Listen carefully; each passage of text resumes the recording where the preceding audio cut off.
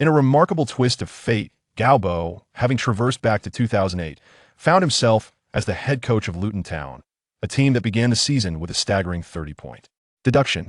Entrusted with the daunting task of leading a squad deemed almost certain for relegation, Gao Bo leveraged his extensive decade-long football knowledge and the intricacies of the football card system to orchestrate a miraculous ascent, setting forth on a legendary journey towards becoming one of the world's finest coaches. Chapter 1. Head Coach Gao Bo. On April 17, 2008, Old Trafford buzzed with fervent energy. This hallowed ground, the home of Manchester United, stood as a sacred sanctuary for its devoted supporters, often referred to as the Theatre of Dreams. Seated in the stands, fans watched intently as players donned in training kits engaged in passing drills on the pitch, while the colossal screen displayed the score. Manchester United 0-1 Chelsea. It was halftime. Within the visiting team's locker room, a man of approximately 6 feet tall, dressed in a crisp white shirt, black suit trousers, and a black tie, was addressing the Chelsea players clad in their blue jerseys. This man was not Avram Grant, the interim coach who had stepped in for Mourinho that season. Instead, it was an Eastern figure, Gao Bo. At this moment, Gao Bo's shirt was thoroughly soaked with perspiration, for he was participating in the second leg of the FA Youth Cup final, where Manchester United's U18s faced Chelsea's U18s. Gao Bo held the esteemed position of head coach for Chelsea's U18 team. Remarkable performance in the first half. Let us maintain this momentum in the second half. He urged passionately, position yourselves more compactly, deny them any space in the center, and force them out wide. The transition to attack after regaining possession must be swift. As Gao Bo sketched tactical adjustments on the board, his players nodded in agreement, fully engaged. The current scenario heavily favored Chelsea, who had triumphed over the formidable Manchester United U18 team just a week prior, securing a 10 victory through resolute defensive counterattacks. With the first half's counterattack, Chelsea had once again taken the lead, establishing a 20 aggregate advantage over Manchester United, bolstered by an away goal. Manchester United faced the daunting challenge of needing 3 goals in the second half to overturn the deficit. Chelsea's U18 team seemed to possess an iron grip on victory. Do not be complacent, this is their home ground. We must remain vigilant in our defense during the second half. Do not fear their crosses from the wings, but we must absolutely deny them any shooting opportunities in the center. Gao Bo's demeanor belied any sense of assuredness. Youth matches often diverge from those of adult leagues, as the emotional volatility of young players frequently manifests in erratic performances, leading to unpredictable, scoreless embodiment of their immaturity. For Gao Bo, guiding Chelsea U18 through a gauntlet that included Tottenham and Manchester City to reach the finals would undoubtedly embellish his coaching resume. At this juncture, Gao Bo had evolved significantly from the man he was just a month prior, yet in some respects, they remained the same individual. The complexity of his circumstances left even the typically composed Gao Bo feeling somewhat disoriented. The divergence in his life's path occurred following his college entrance examinations. An orphan, Gao Bo had arrived at the orphanage swaddled only in a blue blanket, accompanied by a note bearing his name and date of birth. Gao Bo, born August 30th, 1981. Life in the orphanage was far from idyllic, however. Gao Bo's intelligence shone through as he excelled academically, ultimately receiving an acceptance letter from the University of London after his university entrance examinations. At this pivotal moment, history seemed to bifurcate. The previous Gao Bo, unable to afford the tuition and expenses associated with studying in London, remained in China, graduated from a domestic university, and climbed the corporate ladder to become a middle manager in a Fortune 500 company. On the day he celebrated his promotion to an executive position, he succumbed to unprecedented intoxication on May 30th, 2018. Upon awakening, he discovered himself endowed with the memories of another Gao Bo. Before receiving the acceptance letter from the University of London, the life of this alternate Gao Bo mirrored that of the former adopted by the orphanage, attending primary school at 6, middle school at 12, followed by high school at the entrance exams, and acceptance into the University of London. The divergence in this life began when the director of the orphanage reported Gao Bo's circumstances to the education authorities, resulting in an interest-free loan that enabled him to pursue his studies at the University of London, where he specialized in sports management and football business at Birkbeck College. After attaining his master's degree, Gao Bo also acquired the UEFA A coaching license, a credential that many coaches in Europe's top 5 leagues had yet to attain. It was this qualification that facilitated his employment with a prestigious club like Chelsea. Fortunately, the memories of both Gao Boss coexisted within a single mind, and their personalities were remarkably similar, allowing his colleagues to remain oblivious to any discrepancies. Gao Bo spent a week reconciling the reality of his time travel from 2018 back to 2008. Once he adjusted his mindset, he quickly adapted to his role. After all, the two Gao Boss were, at their core, the same individual. Gao Bo recognized that leveraging his experiences in this life to pursue a career as a football coach was undoubtedly the most fitting path. With a strong foundation now established, securing the Youth FA Cup championship with Chelsea U18 would mark a splendid commencement to his football career. An optimistic individual by nature, Gao Bo immersed himself in the role of head coach, a position he had long aspired to hold. Reflecting on his recent address to the team, he felt a sense of satisfaction. His commanding presence and strategic acumen were impeccable, with this particular performance being nothing short of flawless. Having lived two lives, particularly one that transitioned from a humble employee to an executive, filled the youthful Gao Bo, now age 27, with a wealth of experience that compensated for his previous naivete. Even his assistant, Coach Leites, sensed the maturity of his superior. The young Chinese coach, who had appeared somewhat inexperienced upon joining Chelsea, exhibited a remarkable growth trajectory. His aura now resonated with the confidence reminiscent of a seasoned tactician. As the future coaching luminary, Gao Bo prepared to elaborate on the finer details for the second half. The locker room door was flung open with a resounding bang. A mass of robust figures surged through the doorway, swiftly converging upon Gao Bo, pointing accusing fingers at his face. "Why the hell didn't you put George on the field? I warn you, I must see George playing in the second half. Do you even comprehend football? An Asian coach? When did Chelsea hire an Asian to lead the team?" Before the robust figure could finish his tirade, he emitted a strangled squawk, akin to that of a duck caught by the throat. Gao Bo had firmly grasped him by the neck, thrusting him against the wall. Upon impact, the rotund figure reverberated like waves cascading across the surface of water. As the tumult subsided, the entire locker room was left in stunned silence, awestruck by the abrupt turn of events. "Who is he?" Gao Bo exclaimed, a hint of irritation in his voice. The locker room is a sacred space, a domain where outsiders should not intrude casually. Gao Bozen, he is Kent, a director from Chelsea," murmured the team's physician, Haruko Sakuragi, as she approached quietly, her breath a gentle whisper by his ear. With her short hair framing a round face typical among Japanese women, Haruko possessed delicate features. If one were to disregard the way her athletic attire clung snugly to her ample bosom, one might mistake her for a mere girl of 15 or 16. Yet, in truth, Haruko was a master's student in sports medicine at University College London and the physician for Chelsea's U18 team, already 26 years of age. Gao Bo recalled a call he had received prior to this match from a Chelsea director, requesting that a player be arranged for the game. However, he had chosen to disregard such backdoor dealings. "I see. Thank you, Haruko." "No problem," she stammered, a blush creeping onto her cheeks. Gao Bo discreetly cast a glance at Haruko's figure, only to swiftly avert his gaze. He was her superior now, and should anyone discover his momentary lapse in decorum, how could he continue to lead this team? In that brief distraction, the hefty player seized the opportunity to wrench himself free from Gao Bo's grasp. Gasping for air, he shouted in a fit of rage, "You're dead meat. Yellow-skinned monkey. Do you know who I am? Do you know who my father is?" However, once again, the Chelsea director did not finish his tirade. Turning away from him, Gao Bo seized Kent by the neck. In a display that left everyone astonished, he dragged the hefty player from the locker room as if he were hauling a lifeless duck, before forcefully kicking the door shut behind him. "Who is George?" Gao Bo, slightly breathless from the exertion of moving several hundred pounds, leaned against the wall as he inquired.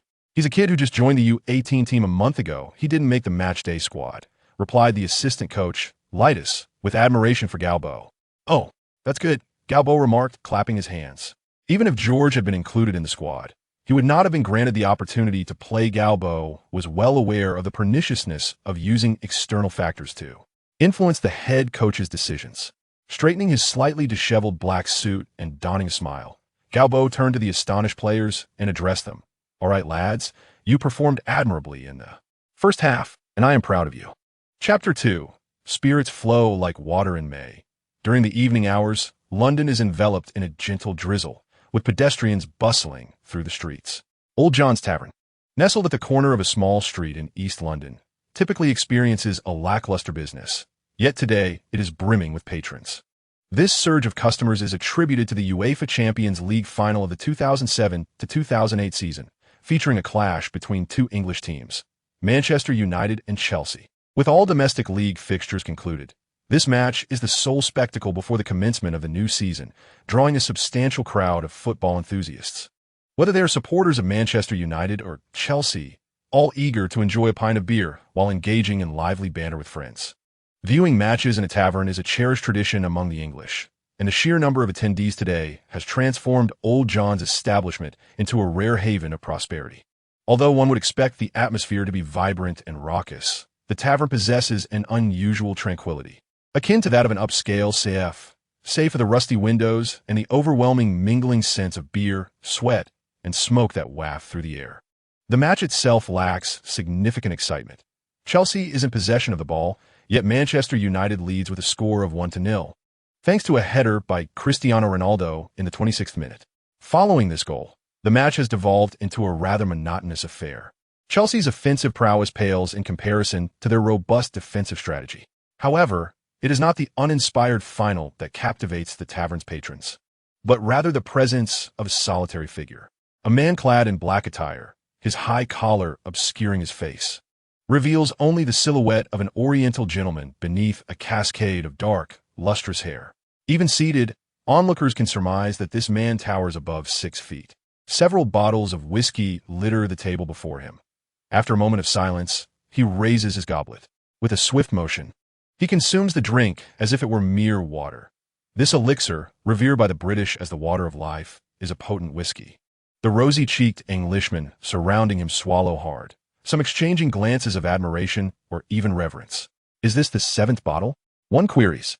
No, I believe it's the 8th. Another replies. The patron's attention is wholly ensnared by this man. A fellow who has consumed 7 or 8 bottles of spirits without so much as a change in countenance is far more mesmerizing than the dull match unfolding before them.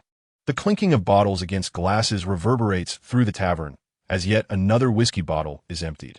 The man turns, and it is at this moment that the patrons finally discern his features: chiseled brows, deep-set eyes, a prominent nose, and thin lips adorn a face defined by sharp angles that exude an air of formidable strength.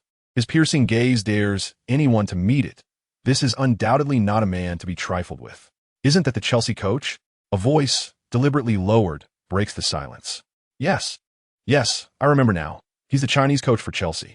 Another echoes, punctuated by a belch. The Chelsea coach? Come now, don't jest. The current coach is Grant, and he is in Russia with the team. Do you honestly believe that Abramovich would hire a Chinese man to coach Chelsea? Exactly. I've heard Russians are quite racist. A third chimes in, their disdain palpable. I despise Abramovich, even though I'm a Chelsea fan. I'm telling the truth. His name is Gao Bo, a Chinese national who just led Chelsea's under-18 team to victory in the Youth FA Cup. A man, with a face flushed from drink, rises to declare this, proudly donning a Chelsea jersey emblazoned with the number 8, either a fan of Chelsea or of Lampard. The tavern falls into a brief silence as the crowd re-examines the man. Although East Asians are seldom seen on the football field, one can occasionally spot a few during weekly matches, with notable players like Sun Jihai of Manchester City and Zheng Ji of Charlton. However, the prospect of an East Asian coach in a mainstream European league is virtually unheard of. Nevertheless, guiding Chelsea's under-18 squad to a championship is a testament to this man's capabilities. In the realm of competitive sports, the victor reigns supreme, and thus, no one dares to question his qualifications to coach Chelsea's youth team. Hey, mate, your information is outdated. I heard Gao Bo was sacked by Chelsea. A voice interjects. Oh, the patrons express sympathy as they glance at Gao Bo. So he has just an unfortunate soul out of work. But didn't he just lead the under-18 team to victory? I heard Abramovich wasn't fond of him. I thought it was because he offended a Chelsea board member. A coach who wins a championship gets dismissed? The traditions of English football have been utterly obliterated at Chelsea. Blame that damned Russian. I've heard Abramovich is a racist. Russians are always so barbaric. As the spirits flow freely, the English patrons begin to unleash a torrent of vitriol directed at Russia. Hey, bartender! Gao Bo snaps his fingers, and the bartender promptly delivers another bottle of whiskey. As the Englishman gazed at him with a mix of admiration and sympathy, he downs yet another glass of whiskey. He consumes it as though it were mere water. Despite the potency of whiskey, he feels little effect compared to the strong Chinese spirits. "Hey, Chinese guy, aren't you the coach? Look at me. What position do you think I play?" A rotund man sways over to Gao Bo, furrowing his brow. Gao Bo studies the man, and a translucent screen materializes before him, visible only to his eyes. Explosiveness, 20. Oh, how abysmal. Stamina, 22. Can someone with such endurance even play football? As he peruses the series of data displayed on the screen, Gao Bo concludes that this man, even on an amateur pitch, would be deemed nearly useless. Lacking in speed, dribbling, and shooting skills, his offensive and defensive techniques are utterly atrocious. Goalkeeping skills, 55. Gao Bo is taken aback. This hefty fellow is a goalkeeper? He glances at the drunken man, whose tongue seems to have grown heavy. It is indeed true that one should not judge a book by its cover. A goalkeeper with a skill rating of 55 is considered exceptional in amateur leagues. Regrettably, the man's excess weight would likely deter any lower-tier teams from expressing interest. Given your size, the only position suitable for you is goalkeeper, Gao Bo remarks, withdrawing his gaze as the screen vanishes. Gao Bo has yet to fully comprehend the source of this illuminating screen, but he recognizes its immense utility for a football coach, granting insights into a player's attributes, an invaluable tool for training. Alas, it can only be utilized once a day. Using it on this rotund fellow feels like a stroke of fortune. Gao Bo raises his glass and drains it. Is that something you can even know? The rotund man scratches the back of his head in confusion. Nonsense, old Kenny, given your considerable girth. It's only natural that you would be relegated to the position of goalkeeper, as goalkeepers do not need a run. Ha ha. The tavern was filled with merriment. The rotund goalkeeper Kenny was unfazed by the jest directed at him. "What do you think the outcome of this match will be?" Kenny inquired, pointing at the television screen. Gao Bo raised his glass and drank deeply, declaring that Chelsea was about to equalize. It was already the 44th minute of the match, with Manchester United still leading Chelsea 1-0. "Impossible, Manchester United won't grant Chelsea such an opportunity," someone remarked, as the first half drew to a close. The players on both sides were likely contemplating the second half. The fans in the tavern, well versed in the nuances of the game, were not swayed by Gao Bo's professional opinion. Kenny, with a grin, took a few swigs from the bottle. "How about a wager? If Chelsea scores before the half ends, your drinks are on me. If not, I get a free round today." He winked, challenging Gao Bo. "Hey, old Kenny, that's rather unfair." "I assent to it?" Someone in the tavern protested. "In that case, I thank you for treating me today." Gao Bo smiled, raising his glass in salute. As someone who had been through this before, he was all too aware of how this Champions League match would unfold. Just then, as the first half approached its conclusion, Eshin took a shot from the edge of the penalty area.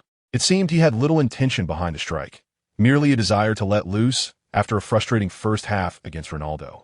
The ball deflected off Ferdinand's leg and then hit Vidic's back, landing in the penalty area. This position was not favorable for goalkeeper Van der Sar, who was unable to retrieve the ball and ended up tumbling over. At that moment, Lampard, who had been following up, seized the opportunity, striking the ball into the net. 1-1. Chelsea had equalized. Cheers erupted in the tavern, for this was London, and Chelsea boasted a stronger fan base here than Manchester United. Yet, some fans buried their faces in their hands, evidently disheartened by Chelsea's equalizer. Nevertheless, whether in jubilation or despair, the fans quickly turned their attention back to Gao Bo. He had just predicted Chelsea's goal, and indeed, they had scored. What could be more miraculous than that? Kenny was among the jubilant crowd. This old fellow was also a Chelsea supporter. "Coach Gao Bo, drink up. Today's drinks are all on me." Gao Bo, however, ignored Kenny, who was patting him on the shoulder, and instead watched Lampard celebrating skyward. The remainder of the match saw no further goals, leading to extra time, during which Terry slipped. And ultimately, Manchester United lifted the Champions League trophy. The ensuing narrative was such.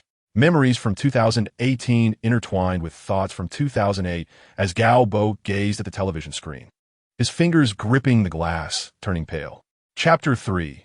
The coach signed in the tavern door creaked open, ushering in a cool breeze. As a man clad in a brown felt overcoat entered, he surveyed the surroundings, and, upon noticing the plethora of empty whiskey bottles before Gao Bo, his eyes lit up. He approached and seated himself opposite Gao Bo. "I adore Scotch whiskey," he declared. Gao Bo glanced up at the man who had initiated the conversation but had little interest in engaging. Perhaps if it were a beautiful woman, he might have perked up. "My name is Morton, David Morton," he introduced himself, waving for the bartender to bring him a bottle of whiskey. "Oh, splendid liquor," Morton exclaimed, savoring his first sip with a look of sheer delight.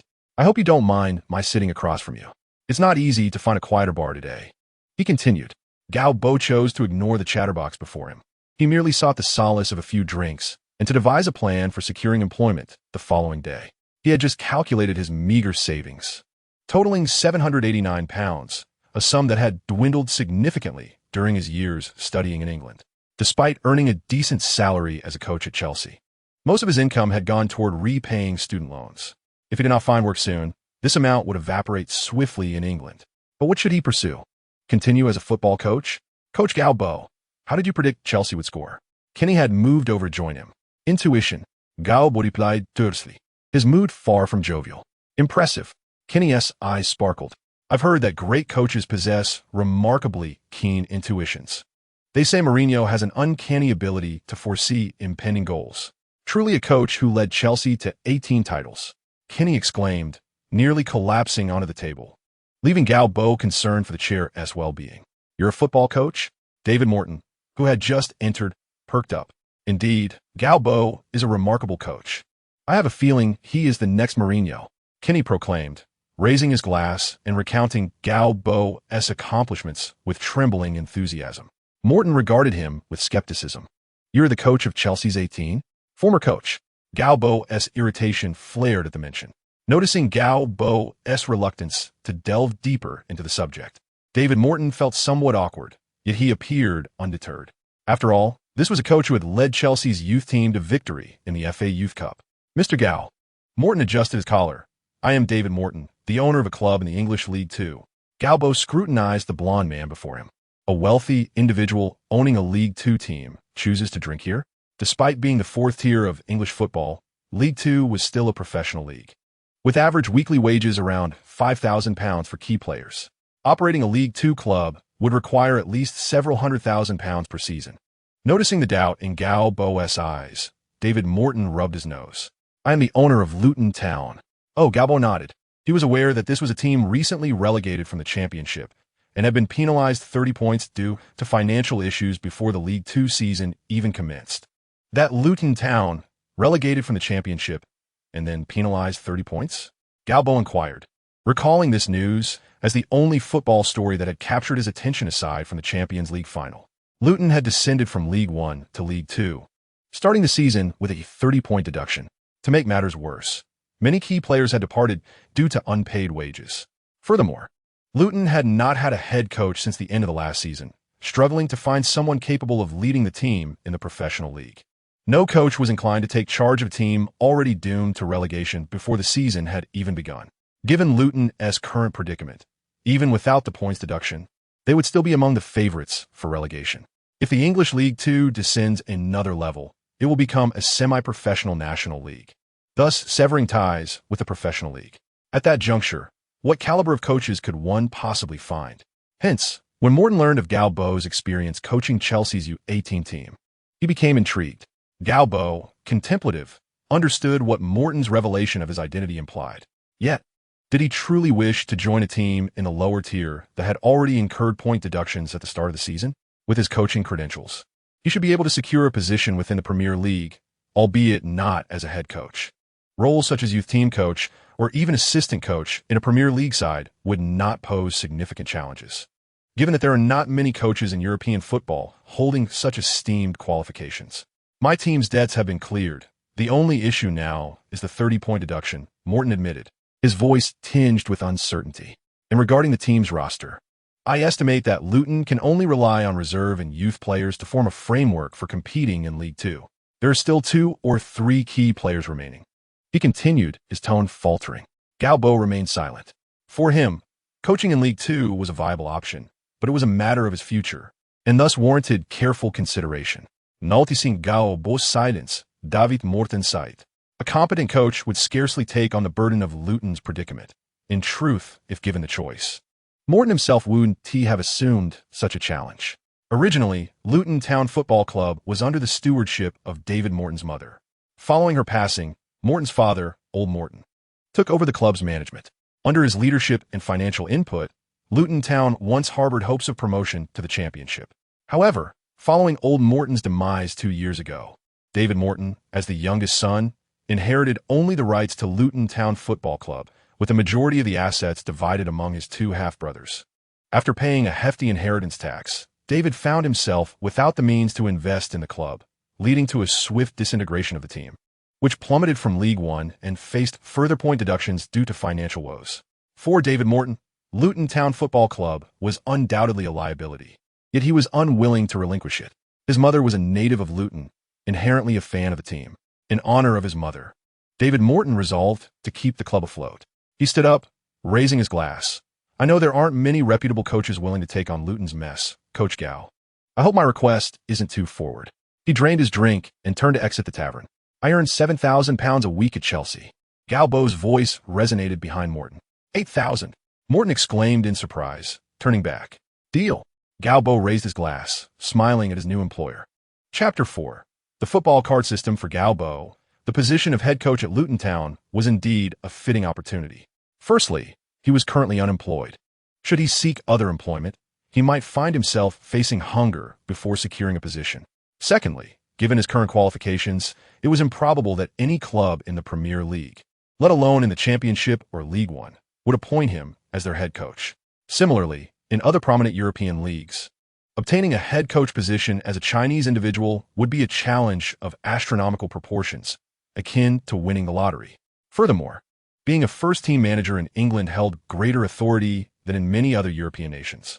Most English clubs operate under a system where the head coach wields significant control over team management, engaging not only in match strategy and training, but also in player recruitment, transfers, and even salary negotiations.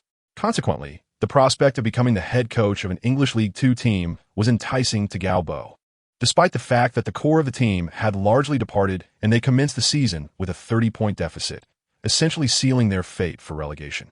Gao Bo possessed a decade's worth of foresight concerning future talents hidden within England's intricate league system.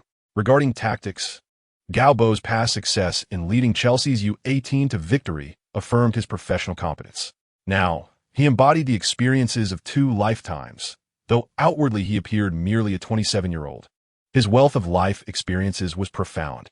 Armed with extensive knowledge of future players coupled with commendable skills, assembling a competitive squad in League Two presented little challenge for him. The reason Gao Bo initially refrained from speaking was that upon Morton's invitation, a luminous screen had abruptly manifested before him, akin to a slideshow flashing before his eyes, ultimately revealing a line of Chinese characters. Football card system initiating. The football card system? What on earth is this? Gao Bo was not left waiting long, as the display quickly transitioned. As a reward for initiating the system, he was granted an opportunity to draw a large gift package. Would he like to draw now? Prompted by the options, he decisively selected yes. Ding! Gao Bo glanced around nervously, uncertain if others could hear the sound. Fortunately, Morton's reaction indicated he was oblivious. The screen transformed, revealing 2 blue cards radiating light before Gao Bo. Training card. Blue defensive training effectiveness increased by 15. Match card. Blue tackling success rate under defensive conditions increased by 15. Is this for real? Gao Bo exclaimed, astonished. An increase of 15 in tackling success rate? This implied a significant enhancement in the overall defensive capabilities of the team, particularly for those players adept at defending.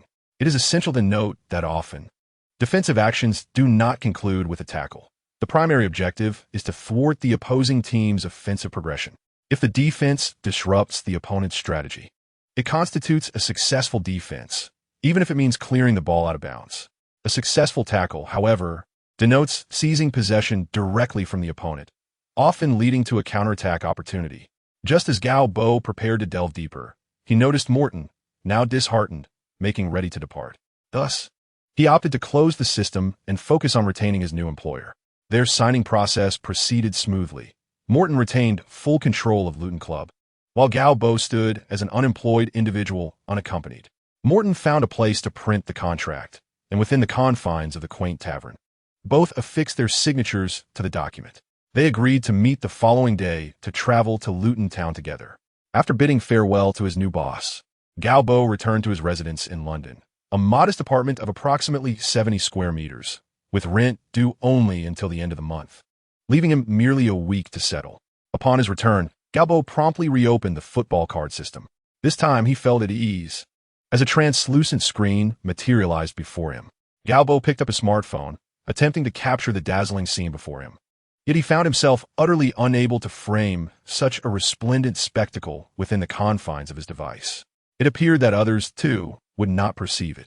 With a sigh of relief, Gao Bo pondered the implications of manifesting such a luminous phenomenon in public. Who could say if a nefarious technology company might not kidnap him? Much like the villains in Hollywood films who seek to dominate the world, before Gao Bo unfurled was a screen reminiscent of a gaming interface. At its center was a three-dimensional representation of himself, flanked on the left by a row of attributes akin to those of gaming characters. Name, Gao Bo. Level, 10003000.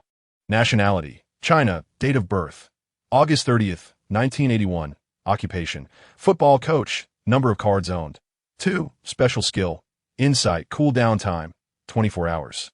Insight? It seemed to be the ability to perceive another's attributes, a trick of this very system. But what are the cards? The cards were the core element of this system, categorized by levels from lowest to highest: white, yellow, green, blue, cyan, orange, and purple. Equipping different cards could bestow various abilities upon the team or players. As Gao Bo's thoughts coalesced, a dialogue box materialized, accompanied by a soft, almost intoxicating female voice that read the text aloud. Goosebumps erupted across his skin, yet he could not suppress his burgeoning excitement. Goodness, how enthralling. Does this mean the more cards I possess, the more formidable I become? The number of equipped cards is dictated by the host card slots, 1 card per slot, with the maximum number of usable cards in a match being double the number of slots. Card slots. Gao Bo quickly noticed 3 slots beside his three-dimensional representation, clearly designated for card placement. With 3 slots, it seemed he could equip 3 cards. However, upon attempting to place his 2 cards, he found himself unable to do so. What could be the reason? Cards can only be equipped during training or match conditions. Ah, so that is how it works. But how does one acquire cards? By winning a formal match, one earns a chance to draw a card. Is it merely a matter of luck then? What else could it be? Gao Bo gazed at the dialogue box, which exuded an unmistakable air of derision. What about levels? Winning matches grants experience points. Once sufficient experience is accrued, one can level up. And what is the purpose of leveling up? Upon leveling, the host can expand the number of card slots. With each level gained, an additional slot is unlocked. Chapter 5. We shall not be downgraded. The trees outside the window raced past in reverse, the pastoral landscapes dotted with cattle and sheep, while the verdant wheat swayed gently in the breeze. It was now the second day, and he was seated on a short bus from London to Luton, gazing out from his window seat. What does it take to be a head coach of team? This may seem a trivial question. It was one that occupied Gao Bo's thoughts. He did not believe that possessing a system would guarantee his success. As a head coach, he must manage the team, devise training regimens, command matches, maintain harmony in the locker room, and recruit suitable players. All these responsibilities cannot be resolved merely through a handful of cards. Despite his 2 distinct life experiences, Gao Bo lacked practical coaching experience. In this life, he earned a master's degree by the age of 26, subsequently obtaining a coaching certification and securing a position as a youth coach at Chelsea. However, being a youth coach is a far cry from that of a head coach. Thus, Gao Bo approached this new role with utmost caution. In many respects, this was the most critical step in his foray into the realm of football coaching. To become a head coach and lead the team to success, thereby accumulating prestige. Prestige is one of the most crucial factors in the profession of football coaching. When Mourinho, adorned with the aura of a Champions League champion, took the helm of the lavish team crafted by Abramovich, he could boldly proclaim his uniqueness. For he was a champion and the former European Coach of the Year. Were a nameless newcomer to utter such sentiments among the star-studded Chelsea squad, they would undoubtedly scoff. Last night, Gao Bo perused extensive materials regarding Luton. Situated in southern England, adjacent to London, this team, named after its city, was founded in 1885 and earned the moniker the Hatters due to Luton's historical hat-making industry. For much of its early existence, Luton competed in lower divisions. But after ascending to the old First Division in 1982, it participated in England's top league for a decade before relegation in 1992 marked a decline in fortunes. The club suffered further relegation from the Championship in the 2006 to 2007 season, dropping to League Two the following year, and faced a deduction of 30 points due to unresolved financial woes. Beginning the season with a 30-point deficit almost guaranteed their relegation before it even commenced. However, according to information provided by David Morton, the club's financial and salary issues were largely addressed following the sale of several key players, with Morton even promising a budget of £200,000 for new signings. Reflecting on this, despite the 30-point deduction, the team's situation had stabilized. Although their strength was significantly diminished, they were at least free from financial burdens. In a sense, Luton's descent from the Championship to League Two, following the sale of many core players, left them quite weak even by League Two standards. Competing with such a squad in the lower division presented an extraordinary challenge. As the bus traversed from fields to vibrant, colorful homes, the proximity to Luton Town increased. Gao Bo inhaled deeply, the picturesque scenery lifting his spirits, and any lingering anxiety was swiftly replaced by ambition. The bus wound its way into Luton. This quaint English town, home to approximately 160,000 residents, featured narrow streets and modest, red-painted houses. Gao Bo's accommodation was situated roughly 500 to 600 meters from their home ground, Kenilworth Road Stadium. A brief walk along a tree-lined path led him to the Luton office building near the stadium. Though termed an office building, it was merely a modest two-story structure housing a few offices, a gym, and a rehabilitation room. Such rudimentary conditions were, of course, incomparable to a grand club like Chelsea. Kenilworth Road Stadium accommodates around 10,000 spectators, boasting only a single tier of seating without a roof, all painted a sky blue hue. The pitch, likely due to insufficient maintenance post-season, appeared rather overgrown. Additionally, a short distance of 200 to 300 meters away on Maple Leaf Road was a training ground without stands, rented by the team for practice. At the Kenilworth Road stand within the stadium, David Morton pointed to one of the stands, indicating that opposite was the Oak Road stand. To the left was the main stand, and to the right stood the David Price stand. David Morton spoke with the familiarity of a devoted fan. Gao Bo glanced at the owner beside him, who was of the same age. "I heard you are American. I hold American nationality, but I am also a Lutonian," David Morton replied, turning his head. "This is my mother's team. I often accompanied her to watch matches at Kenilworth Road when I was a child. We're in a perilous situation now, Gao Bo." There was a hint of earnestness in David Morton's gaze. For him, Gao Bo was a lifeline. "I know the hopes of avoiding relegation this season are slim, but I wonder if we could stage a comeback to the lower division next season. Luton must remain within the professional system." Gao Bo looked at his owner, his eyes shimmering with optimism. "We will not be relegated." "What did you say?" Morton seemed not to have heard clearly. "I said, we will not be relegated." David Morton paused. Nearly everyone insisted that Luton was destined for relegation. Even the most ardent Luton fans had to concede this point. Most of the key players had departed, and even the reserve players with some potential had scattered. To remedy the financial woes, David Morton was utterly exhausted. In the foreseeable future, it seemed implausible to recruit any capable players. He had managed to scrape together a mere 200,000 in transfer funds. What could that amount procure? If anyone else had voiced such sentiments, David Morton might have considered it mere self-comfort. But upon witnessing the glimmer of confidence in the eyes of this peer, he had to admit that this was a man of undeniable self-assurance. Like Mourinho, David Morton suddenly felt a spark of anticipation, regardless of relegation. "I shall not burden you with pressure this season, I assure you." David Morton extended his fist. Gao Bo reciprocated, their fists meeting in solidarity. Sunlight streamed in at an angle from above the stands, gently cascading upon the pitch.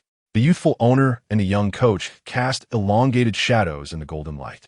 Chapter 6. The situation is dire. In a modest conference room within the team's office building, Gao Bo met his assistant in Luton. Most English teams have yet to establish roles such as a team manager or technical director, which would supersede that of the head coach. Thus, in Luton, aside from owner David Morton, the most powerful figure was now head coach Gao Bo. "This is Mr. Gao Bo from China. Starting today, he will assume the role of head coach," David Morton proclaimed.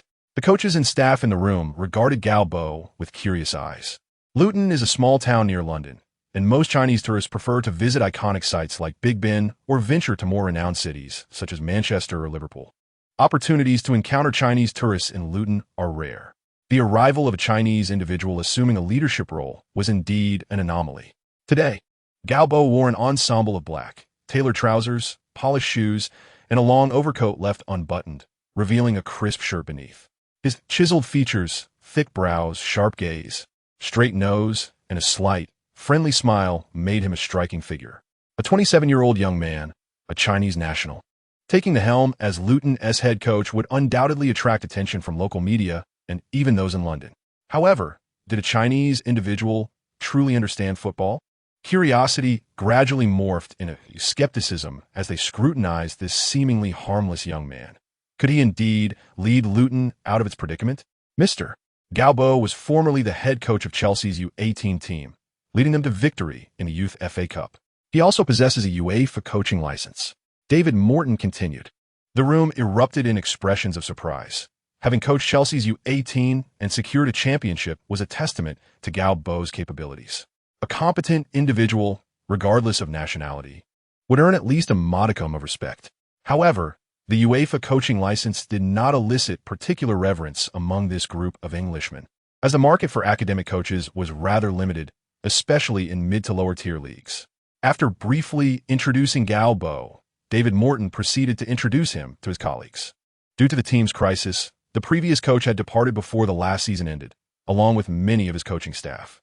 Thus, only two first-team coaches remained in the room.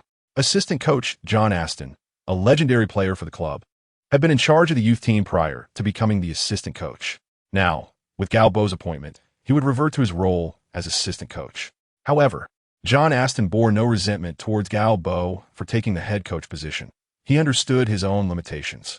Entrusting him to lead the team in the lower division would yield no hope, nor had he remained out of greed for the head coach title, but rather out of love for the club. As such, John greeted Gao Bo with a smile. The other was fitness coach Mel Donald, a veteran who had served the team for over 20 years and had chosen to stay amidst the crisis. In addition to these two coaches, there were youth team coaches. Luton's first team had experienced tumultuous seasons, yet the youth team remained stable. The youth training system in England is quite robust. Even 7th and 8th tier teams typically possess comprehensive development structures. Luton was no exception. From ages 8 to 18, there were dedicated personnel for each age group. This scenario is commonplace in England.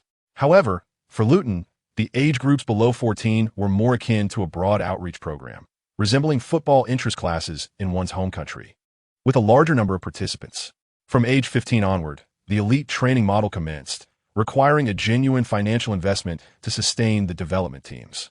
The number of coaches for Luton's youth team was limited, with only about 10 individuals across all age groups. Beyond the coaches, there were ground maintenance staff, scouts, and others. Gao Bo greeted each of his new colleagues with a smile, demonstrating his friendliness and respect. Overall, the meeting left a favorable impression of Gao Bo among the staff. As the season had concluded, players had departed to commence their holidays.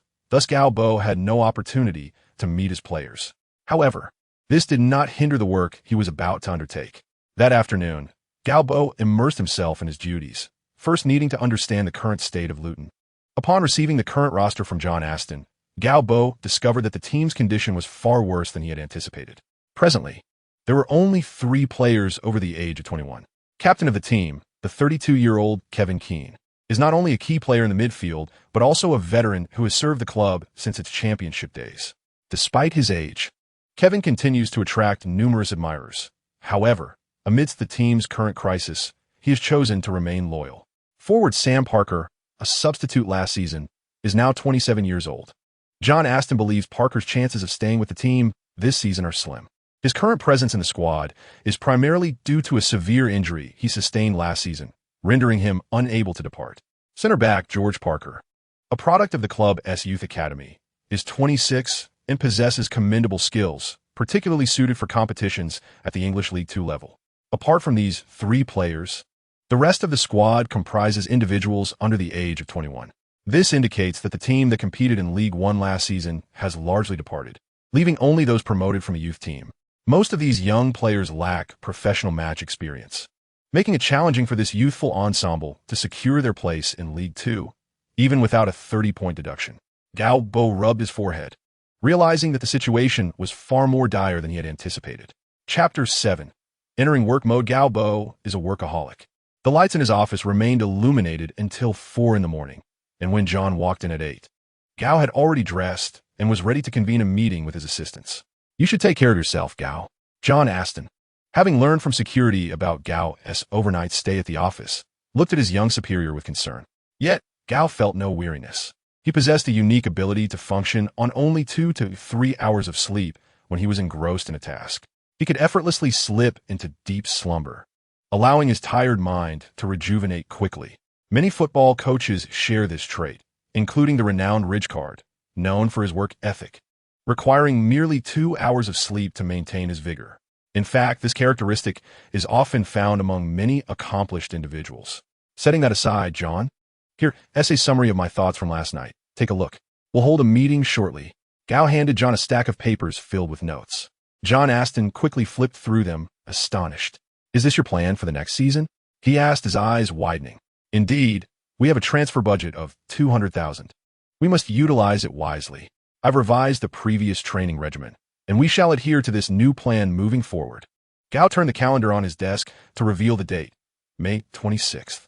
With just 2 months until the new season commences and the team reconvening on June 20th, there were several matters to address beforehand.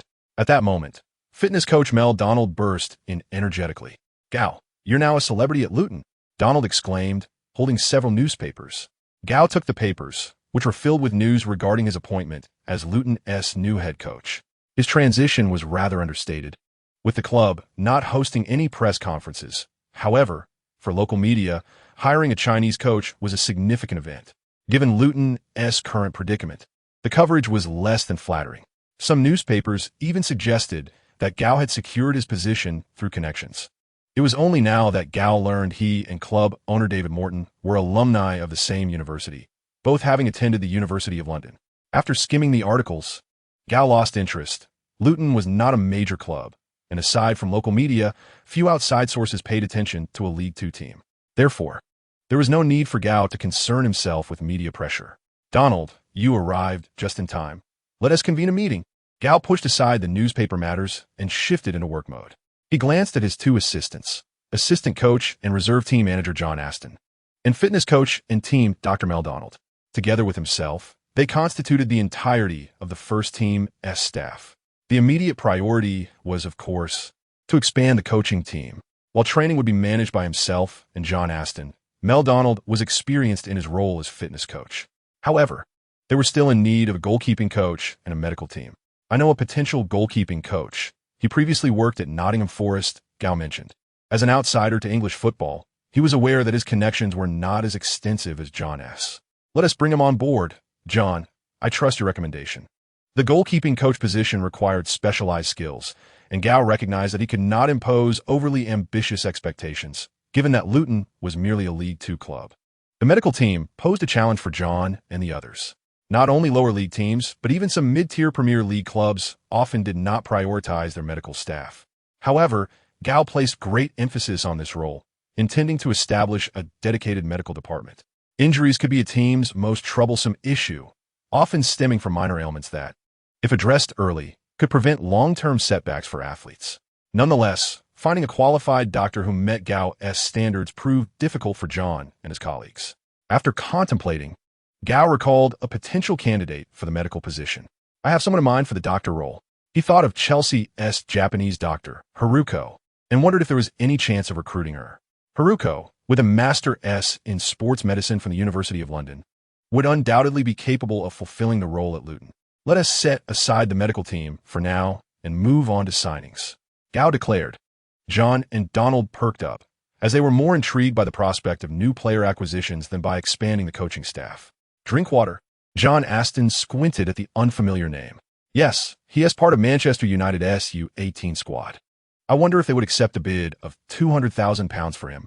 Gao recalled the Youth FA Cup final, where he led Chelsea's U18 against Manchester United's U18. The standout player for United was undoubtedly Welbeck, the young English forward who had already been earmarked by Ferguson as part of the club's plans for the upcoming season. In addition to Welbeck, United's U18 squad also featured a promising player named Cleverly. Drinkwater, however, was merely an ordinary member of the U18 team at the time, yet in the future, he would emerge as one of the most distinguished talents within that squad. In the 2015 to 2016 season, Drinkwater, as a pivotal midfielder for Leicester City, helped the team craft an extraordinary tale of grassroots triumph, culminating in their remarkable conquest of the Premier League title. That Leicester City, under Ranieri's stewardship, was indeed a magical ensemble. For Gao Bo, this team represented a veritable treasure, as he was aware that many current players from that squad were still toiling in lower leagues. A sudden smile crept across Gao Bo's face. If he were to unearth this treasure now, one wondered who Ranieri would turn to for future miracles. At that moment, Gao Bo's mind brimmed with mischievous delight. John was cognizant of Gao Bo's prior coaching experience at Chelsea's under-18 team. Thus, he was not surprised that Gao Bo had set his sights on a particular player from the under-18 squad. Drinkwater, while not a star at Manchester United's under-18, was unlikely to be easily relinquished by the club. John remarked, "I understand that. Let's first explore the possibility of a permanent transfer. If that fails, we can consider a loan. For teams in England's lower leagues, securing loan players from Premier League clubs who are surplus to requirements is the most effective way to mitigate costs. Naturally, first-team stars would never be loaned to the lower tiers. Only younger talents, around 18 or 19 years of age, would find themselves in such positions." The trio spent the morning in the office discussing not only player acquisitions, but also training regimens and tactical strategies for the upcoming season. Gao Bo needed to communicate his tactical philosophies clearly to his assistants, as it was impossible for him to manage all responsibilities alone. Chapter 8. Recruitment of players. Is that Drinkwater? John Aston sat beside Gao Bo, observing the match held at Manchester United's youth academy. Although the Premier League season had concluded, the youth players' season was far from over. Many 17 and 18-year-olds were at a critical juncture in their careers, fighting for their futures. The match featured a clash between Manchester United's under-18 team and Southampton's under-18 squad. "Indeed, it is him," Gao Bo replied, glancing around. Apart from the parents of the players and a handful of devoted Manchester United fans, most attendees were scouts like himself, here to assess talent. Manchester United's youth academy has been a prolific source for the English League, producing the most players currently active in the Premier League. The academy's reputation has led many smaller teams to aspire to glean something from it, as not every player can break into the first team. Drinkwater was one such player. His abilities seemed commendable, yet he appeared distant from meeting the standards required of players at elite clubs. At that moment, Manchester United's under-18 team firmly dominated the match. And before halftime, Danny Welbeck scored a hat-trick, assisted by the other star player, Cleverly. John Aston's gaze remained fixed on Drinkwater, yet he found nothing particularly remarkable about the young player. Although Drinkwater's performance was decent, it paled in comparison to Cleverly's brilliance. Have you noticed? Up to this point, Drinkwater has not made a single passing error, Gao Bo remarked, as if reading John's thoughts. Aston had not noticed this detail. However, he did not find it particularly impressive. While Drinkwater had not erred, he also lacked standout qualities. Gao Bo, however, maintained a different perspective. Despite being only 18, Drinkwater exhibited certain traits indicative of a promising future. First and foremost was his positional awareness. In Gao Bo's view, the fact that Manchester United's under-18 had not conceded any goals was significantly attributable to Drinkwater's contributions. The process leading to a goal involves various developments. And to thwart an impending goal, sometimes it is the less glamorous players who quietly extinguish threats before they escalate. Drinkwater displayed commendable positional sense, which did not escape John's notice, especially during defensive phases when his positioning often troubled the opposition. When John set aside his other thoughts and concentrated on Drinkwater's performance, he had to concede that he was indeed a commendable player. Although he lacked the aura of a star, for Luton, such a player would be immensely valuable. Particularly, Drinkwater's composure in handling the ball belied his youth. Would Manchester United part ways with such a player? If John had previously harbored doubts about Drinkwater's capabilities, he now pondered whether Manchester United would consider loaning him out. Absolutely, Gao Bo affirmed, confident in his assessment. Drinkwater was a good player, yet establishing a place in Manchester United's first team was an arduous task. For a club of Manchester United's stature, young players must possess something exceptional to break through. Drinkwater, unlike Welbeck or Cleverly, was a player whose abilities were relatively average across the board. In other words, being average often equates to mediocrity. Of course, this was the case for a club of Manchester United's caliber. For a team like Luton, Drinkwater could very well shine as a star player. Let us approach this young man. The match concluded with Manchester United's under-18 team triumphing over Southampton's under-18 squad with a resounding 5-goal victory.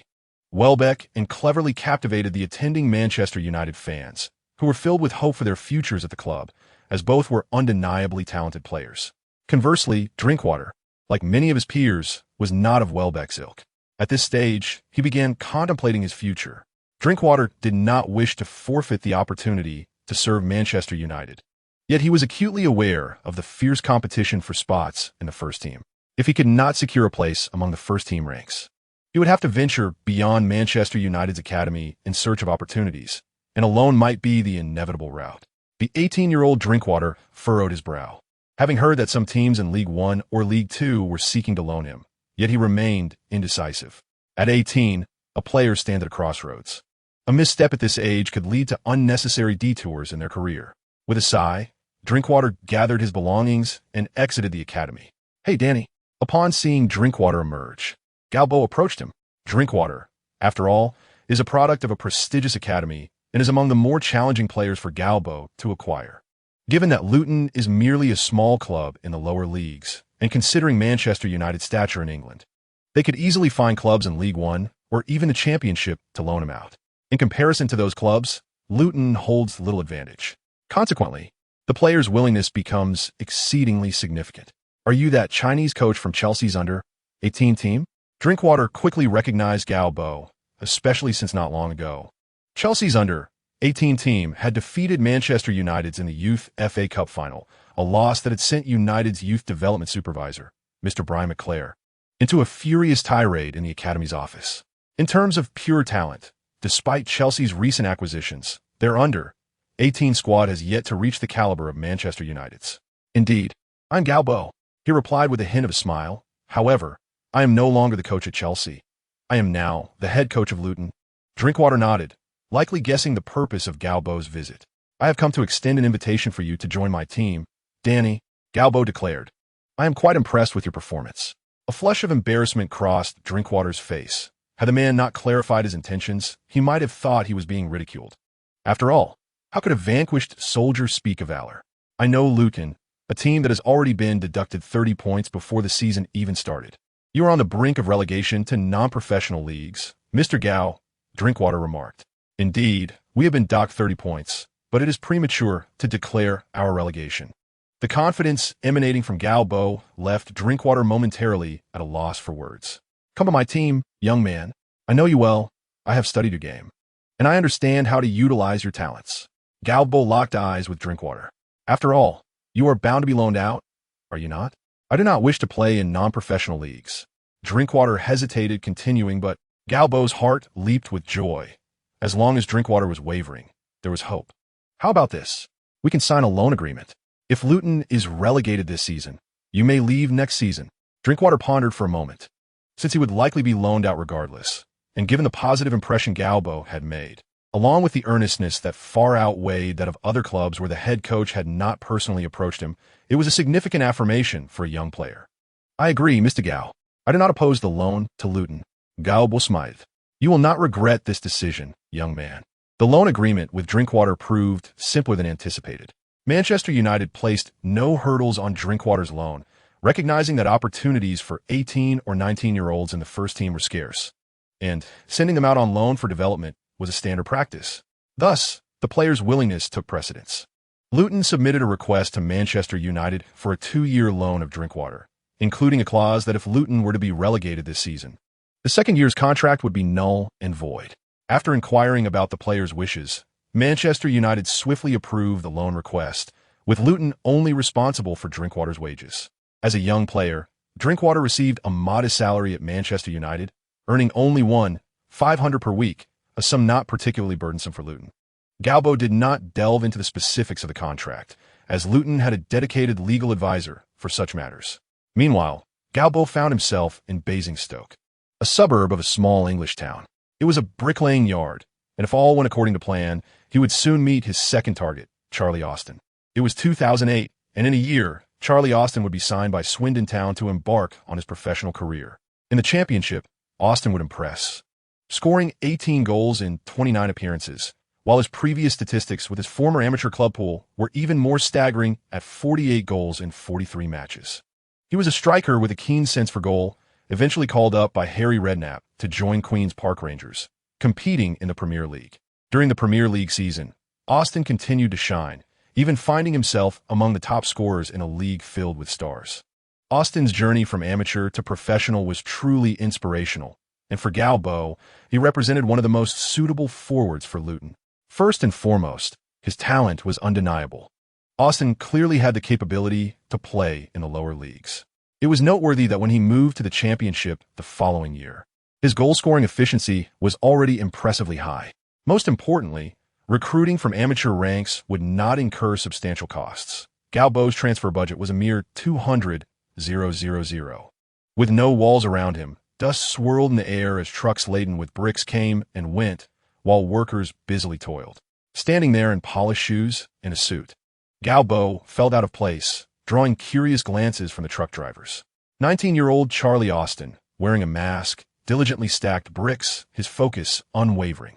He would labor until 3 in the afternoon before rushing off to join his local amateur league team, where he was the star striker, scoring prolifically.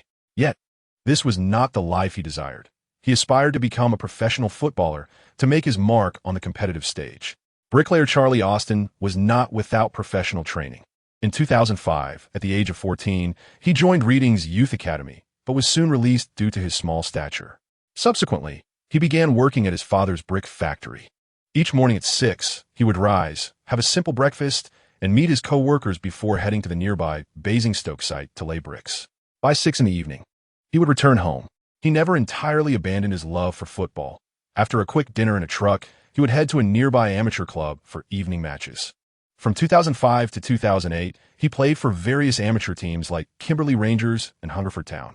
Seeing his son work so hard, Charlie Austin's father felt a pang of sympathy. Just 2 months prior, he had allowed Charlie to leave work early at 3 o'clock so he could rest before games. He had trained briefly with Bournemouth, but ultimately did not sign.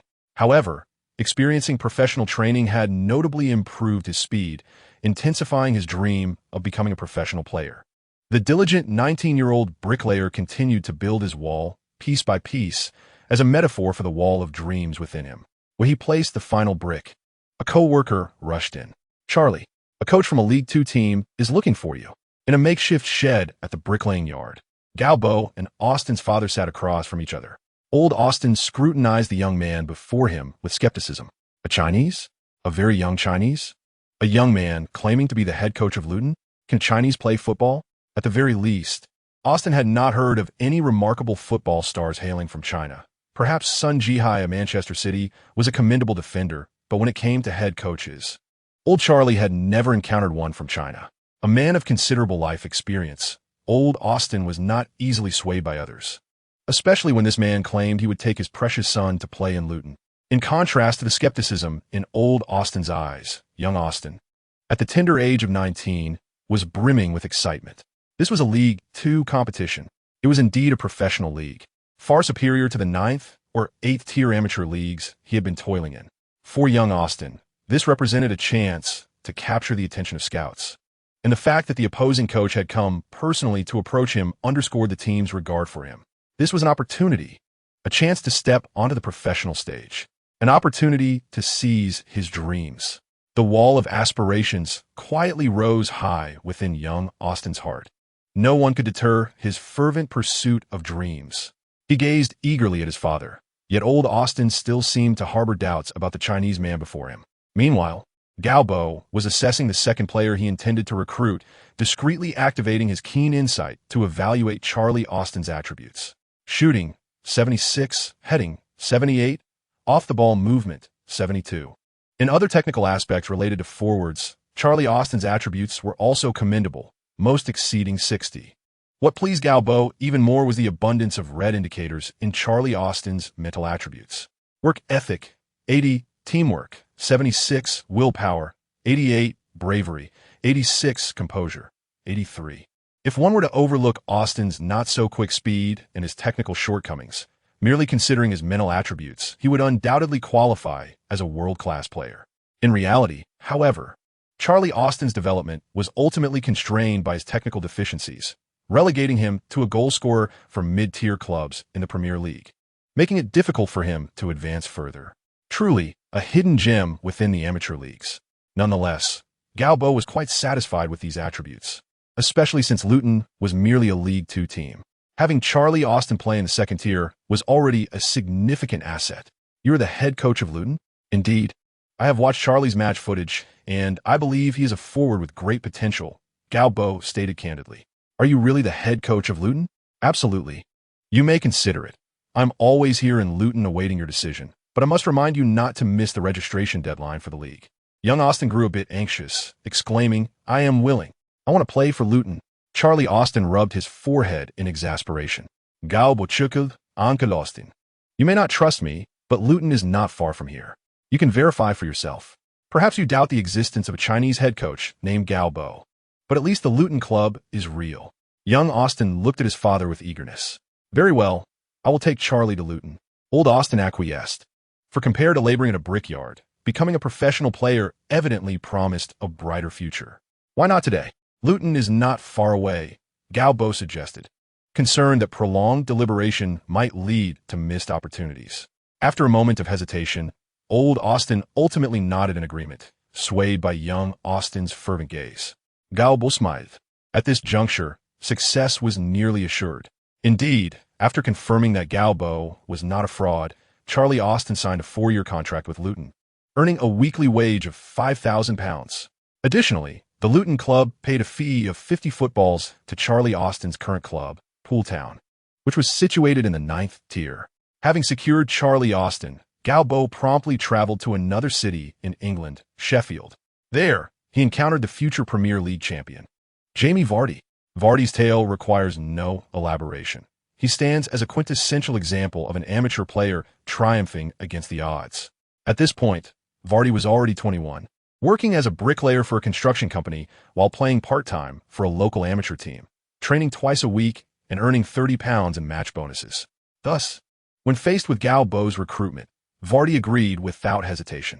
Jamie, you will create your own miracle, I assure you. Gao Bo, aware of the remarkable achievements that awaited Vardy, placed a reassuring hand on his shoulder. Premier League champion? I will attain that, Vardy responded, interpreting the coach's encouragement as motivation. 17-year-old N'Golo Kant met Gao Bo at a local football field in Paris. This Chinese man, claiming to be the head coach of a League Two team in England, sought to take him to England. The allure of competing in a professional league was undeniably tempting for a 17-year-old. Gao Bo observed the petite figure before him with satisfaction. Tackling. 82. This attribute alone was enough to earn Gao Bo's admiration. This was merely a 17-year-old player.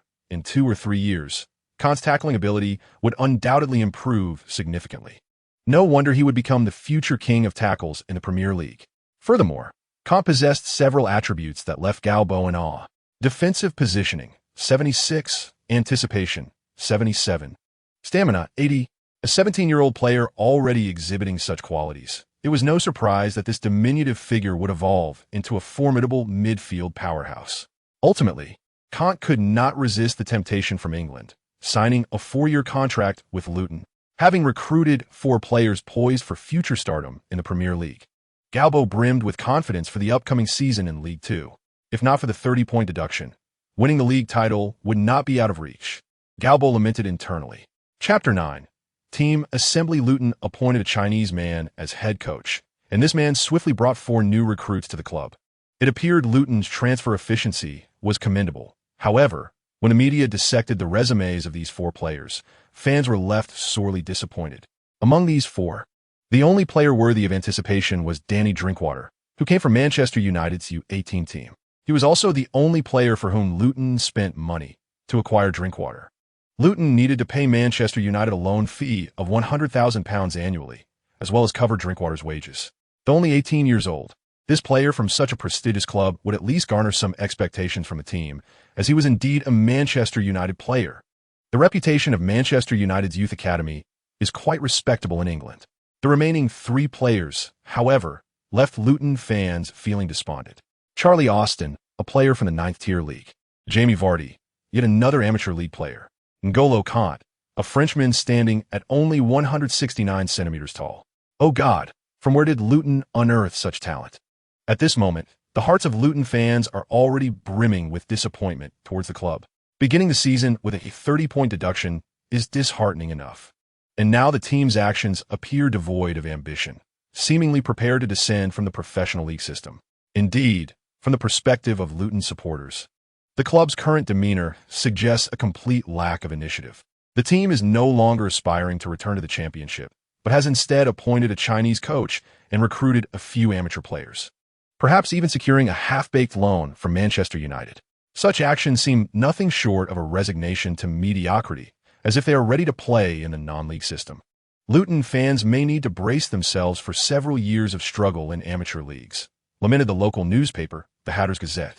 Amidst the fans' worries and the media's mocking or sympathetic reports, the team has finally begun to assemble, preparing for the new season's matches. Captain Kevin Keane was the first player to return to the squad, where he met the newly appointed head coach, Gao Bo, in the coach's office. Kevin Keane frowned at the sight of the comparatively young coach, not out of disdain for Gao's nationality, but due to concern for the team's future, given his youth. Gao Bo, observing the robust player before him, quietly assessed his potential. This was a physically strong midfielder with balanced technical attributes. He could play on either flank or in the center. Although he lacked any particularly outstanding qualities, he was certainly a player of championship caliber, and having him compete in League Two was an insult to his abilities. "Kevin, I'm the head coach, Gao Bo," he said, smiling as he extended his hand. While he could manage training and tactics, he required a captain who could command respect in the locker room and ensure that the captain was aligned with his vision. Kevin Keane, having served the club for many years and known for his calm demeanor, despite his reservations about Gao's capabilities, accepted the handshake. "We shall have a pleasant collaboration," Gao Bo declared with a smile. "Perhaps," Kevin Keane replied, somewhat skeptical, yet he did not undermine Gao's enthusiasm. Meanwhile, on the training ground, players began to arrive gradually. They gathered in clusters, discussing their new head coach. The departure of the previous coach before the last season's end had piqued their interest. They were curious about the new appointment. Through local newspapers, they gathered that the new coach was a Chinese individual who had led Chelsea's youth team to victory in the FA Youth Cup before taking on this challenging role at Luton. The remaining players were acutely aware of the dire straits the club was in, but for many of them, this was not without its silver lining. With the first-team players sold off, the remaining positions needed to be filled by those promoted from the youth academy. Of course, this did not include the 27-year-old forward Sam Parker. Recently recovered from injury, he appeared to have gained weight, yet his spirits were high. "Hey mate, did you hear? Bristol Rovers contacted me." "You know that team in League Two?" Sam Parker boasted, slinging an arm around a fellow player's shoulders. His voice loud enough for the entire training ground to hear. Some players expressed envy. This forward had no shortage of suitors, having played in the championship, and many League One teams would certainly be interested in him. "Did you hear? Our new coach is a Chinese guy." "Huh, do they even know what football looks like?" Sam Parker exclaimed, lacking any respect for the new head coach. His words cast a shadow over the faces of Luton's other players. Indeed, the news of a Chinese individual taking the helm was unlikely to boost team morale. After all, the players had never witnessed a Chinese person commanding a game from the sidelines. How would a Chinese coach manage the game? Would he resort to violence like Bruce Lee if they disobeyed? "Enough, Sam. If you don't want to stay with the team, you can leave anytime," came another voice from the training ground, belonging to the main center back, George Parker, despite sharing the same surname. George was a product of Luton's youth academy and donned the captain's armband whenever Kevin Keane was unavailable. "Our star player is standing up for the Chinese coach." Sam Parker remained unperturbed by the 26-year-old George Parker. However, as Captain Kevin Keane entered the training ground with several young players, Sam Parker immediately silenced himself. He may not fear George, but he certainly respected Kevin Keane, whose prowess and presence far surpassed his own. Moreover, Sam Parker's claims of interest from teams were far from genuine. Having suffered a significant injury last season, his current form was uncertain, making any supposed interest from Bristol dubious at best. Nevertheless, Sam believed he was the only forward of value left to the team, and with so many players sold, the club's salary budget must still be healthy. Thus, he sought to leverage this situation to negotiate a pay rise. As for Gao Bo, Sam Parker held him in little regard, viewing him merely as a scapegoat hired by the club to save money. Let me introduce you all. This is Candy, a Frenchman playing as a defensive midfielder, and he is 17 years old, Kevin Keane announced, presenting the newcomer. Kenny beamed a shy smile, displaying a set of bright white teeth. A 17-year-old Frenchman. It was puzzling where the coach had found him, given his slender build. Could he really stand his ground in the muscular battleground of League Two? The players observed Canty with skepticism, their gazes more favorably inclined towards the imposing figure of Artie.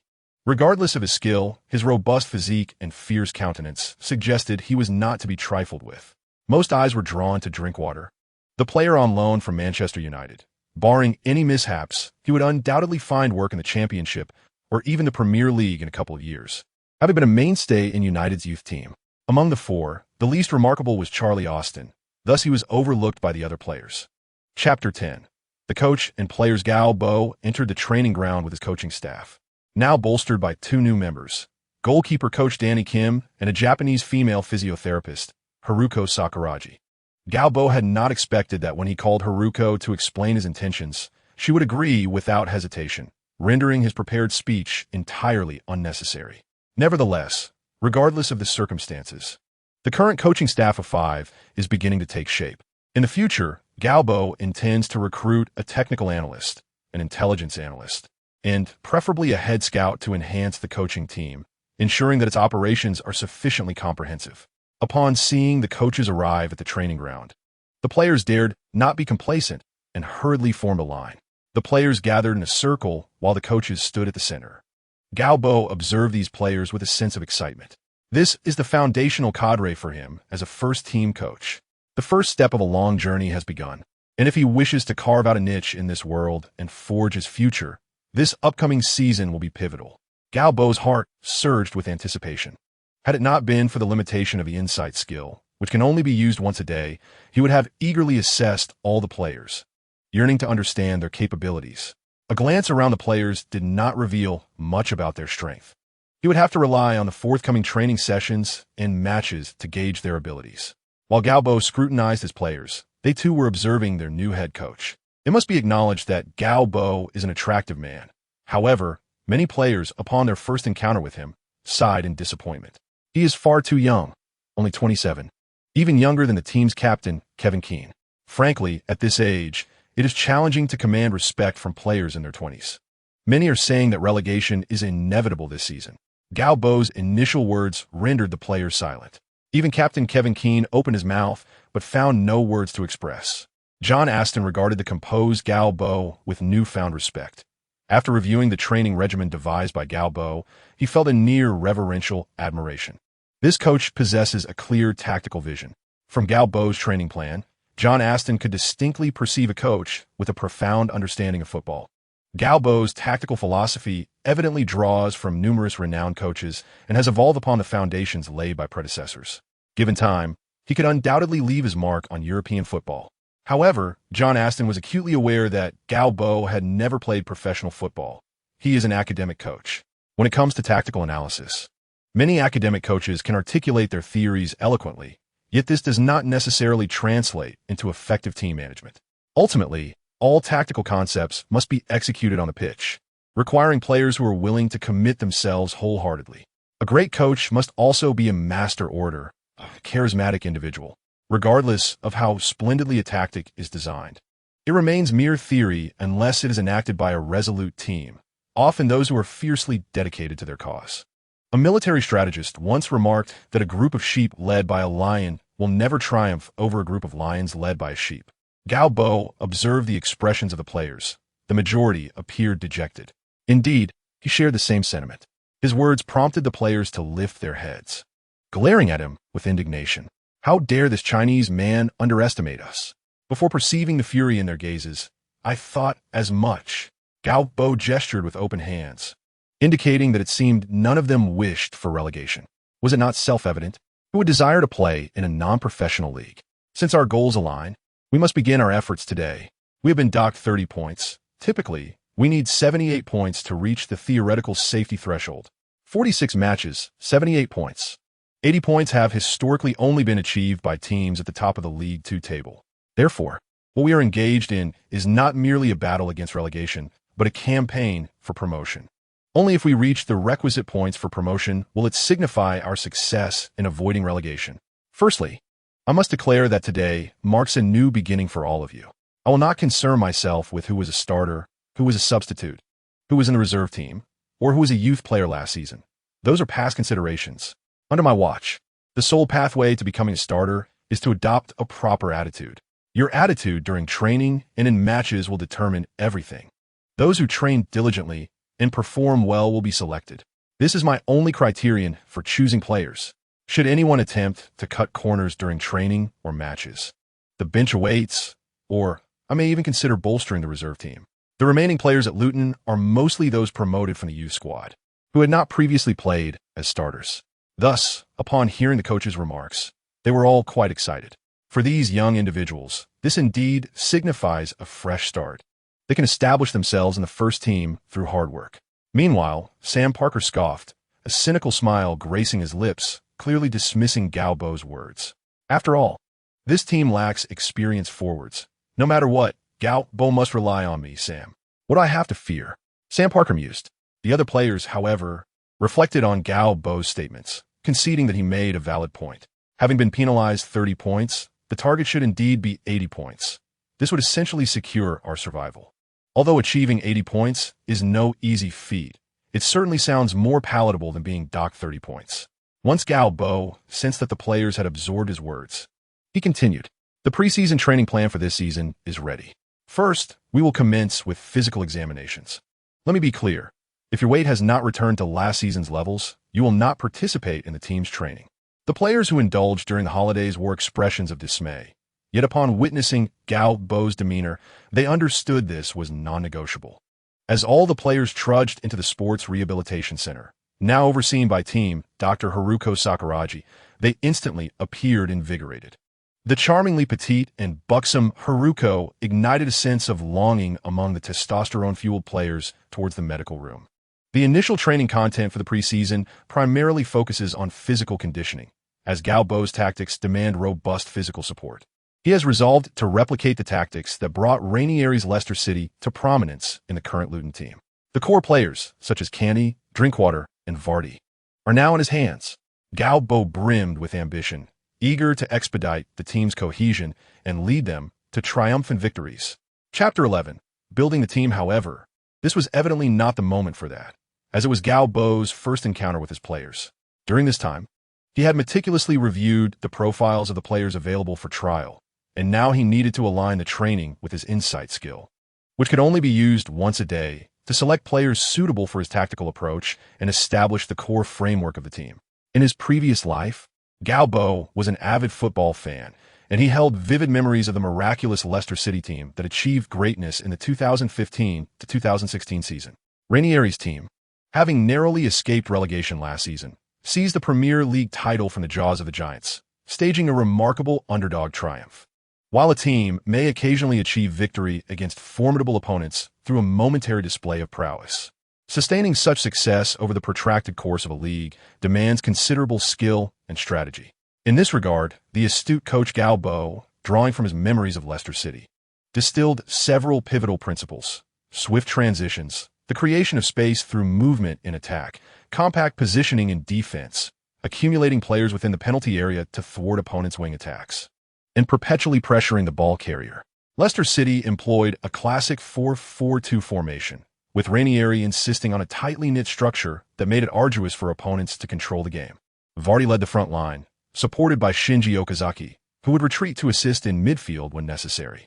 Leicester's objective was to minimize the distances between players, compelling adversaries to launch attacks from the flanks, necessitating passes into the penalty area from the sides, a tactic that justified their strategy of congesting the box, rendering it nearly impossible for opponents to score through such means. Once Leicester regained possession, their transition from defense to attack was rapid. Players would deliver long passes directly to Vardy, initiating swift counterattacks, with Vardy and Okazaki penetrating the opponent's central defense, thereby drawing the attention of the central defenders and creating space for supporting teammates. Should counterattacks fail to yield results, Leicester would shift to a positional game. with forwards advancing and supporting players from behind, making vertical incursions towards the opponent's penalty area. Upon losing possession, Leicester would immediately apply pressure, thwarting the opponent's offensive efforts, which made it challenging for them to respond effectively. During defensive transitions, Vardy acted as the first line of defense, pressuring the ball carrier, while Canny and Drinkwater provided support in midfield. If such attempts at dispossession proved unsuccessful, Leicester players would regroup and establish a defensive formation. The key players who had once conjured miracles for Leicester were now summoned under Gao Bo's guidance, thus allowing this strategic approach to be similarly implemented with Luton. According to the plan, players were to restore their physical condition to that of the previous season within a week. Following a holiday, many players had gained weight. This was subsequently followed by a 10-day regimen of intensive physical training. Regardless of the tactics employed on the field, physical fitness remained the foundation of the team. Upon the commencement of training, Gao Bo activated the football card system. When a luminous screen appeared once again, he glanced around nervously at the unresponsive crowd. This screen was visible only to him. Equipping the card. Card equipped successfully. With a hollow snap, a card radiating blue light seamlessly integrated into the edge of another card, while several lines of blue text on the card began to glow. Training effectiveness increased by 15. After equipping the card, Gao Bo observed his surroundings, noticing nothing amiss. It was only a week later, when a fitness coach and the team doctor, Haruko, reported on the player's conditions, that Gao Bo recognized the extraordinary potential of this skill. It seems the players are quite dedicated to their training. In less than a week, nearly all the players have shed weight, exclaimed Mel Donald excitedly. Gao Bo stroked his chin, realizing that it was not merely the player's dedication at play, but rather the influence of the training card. It appeared that the card's effects were indeed impressive. If that is the case, let's promptly advance to the next phase of training. The preseason is the most critical preparatory stage for the entire season. Time waits for no one. There's just one player whose training condition is less than ideal, Mel Donald said with a grimace. Who is it? Sam Parker, Mel Donald replied, somewhat troubled. In his view, the team could only rely on this experienced 27-year-old forward, who seemed to lack a competitive spirit and demonstrated a lackluster commitment to training.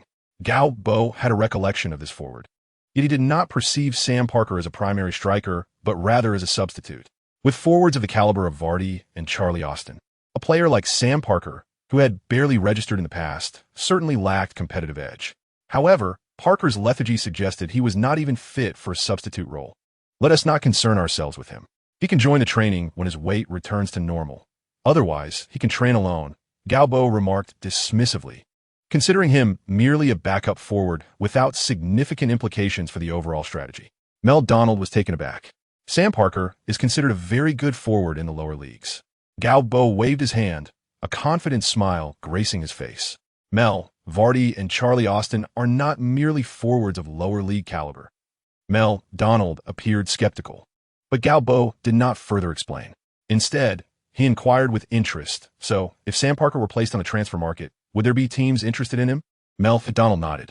In the lower leagues, a forward of Sam Parker's level, who has also played in the higher leagues, would attract interest from many teams.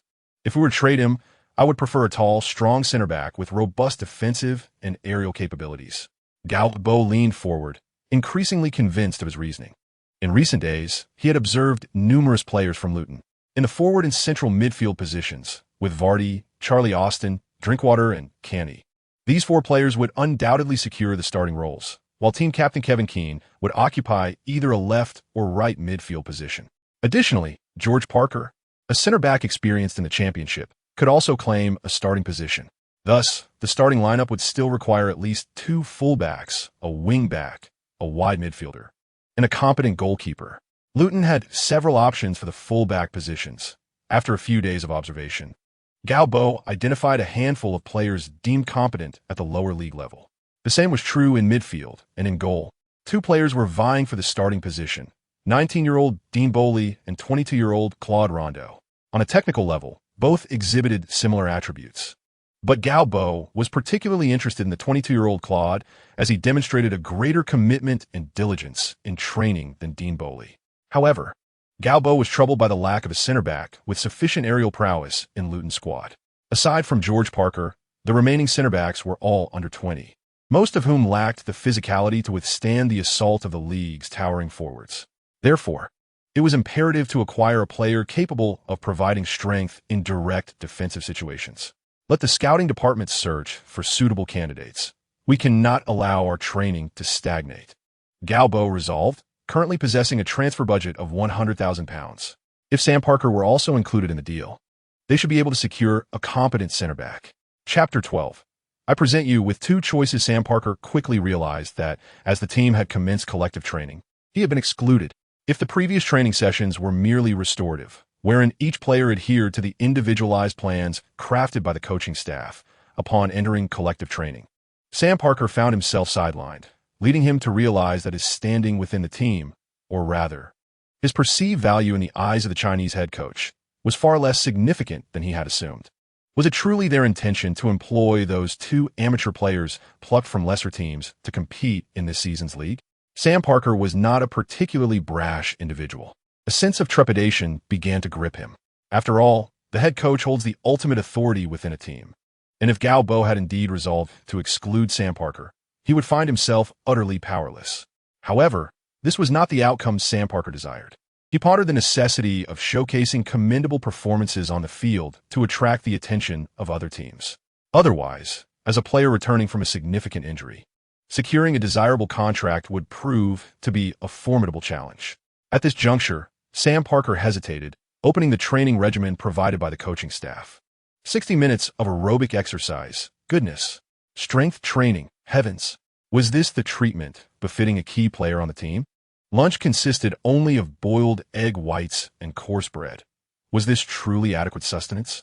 Initially, Sam Parker had intended to compromise with the Chinese head coach, perhaps even admit fault. Yet upon scrutinizing his training plan, he felt a pang of distress.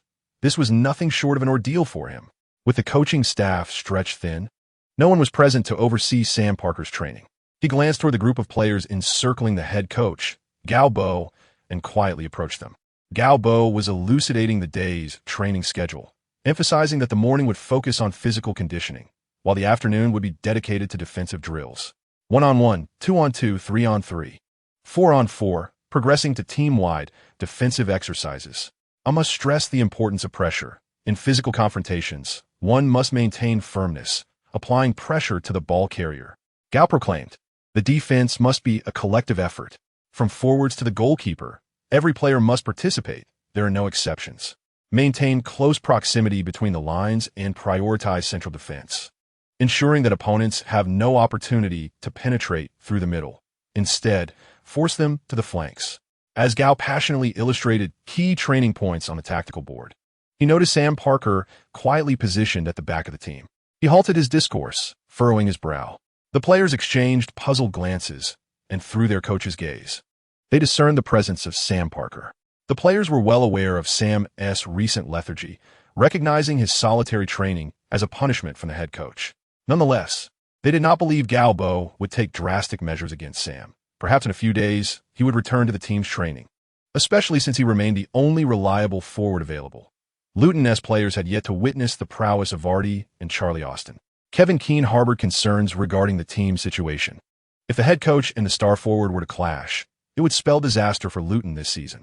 John Aston also felt a headache approaching. Sam Parker had not previously exhibited any rebellious tendencies. He glanced at Gao Bo's youthful profile. Indeed, Gao was quite young for a head coach. Gao Bo, with a stern countenance, addressed Sam Parker. Did I permit you to join the team? The players turned in unison to regard Sam Parker, whose face flushed crimson under their collective scrutiny. How dare this Chinese individual show such disrespect to the team's leading forward? How could he expect Sam to navigate the team's dynamics when he believed himself to be second only to Kevin Keane? Feeling his pride wounded, Sam Parker retorted, "Who do you think you are, you Chinese?" A gasp swept through the players, and they swiftly turned to face the head coach. However, Gao Bo merely chuckled at the remark. I have stated that if your weight does not meet acceptable standards, you are not permitted to participate in collective training. He surveyed the players surrounding him. My roster is currently blank. My starting lineup is devoid of names. I will not consider your past performances. I will assess you based solely on your training, your attitude, and your capabilities. These factors will determine whether you are a starter, a substitute, or an inconsequential role player who does not even make the roster. During training, you would do well to showcase all your abilities, I will observe closely. If anyone's training performance fails to meet the standard, I will not hesitate to place them on the bench. I am a head coach now, regardless of the past. I will determine your positions from this moment forward. This is your opportunity. If you wish to become a starter, impress me during training, Gao Bo declared sternly. Young Charlie Austin felt a surge of enthusiasm. Inexplicably, he found himself filled with trust in Gao Bo's words. He resolved to exert himself in training to earn his place. I never want to return to manual labor, Charlie fervently thought. Vardy, too, was captivated, his eyes gleaming with determination. Having been recruited from the amateur leagues, he understood the challenges of displacing players already established in the professional league. Yet, regardless of whether Gao Bo's words bore truth, this was an opportunity. At 21, Vardy was consumed by a fervent desire for the professional stage, a longing so intense that he approached each match as if it were the final game of his life, giving his all in pursuit of his dreams. Even if it led to his downfall, it would be worth it. Gao Bo's speech ignited the passion within the young players, while poor Sam Parker became little more than a tool for Gao Bo to assert his authority. As for you, Gao Bo continued, I present you with two choices. Either adhere strictly to the training regimen or seek a new club. There is no place for you on my team. He turned to John Aston. How much did we invest in him? How long remains on his contract? £100,000. Sam has a year and a half left. £50,000. As long as it does not fall below that figure, I will release you. Thus, either train diligently or, starting tomorrow, you need not return to the training ground. Gao Bo concluded. Ignoring the stunned Sam Parker and clapping his hands, he shouted to the players, What are you waiting for? Prepare for training immediately. Chapter 13. The final piece of the puzzle. The players were taken aback by Gao Bo's firmness. His demeanor had captivated them. To most players, Sam Parker was the only forward of any merit on the team at present, until Vardy and Charlie Austin showcased their abilities. The Lutonians were polite towards the new additions, but did not believe they could significantly impact the League Two competition. The assistant coach, John Aston, shared this sentiment and felt anxious about the relationship between Gao Bo and the team's star forward. At the conclusion of the day's training, John approached Gao Bo. Aren't you supposed to be with your wife tonight, John? Gao Bo meticulously organized his desk, while jokingly remarking on his circumstances. Recently, he had even taken up residence in the office, as his responsibilities surged following his recent acquisition of the team. The defensive training for the squad had commenced, and in a few days, they would gradually integrate tactical training focused on offense. Gao Bo primarily devised counterattacking strategies, while the main offensive approach in positional play would involve crosses from the flanks and long-range shots from the edge of the penalty area. Currently, Gao Bo did not possess many players capable of executing complex tactics. Thus, for Luton, the foremost objective this season was to accumulate points efficiently. Having begun the season with a 30-point deduction, despite Gao Bo's outward confidence, he was acutely aware of the challenges that lay ahead. Moreover, he did not intend to linger in the lower leagues for long. His ambition was promotion. This aspiration had never been disclosed, and if one were to claim that Luton's goal was promotion now, it would likely be met with disbelief. How could there be hope for promotion with a 30-point penalty? Survival itself was a Herculean task, yet Gao Bo held a different perspective. He had 4 players who could potentially thrive in the English top tier. Vardy had once claimed the Premier League Golden Boot, and Canny was destined to become the future king of tackles in the Premier League. Although these players were currently in the lower leagues, their ascendance to stardom was merely a matter of time. Presently, Vardy and Canty could undoubtedly deliver stellar performances in the 4th tier of English football. This foresight into the future provided Gao Bo with a significant advantage, as he had several promising talents on his roster. Although these prospects had yet to reach their peak, Gao Bo had assessed the attributes of Vardy and others through his discerning insight, and their current capabilities were more than sufficient for the challenges of the 4th tier. Luton's preseason training progressed systematically, and Gao Bo's work became increasingly meticulous. The team required a substitute striker to sit on the bench and a tall center back capable of providing substantial aerial defense. This became the primary focus for the scouting department during Gao Bo's recent tenure. As John Aston and the other players observed the abilities of the newcomers brought in by Gao Bo, their doubts dissipated as the training sessions advanced. Luton center-backs had come to recognize the goal-scoring prowess of Vardy and Charlie Austin during internal matches. These forwards were undoubtedly superior to Sam Parker, who had long been forgotten by the players. In fact, Sam Parker had been traded away. Reflecting on his desire for a tall striker, Gao Bo recalled a match from the 2012 to 2013 season, specifically the FA Cup fourth round, where Premier League giants Liverpool were defeated 3-2 by lower league side Oldham Athletic. The forward, Matt Smith, who scored twice for Oldham, left a lasting impression on Gao Bo. Standing at 198 centimeters, he resembled a lanky figure akin to Crouch, a true aerial powerhouse for lower league football. The defeat of Liverpool by a lower league team was a significant upset, and Liverpool's coach, Rodgers, praised Smith as the White Drogba. However, following that match, Smith failed to make further appearances in mainstream media, leaving Gao Bo uncertain about his future trajectory. Ultimately, through Luton scouts, it was discovered that the towering striker Matt Smith was currently playing for Welsh club Wrexham. After negotiations, Wrexham agreed to exchange Smith for Sam Parker. Though the trio of forwards still seemed somewhat thin, it provided Gao Bo with some relief. Relying solely on Vardy and Charlie Austin for an entire season would have been an unsettling proposition. Now the focus shifted to acquiring a center-back. Yet finding a player who met Gao Bo's criteria in the lower leagues proved to be quite challenging. While he could envision future stars among defenders, formidable center-backs emerging from lower leagues were scarce. Many of those poised for greatness were already making their mark, and competing for talent would be daunting, especially with other clubs in League One and League Two vying for the same players. Should new center-backs prove elusive, Gao Bo would need to make strategic choices among his existing defenders, selecting a reliable partner to solidify the defense.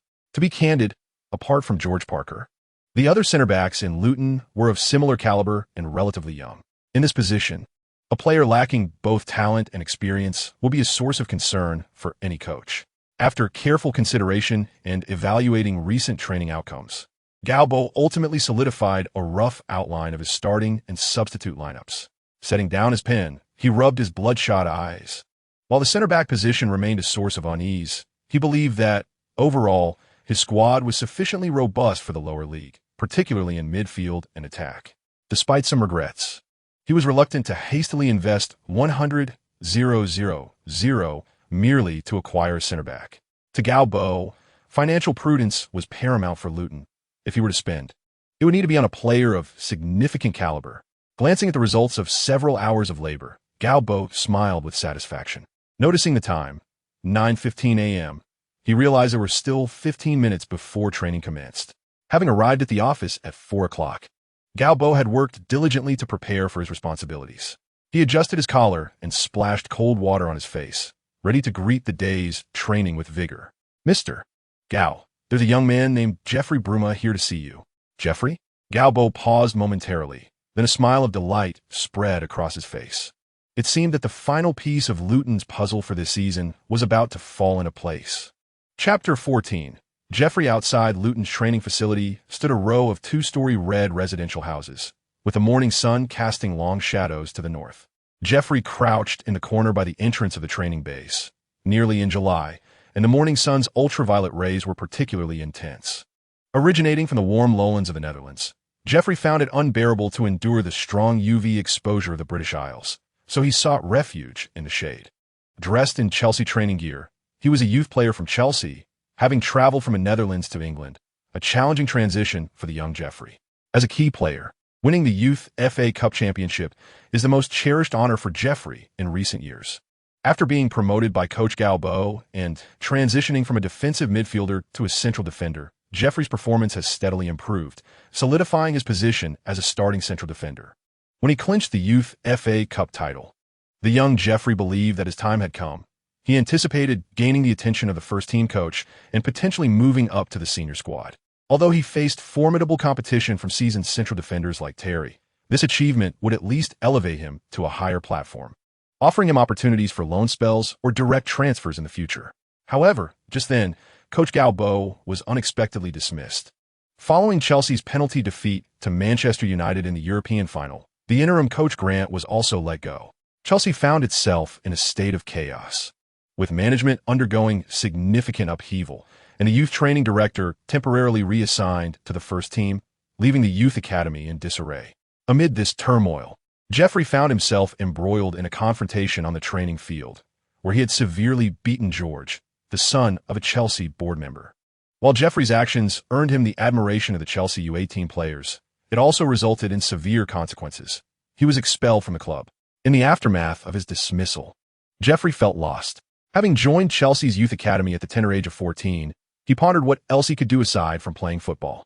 Returning to the Netherlands seemed an option, perhaps to cultivate roses, but Jeffrey was unwilling to settle for that. Having undergone rigorous football training from a young age, he felt at a loss for what to pursue next, even though his father was a skilled gardener. Without any connections in England, Jeffrey thought of the one person he trusted most, his mentor, Coach Gao Bo. Upon learning that Gao Bo had taken charge of a team in the second division, Jeffrey sought refuge with his former coach. As Gao Bo hurriedly exited the training facility, he immediately spotted Jeffrey, clad in a blue training kit and seated in a corner. Jeffrey, whom he had promoted during his time at Chelsea U18, stood at a height of 185 centimeters. At 18, Jeffrey exhibited a maturity beyond his years, demonstrating stability in his role as a central defender.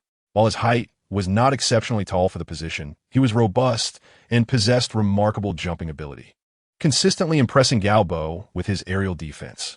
Gao Bo had contemplated recruiting his former players from Chelsea, but the humiliating manner of his own departure left him filled with anger towards the club, leading him to prefer not to engage with his former employers. He sought to reclaim his dignity on the pitch instead. "Jeffrey," he called, and upon seeing the young man, his signature smile emerged. Jeffrey's eyes welled with tears. Having spent his formative years in the youth academy, he found it difficult to adapt to the harsh realities of life after experiencing such betrayal. The sight of his familiar and trusted coach stirred a wave of emotion within him. Gao Bo approached, enveloping Jeffrey in a warm embrace and patting his back before examining his agitated expression. "I was just about to look for you, Jeffrey. My team is in need of a central defender," he stated directly. With a quiver in his voice, Jeffrey replied, "I've been released, coach." Gao Bo's demeanor shifted. Darkening as he asked, "Was it that fat guy's doing?" Feeling slightly embarrassed, Jeffrey admitted, "I punched his son, the one named George." Gao Bo paused for a moment before bursting into laughter, slapping Jeffrey on the shoulder. "Well done," he exclaimed. This moment of levity lifted Jeffrey's spirits, which had been low for days. "Come on, let us head to the training ground," Gao Bo said, draping an arm over Jeffrey's shoulder as they walked into the facility. "Maggies, take note. This is our new central defender," Gao Bo announced to the doorman. "He will become a world-class central defender." While Jeffrey's prospects at Chelsea may not have been bright, Gao Bo never hesitated to praise his players. Such commendation was vital for young talents in building their confidence. Hearing Gao Bo's words, Jeffrey felt a surge of self-assurance. He had always trusted Gao Bo, and the coach's encouragement buoyed his confidence immensely. "You won TB in the second division for long, Jeffrey. The top league is your stage," Gao Bo encouraged him. "I just want to follow you, coach," Jeffrey replied eagerly, invigorated by Gao Bo's words. Whatever Gao Bo asked of him, Jeffrey was willing to comply. "Let us aim for promotion to the top league together," Gao Bo said, affectionately ruffling Jeffrey's hair. "In 3 years, we'll ascend to the Premier League." It was the first time Gao Bo revealed his ambitions in front of others. As Jeffrey absorbed his coach's words, he became an ardent supporter of Gao Bo, believing wholeheartedly in his vision. He nodded vigorously, declaring, "I will show that bastard at Chelsea what I'm capable of." Gao Bo burst out laughing. "Then let us return to the Premier League and give Chelsea a good thrashing." The two shared a hearty laugh before Gao Bo led Jeffrey onto the training field, introducing him to the other players at Luton. Given Jeffrey's background with Chelsea U18, Luton's players had no doubts about his abilities. Observing his team, Gao Bo felt a surge of ambition. "Promotion. This season, I am determined to achieve it." Chapter 15.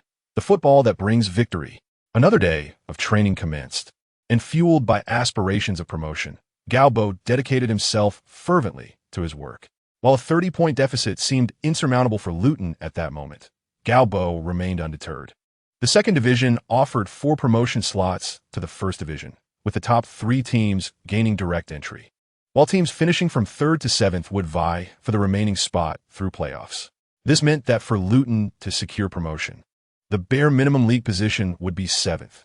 Achieving this would allow them to create a miracle through playoff matches. But how difficult would it be to attain 7th place? Gao Bo reviewed the points accumulated by the 7th place teams in recent seasons. Last season, Wycombe Wanderers finished 7th with 69 points.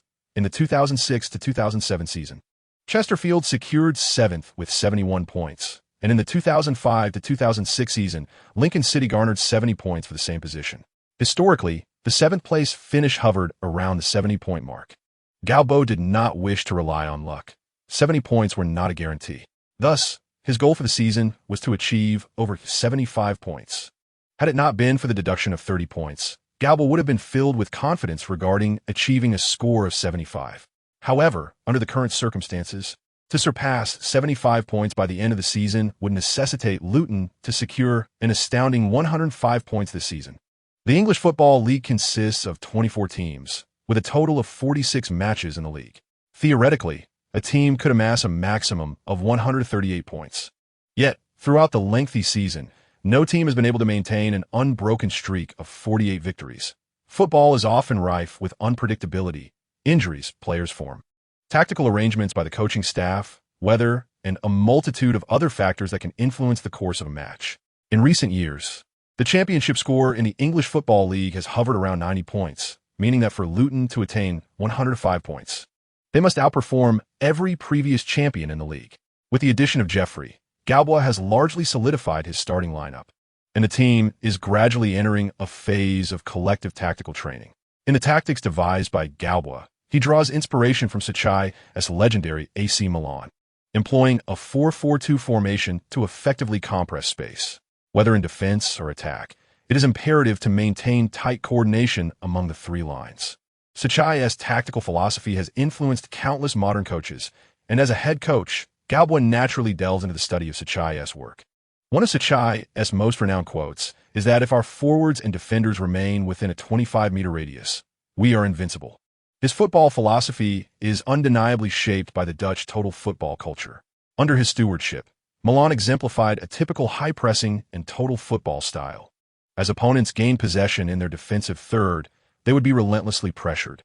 Complementing the high pressing was a defensive line led by Barisi, whose extraordinary defensive capabilities and unparalleled offside trap execution left many forwards in despair. There was a humorous anecdote that suggested linesmen could simply look for Barisi's raised hand to determine an offside call without a second thought. It is said that FIFA even amended the offside rule due to Milan's formidable offside trap. Looking ahead, as the seemingly antiquated 4-4-2 formation wanes, the Argentine coach Simeone has resurrected it. He has refined the 4-4-2 by foregoing the traditional wide play of two expansive wingers, opting instead for two tightly positioned wide midfielders, resulting in an impenetrable central defense. The compact formation, high discipline, and fierce playing style have established Simeone's Atletico Madrid as one of Europe's most formidable defensive units. In terms of offense, Gao Bo similarly employs an integrated pressing strategy within the 4-4-2 framework. In a state of possession, he mandates that both forwards engage in pressing the opposition's build-up play from the onset, aiming to regain possession in the attacking third, which would undoubtedly present a prime counter-attacking opportunity.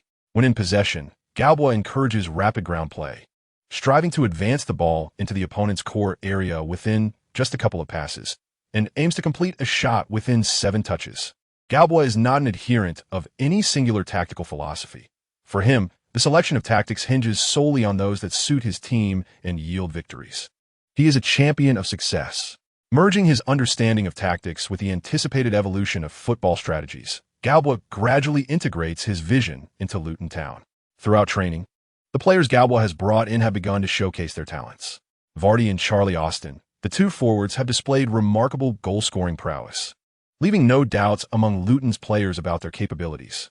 Meanwhile, the midfield duo of Kant and Drinkwater has exhibited formidable control, with Kant's nearly invincible interception abilities garnering respect from all players, including those taller than the diminutive Dynamo.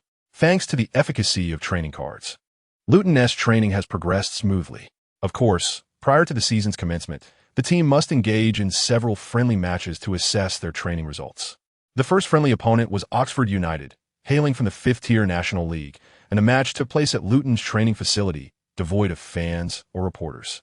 Gao Bo did not deploy his starting lineup in the first half, instead granting opportunities to several fringe players. Leading up to the league's commencement, Gao Bo was keen to allow all players a chance to demonstrate their resolve and attitude to the head coach. However, even against 5th-tier opponents, Luton's youngsters struggled to perform well, and by halftime, they found themselves trailing 0-3. Gao Bo shook his head in dismay from the sidelines. Luton had sold off most of their key players. If they were to rely on these young talents hastily promoted from the youth academy to compete in this season, even the legendary Ferguson would be at a loss. Fortunately, it was merely a friendly match. At the start of the second half, Gao Bo replaced all the starting players from the first half with his main lineup. The goalkeeper was the 21-year-old Claude Rondeau, who had been the third-choice keeper during Luton's championship season and with the team as relegation. Rondeau ultimately ascended to the role of starting goalkeeper. The central defensive pairing was one that Gao Bo felt confident in. George Parker partnered with Jeffrey. Standing at 190 centimeters, Parker displayed solid defensive positioning and cover abilities, along with excellent frontal defensive skills. Although Jeffrey was a bit shorter, his robust physique and remarkable jumping ability compensated for his height disadvantage. In fact, he excelled in aerial duels even against taller opponents like Parker. For the fullback positions, Gao Bo opted for two young talents. Mitchell Pyron, an 18-year-old from Ireland, is the only international player in Luton's squad, a member of the Ireland U19 team. Standing at 188 centimeters, he is versatile, capable of playing right back, right midfielder, defensive midfielder, and even center back, although Gao Bo prefers to deploy him as a right back.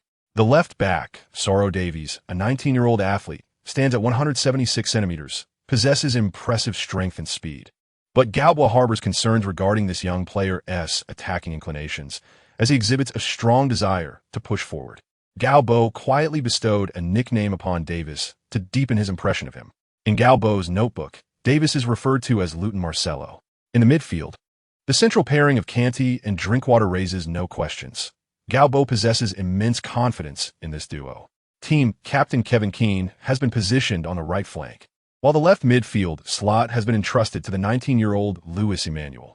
Standing at 173 centimeters, this young talent is capable of playing as a left back or defensive midfielder. However, what Gao Bo values most about him is not merely his technical prowess, but rather his extraordinary mental attributes. Louis exhibits exceptional dedication and willpower alongside commendable teamwork skills, and his substantial involvement in defensive duties ensures that he can somewhat compensate for the gaps left by Davis, who tends to venture forward for assists. The forward duo naturally consists of Vardy and Charlie Austin. As the second half commenced, Oxford United found themselves facing a transformed opponent, suffocated by Luton's relentless pressure in the attacking third. Consequently, Oxford's defensive line quickly faltered, and a midfield passing error granted Luton a counter-attacking opportunity. Vardy surged forward with remarkable speed, unleashing a powerful shot that found the back of the net, marking his first goal for Luton. Luton soon doubled their lead in a similar fashion, this time with Charlie Austin finding the score sheet. Under Luton's relentless assault, Oxford United was thoroughly overwhelmed. Vardy completed his hat-trick with 2 additional goals, while Charlie Austin added another, netting a brace of his own.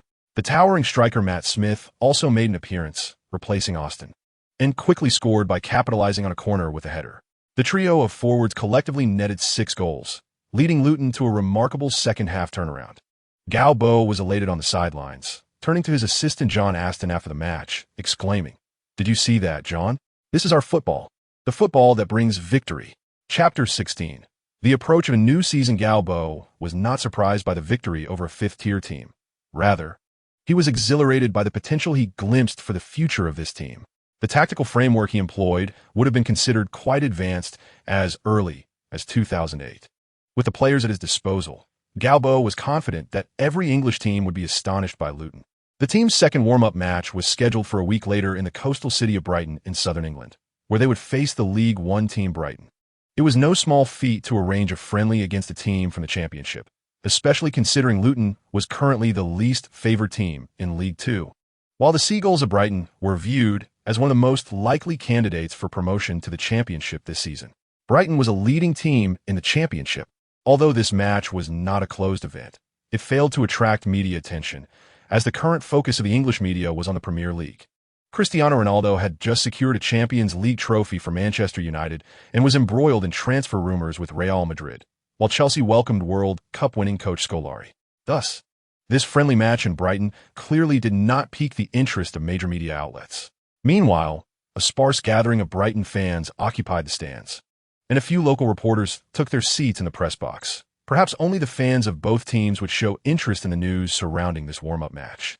Indeed, Brighton's decision to face Luton for a warm-up might have stemmed from a desire to secure a morale-boosting victory against a weaker opponent before the season commenced. However, Brighton evidently underestimated Luton's capabilities. In their home ground, Luton's pressing game proved to be quite uncomfortable for Brighton. Just 2 minutes into the match, Luton seized the lead. This time, it was Canny, the midfield intercepting specialist, who scored. As Brighton pushed forward in a vigorous attack, Canny intercepted the ball in the center, dribbling it toward the edge of the penalty area. Observing that Luton's 2 forwards had drawn the defenders away, Canny took a powerful shot from distance. The strike thundered past the goalkeeper, securing an early advantage for Luton. Watching this goal unfold, Gao Bo's eyes sparkled with delight. In fact, Canny's long-range shooting ability had reached a score of 63.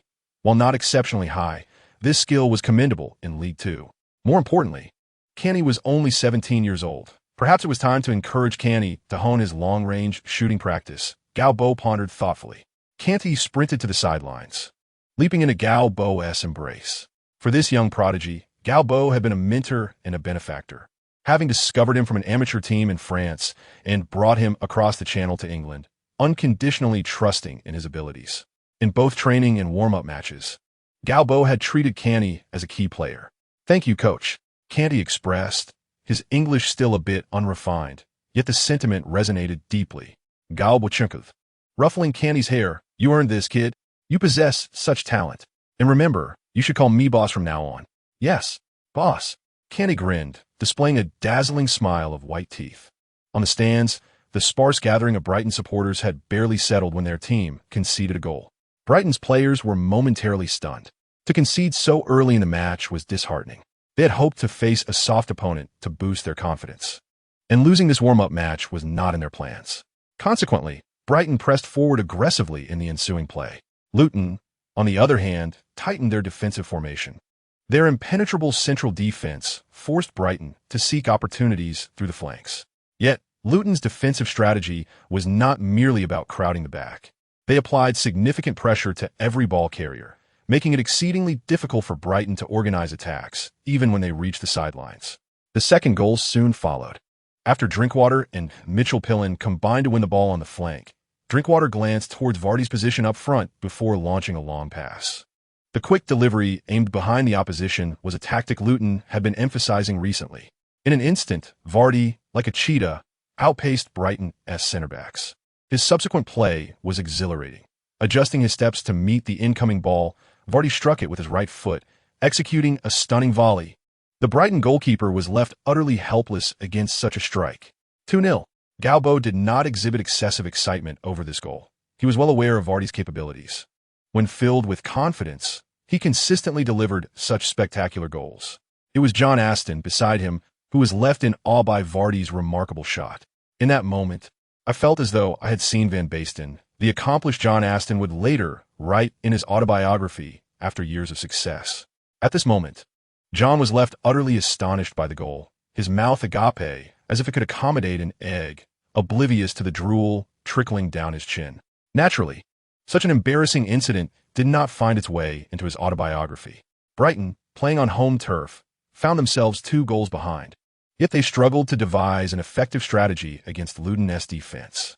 Kant was particularly dynamic in midfield, proving to be an insurmountable obstacle for Brighton. Soon enough, Luton netted their 3rd goal. In the 38th minute of the first half, Captain Kevin Keane seized an opportunity on the right side of the penalty area, unleashing a powerful shot that found its way into the net from an acute angle. As the second half commenced, manager Gao Bo opted against making extensive substitutions, merely replacing Charlie Austin with the tall striker Matt Smith. Gao Bo aimed to cultivate a rapport among his 3 forwards, as they were the only attacking options available this season. Though their choices appeared limited, Gao Bo had little in terms of resources, compelling him to make do. Smith's defining characteristic was his impressive height, at 198 centimeters. He was one of the rare forwards of such stature on the pitch. However, his drawbacks were equally apparent, as his mobility, speed, and agility paled in comparison to Austin's. Nonetheless, Gao Bo believed that Matt could be a crucial asset against dense defensive formations, as many teams prefer to have a tall striker on the bench for this very reason. Luton's 4th goal materialized from a header assist by Smith, who connected with a counterattack that landed on his head. He deftly redirected the ball to the on-rushing Vardy, who, faced with a one-on-one opportunity, calmly slotted it into the bottom corner, extending the score to 4-0. The impressive performance in the warm-up matches significantly boosted Luton's morale, leading to a series of subsequent friendlies. During these matches, Gao Bo experimented with various formations and player combinations, resulting in fluctuating outcomes. However, he regarded these warm-ups as essential for honing the team and identifying issues, placing little weight on their results. What he truly sought was triumph in official matches. As time progressed, the dawn of the new season approached with resolute strides. Chapter 17. The Angry Loy. On the morning of August 8th, Gao Bo woke promptly from his makeshift bed in the office. His schedule had been exceedingly demanding, as he devoted the past 2 months to training the team, preparing for warm-up matches during the day, and summarizing training sessions and player conditions each night. This rigorous routine consumed virtually all his time, often leaving him to retire for sleep only in the early hours of the morning. While John Aston and others could assist him with training, Gao Bo found himself handling many other responsibilities alone, prompting him to reside at the training facility, rarely visiting the apartment rented for him by the club. In the office restroom, Gao Bo splashed cold water on his face to dispel the remnants of sleepiness. He then stood before the mirror, zipped up his training attire, and hung his whistle around his neck, his standard ensemble for leading the team in practice. He subsequently removed a sticky note from a mirror detailing his schedule for the day. In the morning, a 45-minute session focused on counterattack routines followed by a practice match. In the afternoon, passing drills, culminating in a press conference. Unlike his usual itinerary, today included the added responsibility of addressing the media. On August 9th, Luton would host their first league match of the new season against their inaugural opponent, Walsall. The day of training swiftly passed. Given the imminent match, Gao Bo significantly reduced the length of the afternoon session, and players were not permitted to return home. He mandated that all players stay at the training base before the game unless special circumstances dictated otherwise. Gao Bo, accompanied by team captain Kevin Keane, proceeded to the conference hall on the first floor of the office building, which was temporarily converted into a press conference venue prior to each home match. Although the hall was modest in size, the match, being a League Two fixture, attracted minimal media attention. Aside from local outlets from Luton and Walsall, only Sky Sports and the BBC, 2 major British media entities, had the resources to station reporters throughout the country. Scattered journalists occupied various corners of the hall, with a row of tables at the front. John Aston temporarily took on the role of press officer, while Gao Bo and Keane settled into chairs equipped with microphones. All eyes were fixed on Gao Bo, a Chinese individual serving as the head coach of an English team, a sight that was, for these seasoned Western reporters, a novel occurrence. Gao Bo did not feel the need to alter his appearance for the press conference. He remained in the training attire he had donned that morning, even neglecting to remove his whistle. Before the cluster of reporters, Gao Bo's youthful visage dispelled any lingering mystique surrounding his identity. He appeared remarkably youthful, even more so than his counterpart, Kevin Keane. Seated in the front row was Loy Sol, clad in a sleek black professional outfit, exuding an air of indignation. The subtle makeup accentuated her striking features, blending poise with a hint of allure. Loy was a reporter for the Hatters Gazette, the most widely circulated newspaper in Luton, aptly named after the town's team, known as the Hatters. A devoted Luton supporter, her family had been ardent fans of the club for over a century. At this moment, as Loy gazed at the young Luton coach, a wave of anger washed over her. In her view, David Luton, having returned from America, was making a mockery of the club. Did an American truly comprehend the intricacies of football? How could this American appoint a mere 27-year-old Chinese youth to oversee her beloved team? Such a decision was bound to incite her outrage. With her hand poised over her notebook and resting on her thigh, she eagerly awaited the press officer to announce the commencement of the question and answer session, intent on being the first to pose a question. John Aston did not keep Loy waiting long. "Now, we have 20 minutes for questions," he announced. As soon as he finished speaking, Loy's hand shot up, securing her the first opportunity to inquire. Squinting at Gao Bo, she thought to herself, "This is absurd. Luton is not a team that can be led by just anyone." Rising to her feet, Loy's presence was commanding. Gao Bo, who had been observing her face, now realized that this female reporter was taller than he had anticipated. As she stood, he found his gaze inadvertently drawn to her impressive figure. Clearing his throat awkwardly, Gao Bo averted his eyes, A wave of quiet laughter rippled through the conference hall as the assembled journalists recognized the Luton coach's moment of discomfort. Lois contenance d'argent, her brow furrowing as the fury on her face became increasingly apparent. Mr. Gao Bo, you have brought 3 players from the amateur league to Luton this season. Do you not possess a sufficient understanding of the intensity of the second division? Loy raised her head, a hint of provocation in her expression. You audacious scoundrel. I shall relish watching your downfall today. Kevin Keane cast a worried glance at the head coach. The hat seller served as Luton's local mouthpiece, and now even the press, which represented Luton, harbored malice towards Gao Bo. It was evident what kind of image Gao Bo projected in the minds of the fans. Yet, Kevin Keane knew that Gao Bo was undoubtedly a high-caliber head coach, not to mention the tactical system he had crafted for the team. Every player he had brought in possessed the capability to be a starter in at least a championship-level team. Gao Bo regarded the provocatively gazing Englishwoman with keen interest. He was already aware that the English media could be quite troublesome, hence he held no expectations for the press conference, not even bothering to change into a more formal outfit. However, if the front row of every press conference contained such captivating beauties, perhaps these events weren't entirely devoid of merit. The players I have brought are more than capable of establishing themselves in the second division. In fact, they could also thrive in the first division or even the championship, Gao Bo stated, sitting up slightly and maintaining a calm demeanor. The second division is a professional league. Mr. Gao Bo, the journalist retorted, as a head coach in a professional league, I assure you that I understand it far better than you do.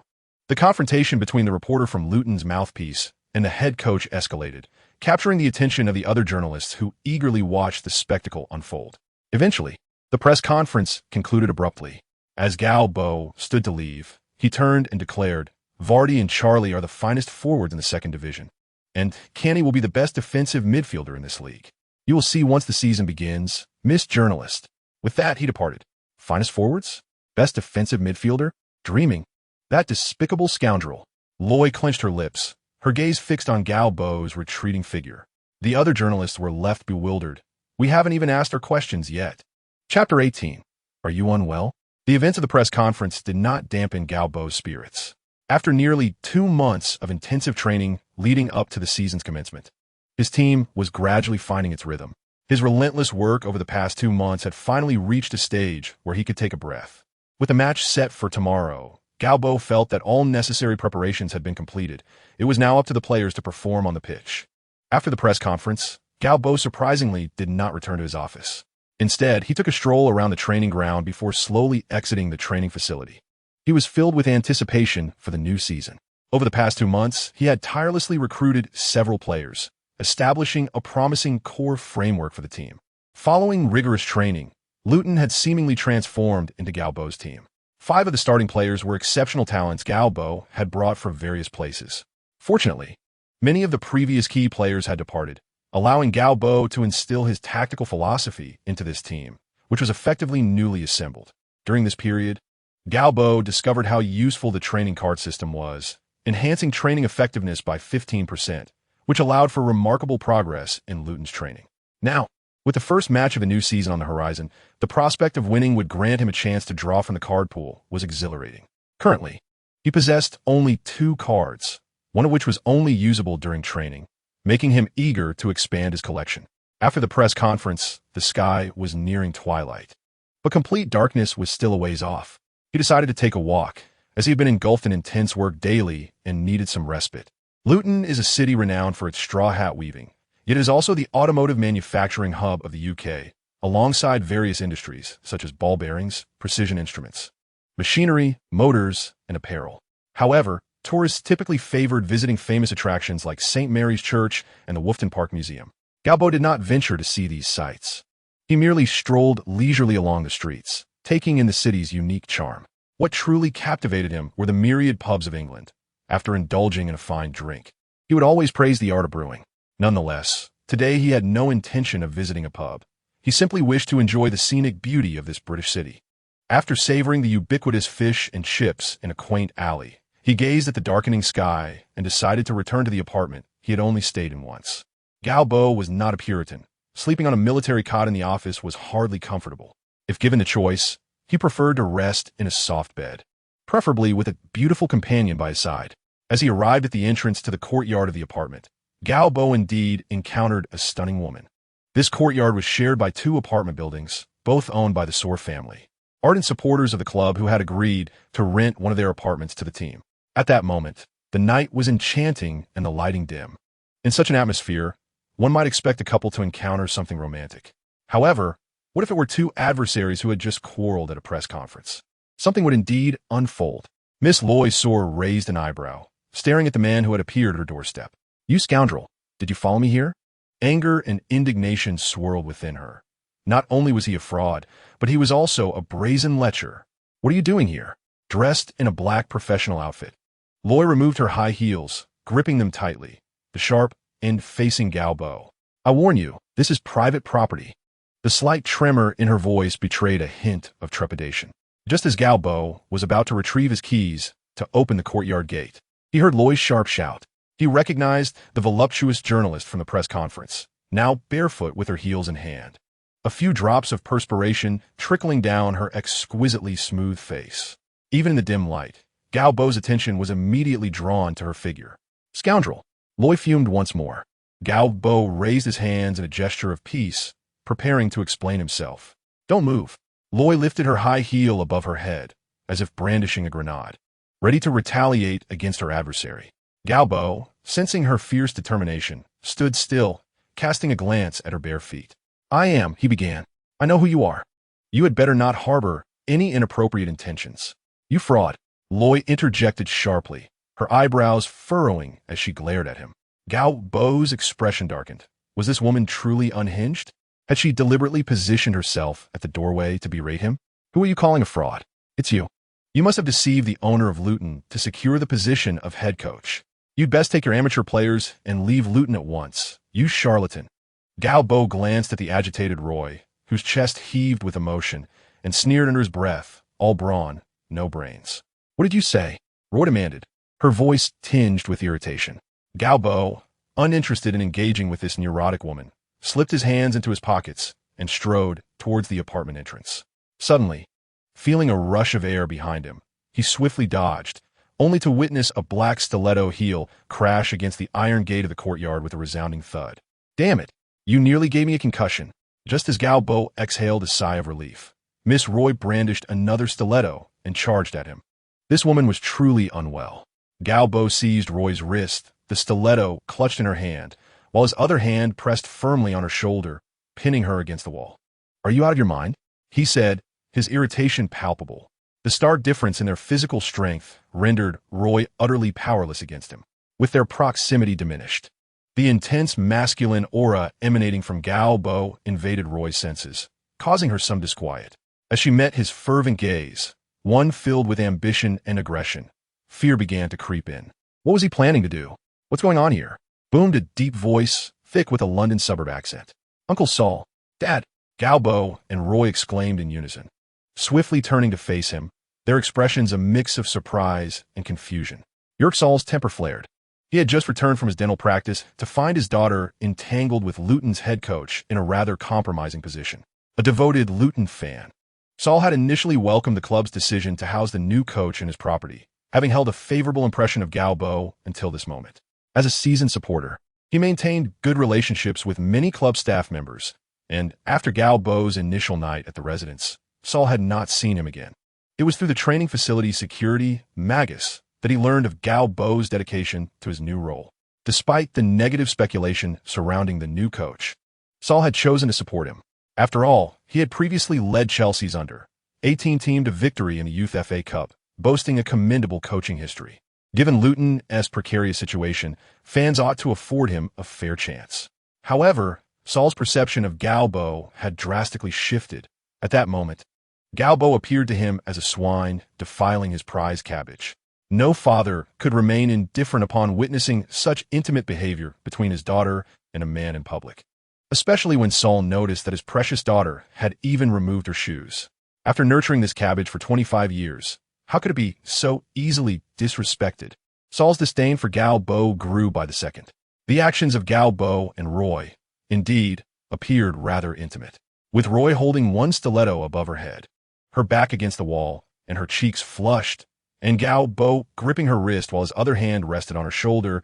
The situation was rife with misunderstanding. To make matters worse, in an effort to deter Gao Bo's advance, Roy had raised her knee, which now rested against his waist. In the dim light, the scene of the young couple intertwined, hands clasped, shoulders touched, was bound to provoke Saul's misinterpretation. After a moment of shared realization regarding their compromising position, Roy pushed Gao Bo away, her anger still simmering. "Dad, what's going on here? Dad?" Gao Bo scratched his head, realizing the extent of the misunderstanding. "I was just about to ask you the same." Saul's fury escalated. "Who is he? No, what is he to you? What is your relationship? How far has it progressed?" Gao Bo felt compelled to clarify. Silence. Both father and daughter shouted in unison at him. Fortunately, the misunderstanding was eventually resolved, though neither Saul nor Roy offered Gao Bo any semblance of goodwill. He shrugged and retreated to his room. The courtyard housed 2 apartments. One had been rented by the club for Gao Bo's residence. Thus, he would not have further dealings with Saul's family that evening. In the comfort of a plush bed, Gao Bo enjoyed the most restful sleep he had experienced in 2 months. Upon rising the next morning, he stretched luxuriously, relishing the crackling of his joints. After a moment of contemplation, he dressed and groomed himself, selecting a sleek black suit from his wardrobe. Today marked his inaugural day as head coach for an official match. Necessitating a more formal attire, he prepared a simple breakfast of a fried egg, 2 slices of bread, a banana, and a glass of juice. After placing his modest meal on the dining table, Gao Bo approached the apartment door and retrieved the day's newspaper from the mailbox. As a Chinese national, he had never cultivated the habit of reading the newspaper during breakfast, but now, working in England, he resolved to embrace local customs.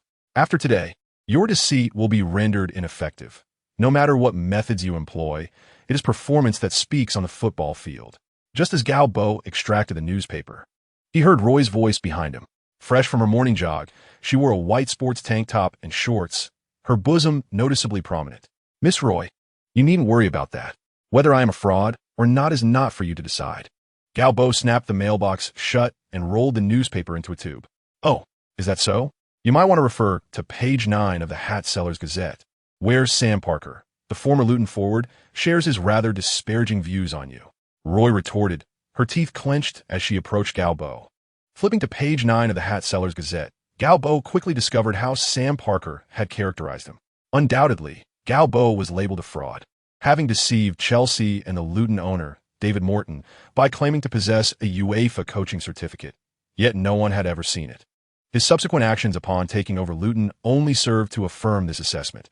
He was deemed an incompetent individual who had recruited 2 young players from amateur leagues. And Gao Bo felt pity for those young men, having been drawn into the professional arena by an unqualified, reckless individual. He was described as narrow-minded and obstinate, dismissing any advice, emphasizing his authority from day one, and attempting to establish himself as a tyrant over Luton. However, in this match, I shall ensure that Mr. Gao Bo comprehends the essence of professional football. On the news pages, Sam Parker's words occupied a significant space.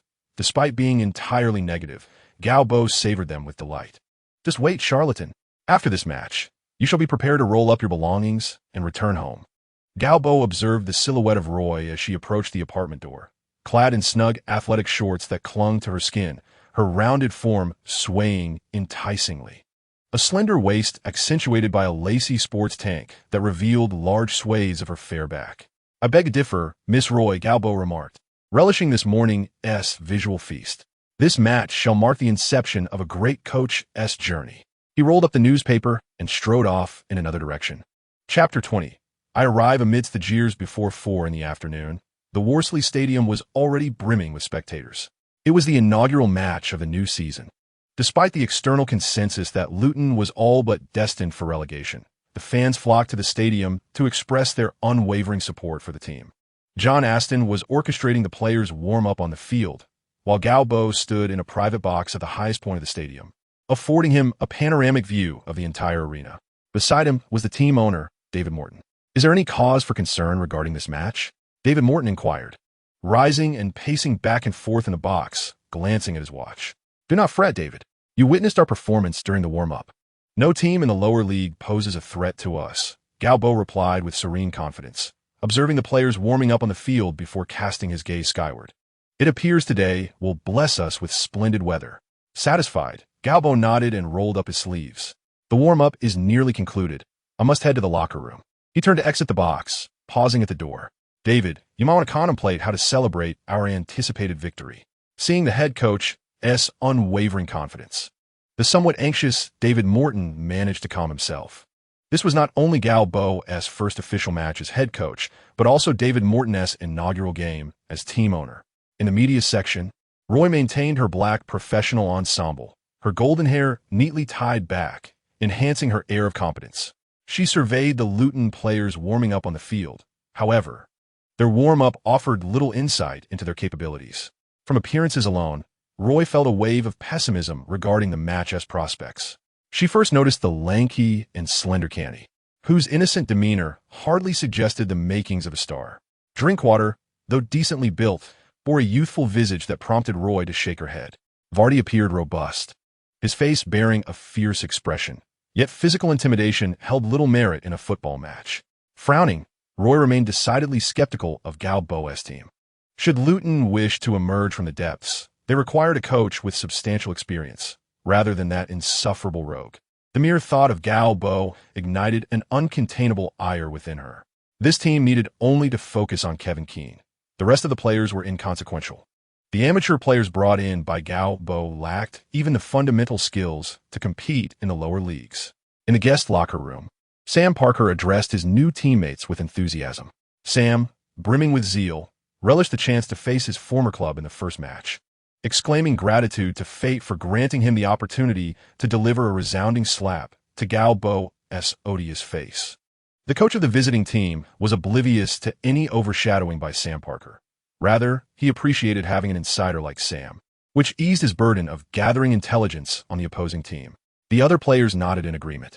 Few truly grasped the extent of Luton's capabilities after their relegation from the Premier League, yet Sam Parker, having emerged from Luton, was presumed to possess intimate knowledge of the situation.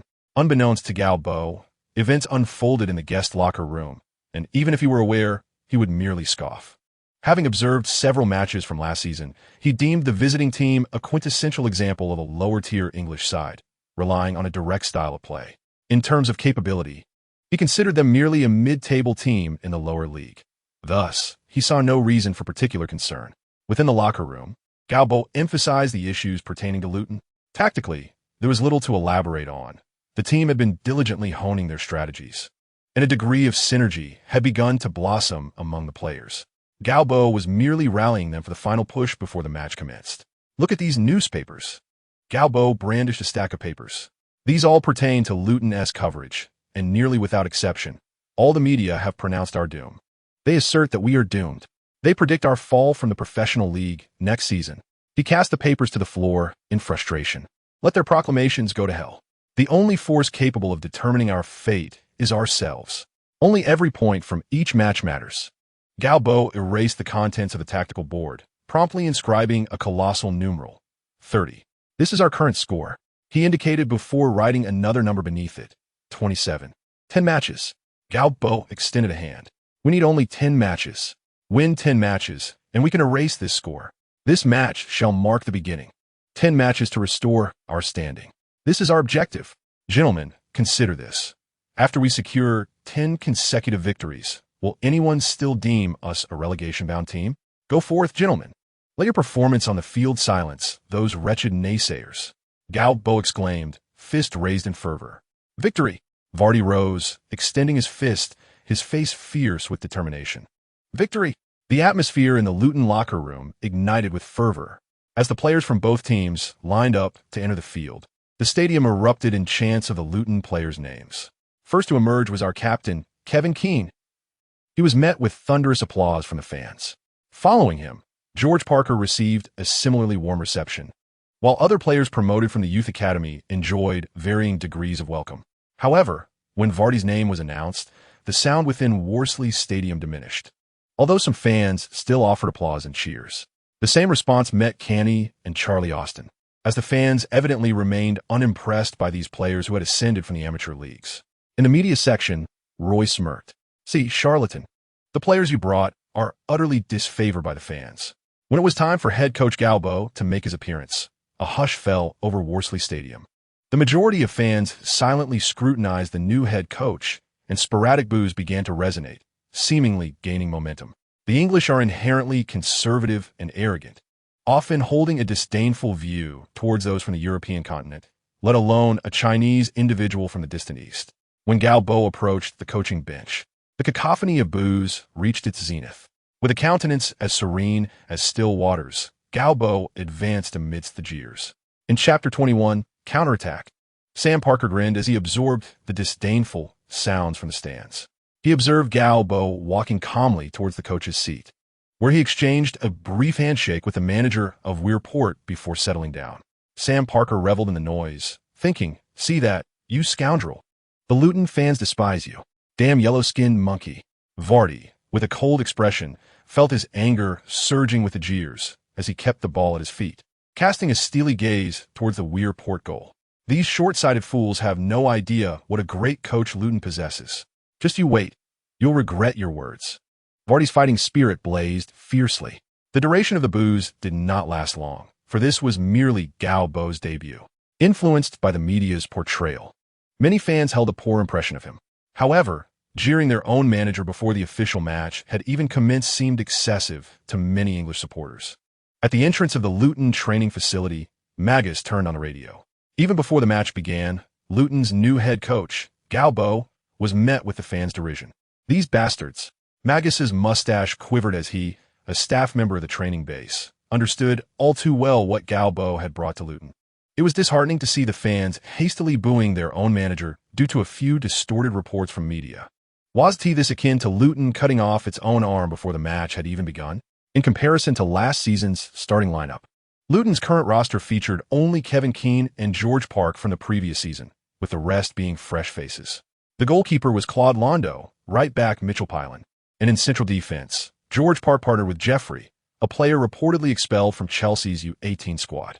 Left back was Solomon Davies. In midfield, the right side was occupied by captain Kevin Keane, while the central midfield duo consisted of Canny and Drinkwater, with Lewis Emmanuel on the left. The forward pairing comprised Vardy and Charlie Austin. Magus calmed himself, while the outside world remained oblivious to the prowess of Vardy and his teammates. He was acutely aware that Vardy surpassed players like Sam Parker by leaps and bounds. Gao Bo, hailing from China, appeared confident in his judgment, bringing 6 new players to Luton this season, 5 of whom were in the starting lineup, while the 6th, a towering striker Matt Schmidt at 198 centimeters, had to sit on the bench for this match. Gao Bo had previously only coached Chelsea's U18 team and lacked experience with a professional league first team. Furthermore, his team was the youngest currently in the second tier, with most players, aside from captain Kevin Keane and central defender George Park, being in their 20s. What kind of performance could this youthful squad possibly deliver? Our display will undoubtedly astonish you. Magus leaned back in his wicker chair, eyes narrowed, listening to the broadcast. Meanwhile, across the street at the stadium, preparations for the match were underway. The first half commenced with Luton taking the initial kickoff, Vardy placing the ball at his feet, while Charlie Austin stood beside him, twisting his wrist and occasionally bouncing as if still warming up. "Don't be nervous, Charlie," Vardy noticed Austin's anxiety. After all, they were merely a group of second-tier players. Vardy brimmed with defiance, while Austin, at just 19, felt an unavoidable trepidation, having not experienced many high-stakes matches compared to Vardy. "Are you not nervous?" Jamie inquired. "Nervous?" Vardy flashed a grin. "How could I afford to waste my energy on such feelings when I have this opportunity? I'm far too excited." Vardy gazed towards the opposing goal. At that moment, the referee's whistle sounded, prompting Vardy to pass the ball to Charlie Austin before sprinting forward into the fray. Drinkwater received Austin's pass, glancing at Vardy's running line and opting for a direct long ball over Weirport's defense. The Weirport center back, possessing commendable defensive capabilities, managed to head the ball away. However, Canty, seemingly anticipating the deflection, seized control of the second ball. Instead of dribbling himself, Canty passed it to the left, where left-back Solomon Davies advanced to support. Despite Davies' attempt to dribble past his opponent, he was unsuccessful, and the ball was snatched by Weirport's number 7 midfielder. Before the player could distribute the ball, Canty was upon him, and without hesitation, he reclaimed possession. Luton's number 6 midfielder Canty had made 2 successful interceptions in swift succession. At least within that minute, he was more than capable of holding his own in the second tier. The commentator's voice emanated from the radio as Magus remained with his eyes half closed. "You'll be in for many surprises." He hummed the tune of Luton's team song. On the field, after Canny's second successful interception, Gao Bo rose from his seat. This was an excellent opportunity for a counterattack. Following Weirport's initial interception, their players had surged forward, leaving their defense vulnerable. In training, Gao Bo emphasized the importance of offensive efficiency in such situations. This was a counterattack. Just as Weirport prepared to launch their counter, the ball was swiftly reclaimed by Luton, with Canny a formidable ball recovery asset in midfield. Luton would have numerous opportunities for counterattacks. Indeed, after successfully regaining possession, Canny wasted no time, immediately passing the ball forward to striker Charlie Austin. Austin did not stop the ball. Instead, he nudged it back, allowing Drinkwater to surge forward. Drinkwater, too, refrained from halting the ball, and with a swift motion, he sent a precise through ball. Inside the penalty area, Vardy managed to evade the offside trap, deftly controlling the ball with his right foot. Now face-to-face with a Weirport goal, Vardy was one-on-one. His approach was direct, mirroring his own character. Before the goalkeeper could react, Vardy pushed the ball into the corner of the net with the arch of his right foot. The ball was in. The fans in attendance were momentarily stunned. Yet Luton's substitutes erupted in jubilation first. Having scored his inaugural goal in professional football, Vardy was overjoyed, racing to the sidelines to embrace Gao Bo, the one who had brought him into the professional realm, the one who had made his dreams a reality. Vardy's immediate choice to celebrate with Gao Bo demonstrated his unwavering support for the head coach. Cheers erupted from the stands, and the Luton fans who had previously jeered Gao Bo swiftly forgot their earlier actions, for they now found themselves in the lead. Chapter 22. I departed amidst cheers. The door of the small house at the training base was forcefully kicked open, and Maggie's burst forth, fists raised to the sky in a triumphant roar. His ample belly strained against his shirt, and a slender belt precariously rested beneath it, evoking sympathy for the burden it bore. Within the stadium, Luton fans waved their arms exuberantly, igniting a fervent atmosphere throughout the arena. The players of Weirport were bewildered. Had they not been told they were all amateurs? Were they not promised an easy victory in this match? Just over a minute into the game, Luton had scored, and it seemed that the script was not unfolding as anticipated. Sam Parker was equally perplexed. All the bravado he had displayed in the pre-match discussions now felt like slaps across his face. How could a few amateur players execute such coordinated attacks? It must be luck. Surely it was mere fortune. Sam Parker quickly regained his composure. They were simply fortunate. He clapped his hands and shouted encouragement to his teammates. Naturally, the players of Weirport were reluctant to admit they were inferior to amateurs, and they readily accepted Sam Parker's explanation. Just luck. On the football field, even amateur players can occasionally produce breathtaking goals or remarkable plays. After all, the sport itself is replete with unpredictability. The players of Weirport soon found their morale restored. Following Vardy's goal, Loy in the stands leapt up, ready to cheer, but hesitated for a moment. If she cheered now, would it not align her with that scoundrel? After a brief internal struggle, Loy ultimately refrained from shouting, yet she offered applause. It was, after all, a splendid goal. A small consolation for herself. As the match resumed, the players of Weirport soon realized how absurd their previous thoughts had been. They were completely overwhelmed in this away game, as Luton's suffocating pressing play rendered them incapable of organizing any attacks. They resorted to long passes from the back, but their forwards struggled to gain possession against Luton's dense formation. Even if they managed to win the first ball, the second was invariably under Luton's control. Canny's presence in this match was profoundly impactful. He was like a sweeping machine in midfield, thwarting any attempts to break through him. His ability to secure the second ball left Weirport in despair. There he was again. Canny had executed another interception. The commentator exclaimed. The camera panned to Gao Bo, who was vigorously clapping his hands. Well done, Canny. Speed. Let us unleash the offensive pace. Little did the commentator know that before Gao Bo, a luminous projection had appeared, and a card glowing with blue light fit perfectly into its designated slot, enhancing interception success rate by 13. Such was the effect of this card. Though it was merely a single card equipped, its impact was remarkably significant. Even without the card's enhancement, Canny's interception ability was already exceptional. Despite being merely 17 years old, He had honed his skills to an impressive 82 through rigorous training, and an additional 13 would nearly equate to his peak interception prowess. Such a midfield powerhouse would pose a headache not just for teams in the lower leagues, but even for those in the Premier League when facing Canny's defensive prowess. Once again, the same attacking routine unfolded. Following a successful interception in midfield, Canny immediately distributed the ball to the open space on the right. Kevin Keane seized the ball and unleashed a long-range shot from the right side of the penalty area. The ball soared towards Laporte's goal like a cannonball. Gao Bo raised his arm, already poised to celebrate. He had seen Kevin Keane's attributes, and the captain of Luton possessed remarkable long-range shooting capabilities. This shot was nearly a certainty, yet Laporte's goalkeeper was fortunate enough to deflect it. However, he could do nothing about what came next. Charlie Austin smartly capitalized on the rebound in the penalty area, sending the ball into the net. 2-0. Gao Bo shouted triumphantly. What truly delighted him was witnessing the effectiveness of the system he had crafted at Luton on the English stage. This lineup was the foundation of his success in football, his first major achievement, to which he had devoted countless efforts. After 2 months of hard work, it was time to reap the rewards. Laporte was utterly bewildered. They were left with no answers against Luton's tactical system.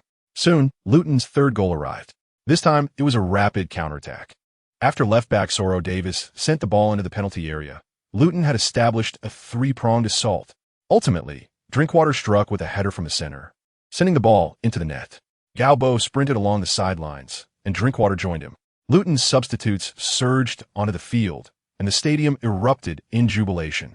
Once considered the weakest team in the league, Luton was toying with Laporte on their home turf. To this point, Laporte had not even managed a single shot. As the second half commenced, when Vardy's header once again found the back of Laporte's net, it appeared they had completely surrendered. Luton's relentless assault continued. In the 68th minute, Charlie Austin's shot was blocked by a defender's hand, leading the referee to issue a red card and award Luton a penalty. Captain Keane stepped up and converted the penalty, making the score 5-0. And this was not the final score. In the 76th minute, the score was altered once more, this time by center-back Jeffrey. Utilizing a corner opportunity, Jeffrey leapt high in the penalty area, scoring with a header. The Dutch youngster was euphoric. This was his first professional league goal. The final score of the match was 8-0, with Vardy completing a hat trick in the dying moments. As stoppage time approached its end, Gao Bo rose from his seat and approached the Laporte coach, who declined to shake his hand, as the match was still ongoing. Gao Bo shrugged and turned to walk into the players' tunnel. This time, there were no boos, only a resounding cheer from the crowd. In just one match, this young Chinese coach had captured the hearts of the stadium. Chapter 23. Drawing cards. When Gao Bo returned to his apartment, it was already midnight. Following their victory, the coaching staff had indulged in drinks at a nearby bar, reveling in their joy. Even the Japanese team doctor, Seiko, was flushed from the drinks. Gao Bo rubbed his face, stiff from the evening breeze, and retrieved his keys to unlock the gate. "Hey, kid." Gao Bo was startled. The yard was shrouded in darkness, with Uncle Sol seated on a long bench in the center. "Is there something you need, Uncle Sol?" Despite knowing that nothing untoward had transpired between him and Miss Loy, Gao Bo felt an inexplicable sense of guilt in Sol's presence. "Come, have a drink." Gao Bo then noticed several bottles of liquor at Sol's feet, indicating that the old man had indulged quite a bit on his own. "It's late. Spare me the chatter." Sol raised an eyebrow. Clearly, the daughter had inherited her father's temperament, and Gao Bo underestimated the gravity of the situation as he approached. Sol picked up a glass and poured a generous amount of whiskey before handing it over. "It has been ages since I witnessed such a splendid match from the team." Sol appeared to be somewhat inebriated. Gao Bo settled onto the bench, finding it far from delightful to listen to an old man's ramblings in the dead of night. "You'll be seeing more of this in the future," Gao Bo said, raising his glass for a sip. "I believe you're a good coach." Sol turned to him. The boos from the home crowd today were merely a result of the vile media's distorted reports. "I know," Gao Bo replied nonchalantly.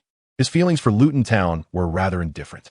To him, the team served more as a stepping stone for his career. He aimed to achieve greatness through this platform, and frankly, the opinions of the fans held little weight for him. "That's good to hear." Sol accepted Gao Bo's words with ease. "If I could witness matches like this every week, I'd have no objection to your relationship with Loy."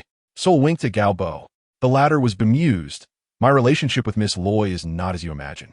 "Oh, come now." Sol took a hearty swig from the bottle. "My daughter is so beautiful. How could you not be moved?" "She is indeed lovely," Gao Bo conceded, raising his glass and leaning back against the bench. When Gao Bo awoke the next morning, he felt a dull ache near his temples. Although he typically had a high tolerance for alcohol, the combination of drinks at the bar followed by more with Seoul had left him exhausted, and he collapsed into bed upon returning to his apartment. Glancing at the clock on his bedside table, it was just past 9 in the morning. Gao Bo sat up, lost in thought. Following the match, he had granted the team a day off as per tradition, especially since they had secured a victory. Had they lost, he would have ensured the players felt the weight of his displeasure. After sitting for a while, Gao Bo remembered that he had yet to access the football card system to see how things had changed following their first win. A luminous screen materialized before him, and Gao Bo had grown accustomed to this peculiar occurrence. He was a man of results. As long as the system provided him with beneficial outcomes, he cared little for its underlying mechanics. Congratulations, you have won your first official match in your career. You have gained 300 experience points, along with an additional opportunity to draw a card. The overly sweet voice sent shivers down Gao Bo's spine. You could alter your voice. Very well. The voice transformed into a mechanical tone, which finally made Gao Bo feel at ease. He opened his attribute panel. After winning the match, his character attributes remained unchanged, save for the experience bar, which now read, Level 1, 300-3000. It appeared that winning a match in this second division yielded 300 experience points. Did that imply that winning 10 matches would elevate him by 2 levels? By the way, what are the benefits of leveling up? Gao Bo suddenly couldn't recall. Leveling up allows for the expansion of a card slot. The mechanical voice chimed in again, despite his resignation regarding the system's ability to read his thoughts. Gao Bo had no means to thwart it. However, the expansion of a card slot was undeniably practical, having experienced the effects of the previously drawn cards. He was eagerly anticipating the next ones. An extra chance to draw? Does that mean I can have 2 opportunities to draw? Indeed, Gao Bo pondered, stroking his chin, when the mechanical voice interrupted again. You may choose to exchange your 2 drawing opportunities for a white card exchange voucher. A white card exchange voucher? May I know the probability of drawing high-level cards? Gao Bo inquired. The probability of drawing a white card with a regular chance is 80%, yellow cards 15%, green cards 3%, and blue cards 1%. Stop. Just tell me the probability of drawing the highest level purple card. Gao Bo's heart sank at the latter probabilities. It is 0.001%. Good grief. Gao Bo collapsed back on his bed. That was a 1 in 100,000 chance. Drawing a high-level card was essentially akin to winning the lottery. If luck was not on his side, would he be forever deprived of high-level cards? Wait a moment. How does exchanging 2 drawing opportunities for a white card exchange voucher work? Logically, shouldn't I be able to draw a white card directly? Gao Bo expressed his confusion. The card exchange voucher allows you to select the card of your choice. Gao Bo quickly understood. Drawing was random, leaving one uncertain of what would emerge next, whereas exchanging allowed for a deliberate selection of suitable cards. May I see which cards are available for exchange? Of course. The screen before Gao Bo flickered rapidly, soon displaying the card exchange interface. Let us first examine the highest level purple cards. Gao Bo opened the purple card interface. Goodness. Gao Bo was astounded. The first card in the purple card interface left him speechless. Player card. Maradona possess all attributes of peak Maradona for 90 minutes, designated for 1 player. Cooldown period of 1 week, usable 10 times. Your team now has a peak Maradona. What did this imply? It meant an additional superstar had materialized from thin air. Following this, Gao Bo glimpsed several similar player cards featuring peak versions of Ronaldo, Messi, Zidane, Maldini, Buffon, Ronaldo, Ronaldinho, Beckham, and even historical legends like Beckenbauer and Cruyff. Gao Bo drooled, reluctantly lingering on the other card types. Aside from these player cards, most purple cards provided overall enhancements. A 15% increase in passing accuracy, a 15% decrease in the probability of shots being saved, and a 20% boost to the team's stamina.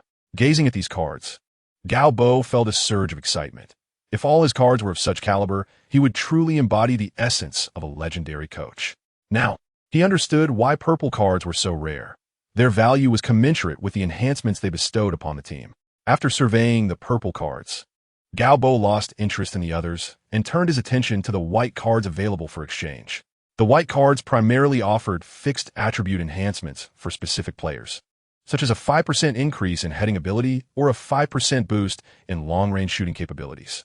Gao Bo contemplated redeeming a long-range enhancement white card. Yet after much deliberation, he deemed such an exchange trivial. What might one require to obtain a more advanced card voucher? One could utilize lottery chances for redemption. A white card necessitates 2 chances, a yellow card 4, and a green card 8, Gao Bo asserted confidently. Not 16 times. And with a blue card. An ominous premonition crept into Gao Bo's mind. 16 squared is 256 times. Despair enveloped him. If this pattern held, a superior blue card would demand a staggering 256 lottery chances for redemption, and an even loftier orange card would naturally require 256 chances. Winning a match only grants 1 lottery opportunity, let alone the purple card. Even exchanging for a cyan card using lottery chances seemed implausible. Fear not, for besides the lottery and vouchers, one could also earn rewards by completing tasks. Upon the mention of tasks, an interface appeared before Gao Bo. Main task. Save Luton. Lead Luton to safety, earning 3,000 experience, a green card voucher, and 10 lottery chances. Elevate Luton, gaining 5,000 experience, a blue voucher, and 10 lottery chances. Lead Luton to victory in the League 2 Championship, securing 8,000 experience, a blue voucher, and 100 lottery chances. Gao Bo's mouth watered at the thought. Task rewards are set according to their difficulty. Matches. I must claim the championship. Gao Bo fervently proclaimed within, convinced that for such enticing rewards, it was worth the effort. Chapter 24. Luton's Youth Academy. Ultimately, Gao Bo refrained from using his 2 lottery chances to redeem a lackluster white card voucher. He opted for a single lottery draw, resulting in a white card. Designate a player to enhance heading ability by 2% during matches. Upon seeing such a paltry attribute card, Gao Bo sighed. It was nearly impossible to draw exceptional items through the lottery. It appeared that completing tasks was the primary pathway to obtaining advanced cards. Subsequently, Gao Bo utilized his second lottery chance, having lost hope in redeeming any voucher. He figured he might as well exhaust his chances. Perhaps fortune would smile upon him and grant a wondrous item. Yet the reality proved Gao Bo's luck was not particularly favorable. The second card was also white. Designate a player to enhance aerial crossing attributes by 3% during matches. Indeed, it was rather futile. Luton's crosses seldom involved direct aerial deliveries. When full-backs surged forward, 3 players typically converged in the center, and Luton's 2 forwards possessed commendable positioning skills. Drinkwater's expansive movement often allowed him to infiltrate the penalty area, where 2 midfielders would draw inward, providing a second-chance opportunity while also offering fullbacks an alternative passing route. Nevertheless, any advantage was better than none. At least he could now equip cards in all 3 slots. Gao Bo's spirits soon lifted. In League 2, Luton faced little pressure. To attain the ultimate task reward of saving Luton, he must lead them to the League 2 Championship, a daunting challenge. However, as the saying goes, where their SA will, their SA way. Presently, Luton's points were still in the negative, making thoughts of championship aspirations seem unrealistic. Rising from his bed, Gao Bo freshened up and prepared a simple breakfast. He resolved to visit Luton's Youth Academy today. The team may be on break, but he could not afford a rest. In England, the role of a head coach is more akin to that of a team manager. Aside from the first team, overseeing the youth academy also falls under the coach's purview. Compared to the first team's training facilities, Luton's Youth Academy is situated on the outskirts of the town. Rather than taking a taxi, Gao Bo chose to experience Luton's public transportation system. The city of Luton itself is rather small, a commonality among British cities. Apart from international metropolises like London, most towns are comparable in size to a county-level city in China, if not smaller. For instance, the renowned Manchester, famed in fan circles, boasts a mere population of just over 400,000, a populace that would be deemed a small city in China. The double-decker bus is a hallmark of England. Despite its sizable frame, the interior was sparsely populated. After traversing Luton's main thoroughfare and turning left through a small road that passed through a park, he arrived at the Luton Youth Academy.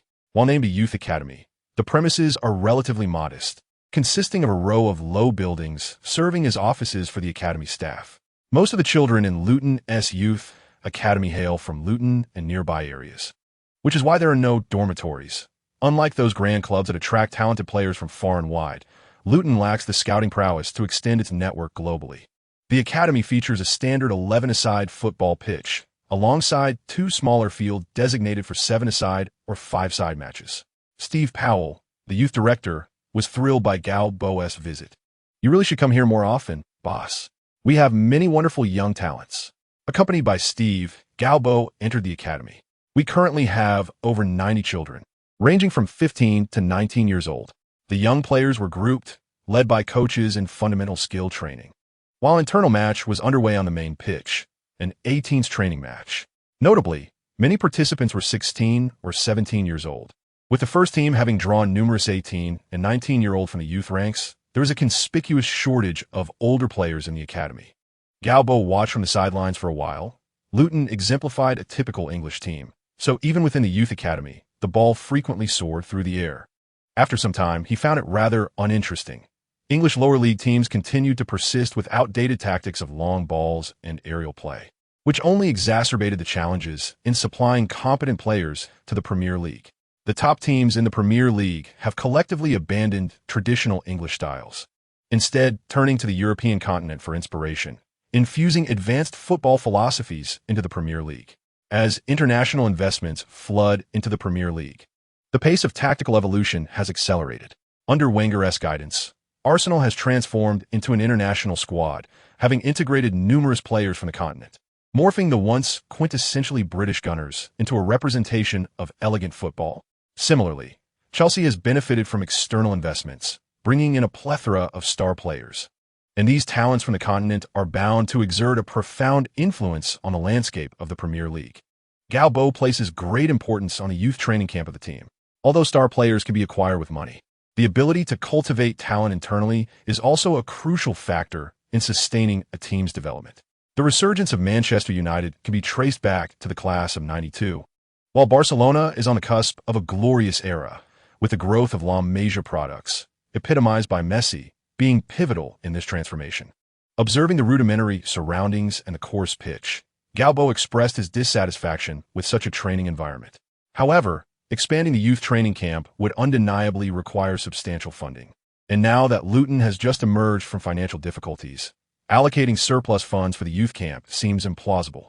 Nonetheless, Gao Bo decided to prioritize this matter, starting with a change in training style. It appeared that he would need to invest some of his work experience into youth development. He planned to review the training curriculum for the young trainees. After surveying the field, he turned to Steve Powell and spoke. The players on the pitch, of course, noticed Gao Bo's presence on the sidelines. The arrival of the first-team coach at the youth camp invigorated the youngsters, making the match more intense. All the young players aspired to catch Gao Bo's eye and earn a place in the first team. At that moment, a commotion on the sidelines caught Gao Bo's attention.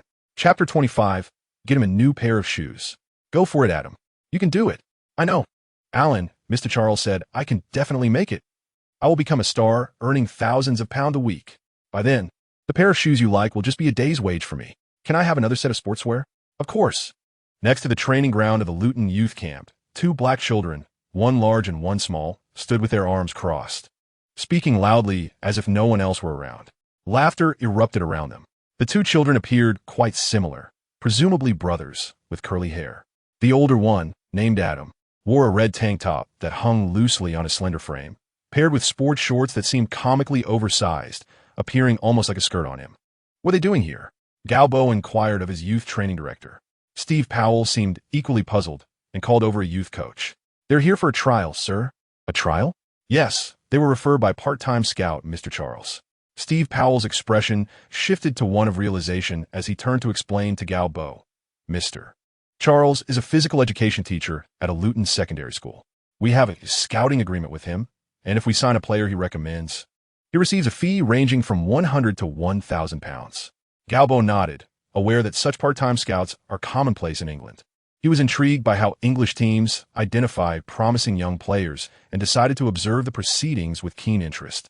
Unbeknownst to him, his presence was a source of motivation for the young players on the field. They were eager to showcase their best selves.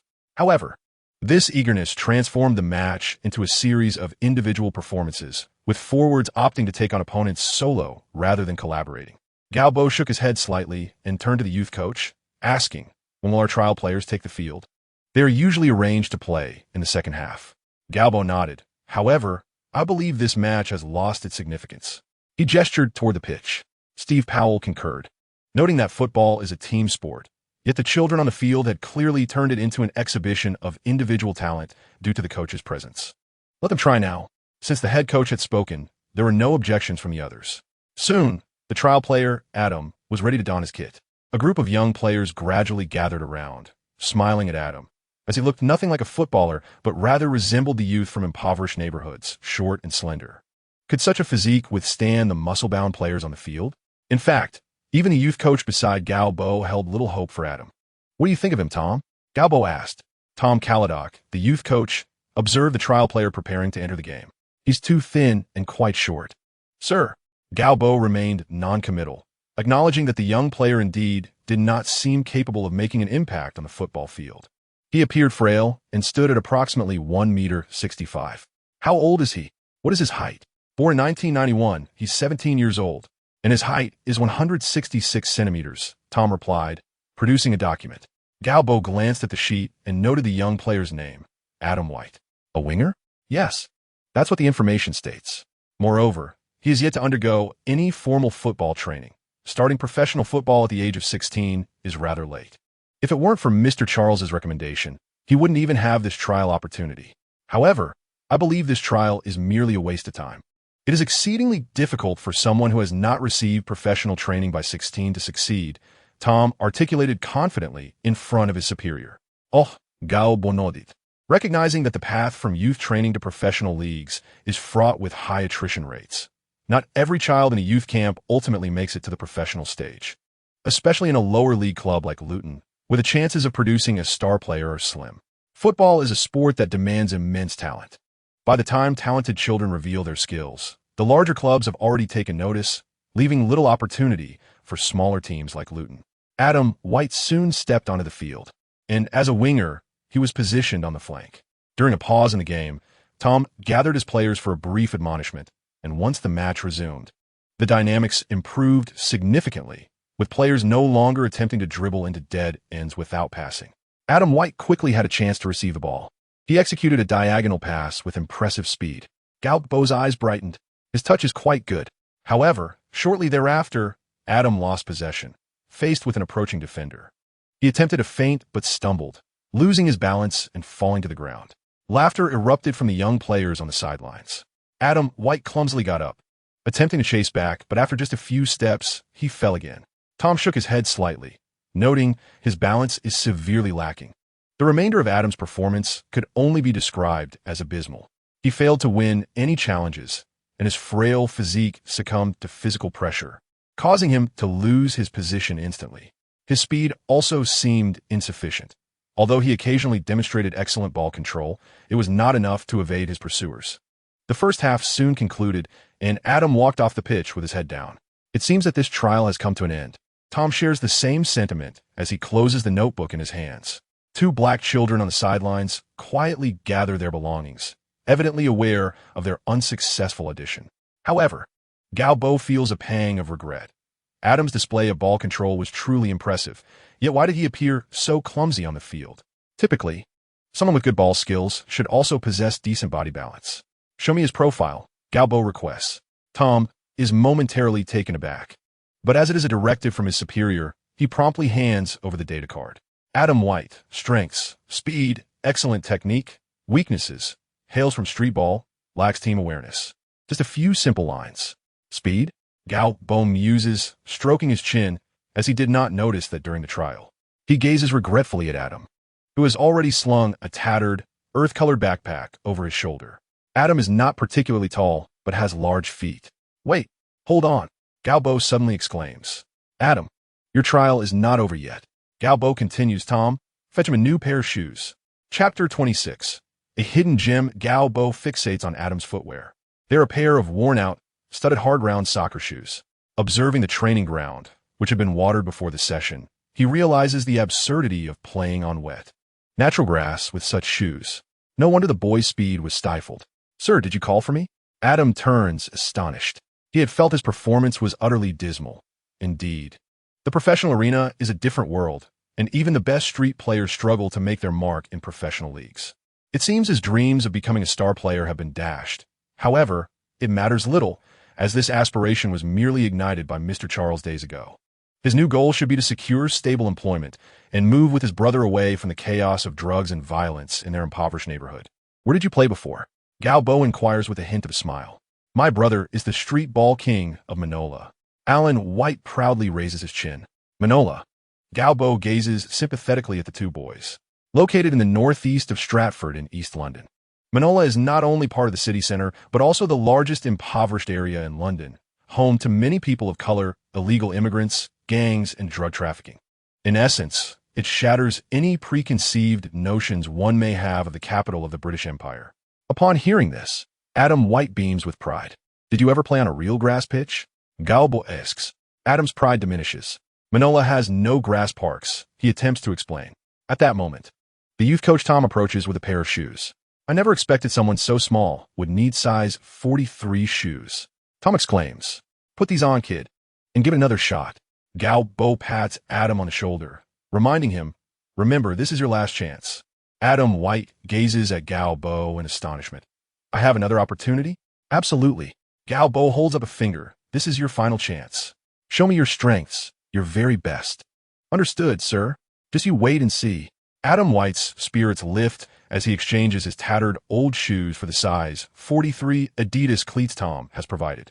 Once clad in the new footwear, Adam tests them out and breaks into a smile.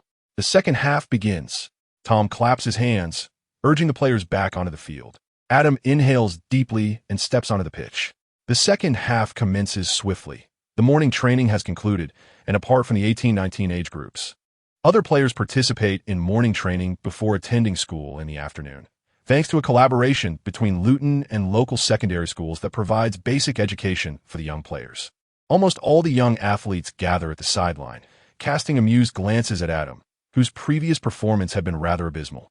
As the second half unfolds, Gao Bo keeps a watchful eye on Adam, hoping this intriguing young man can reveal more of his potential. Adam's earlier struggles with ball control had left a profound impression on Gao Bo. It could not have been mere luck. Yet, the other players seemed to have lost faith in him. Nearly 3 minutes into the match, Adam has yet to touch the ball, and he struggles to receive it. Tom remains skeptical of Adam's abilities. At least he hasn't fallen over, right? Gao Bo finds himself increasingly intrigued. Though he hasn't had the chance to receive the ball, Adam's movement is captivating. He does not conform to the typical winger's role of stretching the play along the sidelines, but plays with remarkable freedom, displaying agility that is clearly purposeful. Pay attention to his positioning, Tom, Gao Bo advises. After observing for a moment, Tom exclaims, interesting. Pass him a ball. With the coach's command, despite any reluctance, the players comply. Adam finally receives a pass from a teammate, and with this moment, he astonishes everyone. As the ball arrives, a defender charges in, but Adam deftly flicks the ball with the outside of his right foot before pivoting. He executes a perfect turn, evading the defender with remarkable speed. Gao Bo's eyes light up. What follows leaves Gao Bo utterly mesmerized. After successfully maneuvering past the defender, Adam advances toward the penalty area, facing a defensive line composed of 3 defenders. He should pass it out, Tom remarks. Not necessarily. Gao Bo anticipates something extraordinary. Adam does not disappoint. Seemingly oblivious to the defenders in the penalty area, he continues his advance, maintaining rapid pace and rhythm. The players he had previously evaded desperately attempt to chase him down, only to find themselves falling further behind. His ball control is astonishing. Gao Bo feels as if he has discovered a precious gem. The defenders, unwilling to allow Adam an easy passage into the penalty area, quickly send the first defender towards him, followed by a second player in support. Yet Gao Bo can no longer contain his excitement. Adam performs a feint, flicking the ball outward, then swiftly dribbling past the first defender. And, as the second defender is caught off guard, he executes another change of direction, effortlessly bypassing 2 defenders. Such rapid footwork. Gao Bo's eyes sparkle, and in that moment, he is reminded of Messi, the similarly diminutive Argentine star. Having outmaneuvered 2 players, Adam bursts into the penalty area. Just as another defender approaches, Adam attempts a right-footed shot. But it lacks power, and the goalkeeper easily collects the ball. A collective sigh escapes from the sidelines. Had that shot found the net, it would have been a stunning goal. Gao Bo's eyes gleam as he activates his keen perception skill, and Adam's attributes swiftly materialize before him. Explosive power, 80 speed, 80 agility, 83 dribbling, 82 technique, 80. Observing these impressive statistics, one could hardly contain their excitement. What a gem they had discovered. However, Adam is not without his flaws. His stamina, strength, and physicality are rather lacking. It is no wonder that after a series of dribbles, he lacked the power to deliver a decisive shot on goal. This is likely attributed to his lack of professional training, having only played on the streets. With proper training, these deficiencies can certainly be addressed. Before long, Adam showcased his talents once more. Receiving the ball on the flank, he deftly maneuvered it forward, outpacing defenders who were 1 or 2 years his senior. After penetrating the penalty area, he executed a deft poke shot that left the goalkeeper with no time to react. Oh, what a moment! Adam raced towards the sidelines, embracing Alan in celebration. 2 children lost in their joyous exultation. "Sign him," Gao Bo exclaimed, pointing at Adam, who was celebrating his goal, addressing the youth training director, Steve. Chapter 27. The League Cup. It was only natural to sign Adam. Gao Bo did not immediately elevate him to the first team, as Adam had yet to experience the rigors of a professional league training system. Transitioning directly from street football to professional play would have been an irresponsible move regarding Adam's development. Many young players must be adequately prepared to face the challenges of the professional league to advance further in their careers. Adam possesses commendable ball sense and technique. Yet there remains much to improve, particularly in the realm of teamwork. Street football is a platform for showcasing individual skills, while professional football is a pursuit of victory. Currently, Adam's physical condition is not suited for the competitive atmosphere of professional play. The children in the training camp looked at Adam with envy, well aware that this young talent was destined for greatness. He had certainly caught the eye of the first-team coach, and it would not be long before the training ground would become his new home. Given that Adam resides in East London, several kilometers away, Luton Town would need to address the accommodation for him and his brother. However, such matters were not of concern to Gao Bo, who was the head coach, not a caretaker for the young players. Gao Bo spent his day at the training camp, and after the day's training concluded, he returned to his residence. The brief holiday soon came to an end, and when the players reappeared on the training ground, the recent victory in the league had evidently instilled a profound sense of confidence within them. While Wealdstone was not a formidable opponent, the significant home victory indicated the solid foundation of training the team had undergone over the past 2 months. The tactics endorsed by the head coach and the effectiveness of his selections had yielded positive results, bolstering the players' resolve for the season ahead. However, the upcoming match was not a league fixture, but rather a League Cup encounter. The English League Cup, also known as the EFL Cup, is a competition among the 92 clubs of the English professional league system, regardless of their division. Established in 1960 to counter the dominance of the FA Cup, it provides clubs with an opportunity to compete in knockout rounds outside of regular league play. Despite its long-standing history, the League Cup holds significantly less prestige among fans compared to the FA Cup. The tournament consists of 7 rounds, with all matches, except for the semi-finals, being single elimination. Teams are drawn to determine their opponents and venues. If a match ends in a draw after 90 minutes, extra time is played, and should the score remain tied, a penalty shootout ensues. The first round includes all teams from League One and League Two, while Premier League clubs not participating in European competitions join in the second round, with those involved in European play entering in the third round, originally overseeing all 92 professional clubs in England. The Football League's authority diminished following the establishment of the Premier League in 1992, which left it with only 72 clubs under its jurisdiction. Consequently, the weight of its influence waned, and the participation of top Premier League clubs in the League Cup is subject to their discretion. The League Cup's status has always been subordinate to the Premier League and the FA Cup. For elite clubs, it often serves merely as an opportunity to give their substitute players some experience. Naturally, larger clubs often overlook the League Cup due to the demands of league play, the FA Cup, and the lucrative UEFA competitions, leading to a packed schedule that can reach nearly 70 matches over 9 months, with players unable to sustain such a heavy workload. However, for Luton Town, the League Cup represents more than a mere afterthought. Smaller clubs can leverage the competition to face stronger opponents, gaining exposure through media coverage and ticket sales, and potentially achieving a monumental upset that would delight their fans. In the first round of the League Cup, Luton drew Nottingham Forest, a club for the championship. Fortunately, Luton would host the match, sparing them the travel. Last season, both Nottingham Forest and Luton were in the same league, but since then, their fortunes diverged. Nottingham Forest secured second place in the championship and gained promotion, while Luton faced relegation and currently struggled in League Two, burdened with a 30-point deduction. Gao Bo was quite familiar with Nottingham Forest, a team renowned in England. Although they have long been absent from the top tier, they once made waves in European football, clinching the UEFA Champions League title in both the 1978-79 and 1979-80 seasons. Nottingham Forest ranks third in the number of European trophies won by English clubs, trailing only Liverpool and Manchester United. Prior to drawing this opponent, Gao Bo had not intended to invest significant effort into the League Cup, considering Luton's relatively thin squad, which was already stretched thin by league commitments. Diverting attention to cup competitions could potentially hinder their league performance. However, the football card system unexpectedly issued a task before the match. Task went against Nottingham Forest. Task reward: 600 experience points and a random yellow card. A yellow card? Gao Bo hesitated, aware that the odds of drawing a colored card were slim, with the likelihood of receiving a white card being far greater. Ultimately, he decided to field his main squad for this match. Given it was early in the season, the league schedule was not yet congested, with the League Cup match scheduled for August 13th and Luton's next league game on August 18th, providing ample time for the players to rest and recover. Gao Bo aspires to secure victory against Nottingham Forest in this match, hoping that, if fortune favors him, he might draw a more formidable Premier League team in the second round.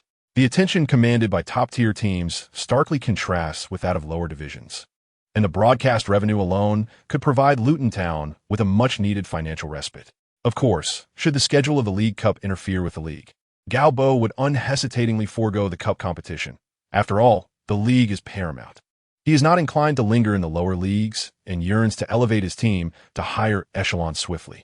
However, clinching a victory against a championship-level team, particularly against Nottingham Forest, is no trivial feat. Nottingham Forest is a formidable adversary, much like the city of Nottingham itself, historically known as the home of the legendary outlaw Robin Hood, which imbues its inhabitants with a certain chivalric spirit. Recently, Nottingham has been crowned the most dangerous city in England by the Association of British Insurers, also recognized as a focal point for gun crime by the English police. The essence of Nottingham Forest as a team mirrors this city-esque grit. Not that their style of play is particularly rough, but rather they possess a tenacious spirit, a hallmark of a team with a rich heritage, having won the European Cup twice. Chapter 28. Whose rhythm is it? This marks Luton's second home game of the season. Following the resounding victory in the first match, the fans brim with confidence. Compared to the atmosphere of the season's inaugural home game, the energy generated by Luton's supporters this time is markedly more vibrant. Gao Bo is met with no jeers. Perhaps out of a desire for redemption, as he emerges from the players' tunnel, he is greeted with even louder applause than the team captain, Kevin Keane. John Aston beams at the ambience of Kenilworth Road, where not only are all the seats filled, but fans who could not secure tickets have gathered along the streets flanking the stadium, prompting the Luton Town Council to deploy police to maintain order. Last season, Luton suffered a 10-point deduction due to financial issues, which dampened the team's morale throughout the season, ultimately leading to relegation to the lower tier. Following this series of negative events, including point deductions and the departure of key players, the fans have lost the vigor they once had during their championship days. It seems that victory is indeed a panacea. There is nothing that a win cannot remedy, and if there is, it is merely 2 wins. Gao Bo remains clad in a black suit jacket, his crisp shirt accentuating his athletic build. With a smile, he acknowledges the cheers from the crowd, waving to the fans, seemingly unfazed by the earlier jeers. The fans respond with even more fervent applause. As for Gao Bo's current sentiments towards Luton Town, they are rather limited. Prior to becoming the head coach, the only news he had read about Luton in the papers was regarding their point deduction. Despite being an ardent fan, he did not confine himself to a single club like many. He relishes watching all kinds of matches, delving into the psychology of players and the tactical duels between opposing coaches. Perhaps it is this experience that led him to ultimately choose the vocation of a football manager. Confidence. The triumph in the first match has instilled confidence not only in the fans, but also in the players. Nottingham Forest has not fielded its full-strength squad for this match, opting for a mix of starters and substitutes, yet their core players sit on the bench, ready to be deployed should the match turn unfavorable. It appears that Nottingham Forest is not willing to relinquish the League Cup lightly. Although cup competitions may seem trivial to many teams, abandoning the pursuit outright would be quite regrettable. It seems this match will not come easily. John Aston, seated on the bench, remarks to Gao Bo, glancing at Billy Davies, the visiting coach, a well-known figure in the lower leagues of English football. Despite lacking experience with top-tier teams, Davies is seasoned in managing Championship and League One matches. Unlike many English coaches who emphasize speed, physicality, and aerial prowess, Davies' teams focus more on ball control and intricate collaboration, making him something of an anomaly. He and Nottingham Forest appear to be a match made in heaven, as they represent one of the bastions of technical football in England, predating even Arsenal. Nonetheless, the atmosphere in the stadium today is excellent, far surpassing that of the first league match.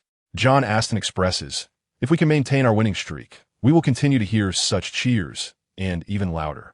Sustaining a winning streak is no easy task. Gao Bo shakes his head. But our objective in every match is to win, is it not? Winning consistently is indeed challenging. But how can we know unless we try? At that moment, the players begin to line up for their entrance, and Gao Bo rises to applaud alongside the fans in tribute to the players. Indeed, if a match's purpose is not to secure victory, then what is it for? If victory is attainable, then let it be seized. As anticipated, Nottingham Forest asserts control over the ball, gradually pushing their formation past the halfway line. However, Billy Davies, the Nottingham Forest coach, wears a furrowed brow. Despite Nottingham Forest's substantial lead in possession, the outcome of the match does not hinge solely on possession statistics. If they fail to convert their chances into goals, even total possession amounts to nothing more than a stalemate. The Nottingham Forest players find the match uncomfortable. No matter where they receive the ball in the attacking third, it feels as though the opposition outnumbers them significantly.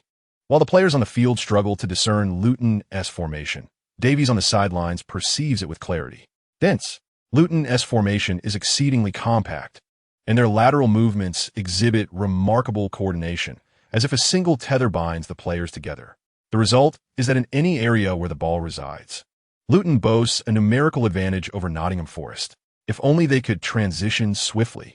Davies immediately identifies the formation's vulnerability. Yet recognizing it and executing a remedy are two separate matters. Luton's adeptness extends beyond mere positional shifts. Their defensive pressure on the ball carrier is equally adept, as no Nottingham Forest player can effectively distribute the ball under tight scrutiny. Merely retaining possession without losing the ball is commendable. 20 minutes into the match, the proceedings remain uneventful. Nottingham Forest maintains good possession, having yet to commit any errors thus far. Nevertheless, Luton's supporters remain jubilant, for in their eyes, Nottingham Forest and Luton are no longer on the same tier, a Championship side versus a League Two side. Gao Bo remained unperturbed, thoroughly satisfied with the performance of his team during this period of play. The defense was impenetrable, and thus far, Nottingham Forest had only managed to find some passing space on the flanks. Collectively, both teams had registered a total of 0 shots on goal. In Gao Bo's tactical philosophy, possession was not of paramount importance, so he was not surprised that Nottingham Forest held the majority of it. For him, the cornerstone of victory lay in solid defense. However, he was also acutely aware that solely relying on defense would not secure a win. Glancing at the match clock, he noted that it was the 23rd minute of the first half. Despite Nottingham Forest's dominance in possession, Gao Bo believed that the rhythm of the match was firmly under his control. This was precisely the scenario Luton Town desired. Nottingham Forest possession felt futile against Luton's defensive setup, which had yet to fully unleash its potential. It seemed that the time was ripe to alter the tempo of the game. Chapter 29. Focus on scoring. Not possession. Gao Bo planned to shift the dynamics of the match around the 30th minute. Nottingham Forest's head coach, Billy Davies, shared a similar sentiment. He did not perceive Luton as a formidable attacking force. In his view, it was entirely reasonable for Luton to adopt a defensive posture against Nottingham Forest. While he appreciated Luton's defensive prowess, that was where his admiration ended. Today, Gao Bo had equipped himself with all 3 of his available cards. In addition to a blue card that enhanced interception ability by 13%, he also utilized the 2 white cards from the first round. Card white. enhances heading ability by 2, to be assigned to a player before the match. Card. White enhances crossing ability by 3, to be assigned to a player before the match. Though the 2 white cards seemed rather lackluster, even the smallest contribution held value. Ultimately, Gao Bo decided to assign the benefits of these cards to Jeffrey and Kevin Keane. The heading ability was not solely for offense. It could also bolster defense. Jeffrey was already adept in this area, maximizing the card's effectiveness, while Kevin Keane possessed the best crossing ability on the team, making him the ideal recipient for the crossing card. As Gao Bo manipulated the football card system from the sidelines, he noticed the actions of Nottingham Forest's assistant coach. Billy Davies approached the touchline and gestured with both hands. Pressing forward, a flicker of joy ignited in Gao Bo. The opposition was losing their composure. He mirrored the gesture, and the Luton players instantly understood the cue. Just as Nottingham Forest players prepared to advance, they were jolted by a sudden shift in the game's tempo. Luton's earlier defensive demeanor had been relatively restrained, but after Gao Bo's signal, the players ramped up their movements significantly. As Radislav Majewski of Nottingham Forest received the ball, both Canny and Drinkwater closed in from either side. Radislav only noticed Drinkwater approaching, completely unaware of Canny's imminent pressure. Unsurprisingly, he was dispossessed by the combined effort of Canny and Drinkwater. Following the interception, Canny opted not to carry the ball himself, but rather passed it promptly to Drinkwater. Upon receiving the ball, Drinkwater executed a right-footed turn and swiftly distributed it to the flanks, finding Kevin Keane. With a deft push, Keane advanced the ball as Vardy sprinted forward, his pace causing Billy Davies on the sidelines to flinch with alarm. So fast, exceedingly fast. Not only was Vardy quick, but Luton's counterattack was exceptionally rapid. In just 3 passes, the ball had traversed from Luton's half to the penalty area of Nottingham Forest. Vardy, positioned on the right side of the box, received the ball, leaving the Nottingham defenders in his wake. Centre-back Chris Gunner raised his hand, signaling to the linesman that Vardy was offside, having essentially conceded on the defensive front. However, the linesman did not raise his flag, and the referee remained silent, resulting in an eruption of cheers from Kenilworth Road. Vardy was one-on-one with the keeper. At Luton's training facility, Maggies abruptly rose from his seat, gripping the radio tightly. Nottingham Forest goalkeeper Lee Camp, a veteran with Premier League experience, reacted swiftly, his agility particularly notable when facing one-on-one situations. Camp spread his arms wide, eyes wide open, charging towards Vardy. Many forwards might falter under such pressure, but Vardy remained unfazed. As if oblivious to Camp's movements, he controlled the ball and advanced. The anticipation was palpable. Even John Aston felt the tension. However, as Vardy feigned a shot with his right foot, he waited for the goalkeeper's reaction before deftly pushing the ball forward with his left foot. An open goal awaited.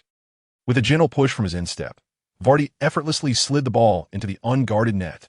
The entire stadium erupted in jubilation. John Aston pumped his fists. Roding in Gao Bost magnificent. Absolutely magnificent. This lad is a born striker. Gao Bo endured the spittle of his assistant as he celebrated. If only they knew he would one day claim the Premier League Golden Boot. Their astonishment would be tempered. In League Two, the matches felt exceedingly effortless for Vardy.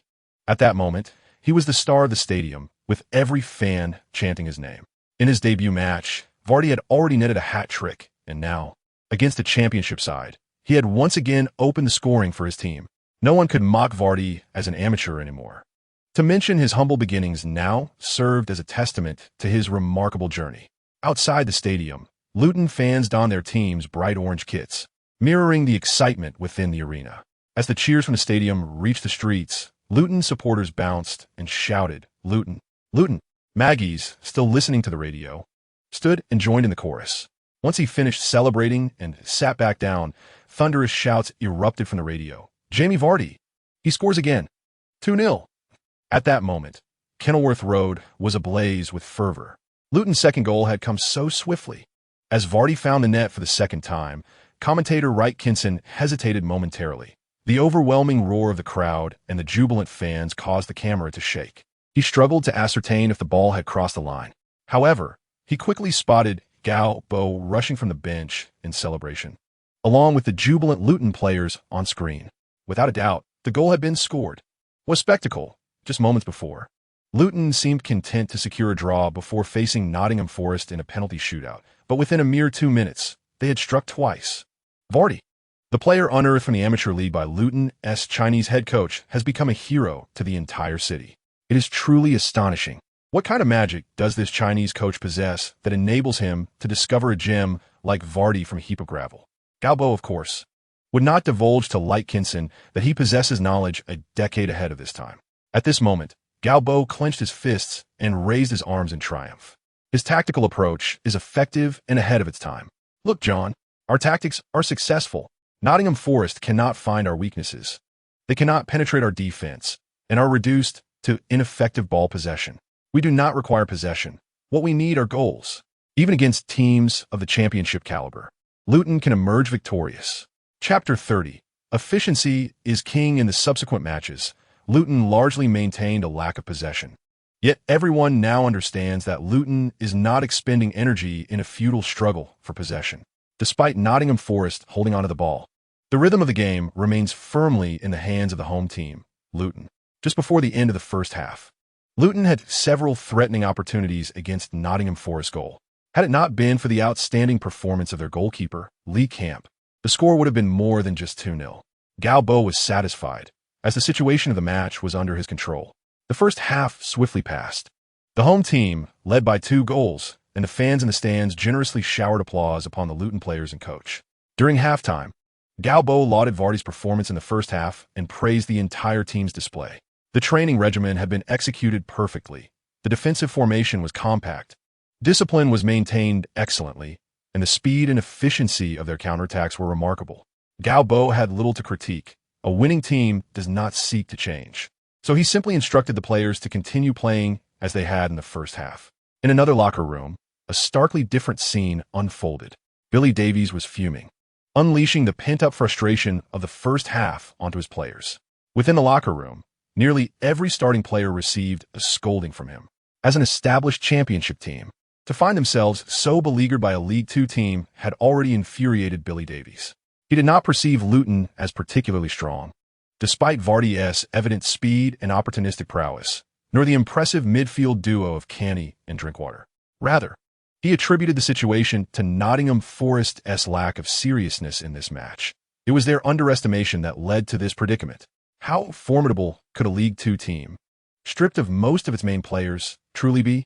Billy Davies believed Nottingham Forest to be far superior to Luton. Yet the performance of players on the pitch is the crucial factor that determines the outcome of a match. Thus, he aimed to awaken Nottingham Forest during the halftime break. Nottingham Forest was no longer the formidable Red Revolution that once dominated Europe, yet they were also not to be easily trampled upon, especially by a team 2 tiers below them. The fervor of the crowd had somewhat cooled during halftime. Fans took the opportunity to catch their breath, preparing to rally once more with their team in the second half. Roy sat in the press box, diligently taking notes, though she bristled at the thought of Gao Bo. Her professional integrity as a journalist compelled her to accurately report the news. In the first half, Luton appeared to be under pressure from Forest, but around the 30-minute mark, they suddenly surged, with their 2 goals being remarkably similar. If one had watched their first league match, they would notice that Luton's goals were often scored in this manner, through a dense defensive formation that rendered the opponent's offense ineffective. Upon regaining possession, Luton's counterattacks were swift. With just a few passes, they could advance the ball into lethal territory. The 2 forwards, Vardy and Charlie Austin, possessed commendable speed. Vardy's finishing was exquisite, while Austin's positioning was astute. Their cooperation was seamless, and, crucially, both forwards contributed defensively. No player on the Luton team was exempt from defensive duties. From these 2 matches, Gao Bo's transformation of the team was evidently successful. Roy closed her notebook. The primary audience of the Hat Seller's report consisted of the local residents of Luton, their readership closely aligned with the Luton fanbase, making news about the team incredibly significant for the publication. Though she was reluctant to admit it, Gao Bo was indeed a skilled coach. The thought left her somewhat dispirited. Why does talent always seem to be found in the hands of scoundrels? Scoundrels! Just recalling how Gao Bo had gazed at her chest filled her with indignation. Miss Roy, I trust you are well. Gao Bo had emerged from the locker room early. After briefly outlining some details for the second half, he left the locker room to the players. Roy turned to see Gao Bo exiting the players' tunnel. Mr. Gao, Halftime is a crucial period for a head coach. She turned away, reluctant to spare him even a glance. For others, yes, but not for me. Gao Bo suddenly leaned closer. The media area was adjacent to the players' tunnel, and as Roy was seated at the edge, Gao Bo stood at the same height as her. She suddenly felt his breath and turned to find his face inches away. Oh, not bad looking. Before Roy could process this, Gao Bo had already turned and walked away. Because I am a deceitful coach, Miss Roy. Watching his retreating figure, Roy was exasperated, ready to retort, when a loud roar of the crowd erupted. Luton fans, the second half is about to commence. Now, let us welcome the heroic players of Luton back onto the field. The overwhelming sound of the crowd left Roy watching Gao Bo's diminishing silhouette in frustration. In the second half, Nottingham Forest launched a fierce offensive from the outset. However, Luton swiftly extinguished Nottingham Forest's momentum with a counterattack. This time, Charlie Austin was the one to score. Drinkwater delivered a long ball to the flank. Lewis Emmanuel sent in a cross from the byline, and Charlie Austin headed the ball into the net, extending the lead to 3-0. Nottingham Forest faced a humiliating defeat. Luton truly astonished everyone. A statistic that would shock all fans emerged. Nottingham Forest had 3 shots, all of which went astray, while Luton also had 3 shots, all on target, resulting in 3 goals. Such efficiency in scoring was remarkable, the commentator exclaimed. By the time of the third goal, Gao Bo was less animated. He stood up to applaud, then quickly sat back down. The final result of the match was 3-0, as Luton triumphed over Nottingham Forest at home, advancing to the second round of the League Cup. When the referee blew the final whistle, Gao Bo approached the Nottingham Forest bench with a smile, while Billy Davies wore a sullen expression, begrudgingly exchanging a handshake with Gao Bo before returning to the locker room. The lads from Nottingham Forest are likely in for quite an experience soon. Gao Bo and the players are still celebrating their triumph on the pitch. With 2 consecutive victories at the start of the new season, Gao Bo's confidence in his tactics is burgeoning.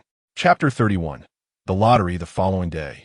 The Hat Seller's newspaper featured a large photograph occupying half of the front page. Captured from the opposite side of the coaching bench, it depicted Gao Bo, arms raised in exuberant celebration beneath a sea of orange-clad fans, commemorating the moment of their first goal. Rubbing his slightly swollen head, Gao Bo recalled how the coaching staff had once again celebrated their victory at the bar the previous night. The back-to-back wins, particularly the one against the championship team Nottingham Forest on home turf, had instilled a sense of confidence in the coaching staff. For Gao Bo and his team, this affirmed the effectiveness of their efforts prior to the season's commencement. Closing the lid of his mailbox, Gao Bo perused the article in the Hat Seller's newspaper. The consecutive victories had changed perceptions of Luton, once deemed the least promising team before the season began. And much credit was due to the work of their Chinese head coach, Gao Bo. Undeniably, Gao Bo had performed exceptionally, particularly with the home victory over Nottingham Forest, which significantly bolstered Luton's morale. While it may be premature to assert that Luton had undergone a complete transformation, it was indisputable that their fighting spirit exceeded common expectations. Although it might still be too early for predictions, the circumstances of these 2 matches suggested that, had Luton not been penalized 30 points, they might genuinely contend for at least a playoff spot. I could still get promoted, even with a 30-point deduction. Gao Bo smirked. He glanced at the article's byline, Lois Or. A chuckle escaped him at the thought of the detestable Miss Lois, penning the article while cursing under her breath. As usual, he spotted Lois returning from her morning exercise. Miss Lois, splendid article. I've saved it. Gao Bo waved the newspaper, greeting her enthusiastically. Lois nearly stumbled, her mood soured by the sight of this insufferable person she encountered every morning. Humph, she scoffed, lifting her chin in disdain as she walked past Gao Bo, ignoring him entirely. Watch your step, he kindly cautioned. Mind your own business, she retorted, her proud demeanor unyielding as her 8-centimeter heels clacked defiantly against the pavement, oblivious to a small pothole ahead. With considerable effort, Lois finally extracted her high heel from the ground's crevice. Gao Bo whistled, stepping into the apartment amidst her furious glare. In China, we have a saying, ignoring the wise counsel of elders leads to misfortune. Miss Lois, just look at the consequences of your obstinacy. His voice echoed from the hallway. Gao Bo dismissed any further thoughts of the journalist. It became evident that when a team begins to win, media pressure dissipates. For a small team like Luton, major media outlets hardly paid attention. Most of the news concerning the team was sought after by devoted Luton fans. If, amid 2 consecutive victories, anyone were to label Gao Bo a fraud or the players as mere amateurs, the newspaper's doors would undoubtedly be torn apart by enraged supporters. The midweek League Cup match approached, with the next game set for Sunday, leaving 4 days of anticipation. Following the team's victory, Gao Bo granted them a day off. Upon returning to his apartment, he had a modest breakfast and activated the football card system. Just prior to the match against Nottingham Forest, he had received a task from the system. Even now, Gao Bo remained somewhat perplexed about the task system's mechanics and how it was triggered. Having played games before, he understood that leveling up through mere monster hunting was a slow process. Game developers often devised various tasks to enhance gameplay, rewarding players handsomely upon completion to stimulate engagement. However, the intricacies of the football card system's task framework remained elusive to him. Thus far, only 2 tasks had been issued: the primary mission to save Luton, which would yield varying rewards based on completion, and a task that had refreshed just before the Nottingham Forest match. Strangely, there had been no activity during the first league match. Could it be linked to the team's ranking? Defeating Nottingham Forest, a championship team, might explain the reward. The more he pondered, the clearer it became.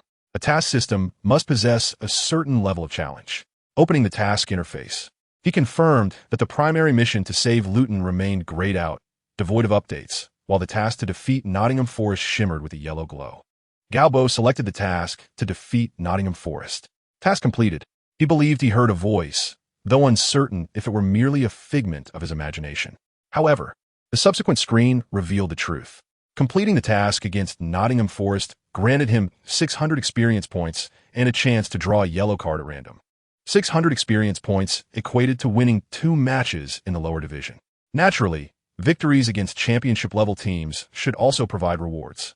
Indeed, his experience panel now reflected 1,500, 3,000. He had achieved half the experience needed for leveling up in just 2 matches. Overjoyed, Gao Bo calculated that, after accounting for the 600 experience from the task and the 300 from the first league match, defeating Nottingham Forest had yielded double the experience compared to matches in the lower division. Clearly, defeating higher-ranked opponents rewarded greater experience. Gao Bo stroked his chin thoughtfully. In terms of strength, although Nottingham was a championship team, he believed Luton's current capabilities surpassed those of the newly promoted Nottingham Forest, albeit not by much. After all, Luton's core lineup was still quite young, with players like Vardy and Kant far from their peak potential when they would later claim the Premier League title. If only they could frequently face championship opponents. Yet for Luton, the league remained paramount. Next came the draw for the yellow card, a chance to randomly select a card of a higher tier than the white ones. The system screen flickered rapidly, and when it settled, a card radiating yellow light materialized before Gao Bo's eyes. Speed enhancement of 7, designated for 1 player. A surge of delight filled him. Indeed, yellow cards were superior to white ones. A speed boost of 7 would yield formidable results if assigned to a fast player. Vardy's pace was already impressive, making this card perfectly suited for him. Without hesitation, Gao Bo determined the card's recipient. With just 1,500 experience points left to level up, which would allow for an expansion of a card slot, Gao Bo found himself increasingly eager for advancement. However, the immediate priority was to enhance his card collection. After triumphing over Nottingham Forest, he had another opportunity to draw cards. Yet once again, the result was a white card, a mere strength boost of 1, designated for a single player. Quite disappointing. With a sense of regret, Gao Bo closed the football card system. Chapter 32. Favorites for relegation and promotion. If, after 2 consecutive victories, some local media in Luton still viewed this as a mere flash in the pan for the team. The subsequent wins compelled everyone to sing Luton's praises. On August 16th, in the second round of the league, Luton faced Gillingham away from home. This marked Gao Bo's first experience leading the team in an away match, and he approached the journey with great caution, meticulously demanding intelligence on every conceivable aspect: road conditions, weather, and more. John Aston had never encountered a coach so scrupulous about details. During his playing days, the preparation for matches was simply, "Go out there, lads, and smash their rear ends. I'll buy the drinks at the pub tonight." A rowdy bunch would charge forth, embodying the quintessential English spirit. Alcohol has long been the best companion of English football, and it wasn't until the 1990s that teams in the top flight began to restrict players from drinking. Gao Bo, however, instituted a complete ban on alcohol during training and matches, suppressing his own penchant for drink, indulging only on rare occasions during breaks. Moreover, for nearly every match, Gao Bo insisted that the coaching staff gather data on opponents to understand their characteristics, making tactical adjustments accordingly. This included marking key players and exploiting defensive weaknesses. Every detail was meticulously analyzed, and, combined with training, the transformation within the team was revolutionary. Before each match, they exuded confidence. Knowing oneself and one's adversary is the path to victory, a principle Gao Bo firmly believed in. Regrettably, this analytical work was not typically the head coach's responsibility. Yet within the coaching team, John Aston excelled at training players and played a significant role in managing the team, having been part of it for many years. Coordination among the ranks had long been John's primary duty. Meanwhile, the fitness coach Mel and others were specialists in their fields, unsuited for data analysis. Thus, Gao Bo bore this burden alone. Despite his conviction that Luton's strength in the lower division was considerable, he knew that even Premier League teams could falter against lower-tier clubs, and Luton could not afford to lose, especially with a 30-point deduction hanging over them. To achieve promotion, they needed to ensure they avoided defeat at all costs. Consequently, Gao Bo remained vigilant, refusing to underestimate any match. The circumstances of the season left little room for error. Gillingham, having been relegated from League One last season, was Luton's fellow struggler. However, Gillingham's squad had remained largely intact, with many commentators believing they would be among the favorites for promotion this season. Yet, when these promotion hopefuls clashed with relegation candidates Luton, the match did not unfold as anticipated. Many believed Gillingham would hold the advantage. Although Luton had just secured a resounding victory over Wealdstone in their previous match, one must consider that Wealdstone was not a formidable team, and playing at home made Luton's large scoreline less surprising. Gillingham, aiming for a return to League One, was now hosting Luton. To everyone's astonishment, Luton's performance was exceptional. The home side, Gillingham, struggled to cope with Luton's high pressing, finding their offensive routes completely stifled. Attempts at long balls were thwarted by Luton's young centre-back Jeffrey, whose aerial prowess rendered Gillingham's efforts futile. Defensively, Gillingham's backline was frequently breached by Luton. Just 12 minutes into the match, Luton scored. The goal came from starting forward Charlie Austin, who expertly seized a chance in the box, sending the ball into Gillingham's net.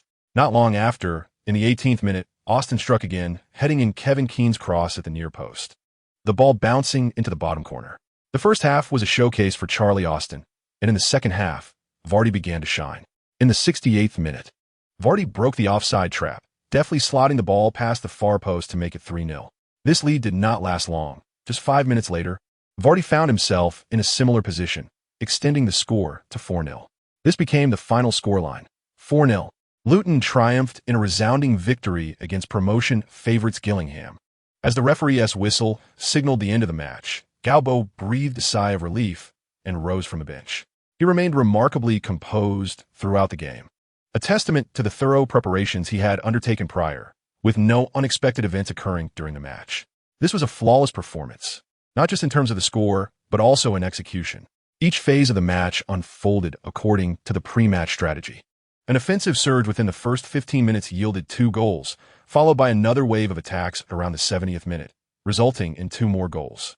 The opponent's tactics, substitutions, and subsequent style of play were all discussed repeatedly on the tactical board before the match. It was a seamlessly orchestrated game, almost as if the script had been penned by Gao Bo himself. "Kevin, come with me to the press conference," Gao Bo called out to Kevin as he pushed through the locker room door. The room had been in disarray, players celebrating their victory, but upon Gao Bo's entrance, the noise subdued, and the players regarded him with awe. In recent matches, Gao Bo had seemed almost like a magician, orchestrating the course of the game from the sidelines. The players had begun to privately refer to him as a wizard. How else could he have such clarity about outcomes yet to unfold? The players now viewed Gao Bo with both respect and apprehension. Despite being only 27, not much older than many of the players, the distinction between head coach and player maintained a barrier. Gao Bo had no intention of mingling with the players. He was their coach, not their peer. A coach must embody a fatherly authority rather than the camaraderie of a brotherhood. "Yes, boss." Kevin Keane, a few years older than Gao Bo, now addressed him with that title. Chapter 33. consecutive victories in rotation for journalists who have long covered the lower leagues. There's a palpable yearning for Gao Bo to bring players like Vardy, Charlie Austin, or Canny to the press conference, as these athletes undeniably possess newsworthy value. Furthermore, these young talents lack media experience, making it easier for reporters to extract stories from them. Through recent matches, some seasoned journalists have discerned that several rising stars are emerging. If they maintain their exceptional performance throughout the season, many Premier League clubs will likely express interest, especially in Charlie Austin and Canny, who are a mere 19 and 17 years old, respectively. Their youthfulness makes them particularly appealing due to their potential. Indeed, even Gao Bo has piqued the interest of the media. Regardless of whether Luton can avoid relegation this season, Gao Bo has unequivocally proven himself to be a capable coach, possessing keen insight, as evidenced by the key players he has brought to the team. Vardy and Charlie Austin currently occupy the first and second positions on the league's scoring chart. Yet, Gao Bo consistently opts to bring the composed team captain Kevin Keane to the press conferences, much to the reporters' frustration. Following their victory against Gillingham, Luton's points tally now stands at -24, firmly placing them at the bottom of the league. A week later, on August 23rd, Luton hosted Notts County in the third round of the English League Two. Although Notts County has not historically achieved significant honors, they remain one of the most renowned small clubs in English football, being the oldest professional club still in existence. Established in 1862, a time when China was still under Qing dynasty rule, just 20 years after the First Opium War. Despite their long history, Notts County lacks noteworthy accolades and has often lingered in the lower leagues. While Luton began the season with great momentum, Notts County initially approached the match with caution, refraining from launching aggressive attacks. However, their defense faltered before the end of the first half. In the 42nd minute, amidst Luton's relentless assault, chaos erupted in the Notts County penalty area due to a cross from Soro Davis, allowing Charlie Austin to seize the moment and score, propelling Luton ahead. In the 87th minute of the second half, Drinkwater scored a long-range shot from outside the box, solidifying a 2-0 victory for Luton. This marked Luton's third consecutive league win and their fourth consecutive victory in all competitions. Since the onset of the season, Luton has astonishingly netted 18 goals, scoring 15 in league play without conceding a single one. In comparison to other teams in League Two, this goal tally surpasses that of the current league leaders, Shrewsbury and Rotherham combined. Had they not faced a 30-point deduction, Luton would currently be atop the league standings. The following day, the Hatters Gazette noted this fact. Indeed, 5 teams have achieved 3 consecutive wins in League Two, including Shrewsbury, Rotherham, Bradford, and Bury, but each of these teams has only scored 6 goals. Shrewsbury leads in goal difference, having yet to concede a goal in 3 matches, giving them a goal difference of 6, whereas Luton stands at a remarkable 15. Without the points deduction, Luton would unequivocally occupy the first position in the league. Nevertheless, Luton's supporters remain exuberant. Uncle Magus, the groundskeeper at the training facility, wears a smile almost every day. If this trend continues, it seems that avoiding relegation will not pose a significant challenge for the team this season. After the match against Notts County, team owner David Morton sent Gao Bo a text. "Gao Bo, you are the most impressive coach I have ever encountered. I believe you are the next Mourinho." Gao Bo smirked, reflecting on the empty flattery. It would be far more beneficial if he received a salary increase instead. However, Gao Bo now functions as the team's general manager, not only as head coach, but as the actual manager of the entire club. In truth, owner David Morton's involvement with the team is rather superficial. Despite claiming to be a Letonian, he is fundamentally an American. Adhering to the American ethos that professional matters should be managed by professionals, Morton has effectively hired Gao Bo, akin to employing a corporate manager. Gao Bo possesses considerable authority within the club. Gao Bo lamented the irony of receiving a head coach's salary while performing all the responsibilities. After turning off his phone, he contemplated the situation. Following this victory, Gao Bo did not grant the team a break, as they were to face Reading in the second round of the League Cup just 3 days later, another championship team.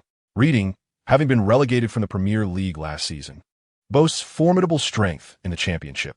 Due to the proximity of the League Cup match to the third and fourth rounds of league play, Gao Bo deliberated extensively and ultimately decided to field a reserve squad for this League Cup encounter. With 24 teams in League Two and a season comprising 46 rounds, losing a few key players would jeopardize his ability to secure wins in crucial matches. Therefore, sacrifices must be made in cup competitions. Even if they were to be eliminated from the League Cup, the FA Cup still offers opportunities for competition. Compared to the FA Cup, the League Cup holds significantly less prestige in the hearts of fans. Had Gao Bo not brought in Vardy and others, the remaining young talents would form the core of Luton's squad, perhaps providing a clearer picture of the competitive gap. The match indeed showcased the limitations of Luton's reserve team. Despite their commendable performance, maintaining a goalless draw until the 90th minute, their fortunes changed when Reading earned a corner in the 91st minute, leading to their goal. Gao Bo regrettably gestured in frustration from the sidelines, had they managed to secure a draw away from home. A subsequent home fixture could have allowed them to triumph in the second round and advance to the third. This match illuminated the capabilities of his reserve roster. While individual prowess may be limited, the team functioned well under Gao Bo's tactical design, managing to hold their own against a championship-level team, ultimately succumbing by just a single goal. Perhaps certain cup matches should be entrusted to these substitutes, Gao Bo pondered, for it is impractical to rely solely on 11 players throughout an entire season. Players are human, prone to fatigue and injury. Rotation is indeed a crucial test of a coach's acumen. Chapter 34. The battle for a clean slate for Gao Bo as the season gradually unfolds. The fruits of his labor prior to the season's commencement begin to manifest, revealing the impact of his role as head coach. Undoubtedly, Luton Town's preseason preparations have been remarkably thorough, a fact that is vividly reflected in the team's performances on the pitch. As time quietly ebbed away over the course of 2 months, we finally arrived at the 11th day of October. In the 10th round of the lower league, Luton faced off against Dunnington at home. The entire town of Luton seemed to be enveloped in a frenzied atmosphere, with fans donned in the team's vibrant orange jerseys filling the streets, brandishing their banners and chanting slogans, their anthems resounding throughout the town. The local pubs need not worry about business today, as nearly all Luton supporters have ventured out, and the Kenilworth Road Stadium could hardly accommodate such a throng of fans. Therefore, they congregated in various pubs of all sizes, as watching matches in pubs is a cherished tradition among English football fans. Inside one nearby pub, every inch of space was occupied, yet no one sought a seat. Standing to watch the game is also a time-honored custom among English supporters. And even within the confines of the pub, Luton's fans remained on their feet, feeling closer to their beloved team. On the pub's television screen, the players from both teams were already entering the field. As the camera focused on Gao Bo, a jubilant cheer erupted within the establishment. Gao Bo, Gao Bo. Even in the absence of being at the stadium, fans passionately chanted his name. Meanwhile, at the stadium, the resounding cheers created a palpable resonance, causing concern among journalists present about whether this modest venue could withstand such a cacophony. Today, Gao Bo is regarded as a deity among Luton supporters. In the preceding 9 league matches, they achieved a perfect record, scoring 36 goals while conceding only 3, amassing 27 points. Had they not been penalized 30 points, Luton would currently be leading the league by 8 points. This match, the 10th round of the lower league, represents a pivotal moment. If they triumph, Luton will finally clear their points deficit. Achieving a score of 0 points may sound absurd, but for Luton, reaching that milestone is of profound significance. It signifies that after this match, they will no longer need to expend precious points to fill the 30-point chasm incurred at the season's outset. Luton's rapid accumulation of points, with an astounding 9 consecutive victories, has thrust the team into the spotlight of major media outlets for the first time. Their head coach, a Chinese national, faced a 30-point deduction this season, and a significant portion of the starting lineup departed.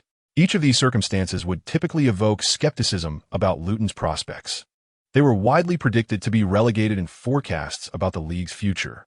Yet, now they stand on the brink of achieving their 10th consecutive victory, a feat no other professional team in the English league system has accomplished this season, aside from Luton.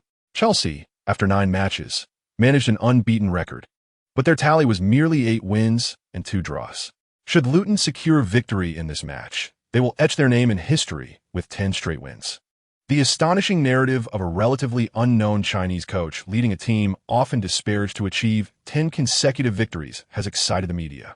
Under the auspices of England's robust media framework, fans across the nation have become aware of this extraordinary team that, against all odds, is on the verge of overcoming their point deficit through 9 successive league victories, a feat undoubtedly attributed to Gao Bo, the so-called miraculous Chinese coach recognized by the English press.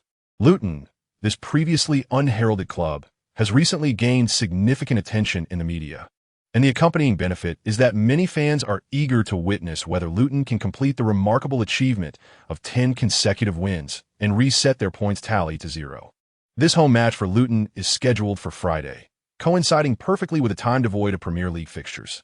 The absence of concurrent Premier League matches means that Luton's game will be broadcast live across the entirety of the UK, with Sky Sports opting to feature this lower league clash over others.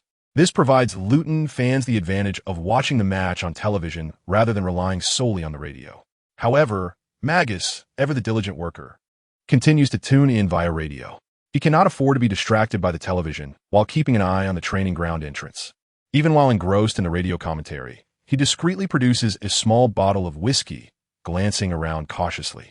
Alcohol is strictly prohibited at home, and his wife has forbidden him from drinking, but today is a special occasion, prompting Magus to indulge in a celebratory drink, necessitating his presence at the training ground.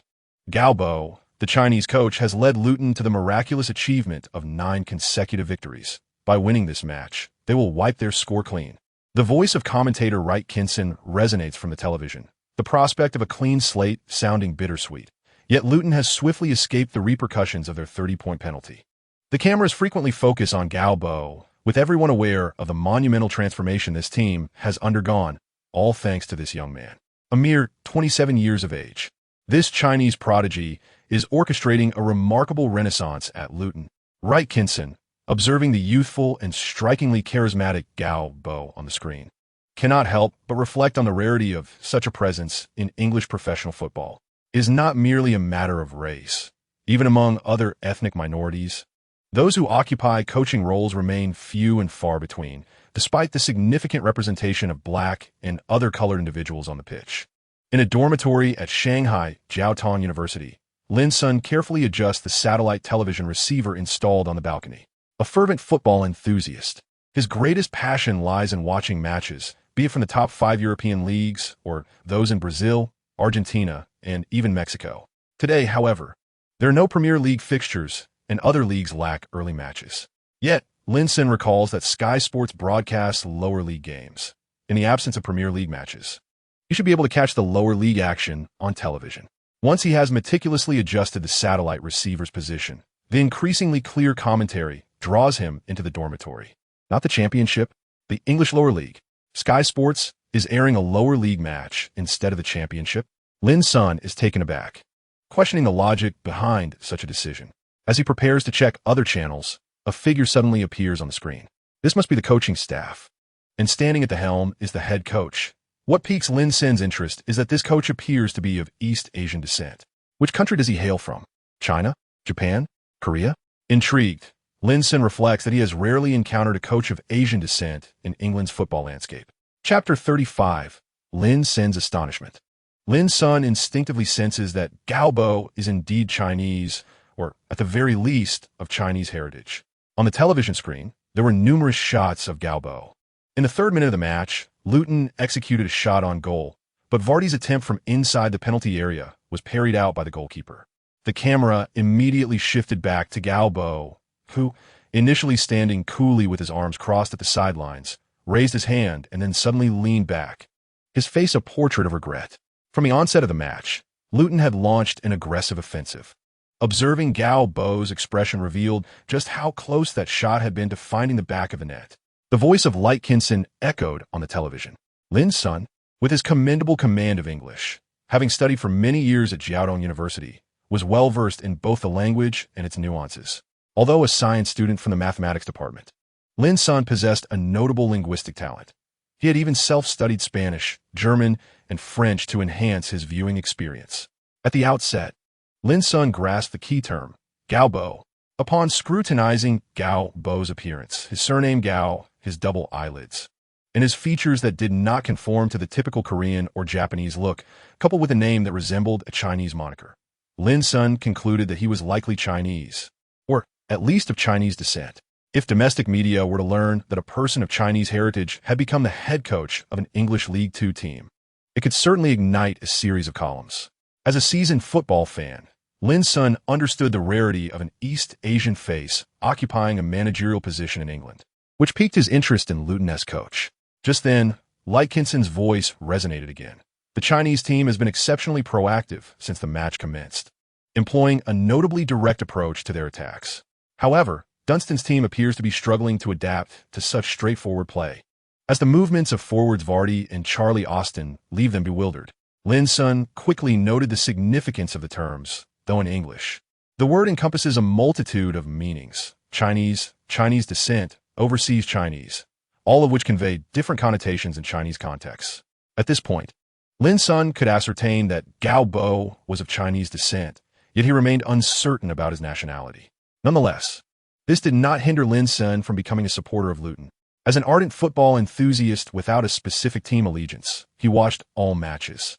However, as a Chinese individual, witnessing someone with similar black hair and yellow skin ascend to a coaching role in a foreign land evoked a sense of solidarity within him. Even if he was unaware of Gao Bo's journey, he felt compelled to offer his support, albeit on a purely psychological level. After a few minutes of watching the match, Lin Sun found himself captivated. Luton's tactics were unlike anything he had previously encountered in other teams. The unmistakable imprint of total football, reminiscent of Dutch football, was evident.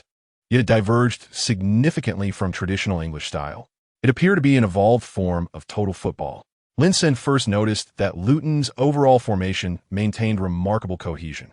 Given the television broadcast, it was challenging to see the entire field, but within the camera's view, Luton's players seemed to outnumber their opponents. Such discipline was essential, illustrating Gao Bo's command over the team. As Lin Sun continued to observe, he discovered Luton's apparent disregard for ball possession. Their attacks were remarkably succinct, attempting shots after merely a few passes. Even if they lost possession, they swiftly regained it through high pressing. Luton's pressing initiated from the forwards, with several players forming triangular encirclements. Once possession was reclaimed, the ball carrier could effortlessly find at least two passing options to launch an attack. This was a breathtaking offensive strategy. Lin Sun was enthralled, increasingly intrigued by Gao Bo, the mastermind behind such tactical brilliance, whose name he anticipated would soon resonate in the footballing world. Moreover, the television images conveyed that Gao Bo was quite youthful. Lin Sun mused that this head coach was likely not much older than himself. At that moment, Luton's offensive bore fruit. The midfield intercepted the opponent's counterattack, regaining possession. Drinkwater then distributed the ball to the right, where Captain Kevin Keane received it and delivered cross. Though Charlie Austin at the near post failed to make contact, he momentarily disrupted the opponent's defense, allowing Vardy to soar high and head the ball into the net. What a splendid goal! Lin Sun couldn't help but applaud. From the interception to the counterattack and culminating in the goal, the entire sequence unfolded with astonishing speed, catching the opponents off guard as three swift passes breached their defense. Vardy scored. Luton led 1-0. Approximately 70 minutes remained for Luton to achieve a remarkable 10 consecutive victories in the league. Gao Bo's team had maintained an undefeated streak since the season commenced. If they triumphed today, Luton's points would reach 0. Like Kinson remarked, 10 consecutive victories? 0 points? Lin Sun was perplexed. While 10 consecutive victories indeed represented a remarkable feat, it should amount to 30 points in a league setting. So how could it be 0? Was it a slip of the commentator's tongue? That seemed implausible, as 0 and 30 were phonetically distinct. The commentator would not make such a rudimentary mathematical error. Lin Sun took out his laptop, logged on to Google, and searched for Luton Town in English. Before long, he uncovered astonishing news. It turned out that this team had been docked 30 points at the start of the season, due to financial constraints. They had sold off most of their core roster from the previous season's championship campaign, leaving behind a squad comprised mainly of inexperienced young players. Yet, this very team had achieved the extraordinary feat of 9 consecutive victories in the league, and now they were poised to pursue a 10th. Lin Sun quickly found Gao Bo's profile on Luton's official website. Indeed, Gao Bo was Chinese, as the website's information revealed his name and pinyin. Gao Bo hailed from Guangdong. Lin Sun felt assured that Gao Bo was undoubtedly Chinese and likely held Chinese nationality, given that pinyin is predominantly utilized by individuals from mainland China. Gao Bo was only 27 years old. Lin Sun was once again astonished, as this age was considered remarkably youthful in the realm of football coaching. This fellow standing on the sidelines was merely 4 years his senior. On the official website, Lin Sun reviewed the achievements Luton had amassed over the past 2 months. Undoubtedly, Gao Bo had accomplished something extraordinary at Luton, a veritable miracle. He had led a team that was nearly in shambles to such remarkable heights. Gazing at the young man dressed in a black suit on the television screen, Lin Sun felt a profound sense of admiration. Indeed, when Moo reached this stage in his previous book, he felt momentarily despondent due to the disheartening results. However, he never contemplated giving up. Moo is a person who believes in seeing things through to completion. Regardless of the dismal outcomes, he persisted until the end, and in doing so, he ultimately witnessed the fruits of his labor.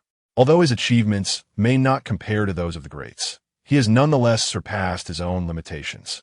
Chapter 36. The Sharks in the small pool. The competition continues, and the television screen replayed Luton's recent goal. From a different camera angle, one could see Vardy's positioning perfectly. His speed is astonishing. Lin Sun marveled. Before the cross, Vardy was still outside the penalty area, but once he accelerated, he resembled a cheetah pouncing on its prey, his hawk-like gaze fixated on the ball, seemingly oblivious to the defenders around him. Lin Sun felt as though something had suddenly dropped within him. That gaze is truly enviable. He glanced at a small notebook placed beside his pillow. It was Lin Sun's coaching certificate, merely a basic-level qualification. Yet for Lin Sun, an ardent football enthusiast, it was essential to start from the grassroots and progress through examinations to ultimately attain the prestigious license to coach a professional team. Even if it is issued by the Chinese Football Association. The match footage returned, and Lin Sun redirected his focus to the game. Luton's suffocating high press made it exceedingly challenging for their opponents to adapt. This tactic remains particularly difficult for teams in the lower leagues, especially in England, where tactical innovation is scarce. Coaches in these lower-tier leagues often excel at motivating players rather than devising intricate strategies. England has consistently lagged behind continental Europe in terms of football tactics, particularly in the lower leagues dominated by traditional English coaches, who are characterized by their conservatism.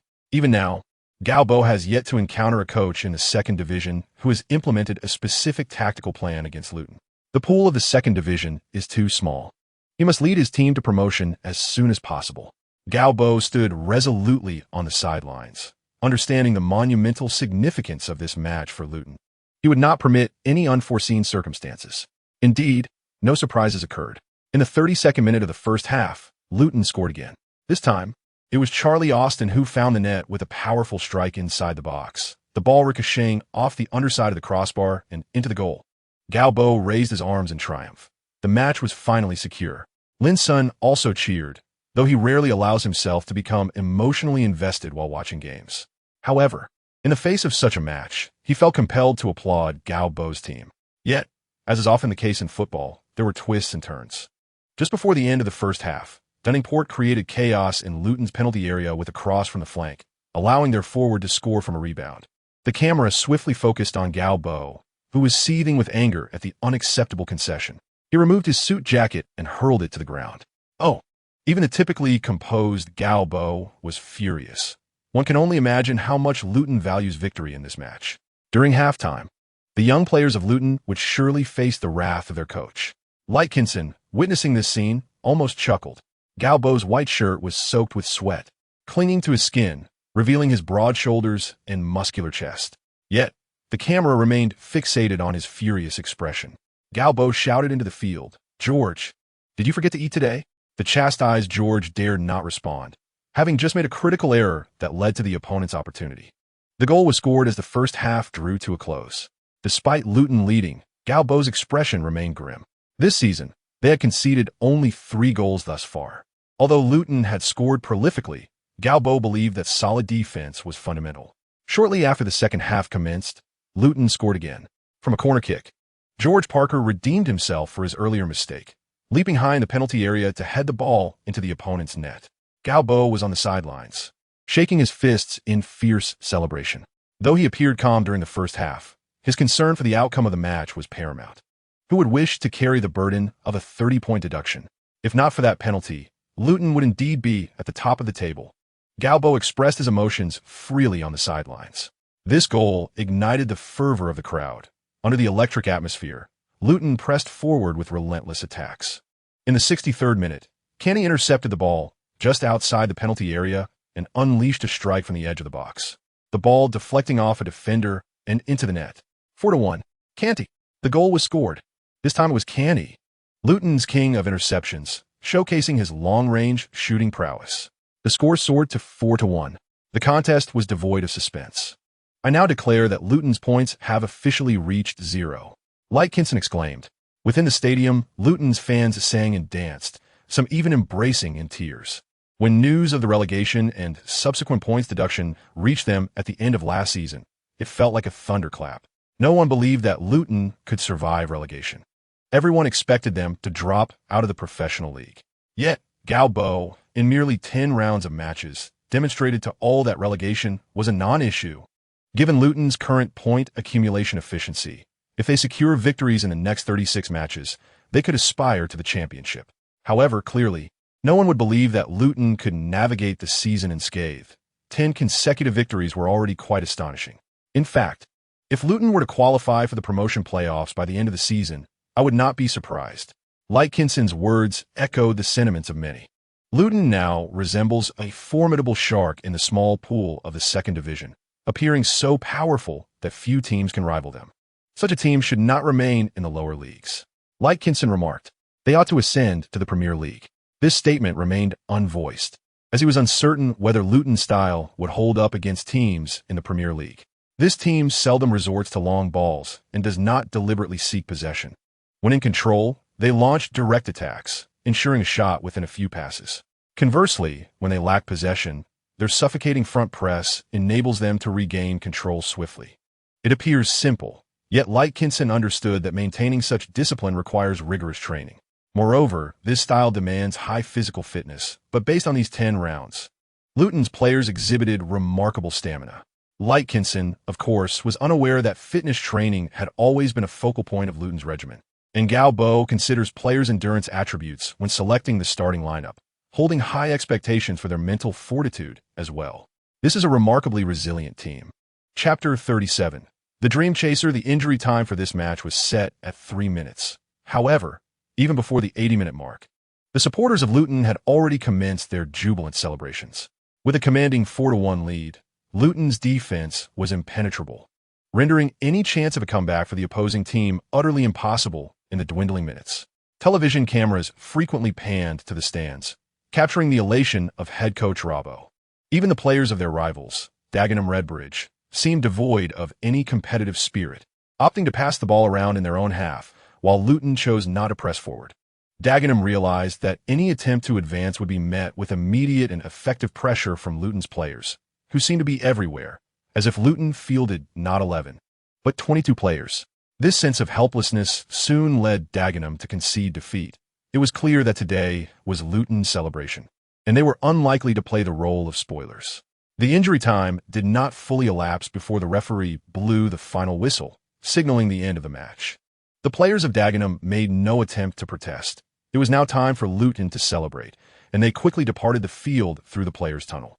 Inside the stadium, the atmosphere was electric. Not only in the stadium, but across various bars in Luton, fans raised their glasses in jubilation. Long live! The players on the pitch raised their arms in triumph, rushing to the sidelines to celebrate with the coaching staff.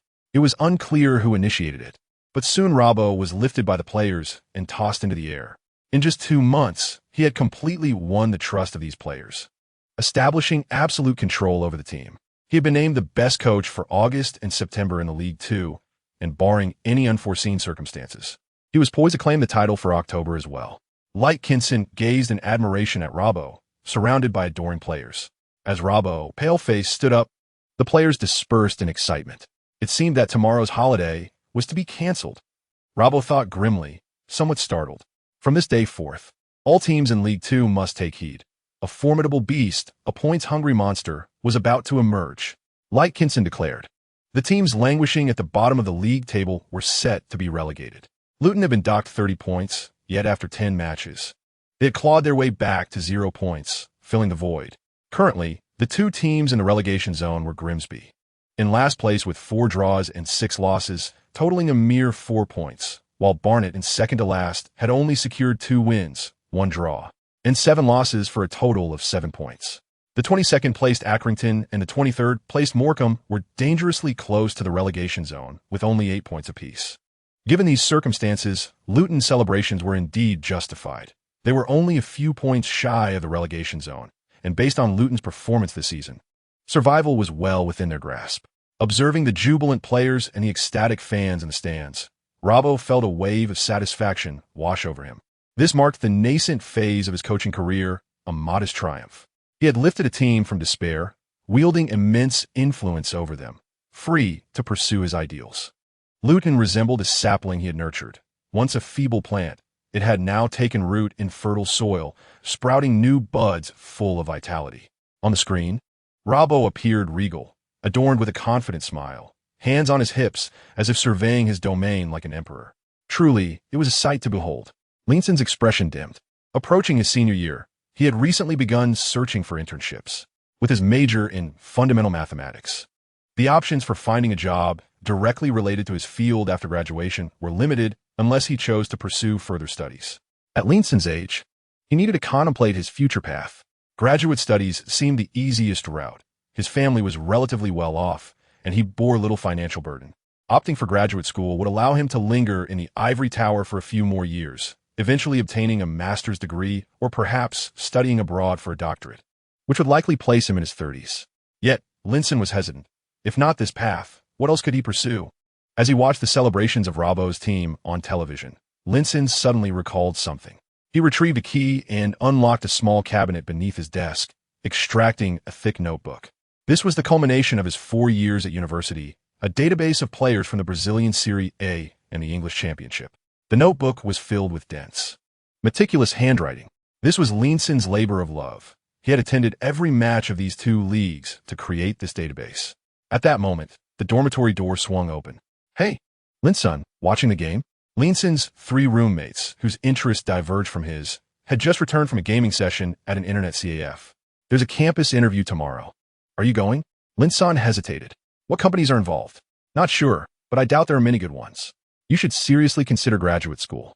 Your job prospects are too narrow." The soon-to-be graduates began discussing their futures. "Where's my future?" Linson mused, gently caressing the hardcover notebook as if it were the skin of a beloved. At that moment, the live broadcast of the match was interrupted, and the scene switched back to the studio. Linson recognized Lightkinson, a well-known commentator in England. He turned off the television, stood up, and gazed out the window at the clothes swaying in the wind. "Dreams? My dream is to be on that green pitch." Linson recalled the days of sneaking out to play football as a child, being reprimanded by his teacher, and his mother taking him to apologize to a neighbor after he broke a window with a stray kick, his legs bruised and scraped from summer games, all in fear of his family's discovery. Once, Linson had aspired to be a player, but that dream had faded under familial opposition. At 18, while still a student in a science class, he was at an age where many players began to shine, yet Linson felt himself drifting further from his dream. Even in university, Linson remained enamored with football. He loved watching matches, analyzing tactics, and collecting player data. He had attended several coaching courses and successfully obtained a coaching certificate, albeit at a basic level. He gazed at the images of Robbo on his computer and finally made up his mind. He would fight for his dream. "Guys, lend me some money," Linson called out to his roommates. Chapter 38. The unveiled issues. What Robbo did not know was that, thousands of miles away in Shanghai, a young man was preparing to embark on a journey to England in pursuit of his dreams. Following the conclusion of the 10th round of the league, the week would feature a match in the English FA Trophy. The English Football League Trophy is a competition for teams from the lower tiers of the English Football League system, its name changing according to various sponsors. It is currently known as the EFL Trophy and is often referred to as the Associate Members' Cup. However, the distinction between full and associate members no longer exists within the league. In this match, Gao Bo did not place significant emphasis on the outcome. He fielded an entirely youthful lineup, treating the match purely as an opportunity to develop young players. Currently, Luton Town remains focused on their league performance. Ultimately, Luton faced Brentford, a team from the Championship, in the EFL Trophy, where they suffered their second defeat of the season, losing 2-1 and thus exiting the competition.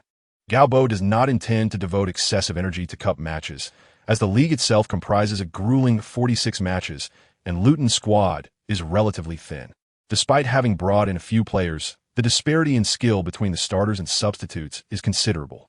Gao Bo does not harbor illusions of a season devoid of injuries among the main roster. Hence, he exercises great caution in utilizing key players. Injuries are indeed the bane of professional athletes. On October 17th, during training, Charlie Austin was seen sitting on the ground, clutching his ankle, his expression one of agony.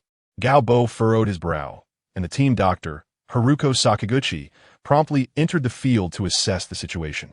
Following a preliminary diagnosis, the prognosis was not encouraging. Charlie had sprained his ankle and would require at least 2 weeks for recovery. Gao Bo's frown deepened. Injuries are unwelcome, yet an unavoidable reality on the football pitch. He embraced the despondent Austin in a bid to provide comfort. Charlie Austin was indeed quite disheartened. The prospect of playing in the professional league thrilled him, yet injuries forced him to remain on the sidelines. Upon witnessing Austin's injury, Matt Smith's eyes lit up. Initially, he had hoped to secure a starting position at Luton, but with Vardy and Charlie firmly entrenched as starters, opportunities for Matt to feature in the lineup were scarce. Although he was the primary substitute on the front line and had seen regular action in the league, scoring 4 goals thus far, the team's continuous victories had naturally limited the chances for substitutes. A winning team seldom alters its composition, while Matt and Charlie held no personal grudges against each other. The objective reality was that with Charlie injured, an opportunity had arisen for Matt Smith. On October 18th, Luton welcomed Accrington for a home challenge. The most anticipated aspect of this match was the striking partnership formed by the towering Matt Smith and Vardy. Prior to the match, Gao Bo needed to select his card combinations. After 10 rounds of league play, he had successfully advanced to level 2, increasing his card slots from 3 to 4. His current status was as follows. Name, Gao Bo, level 2, 1500100000. Nationality, China. Date of birth, August 30th, 1981. Profession, football coach. Number of cards, 12. Special skill, keen eye, cooldown, 24 hours. At present, the highest level cards in Gao Bo's possession were still the initial 2 blue cards he had drawn, with the blue match card being a definite choice for equipping. Additionally, he selected 3 other cards. After numerous rounds of drawing, he finally acquired a yellow card. Match card, yellow header ability increased by 8, designate 1 player for use. Previously, Gao Bo had employed this card on a central defender, as Luton had not relied heavily on aerial tactics, given that neither Vardy nor Charlie excelled in the air. However, now that Matt Smith was starting, it was essential to enhance the practice of crossing, particularly given his height of 198 centimeters. Besides this card, Gao Bo also chose 2 additional cards. Match card, yellow speed increase of 7, designate 1 player for use. This card was utilized on Vardy, while a white card enhancing crossing ability by 3 was assigned to Kevin Keane. Despite the substantial number of cards Gao Bo possessed, only a few were truly applicable. He eagerly anticipated the rewards awaiting him at the season's end. In this match, Accrington, recognizing Charlie Austin's injury, aimed to secure points at Walsall's ground. They tightened their formation to limit Vardy's penetration, deploying a quick forward to exploit counterattacking opportunities when available. For Accrington, securing a point on the road would be considered a victory. As Luton's winning streak continued, opponents in the lower tiers of the league began to take them more seriously, particularly mid to lower table teams who adopted a defensive approach against Luton, resorting to counterattacks. Although Luton remained at the bottom of the standings, their prowess was acknowledged by all teams as one of the best in the current state of the second division. Had they not faced point deductions, they would have been in contention for the championship. Confronted with the opponent's compact formation, Luton found themselves at a loss for effective strategies. Breaking through dense defenses is a perennial challenge, and Luton was no exception. The first half concluded in a stalemate, with Accrington's players buoyed by their resilience to avoid conceding a goal, while Luton struggled to create significant opportunities. As the second half commenced, Gao Bo resolved to alter his tactics. Vardy's effectiveness diminished without space to exploit, as the opposing team had assigned a dedicated marker to him, contributing to Luton's first half offensive struggles. In the second half, Gao Bo chose to initiate attacks from the flanks, and it quickly became apparent to Accrington that Luton was increasing their crossing attempts. The towering Matt Smith exerted considerable pressure on Accrington's penalty area. In the 68th minute, Smith seized a crossing opportunity, out-jumping the defender to head the ball towards goal. After the goalkeeper parried the shot, Vardy swiftly capitalized on the rebound, netting the only goal of the match. Despite the victory, Gao Bo felt no joy, as the match had revealed numerous issues. First and foremost, the team would face several similar compact defenses in upcoming league matches. How would they navigate such challenges? This dilemma weighed heavily on Gao Bo's mind. The players, however, were unconcerned, as winning was all that mattered to them. Gao Bo announced the team's dissolution in the locker room, granting the players a day off the following day, which instantly ignited excitement among them. Yet, Gao Bo did not leave immediately. He needed to devise solutions for the issues unveiled in the match. He decided to return to the training facilities office. As he exited the field, Uncle Magus rushed over, breathless. "Coach Gao, a young Chinese boy is looking for you." Chapter 39. Data analyst Gao Bo was quite certain he did not recognize this young man. In fact, had it not been for the young man's Chinese heritage, Gao Bo would have long since grown impatient waiting there. He scrutinized the young Chinese individual standing before him, standing at approximately 176 centimeters. With disheveled hair and a haggard visage, he appeared to be in his early 20s. In his right hand, he clutched a somewhat chipped gray suitcase, while a large black backpack hung from his shoulders. He wore a black shirt layered beneath a brown, worn jacket that was unzipped, and his jeans bore a hole at the knee, causing him to shiver slightly in the brisk October winds of England. Gao Bo observed Lin's son, who was dressed like a typical tourist, and his smile stiffened. He felt as though he had been deceived. He initially believed that Lin Sen's antics were merely the playful tricks of a Chinese tourist, for Gao Bo was a somewhat well-known figure in Luton. Though the number of Chinese tourists visiting Luton was limited, they were not entirely absent. It seemed plausible that Lin's son desired to capture a few photographs with a local celebrity to embellish his blog upon returning home, sharing tales of his experiences in England accompanied by poetic reflections. Gao Bo glanced at his watch, realizing that this encounter had already consumed nearly 15 minutes of his time. Lin's son, dragging his suitcase and wearing his backpack, finally approached Gao Bo. In contrast to how he appeared on television, Gao Bo looked energetic and upright, his face adorned with a smile. From a moment Lin's son set foot in Luton, he sensed the kindness of the locals towards the Chinese, a sentiment he attributed to this very man. Lin's son straightened his collar, perceiving this as a crucial interview where he must present his best self. However, the travel-weary Lin's son appeared quite worn out. Lin's son understood that arriving in England and locating Gao Bo was merely the first and simplest step. The true challenge lay in gaining acceptance from Gao Bo to join his coaching staff. Prior to his journey, Lin's son meticulously researched various interview techniques online, compiling a set of talking points to enhance his performance. After adjusting his collar and clearing his throat, Lin's son felt a surge of confidence, a common affliction among recent graduates. He failed to notice that Gao Bo's smile had morphed into one of impatience. "This area is not accessible to tourists, young man." Gao Bo raised his hand to check his watch before turning to leave. Had it not been for their shared heritage, he would not have been inclined to take such a light-hearted approach to the situation. Gao Bo cast a quick glance at Lin's son before departing, leaving the young man momentarily dumbfounded. It was only after Gao Bo had walked several meters away that Lin's son regained his senses. Forgetting his carefully prepared interview script, he shouted after Gao Bo, "Please take me in, Coach Gao." Gao Bo turned back, wearing an expression that suggested disbelief. "I am Chinese, not a philanthropist. One cannot simply call out for help and expect to be taken in." In Gao Bo's eyes, Lin Sen's impression transformed from that of an ill-mannered tourist to that of a Navi dreamer. Lin Sen hastily recounted his story and presented his meticulously compiled notebook containing his achievements and a database of player statistics. Gao Bo was taken aback. He had not anticipated that someone would travel thousands of miles to England based solely on having watched a single match without any assurances. His gaze softened, not out of admiration for Lin Sen's determination, but from a sense of pity. It seemed unfortunate that such a Don Quixote-like fool still existed in the world. Despite the situation being entirely unrelated to him, Gao Bo could not abandon a young admirer in a foreign land.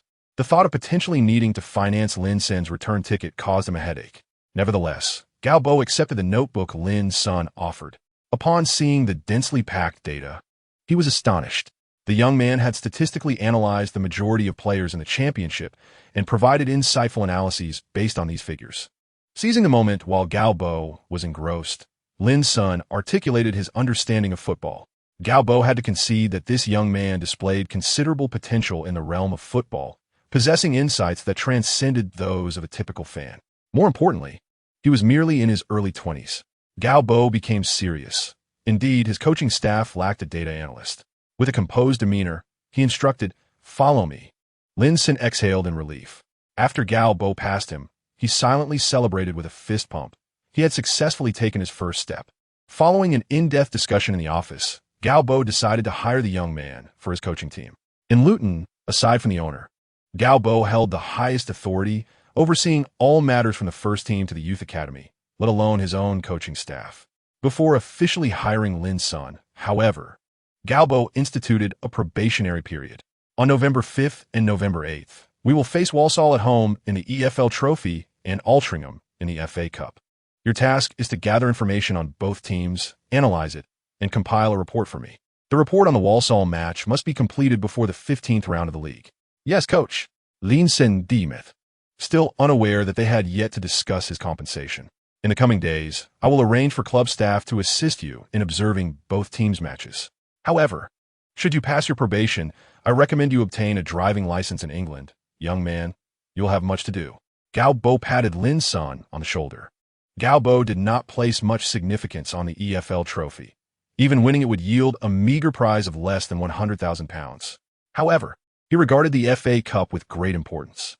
With Luton already eliminated from the League Cup, he did not intend to forfeit the opportunity presented by the FA Cup. After all, reaching the third round could allow them to draw a Premier League giant, and merely playing at their home ground would generate substantial ticket sales and broadcasting revenues, potentially amounting to hundreds of thousands of pounds. Now that was a significant business endeavor. In his position, he had to concern himself with Luton's financial state. Chapter 40. Escaping the relegation zone, Lin's son recognized that this was a test imposed by Gao Bo, one that would determine his fate within the coaching staff. As Lin's son confidently set out to fulfill his duties, Luton's matches continued unabated. Having shaken off the specter of point deductions, the team was invigorated. This season's League Two lacked any team exhibiting absolute dominance, and Luton's 11 consecutive league victories were a remarkable feat in the 12th round of the league. Luton was set to face Grimsby Town, a team that had long been entrenched in League Two. They were an established side, seemingly content with their current standing, neither ascending nor descending. However, early in the season, prior to the 10th round, they had suffered 8 losses and 2 draws, earning only 2 points, making them a strong candidate for relegation. Following a 4-1 defeat to Rotherham in the 9th round, the team dismissed their original head coach and appointed the seasoned Mike Newell, hailing from Liverpool. The change of coach was as drastic as a knife switch. In the subsequent 3 matches, encompassing 2 league rounds and 1 League Cup encounter, Grimsby achieved victory in each, notably without conceding a single goal. This is a team adept at defensive counterattacks, exhibiting formidable defensive prowess that we must be psychologically prepared for, as emphasized by Coach Gao Bo in the visitors' locker room before the match commenced. Just moments after the players emerged from the tunnel and before Gao could settle into his seat on the bench, Luton found themselves a goal down. Within 2 minutes of the kickoff, Grimsby executed a rapid counterattack, with a lightning-fast winger Chris Jones surging forward to unleash a powerful right-footed strike from the edge of the penalty area, delivering a stunning goal that put Grimsby ahead. Gao Bo stormed to the sidelines in fury, urging his players to awaken from their stupor. His fierce demeanor instilled a palpable tension among the players, making him a formidable presence on the touchline. Falling behind so early rendered the subsequent match exceedingly difficult for Luton, as all Grimsby players retreated into their defensive third, showing no inclination to advance. Following an impressive 11 consecutive victories, Luton was recognized as the most formidable team in the second division, while Grimsby positioned themselves as the underdogs, compacting their defense to stifle Luton's offensive efforts. Breaking through such a dense defense is a challenge of world-class proportions, and Luton was no exception to this struggle. Coach Gao understood that Luton's strength did not lie in siege warfare. Given the current squad configuration, they excelled in defensive counterattacks, with Kant and Drinkwater's defensive capabilities proving insurmountable for any second division team. However, Luton was no longer the underestimated small team they had been at the season's outset. They had become a powerhouse in the eyes of other teams. Thus, Scenes like today's would likely recur in their upcoming fixtures. Gao needed to devise strategies to enhance the team's ability to penetrate tight defenses. Otherwise, scenarios like today's would become a frequent occurrence. Luton attempted to exploit the flanks for crosses, employing a dual striker formation, with Matt Smith's height serving as an advantage. To bolster Smith's aerial prowess, Gao even equipped him with a yellow card that enhanced heading skills. Nevertheless, with Luton deploying a tall striker, Grimsby naturally intensified their defensive efforts on the wings, making it challenging for Luton to create crossing opportunities, given the overwhelming number of defenders in the backline. Matt Smith's technical skills were somewhat lacking, making it unrealistic to rely on him as a fulcrum for the front line's offensive play. Vardy, while not particularly adept with the ball, posed a threat through his speed, positioning, and finishing ability. The initial counterattack allowed Grimsby to take the lead, and they subsequently dedicated themselves to preserving their advantage. Luton returned to the dressing room at halftime, trailing 0-1, marking the first time this season they had been behind at the break. During halftime, Gao urged the team to increase their long-range shooting efforts, knowing that both Kant and Drinkwater possessed commendable shooting skills. Even with the opposition's dense formation, a few well-placed shots could potentially disrupt defensive organization and create opportunities for Vardy. With the personnel at hand, Gao found himself with limited offensive options. The team's formation revealed certain deficiencies, and an explosive player might have been the key to unlocking their potential. Gao recalled the recently signed youth academy player, Adam White, a 17-year-old who had spent some time in the academy. He wondered how well White had integrated into the team. In the 87th minute, Drinkwater's long-range shot finally leveled the score for Luton. However, they ultimately failed to gain the lead, resulting in their first draw of the season and halting their 11-match winning streak. Grimsby successfully thwarted Luton's momentum, a relief for many second-division teams. In the 12th round of the league, Gao's team encountered a draw, and after an impressive 11-match winning streak, all second-division teams were now acutely aware of Luton's capabilities. Grimsby began substituting their attacking players for 3 purely defensive ones starting in the 60-minute mark, treating Luton as if they were a Premier League side. Yet, Luton was not an elite team. Their ability to penetrate dense defenses was not as robust as desired. For Gao, this marked the first crisis of the season. Although they had yet to lose, the draw was enough to warrant caution. Had it not been for Vardy's late equalizer, they might have faced their first defeat. Lightkinson remained keenly observant of Luton, dedicating a segment of his column to the team. On October 22nd, in the 13th round of the league, Luton faced Bury, who were then ranked 8th in the standings. Despite being higher on the table, Bury adopted a defensive posture from the very outset. Like in the previous match, Luton found themselves with limited options against the packed defense. With neither Kevin Keane nor Lewis Emmanuel possessing the necessary one-on-one ability on the flanks, and Luton's fullbacks lacking offensive prowess, their central players were far more competent. However, when the opposition stationed 9 or even 10 players in their penalty area, they effectively locked down all central pathways. Luton frequently attempted long-range shots or direct balls into the box from wide angles. Yet this approach proved inefficient, causing Gao to shake his head in dismay from the sidelines. Fortunately for Luton, in the 81st minute, right-back Soro Davies delivered a ball into the box, which was cleared by a defender but fell to Drinkwater at the edge of the area.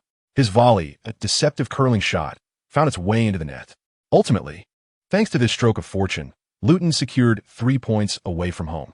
Following this match, Luton's points tally rose to 7, allowing them to overtake Chesterfield and Nottingham Forest, placing them 3rd from the bottom, 22nd, and successfully escaping the relegation zone. Chapter 41. Advancing to the 3rd round of the FA Cup, the partnership between Matt Smith and Vardy proved ineffective, primarily due to the absence of wing advantages that would allow Smith to capitalize on his heading ability. Smith's limited mobility often left Vardy vulnerable to multiple defenders, making it difficult for Smith to alleviate the pressure on his partner. With Luton's 14th round opponent, Barnet, advancing to the 3rd round of the League Cup, their match was postponed, leaving Luton without a game in the 14th round. However, due to the continued losses of the 2 teams in the relegation zone, Luton managed to remain out of the danger zone. In the 15th round, the return of Charlie Austin, a player with exceptional mobility, finally allowed Luton's forward line to operate at a brisk pace. On November 1st, Luton Town faced off against Shrewsbury Town in an away match. Shrewsbury, a formidable contender for promotion this season, currently stands second in the league with 27 points. Despite Luton's recent string of victories that have lifted them out of the relegation zone, Shrewsbury, playing on their home turf, would not approach the encounter with the same timid demeanor typically exhibited by weaker teams. The home side, Shrewsbury, would certainly uphold a sense of dignity. However, had Shrewsbury's coach been privy to the outcome of this match in advance, he might have opted to forego that semblance of pride. In this match, the returning Charlie Austin experienced a remarkable resurgence. This match left a profound impression on Gao Bo, as from the moment the referee signaled the kickoff. The game was entirely dictated by Luton. In the 4th minute, Charlie Austin displayed remarkable awareness in the penalty area, receiving a pass from a teammate and skillfully slotting the ball into the net with his right foot. The goals from Charlie Austin continued to flow swiftly. Within just 2 minutes, he netted 2 more goals in the 11th and 13th minutes, completing a splendid hat-trick. Luton's rapid passing fully embodied Gao Bo's principles of quick transitions and high pressing, leaving the promotion favorites, Shrewsbury, utterly bewildered. Just when it seemed that Charlie Austin could take a breather after his hat-trick, he scored once more just before the end of the first half. This time, it was a header, showcasing his nimble positioning as he expertly maneuvered in front of the defender. Vardy also played a pivotal role, creating space and drawing some defensive attention away from Austin. In the second half, Gao Bo substituted his 2 forwards in Drinkwater. Having established a commanding lead of 4-0 and feeling assured of victory, he sought to afford his key players some well-deserved rest. On came forward Matt Smith, who seemed to thrive in a lone striker role, as opposed to partnering with Vardy in a dual striker setup. Additionally, the defensive midfielder Hassan Ali, a player promoted from Gao Bo's U19 squad, made his mark. At just 18 years of age, Hassan impressed Gao Bo with his mental attributes. His dedication, bravery, composure, and decisiveness all exceeded 70. Physically, Hassan resembled a long-distance runner, boasting an impressive stamina rating of 86. Despite not exhibiting exceptional potential in other technical attributes, Hassan's indomitable spirit and resilience captured Gao Bo's attention, prompting him to offer Hassan an opportunity. A team flourishes with players possessing such mental fortitude, ensuring its tenacity. Moreover, Gao Bo was particularly impressed by the recently promoted Adam White, a young talent who is merely 17 years of age. However, White's debut in the professional league did not unfold as successfully as hoped. Although he managed several breakthroughs along the flanks, his subsequent crosses left much to be desired. Fortunately, with the team already leading 4-0, Gao Bo patiently cultivated several promising substitutes. Ultimately, in the 87th minute, White delivered a commendable pass after successfully penetrating the right flank and advancing into the penalty area, where he executed cross. The towering striker Matt, positioned inside the box, scored with a powerful header without needing to leap, sending the ball once again into the net. Luton triumphed over Shrewsbury with a resounding 5-0 victory, dispelling the shadows of their previous 2 matches marked by lackluster offense. Gao Bo expressed satisfaction with Lin Sen's work, and following the conclusion of round 15 in the league, Lin Sen presented a detailed data analysis of Luton's next opponent in Gao Bo's office. Luton's forthcoming match was against Walsall, a team from the 5th tier in the EFL Trophy. Gao Bo maintained a nonchalant attitude towards the EFL Trophy, as he did not intend to field any key players for this match, allowing the tournament to unfold as it may without his concern. What pleased Gao Bo was the evident capability of Lin Senator the tactical approach, starting and substitute lineups of Walsall in recent matches, along with the characteristics of each player, especially the core players, were meticulously detailed by Lin Sen through data. This was the type of analytical report Gao Bo desired. Previously, he had considered assigning this task to John Aston, a robust player whose analytical skills fell short when it came to data interpretation. Consequently, Gao Bo decided to formalize Lin Sen's position, introducing him to the other coaching staff as the team's data analyst, primarily responsible for gathering and analyzing opponent intelligence. Initially, when Gao Bo first joined the team, hiring a Chinese individual might have raised suspicions of nepotism. However, the entire coaching staff had since been thoroughly won over by Gao Bo, with no one challenging his authority.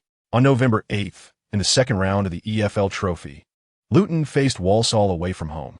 In this match, Gao Bo fielded Adam White and Matt Schmidt as starters. Adam White performed exceptionally well against Walsall, scoring twice in both halves after cutting in from the flanks to shoot. As the match drew to a close, Adam White provided an assist for Matt Schmidt's goal. The forwards of the team are currently in remarkable form. Despite Jamie Vardy and Charlie Austin scoring prolifically, they remain vigilant, knowing that Matt Smith and Adam White are keenly eyeing their starting positions. Luton Town has recently embarked on a winning streak. On November 8th, in the first round of the FA Cup, Luton triumphed at home with a resounding 3-0 victory over the sixth-tier team, Aylesbury, advancing to the second round of the League Cup. On November 15th, in the 16th round of the league, Luton secured a 2-1 home win against Dagenham, with Vardy opening the scoring in the first half and Matt Smith, who came on as a substitute in the second half, netting a goal from corner. On November 22nd, in the 17th round, Luton achieved a 5-2 away victory against Rochdale, and on November 26th, in the 18th round, they claimed a 2-0 home win over Brentford. At this juncture, Luton has accumulated 19 points, ascending to the 15th position in the league table. Now, just 11 points shy of Coventry, the seventh-place team, which qualifies for the playoff for promotion. There remains an 18-point deficit to the leading team, Notts County. From a deficit of 30 points, the team has surged to within 18 points of the summit. Currently, no one is speculating about Luton facing relegation. At this rate, their potential ascent seems entirely plausible.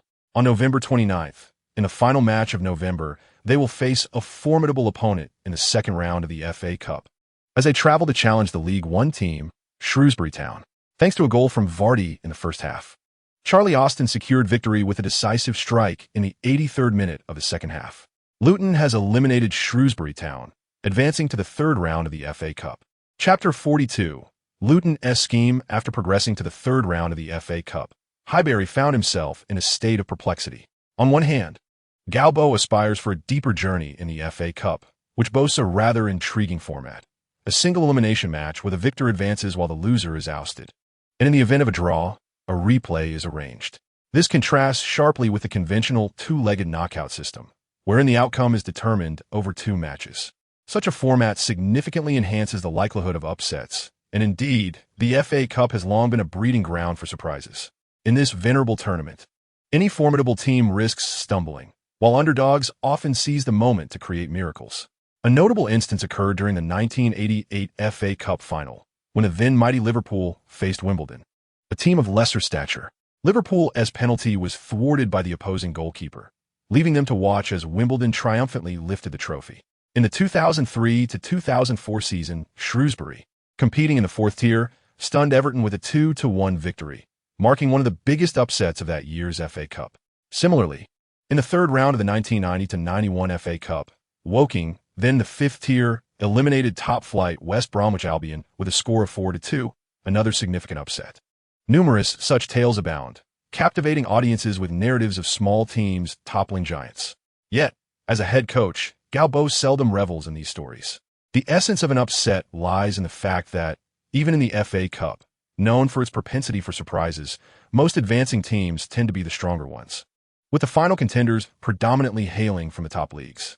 While a singular match may yield an upset, sustaining a dark horse run requires substantial strength. Conversely, Luton's financial situation remains bleak, and Gao Bo contemplates the potential windfall of drawing a top-4 Premier League team in the third round, envisioning a match at their home ground that could cover Luton's expenses for the next 2 or 3 months.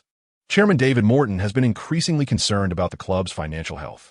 If they wish to progress further, it would be prudent to face a weaker opponent, ideally at home.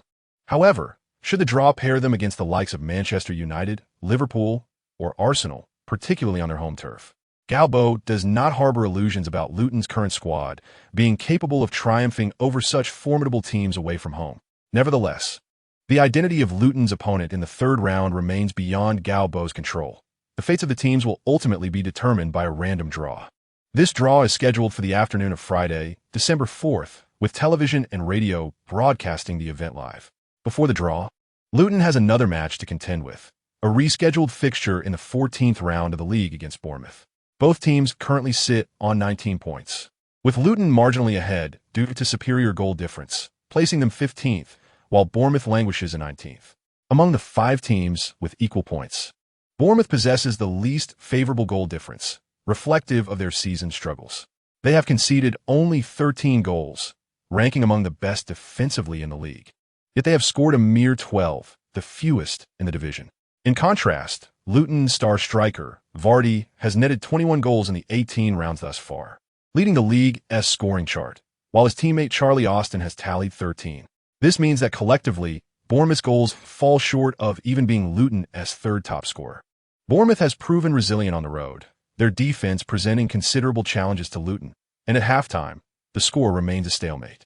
However, in the second half, Gao Bo makes tactical adjustments, bringing on Adam White to replace Lewis Emmanuel, which prompts a change in Luton's formation.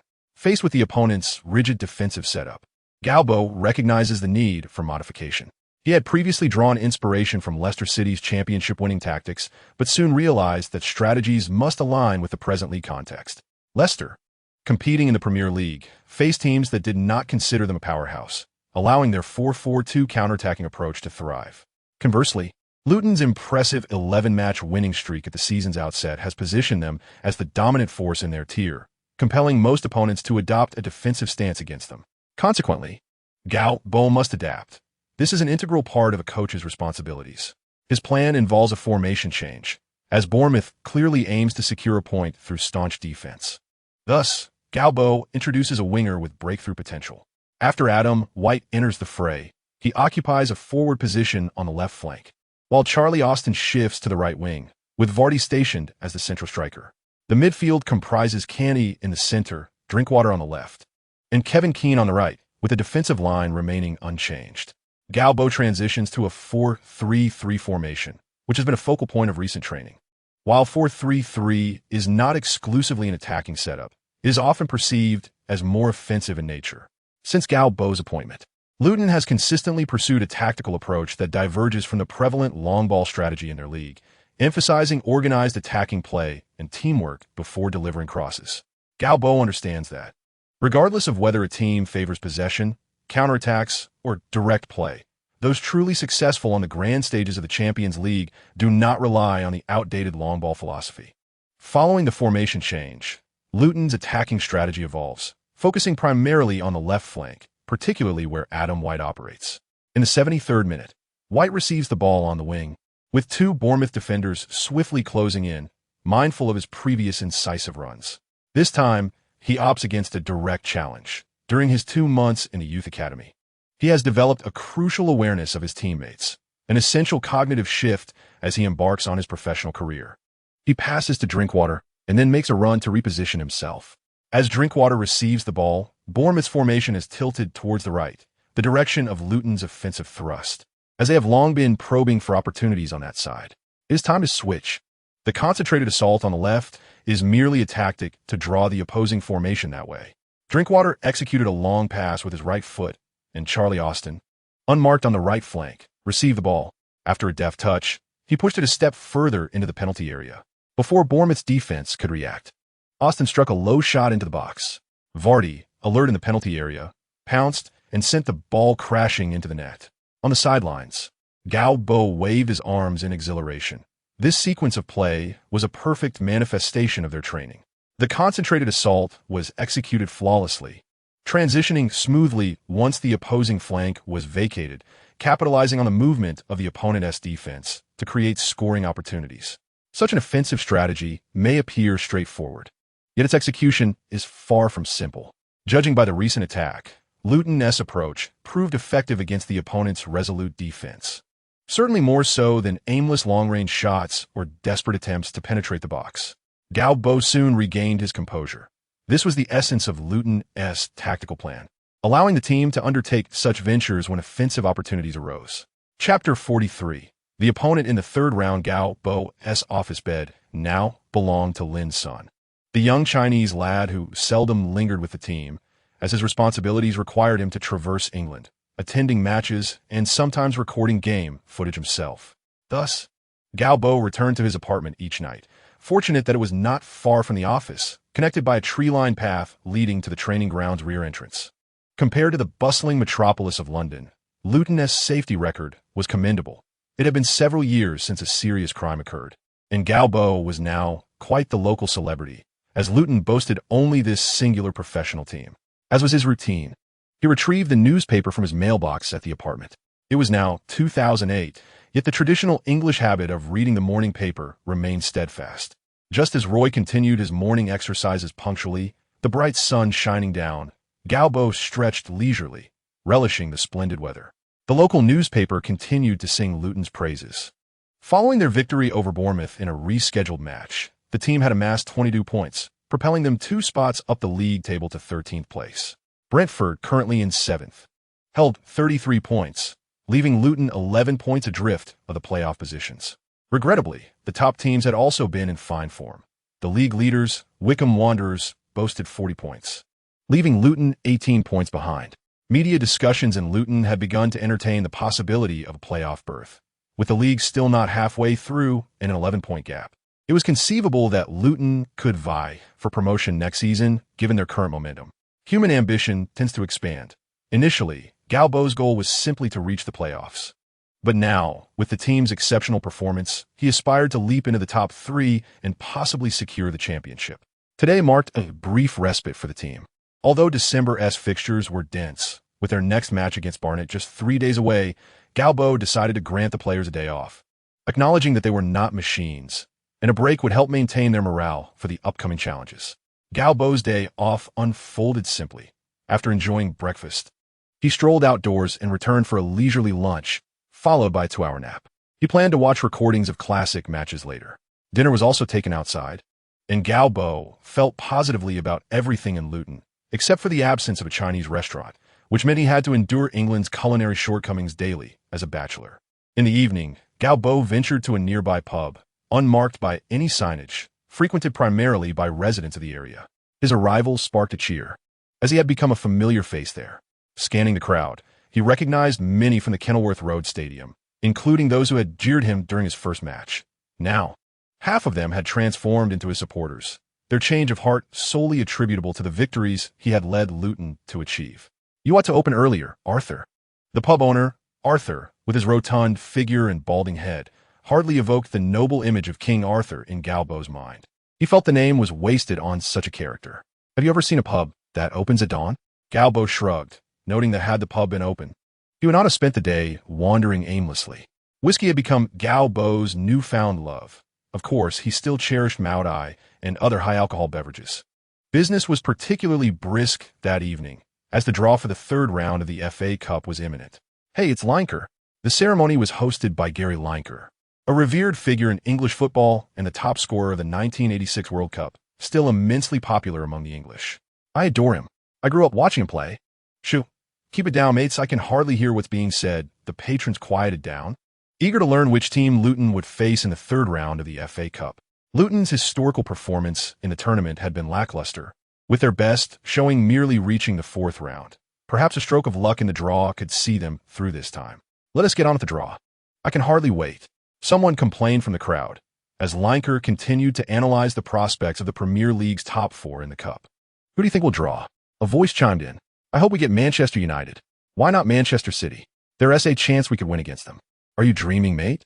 City is formidable. They've got a wealthy owner. I heard they're investing $200 million next season." "Oh, nonsense. I'd prefer a lower league team. That would give us a chance to advance to the 4th round. Draw Chelsea. They're so wealthy. They wouldn't mind sharing the ticket revenue with us. City is currently the richest. They could just turn on the money tap." The fans debated animatedly. As the television displayed Lineker, he wrapped up his commentary and slipped into a few minutes of advertisements before finally getting to the heart of the matter. "We are now ready to commence the draw." Gao Bo heard clearly. The first Premier League team drawn was Arsenal, facing Leeds United. A collective sigh echoed through the pub. Clearly, the fans had hoped for a glamorous matchup in the 3rd round. Now, with Arsenal, one of the traditional top 4 in the Premier League, being drawn, it signifies the loss of an opportunity. Soon, Manchester United was also drawn out, facing Southampton. Liverpool's opponent was revealed as well, with Liverpool set to play away against Preston. The fans in the pub, having lost hope of drawing strong teams, now wished for a lower league side, whether from League One or League Two, as such a matchup would provide a chance to advance to the 4th round of the FA Cup. The draw continued on television, with the home teams being drawn first. Chelsea's guest drew Chelsea. After securing several Premier League titles, Chelsea is now regarded as one of England's footballing elite.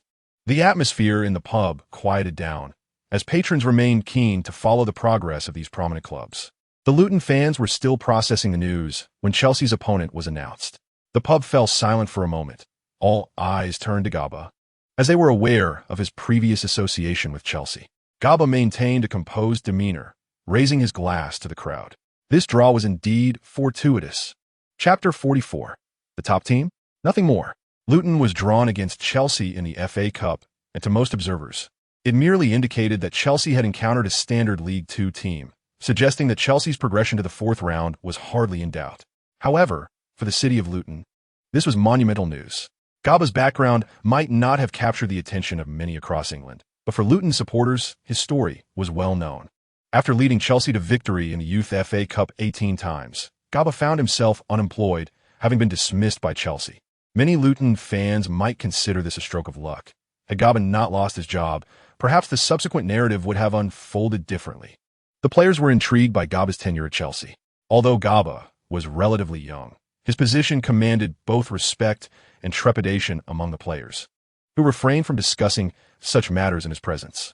However, one informed insider, Jeffrey, embellished Gao Bo's exploits at Chelsea, leaving the Lutonian players in awe.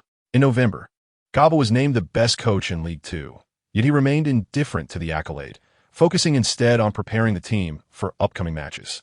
With the FA Cup third round still a month away, December loomed as a busy month for English football, with Luton set to play 7 matches. Particularly daunting with only 2 days separating 2 games after Christmas. Consequently, Luton had applied to the FA for a schedule revision, but received a rejection earlier that day. This provoked Gao Bo's fury. On December 6th, ahead of the home match against Barnet, he unleashed his frustration at a press conference directed at the FA. "We only have 2 days of rest, while our opponents enjoy 4 days. This is incredibly unfair to us. I cannot fathom what goes through the minds of those who set this schedule. Perhaps nonsense or something worse." They showed no consideration for the players' recovery. In his previous life, Gao Bo had climbed the ranks from the bottom, naturally lacking the sharp edges that many young individuals possess. He was characterized by a gentle exterior, yet a strong adherence to principles internally. Rarely did he make incendiary remarks to the media. Thus, when the typically mild-mannered Gao Bo expressed his frustrations at a press conference, the journalists were taken aback, only to quickly realize the significance of his words. This was indeed a major story. During the match, the journalists found their attention wavering.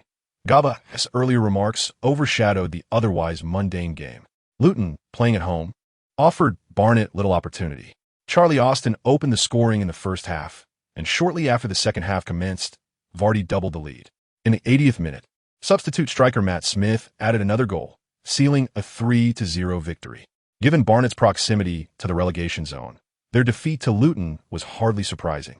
Post-match, Gao Bo's controversial remarks became a frequent topic in the newspapers, and even television programs discussed it as a humorous anecdote. Luton's Chinese head coach, Gao Bo, claimed that the FA officials responsible for scheduling were incompetent. On a program hosted by Lineker, the host wore a pained expression, stating, "Mr. Gao Bo, sometimes it's best not to be too candid. This is my advice to Coach Gao Bo." Lineker's shows were known for their humor, and his quip invariably elicited laughter from the audience. However, Gao Bo found himself in a predicament. Previously, when he had led Luton to recover from a 30-point deduction, he had only appeared once in mainstream media, leaving a faint impression on many English football fans. Now, with Gao Bo's outburst, even Lineker featured the incident on his show. Gao Bo switched off the television, realizing that such exposure in mainstream media was not beneficial. Indeed, the FA was efficient in its response. The day after the match, a penalty was issued. Gao Bo was reprimanded for his remarks and fined £5,000. Despite the FA's sanction, Luton's momentum remained unscathed, continuing their winning streak in the league. On December 13th, Luton faced Wycombe Wanderers away. Wycombe was currently at the top of the League Two standings. This match was against the league leaders, and Luton's players were filled with determination. In their eyes, had it not been for that dreaded point deduction, Luton would be the ones at the summit. After their previous victory, Luton had amassed 25 points, while Wycombe had drawn their last match against Aldershot, leaving Luton 16 points adrift of the top. Notably, after 19 rounds, Luton and Wycombe remained the only 2 teams yet to suffer a defeat, with Wycombe boasting a record of 11 wins and 8 draws, demonstrating their formidable form. However, Compared to Luton's impressive record of 18 wins and 1 draw, Wycombe's performance paled in comparison. Prior to the match, Wycombe's manager claimed it was the highest-level contest in League Two this season. Despite the qualifiers, this did not diminish the excitement among the supporters for the match. Yet, the eventual outcome left many astonished. The home side, Wycombe, started aggressively, attempting to launch an early attack, but soon realized that Luton was far superior to their expectations. In the 4th minute, Kenny intercepted the ball in midfield and passed it to Kevin Keane. After receiving the ball, Kevin swiftly found Drinkwater, who, without pausing, played it forward to Vardy. Vardy, upon receiving the ball, turned and unleashed a powerful shot into the net. Luton Town leads by 1 goal. The subsequent match was entirely dominated by Luton, who played with remarkable ease after securing an early lead. Wycombe Wanderers were compelled to attack, which was precisely what Luton desired to avoid. The second goal followed swiftly in the 18th minute. Luton intercepted the ball in their own half, and Drinkwater executed a long pass behind the opposing defense. Vardy successfully timed his run to avoid offside, dribbled into the box, and delivered across to the far post, where Charlie Austin effortlessly slotted the ball into the empty net. The top-ranked Wycombe Wanderers were thoroughly trampled by Luton in the most comfortable manner imaginable. The final score was 4-0, with Luton achieving a 3-goal lead by halftime. In the second half, both teams made substitutions. However, in the 68th minute, Kevin Keane unleashed a long-range shot that found the back of the net. Manager Robbo barely left the sidelines throughout the match. Leading the second tier? It is but a trivial matter. Chapter 45. December on the fast track, Luton decisively defeated the top team, Wycombe Wanderers, capturing the attention of all clubs in the second tier. Wycombe's manager, Peter Taylor, remarked in the post-match press conference, "First, I must congratulate Coach Robbo. His work has been exceptional. Luton is now at least a tier above other teams in the second division. Vardy, Charlie Austin, Drinkwater, Kenny, the young centre-back Jeffrey, and even benchwarmers Adam White and Matt Smith are enviable players. I truly do not know where Robbo found such talented individuals. It is difficult to quantify just how much higher Luton is compared to the other teams in the second tier. Robbo has found it challenging to muster enthusiasm for second-tier matches due to the weakness of the opponents. He is eager to elevate Luton to the Premier League, where he believes they truly belong. However, even if Luton were to ascend a tier each year, it would take at least 3 seasons to reach the Premier League. Until then, their opportunities to face high-caliber teams are limited to cup competitions. Having already been eliminated from the League Cup, Robbo now sets his sights on the FA Cup as the league situation improves. Nevertheless, league matches must be approached one at a time. For days after the encounter with Wycombe, Luton hosted Colchester United in the EFL Trophy. Against this lower-tier team, Luton, having rotated most of their starting lineup, secured a comfortable 2-0 victory at home. On December 20th, in the 21st round of the league, after a week of rest, the starting squad faced Morecambe at home. Confronted with the opponent's defensive formation in the first half, Luton struggled until the captain, Kevin Keane, broke the deadlock with a long-range strike just before halftime. Once Luton took the lead, the defensive setup became ineffective, and Morecambe had to attack, resulting in 2 counterattacks from Luton that expanded the scoreline. Ultimately, they triumphed 3-0 at home against Morecambe, maintaining an impressive scoring efficiency in the league. After training on December 24th, Luton held a Christmas gathering in the training base's dining hall. Everything for Luton is progressing positively, as they have yet to lose a match this season, remaining the only unbeaten team in the league. "We even have hopes of promotion this season," exclaimed owner David Morton from the podium. "Promotion! Promotion! Cheer the players below." Robbo smiled at their enthusiasm. "But is it merely promotion? My aspirations extend far beyond that." Robbo kept his thoughts to himself, concerned that the players might feel pressure, potentially affecting their performance. As the Christmas bells tolled, Luton faced 2 matches that Robbo deemed to be a grueling schedule. On December 26th, Luton visited Chesterfield, and with a match against second-placed Lincoln City looming just 2 days later, Robbo opted for significant rotation, leaving out key players such as Kenny, Vardy, Charlie Austin, and Kevin Keane. For over 80 minutes, the score remained 0-0 as Luton struggled to penetrate the opponent's defensive formation. Just as Robbo was preparing to accept a draw, an incident on the field ignited his anger. While unscrewing a bottle cap for a drink, he inadvertently tossed the water onto the ground. It was a corner kick opportunity for Luton, but the first ball was clear by the opposition. Subsequently, A remarkably quick winger from the opposing team broke forward and unleashed a stunning long-range shot that grazed the crossbar and entered the net. There was no way to prevent that goal. "Damn it," Robbo exclaimed, throwing the water bottle to the ground, startling the substitutes and coaching staff behind him. The home crowd erupted in excitement. In this small stadium, which holds only a few thousand spectators, Robbo felt as if he were at Real Madrid's Bernabeu Stadium. For Chesterfield, defeating this season's super team in the second tier would provide them with a month's worth of bragging rights. Ultimately, Luton suffered their first defeat of the season. Robbo was deeply disappointed with the outcome, yet he understood that this day would eventually come. No team can remain unbeaten indefinitely. Arsenal's remarkable unbeaten season was a rare confluence of skill and luck, and even that team had several matches where they nearly lost. Robbo quickly adjusted his mindset, realizing that losing now is far better than suffering a loss at a crucial moment, such as in the FA Cup against Chelsea. In the final match of December, the 23rd round of the league saw Luton host Lincoln City. With their strongest lineup on the field, the previous defeat seemed to weigh heavily on the players, who displayed a fierce determination from the outset.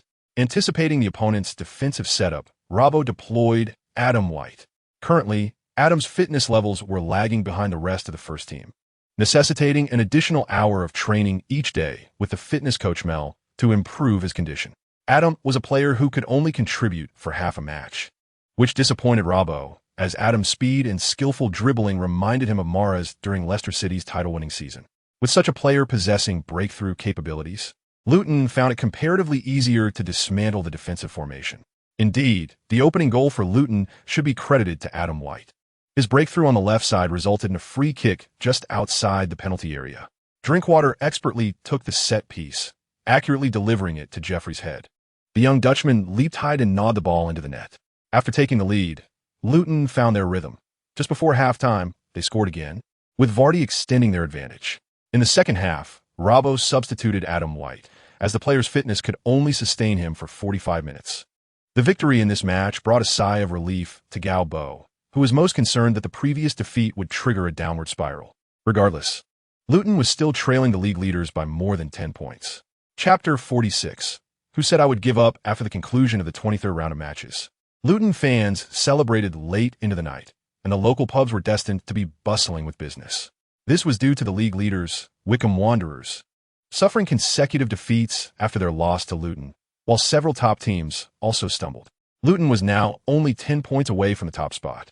Indeed, just 10 points. For Luton supporters, closing a 30-point gap was becoming a reality. How much easier would it be to chase down a mere 10 points? Even if Luton ultimately failed to secure the League Two title, their current form made the prospect of attaining a promotion spot seem very promising. With the season halfway through, Luton had amassed 34 points. Following their victory over Lincoln City, they climbed to 10th place, just 1 point behind 9th-placed Gillingham and 6 points shy of the 7th position that would qualify for the playoffs.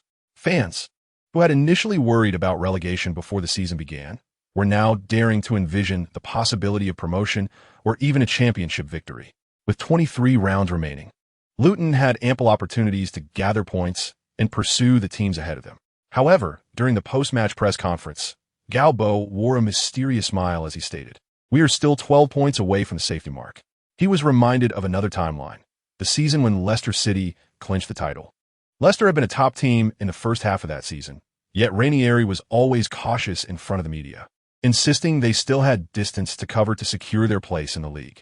Upon hearing Gao Bo's remark, Lincoln City's coach rolled his eyes. Relegation for Luton? They were now strong contenders for promotion, with several teams in the top 7 already aware of Luton breathing down their necks. If Luton needed to worry about relegation, then perhaps the other League Two teams should simply resign themselves to defeat. After the press conference, Gao Bo did not return to the locker room. The Luton players had grown accustomed to victory, and such an achievement did not seem particularly worthy of celebration. Victory was expected. This was the mentality Gao Bo instilled in the team. He aimed to cultivate a squad that could continuously embrace success. By the time the team returned to Luton, it was quite late. On the bus, Gao Bo announced a day off for the following day, which elicited cheers from the players. Back in his room, he had another task to attend to. Recently, Gao Bo had been judicious with the opportunities for card draws. He now had 16 chances and decided to exchange them for a green card. After several attempts, Gao Bo discovered that the odds of drawing something useful were exceedingly low, with many cards proving utterly useless.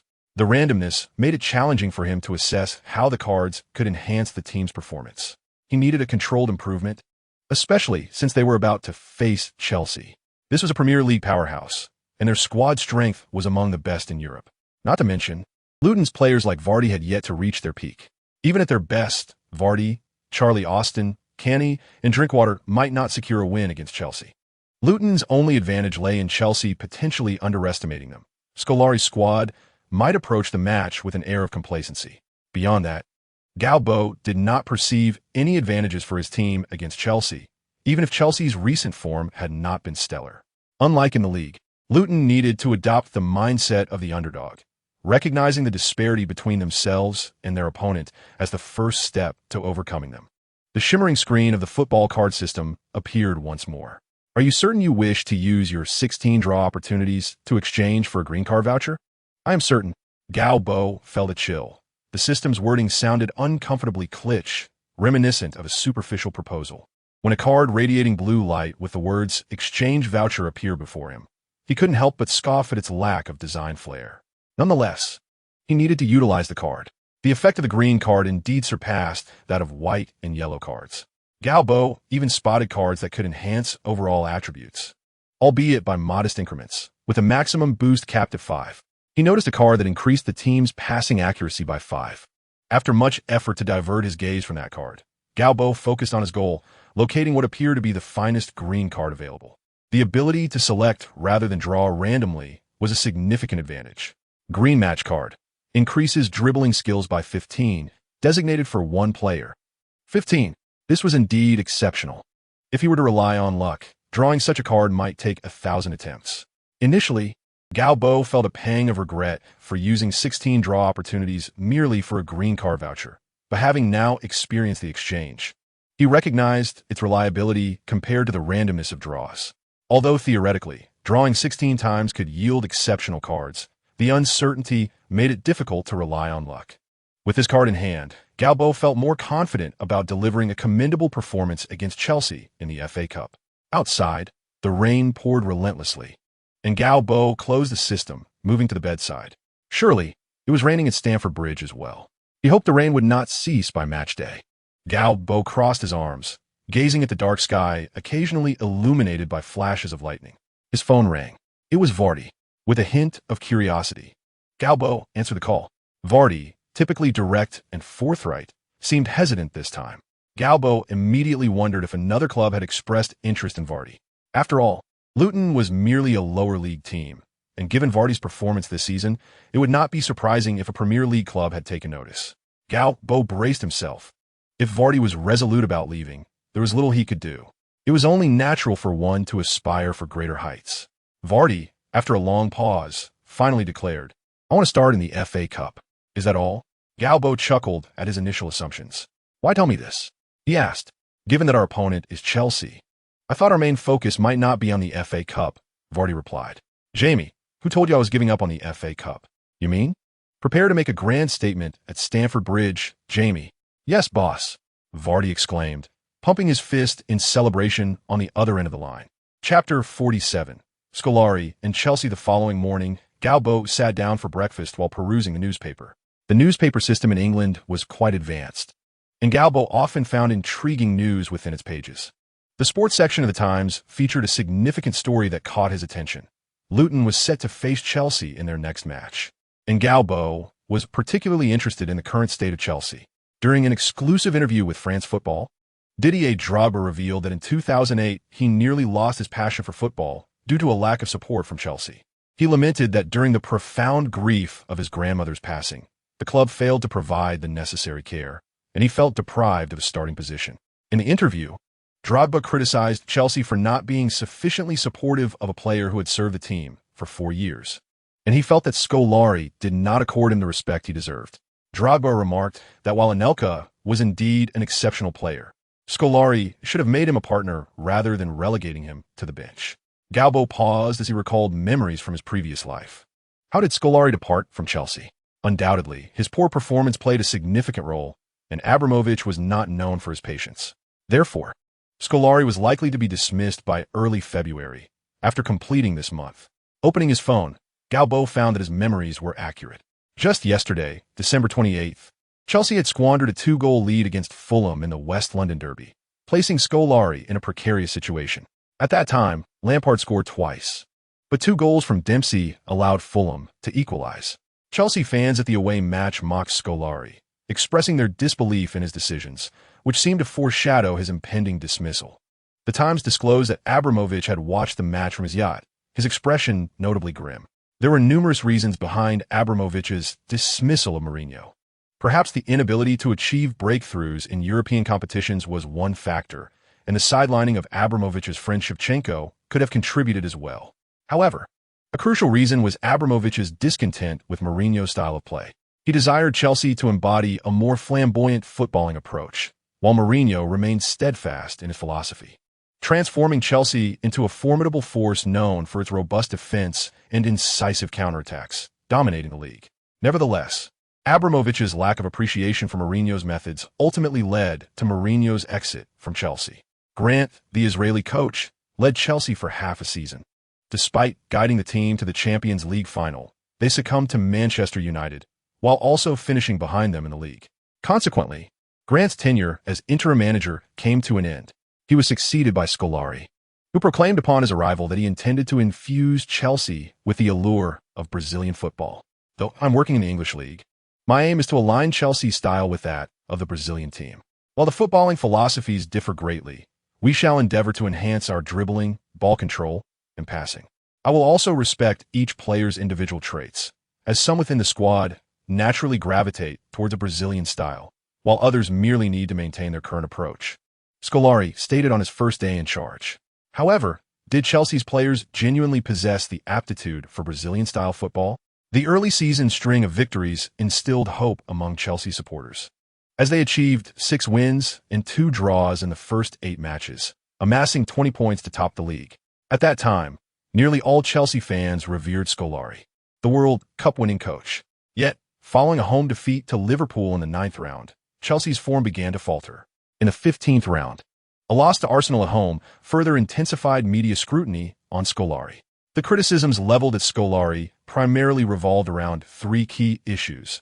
Firstly, his tactical inflexibility. Due to Drogba's injury and Robinho's transfer to Manchester City, Scolari was compelled to adopt a single striker formation. Initially effective, this tactic benefited Anelka greatly, but opponents soon lost interest in Chelsea's solitary striker approach, recognizing that a concentrated midfield defense would nullify Anelka's impact. With Drogba's return from injury, Scolari had a prime opportunity to switch to a 2-striker formation, yet he stubbornly adhered to his original plan, resulting in Chelsea struggling to secure a home victory and ultimately ending their away winning streak. Secondly, there was insufficient rotation. Halfway through the season, Scolari seldom rotated his squad, save for injuries. Key players like Terry, Cech, Bozingwa, Cole, Lampard, Mikel, Deco, and Anelka were steadfast starters unless sidelined. Remarkably, Terry, Lampard, Cech, Bozingwa, and Anelka participated in all 18 league matches. Had it not been for injuries, Deco and Ashley Cole likely would have shared this distinction. While maintaining a stable lineup has its merits, Scolari's rigid approach to rotation risked detrimental effects on player fitness and form. Lastly, his in-game management was called into question. The player most frequently substituted this season was Belletti, followed by Ferreira, Drogba, and Kalou. Scolari often opted to introduce defensive players late in matches, although substituting defensive players when ahead is commonplace.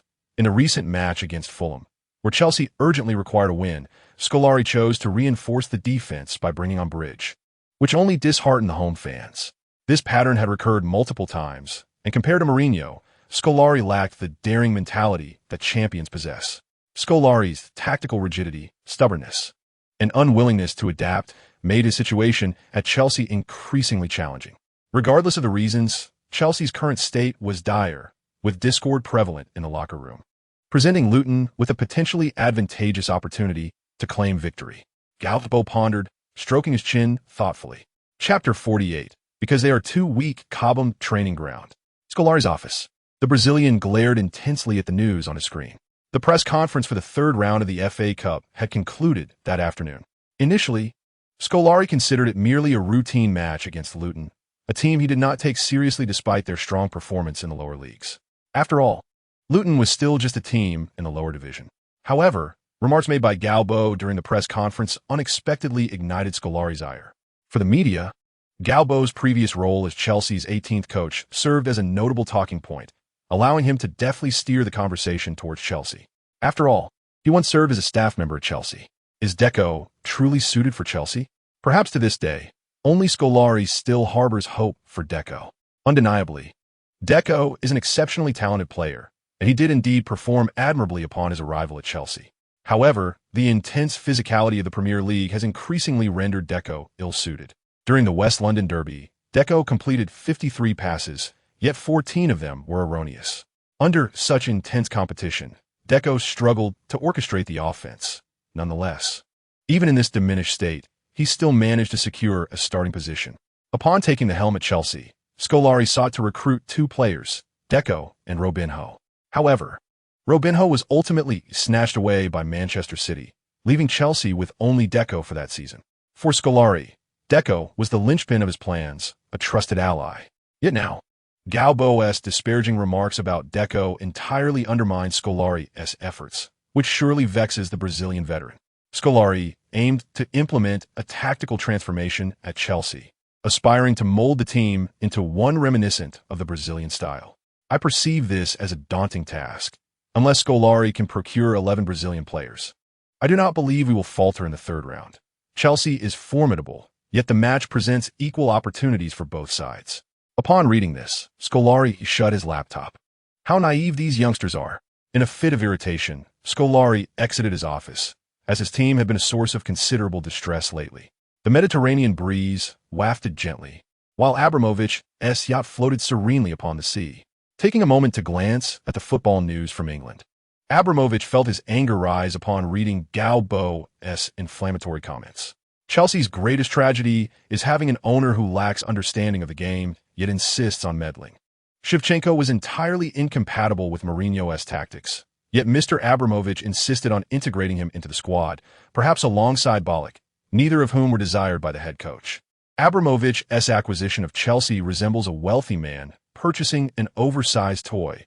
While they may maintain their novelty for a few years, what occurs once that novelty fades? When the affluent cease to open their checkbooks, Chelsea will encounter unfathomable crises. For Chelsea, when a dictatorial billionaire like Abramovich controls the club, the Blue supporters must anticipate that the rubles flowing in from clandestine channels are akin to a drug, fueling Chelsea's ascent while simultaneously presenting its gravest peril. Gao Bo's rhetoric is hardly novel. However, for Abramovich, a substantial part of his investment in Chelsea serves as a means to secure his own exit strategy. He invests in football, in philanthropy, striving to cultivate an image of a benevolent billionaire within British society. In Russia, he is an oligarch with vast wealth. Yet the prevailing societal disdain for oligarchs leaves him feeling uneasy. Abramovich removed his glasses. If it were merely Gao Bo making these remarks, it would be inconsequential, as countless fans in England, including Chelsea supporters, harbor anti-Abramovich sentiments. However, Gao Bo is the head coach of a team, albeit one in the lower leagues. Yet their next opponent is Chelsea, ensuring that mainstream media will cover the unfolding drama. The narrative of Chelsea's former coach criticizing his old club is undeniably captivating. Until now, Abramovich had been unaware that Chelsea once employed a Chinese coach. Now, Abramovich could envision the media coverage the following day. English media is notoriously adept at sensationalism, particularly the tabloids, who thrive on embellishing stories. By the time the newspapers hit the stands, Abramovich would surely encounter even more sensational details. Just a minute ago, he had been lounging on the deck of his yacht, savoring the tranquil Mediterranean evening, but now the gentle breeze felt irksome. Abramovich dialed Scolari's number. Seeing the call from his boss, Scolari furrowed his brow. To be frank, he was not particularly fond of conversing with this Russian. Nevertheless, he ultimately answered the call. "I do not like that Chinese man from Luton, coach," Abramovich stated, his tone revealing suppressed anger. "Nor do I, sir," Scolari replied. "This match must proceed without any surprises. I expect a resounding victory to silence that Chinese man. I want him to be quiet." "Rest assured, sir, this match poses no issues," Scolari retorted. dismissing the notion that a lower league team could pose any significant threat. Provoking a lion brings no advantage to Luton. I demand a decisive victory. Abramovich nearly ground his teeth. Scolari paused, originally intending to make some rotations for the match, as the English media frequently criticized him for his lack of tactical flexibility. He felt compelled to respond in some manner. "As you wish, sir." After hanging up, Scolari's expression darkened, and the lines on his face deepened. Gao Bo, typically reserved in his media statements, had boldly criticized Chelsea during the press conference, leaving neither Scolari nor Abramovich unscathed. Many familiar with Gao Bo found his audacity puzzling, as he rarely expressed such aggressive sentiments, even in press conferences. To many, this seemed like Gao Bo exacting revenge for his dismissal from Chelsea. However, Gao Bo had not contemplated it in such terms, having clawed his way up from the bottom to the upper echelons of the company. Gao Bo regarded such experiences as trivial. His true aim was to provoke Abramovich and Scolari. Should either of them become incensed, they might recklessly push forward in the match, eager to devour Luton like a small fish. This was precisely the encounter Luton desired, ideally with Chelsea neglecting defense in their eagerness to attack. Gao Bo was somewhat eager for Deco to start the match. What advantage lies in angering Chelsea? Mr. Gao Bo, returning from the training facility to his apartment. Gao Bo encountered Roy at the entrance. Indeed, having just concluded the press conference, Roy was likely finishing his day as well. Advantage? This is a declaration of war. Miss Roy, Gao Bo certainly would not stoop to explaining his motives to a journalist. After all, what if she leaked it? Journalists are notoriously unreliable. Then why do you never exhibit such fervor in lower league matches? Gao Bo paused, a disdainful smile gracing his lips. Because they're simply too weak. Chapter 49. Away match against Chelsea as the clock struck midnight on New Year's Day, 2009, January 3rd, marked the third round of the FA Cup, with Luton set to face Chelsea away. On that early morning, Luton's bright orange coach slowly departed from the training facility, winding through the narrow streets of Luton before merging onto the M1 motorway. This was the sole motorway traversing Luton, connecting the town to Hertfordshire, and taking the southwestern exit of the M1 led directly to Greater London. The scenery outside the bus window whizzed by in a blur. The players sat in their respective seats, some with eyes closed, others donning oversized headphones, immersed in music. At this moment, Gao Bo chose not to disturb the players. He had no desire to unbuckle his seatbelt while the vehicle sped along. Beyond this point lay Hertfordshire, as the bus exited at a junction. John Aston pointed in another direction. Gao Bo glanced at John, whose expression bore a hint of melancholy. He understood well the source of John's discontent. Every English team has its arch-rivals, and Luton is no exception. Luton's nemesis is Watford, situated in Hertfordshire, a pair of noisy neighbors. The origins of their rivalry are difficult to trace, yet it is undeniable that Watford is the team most despised by Luton fans. They are each other's foremost adversaries, and their derby is known as the M1 Derby, named after the motorway connecting Hertfordshire, home to Watford and Luton. Of course, aside from Watford, Milton Keynes is also considered a regional rival of Luton. However, while Watford competes in the Championship, Milton Keynes remains in League One, placing Luton at a disadvantage in this rivalry. John, we won't remain in League Two for long. Gao Bo turned to his players, brimming with confidence. The Premier League is the true stage for these young lads. John, however, did not share Gao Bo's optimism. This Luton team certainly possesses great potential, especially with their core players, Vardy, Kenny, and others, averaging around 20 years of age. Given a few years, they might yet ascend to the Premier League. But John was acutely aware that times had changed. Chelsea had become a powerhouse through Abramovich's investment, and now Manchester City enjoyed similar financial backing, with money flooding the professional football scene. How long could Luton retain these players? A season? Perhaps two? John was uncertain, but he knew that when a team brandishes a checkbook, smaller clubs like Luton cannot resist such temptation. What if a club offered $5 million for Vardy? John understood that Vardy was indeed worth that price, but could Luton refuse? Their entire season's budget was only $1 million. However, had Gao Bo known John's thoughts, he would have scoffed. In the past, Vardy was sold for $50 million, deemed a bargain, although Vardy was still young in this timeline. And the transfer market inflation was not as severe. With card enhancements in Vardy's youth, after a season or two, anything less than $20 million would be laughable.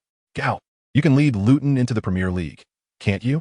John was fully aware that neither Vardy nor Canny held as much value as the coach before them. Gao Bo was the most crucial factor in Luton's rise. Understanding John's thoughts, Gao Bo pondered for a moment before offering a vague response. I will lead the team forward. What is the latest on Chelsea? Gao Bo inquired of his data analyst. Lynn, Senator, you've certainly riled Chelsea up, boss.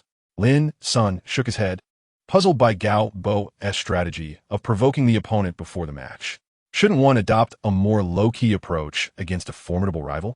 Scolari stated that there were no issues in Chelsea's locker room, and the team would be in peak form for the new year. Deco, however, directly countered in the media, asserting that such arrogance would lead Luton to pay a price. Did Deco really say that? Gao Bo leaned forward, gripping the armrest. He did. Wonderful, Gao Bo exclaimed, delighted. His aim was to ensure Scolari deployed Deco as a starter for the match. Scolari had established Deco as the core, essentially abandoning Chelsea's traditional counterattacking tactics. As long as Scolari continued with his current approach, this match would become more manageable for Luton. Shut down Deco.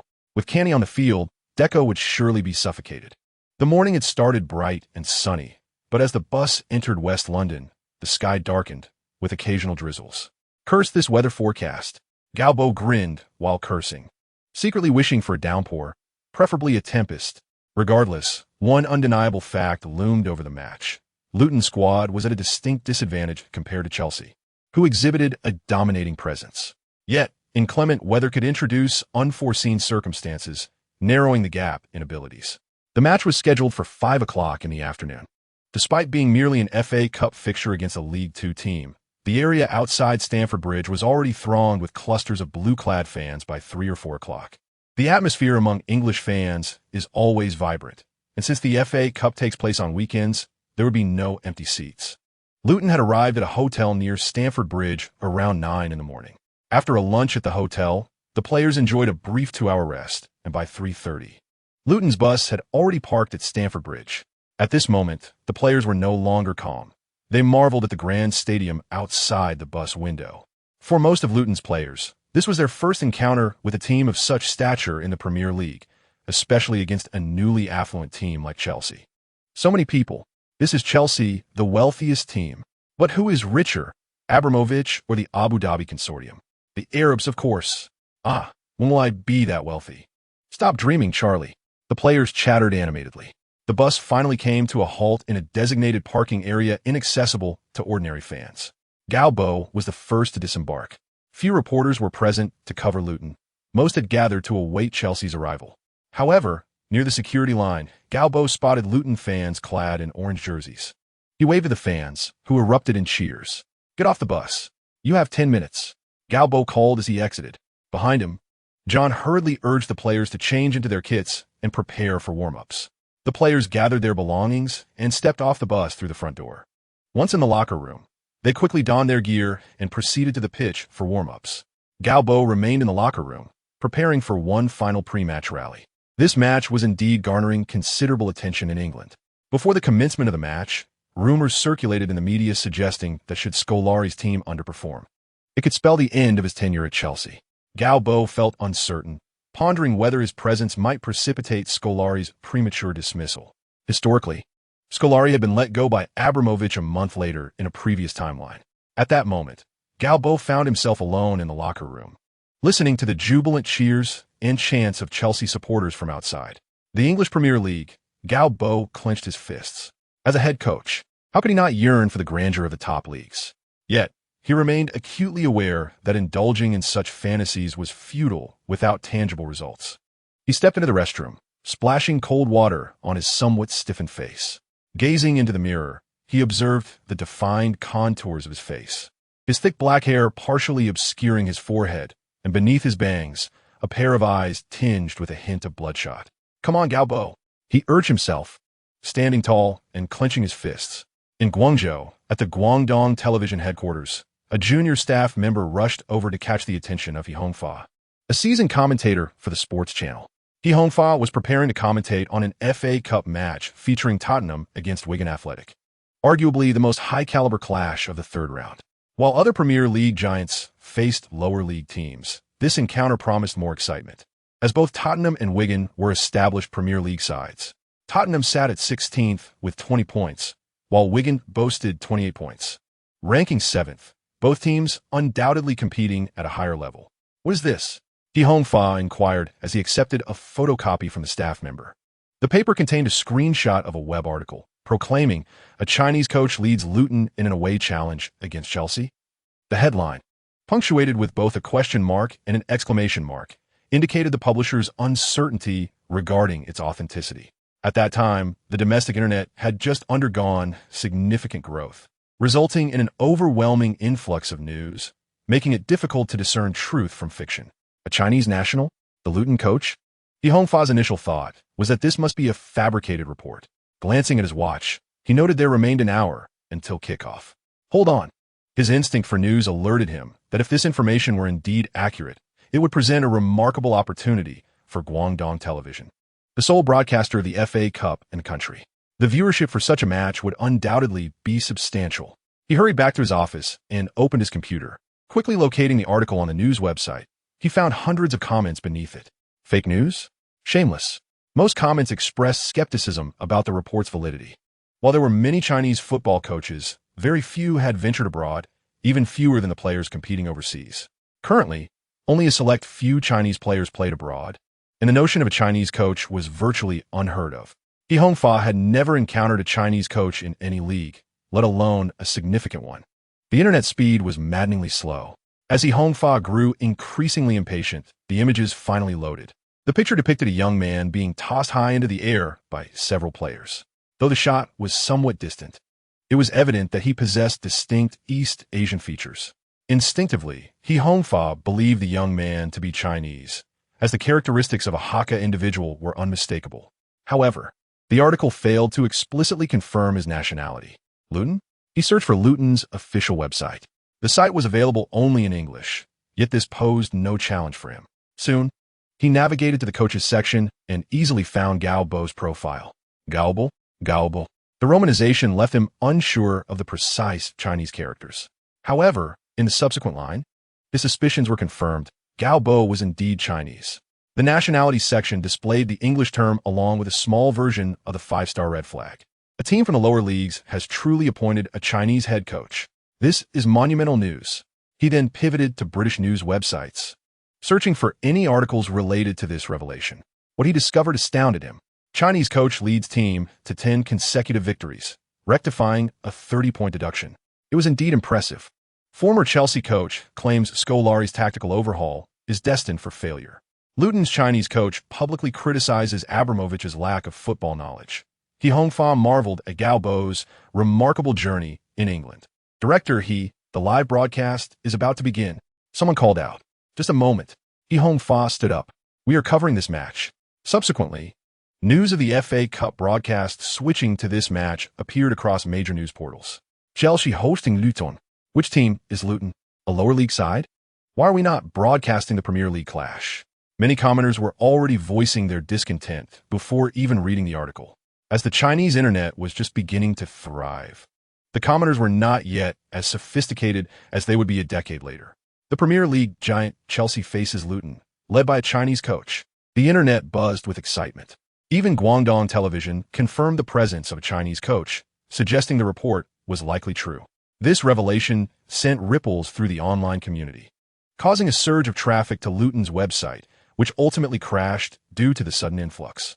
In China, it was already midnight, and such traffic was a testament to the country's vast population. Chapter 51. Testing tactics against strong teams unbeknownst to Gao Bo. He was becoming a household name back home, or was on the cusp of fame. He held in his hands the starting lineup for Chelsea. Indeed, Scolari had made no changes. For this match against a lower league team, Scolari fielded an almost identical starting 11 to that of the recent West London derby against Fulham, with Anelka replacing Drogba. It seemed Drogba's remarks in France football had irked Scolari. The lineup featured goalkeeper Czech, with defenders Bozingwa, Ivanovic, Alex, and Ashley Cole. Upon witnessing this defensive arrangement, Gao Bo's expression grew serious.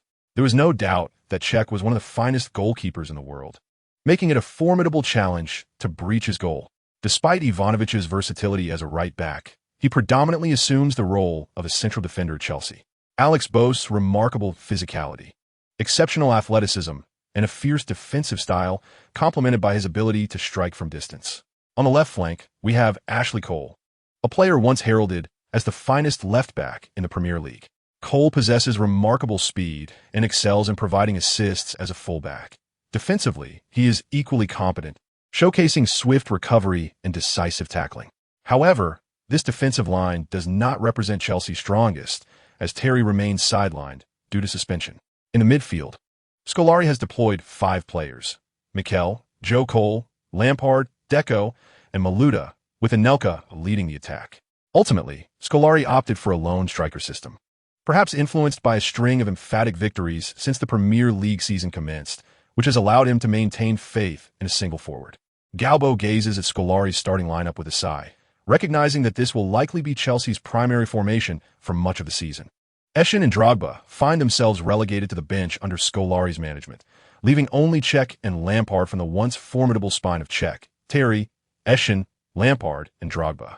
Can Deco truly uphold the midfield for Chelsea? It has become evident that Scolari's utilization of Deco raises concerns.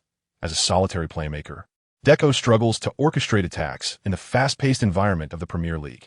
Gao Bo focuses on Deco, believing this will be the pivotal point of the match. The players have returned from warm-ups. Gentlemen, many have remarked that our journey may end in the third round. Indeed, we face Chelsea and away at that. What splendid fortune! Gao Bo calmly states. Perhaps some of you think that merely stepping onto the Stamford Bridge pitch is the pinnacle of our achievement. But is that truly the case? Gao Bo's voice rises sharply. Jamie, do you wish to lose? I am constantly thinking about scoring, boss. Vardy grins. And you, Charlie, do you wish to lose? Gao Bo turns to Charlie Austin. Of course not. Austin retorts defiantly. As Gao Bo's gaze shifts, Drinkwater eagerly raises both hands, declaring, I want to win, boss. Me too. Kant beams, revealing a broad smile. Does anyone desire to lose? Is there anyone here with a mindset of we probably can't win, so let's just play carefree? Speak up. Gao Bo scans the room. Excellent. No one wishes to lose. We are not here to play games. We are here to win. Gao Bo nods in satisfaction. Defense. Defense is paramount. He reiterates. In the first half, even if we cannot score, we absolutely must not concede. He places his hopes for victory on the second half. All right, let us prepare for the match. The locker room door swings open, and the Luton players stride out with their heads held high. Gao Bo watches as they file out, his gaze settling on Adam. This is crucial for the second half. Gao Bo activates the football card system. Within the 4 slots, cards shimmer with vibrant colors. Match card, blue increases the team's interception success rate by 13. Match card, white improves shooting accuracy by 5. Designated for player Jamie Vardy. Match card, yellow enhances heading ability by 7. Designated for player Jeffrey. Match card, white boosts crossing ability by 5. Designated for player Kevin Keane. Gao Bo currently has only 4 slots, allowing him to equip 4 cards. However, this also means he can select 4 reserve cards for use during the match. Though he is left with only 2 that are applicable. Match card, green increases dribbling skill by 15, designated for 1 player. Match card, yellow enhances speed by 7, designated for 1 player. Gao Bo plans to deploy these cards at the most opportune moment in the second half. Adam White's dribbling and speed are commendable. Substituting him in and applying these 2 cards will undoubtedly astonish everyone. After rigorous training at the Youth Academy, Adam's dribbling skill has reached 83, with speed also elevated to 85. With the card enhancements, both attributes could surpass 90, marking him as a player of world-class caliber. In the second half, introducing a wing attacker at the right moment could leave Chelsea's defense vulnerable. The mere thought of Adam frequently breaking through Chelsea's defenders brings a grin to Gao Bo's face. Alas, Adam's stamina is limited to just 1 half. He must enhance his conditioning. At this moment, both teams are lined up in the player tunnel. For Chelsea's stars, they scarcely spare a glance at the Luton players, as one side competes in the Premier League while the other resides in the lower leagues, with weekly earnings contrasting sharply. However, some Luton players steal glances toward Chelsea, intrigued by the stars they have only seen on television, now standing before them. Vardy, positioned at the back of the line, has emerged as the team's standout star. In a typical squad, the captain stands at the forefront, followed by the goalkeeper. Thus, the last position is often reserved for the team's core player. Vardy's ascent from amateur to the premier star of a professional team has taken less than 6 months. As the referee signals the start, Both teams follow the officiating crew onto the pitch. Gao Bo emerges from the player tunnel, surveying the blue stadium. Stamford Bridge. Standing tall, Gao Bo cannot claim indifference to the possibility of being dismissed. However, he does not harbor any deep-seated animosity toward Chelsea. He is not a child to harbor irrational grudges. For Gao Bo, the significance of this match transcends mere revenge. It represents an opportunity for a true powerhouse to test the tactical framework he has established at Luton, to prove his worthiness to compete on the grandest stage. A defiant smile slowly graces Gao Bo's face. Chapter 52. Defense first. Gao Bo's defiance quickly encounters a setback. Scolari emerges from the player tunnel, and Gao Bo approaches him, extending his right hand. Despite his respect for the Brazilian veteran, a World Cup-winning coach, Scolari coldly snorts and disregards Gao Bo's outstretched hand, striding past him. Gao Bo awkwardly retracts his hand, rubbing his nose. It seems the pre-match remarks have deeply offended the seasoned coach. Gao Bo, however, does not take Scolari's slight to heart. On the football pitch, the best response to humiliation is to triumph over one's opponent. Gao Bo intends to demonstrate to Scolari that his methods are outdated. He is confident of this. Stubbornness, an unwillingness to adapt, and a singular reliance on a fixed formation cannot possibly align with the evolving currents of global football. Perhaps Scolari is better suited for managing a national team, where the frequency of matches is reduced, allowing him to adhere to his philosophical approach. Scolari's disregard for Gao Bo was evident, as Lightkinson smirked in the commentary booth. It appears that Gao Bo's pre-match comments have indeed provoked the Brazilians, and Luton must tread carefully in this encounter, as their lineup reveals a full-strength squad. I do not consider this to be Chelsea's strongest formation, especially with Drogba sitting on the bench, remarked Redknapp. In Scolari's view, he may believe he has deployed Chelsea's finest, yet one must ponder Drogba's future at the club. It is difficult to say, Redknapp mused, shaking his head. Scolari's position is precarious, and Drogba might still be observing the situation. As the two conversed, the players took their positions on the field. In the broadcast studio, Hongfa noted Scolari's dismissal of Gao Bo. It proved wise to air this match. Despite the late hour, viewership exceeded expectations. Prior to the match, Gao Bo had criticized Scolari's tactics and his modifications to Chelsea, which greatly displeased Scolari. Domestic audiences are unaware of the tensions between Gao Bo and Scolari, and Hongfa had collected these news pieces from foreign websites for his commentary reference. Let us examine the starting lineups. For Chelsea, Petr Cech was in goal, with a defensive line consisting of right-back Bozingwa, central defenders Ivanov and Alex, and left-back Alex. In midfield, Deco played as a defensive midfielder alongside Mikel, with Lampard in front of them, Maluda on the left, and Joe Cole on the right, while Anelka led the attack. Luton, under the guidance of coach Gao Bo, fielded their strongest lineup. Goalkeeper Claude Loris, right-back Mitchell Pyron, central defenders George Park and Dutch youth Jeffrey, left-back Sol Davis, with midfielders Captain Kevin Keane on the right, Luis Emmanuel on the left, and in the center, Chicant and Drinkwater, while the forward duo comprised Jamie Vardy and Charlie Austin. If I recall correctly, Coach Gao Bo is the only Chinese coach to appear in European competitions. One can only hope he showcases his full potential in this match and enjoys a stroke of luck. In the broadcast studio, Hongfa sat alone, addressing a camera. Commentary in the domestic sphere often leans towards a solo format, particularly in the Pearl River Delta region. Gao Bo indeed requires a bit of fortune, as he faces a formidable opponent like Chelsea. The match commenced with Luton retreating into their half, their three lines participating in defense. At least in these opening minutes, Luton's strategy seems astute, remarked Lightkinson. Given the disparity in strength between the two teams, if Luton failed to fortify their defense, their backline would easily succumb to Chelsea's attacks, opined young Redknapp.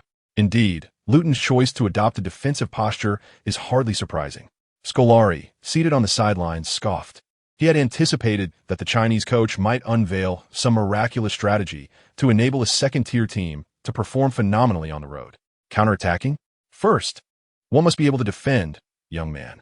Abramovich, seated in the box, had not intended to watch the match, yet Gao Bo's pre-match remarks had incensed him. He wished to gauge the true measure of this Chinese coach's team, which had the audacity to speak so boldly. Abramovich maintained a serious demeanor, fully aware that a camera was trained upon him. In contrast to Abramovich's scrutinized presence, Luton's owner, David Morton, bore no such pretense. He sat among the away fans, clad in an orange Luton jersey, reveling in their company. They cheered and sang. Their voices, though faint in the Stamford Bridge atmosphere, remained undeterred. For Luton fans, this match was a celebration. Even a loss would not dampen their spirits, for such opportunities to play at a prestigious venue were rare. Winning was a thought that scarcely crossed the minds of the 99% of Luton supporters. Scolari had indeed transformed Chelsea under his intense direction. Players were compelled to adhere to his style of play. The ball frequently found its way to Deco, who was tasked with orchestrating the offense. Following the match's commencement, Deco had the most touches, surpassing even Lampard. However, Luton's defense appeared sturdier than Chelsea's players had anticipated, as they struggled to penetrate Luton's resolute backline amidst continuous midfield passing. Deco glanced towards the sidelines at Gao Bo. No wonder he dared to make bold statements. He clearly possessed some skill. But what of that? The chasm in ability cannot be bridged by mere words. Frustration bubbled within Deco. His form had been waning over the past 2 months, and he struggled to recapture the sensations of his early days in the Premier League. Yet, a mere second-tier coach dared to assert that Deco was unfit for the English League. I shall show you the meaning of strength, Chinese man. Deco seized the ball, continuing to orchestrate the attack. Chapter 53. Luton's defensive tactics. The lights at Stamford Bridge appeared brighter than those at Kenilworth Road, as some away fans noted. The visiting supporters glanced at their owner, David Morton, who feigned ignorance. After all, changing the stadium lights incurs no cost. Fans fixated on the lighting because, for 3 minutes, Chelsea had maintained possession without advancing into Luton's penalty area, rendering the match rather dull. Chelsea aimed to press aggressively, eager to dominate this audacious second-tier team. Yet once the ball crossed the halfway line, Chelsea's players felt the intense pressure of Luton's defense. Lampard, withdrawing from his advanced midfield position to the center circle, sought the ball after Deco's lateral passes failed to forge a forward path. Although Scolari sought to establish Deco as the central figure, he hesitated to confront the established presence of Lampard in the Chelsea dressing room. As Lampard turned with the ball, his vision was filled with players clad in orange, while Chelsea's players seemed to be systematically isolated by Luton's defenders, making forward passes nearly impossible. Luton had concentrated a multitude of players within the confined space to bolster their defensive efforts. Lampard sought to deliver a long pass, only to find himself besieged by opponents on both flanks. Consequently, he opted for a backward pass. Upon receiving the ball, Ivan Ovai attempted a long pass. Yet the distance proved too great, allowing Luton to reassemble their formation by the time the ball landed. Their efficiency and discipline in repositioning were commendable. Dressed in blue sports attire, Scolari twitched his lips beside his graying beard, casting a glance at the young Gao Bo standing not far away. This young man was not merely a braggart. Judging by Luton's performance in these few minutes, it was evident that they were a well-drilled team. Luton's defense was not a conventional iron fortress, but rather akin to a sticky toffee, shifting fluidly across the pitch.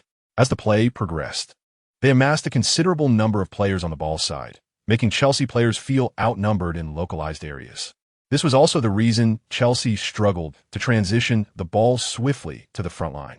"We must accelerate our passing," Lampard noted, encountering such a defensive strategy for the first time. However, he soon recognized its vulnerabilities.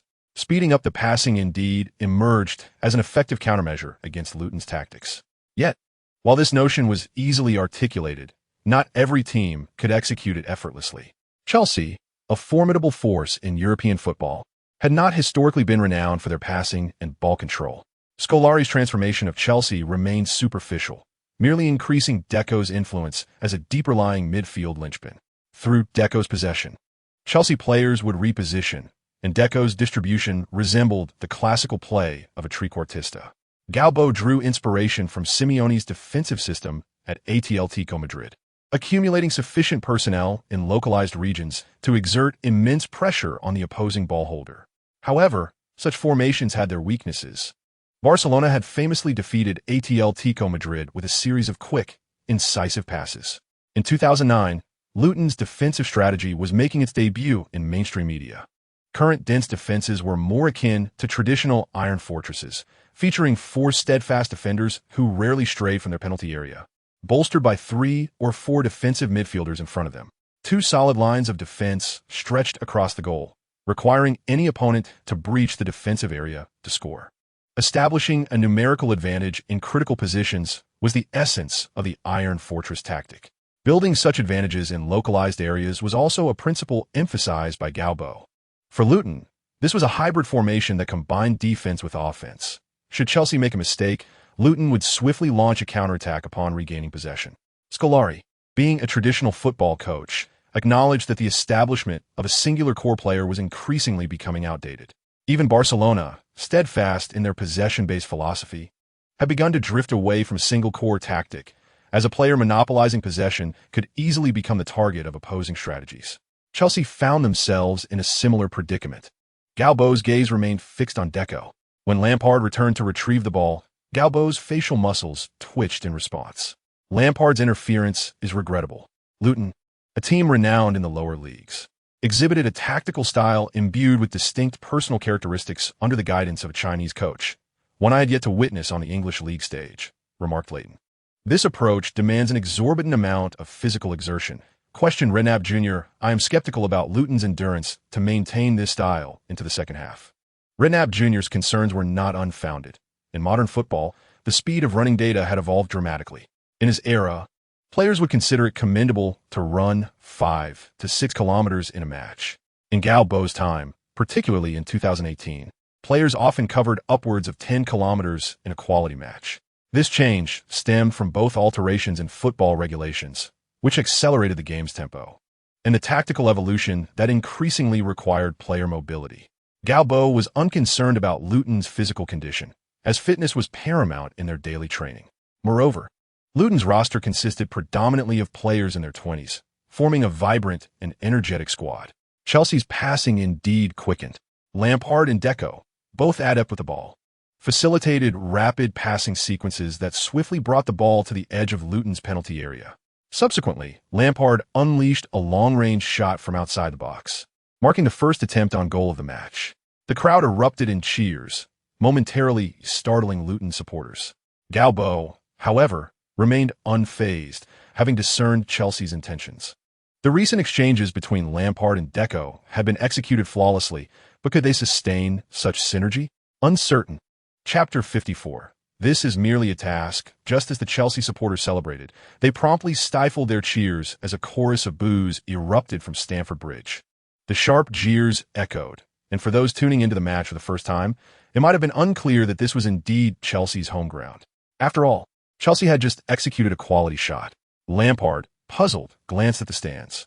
He certainly did not believe that Chelsea fans would boo him, given his esteemed status among them.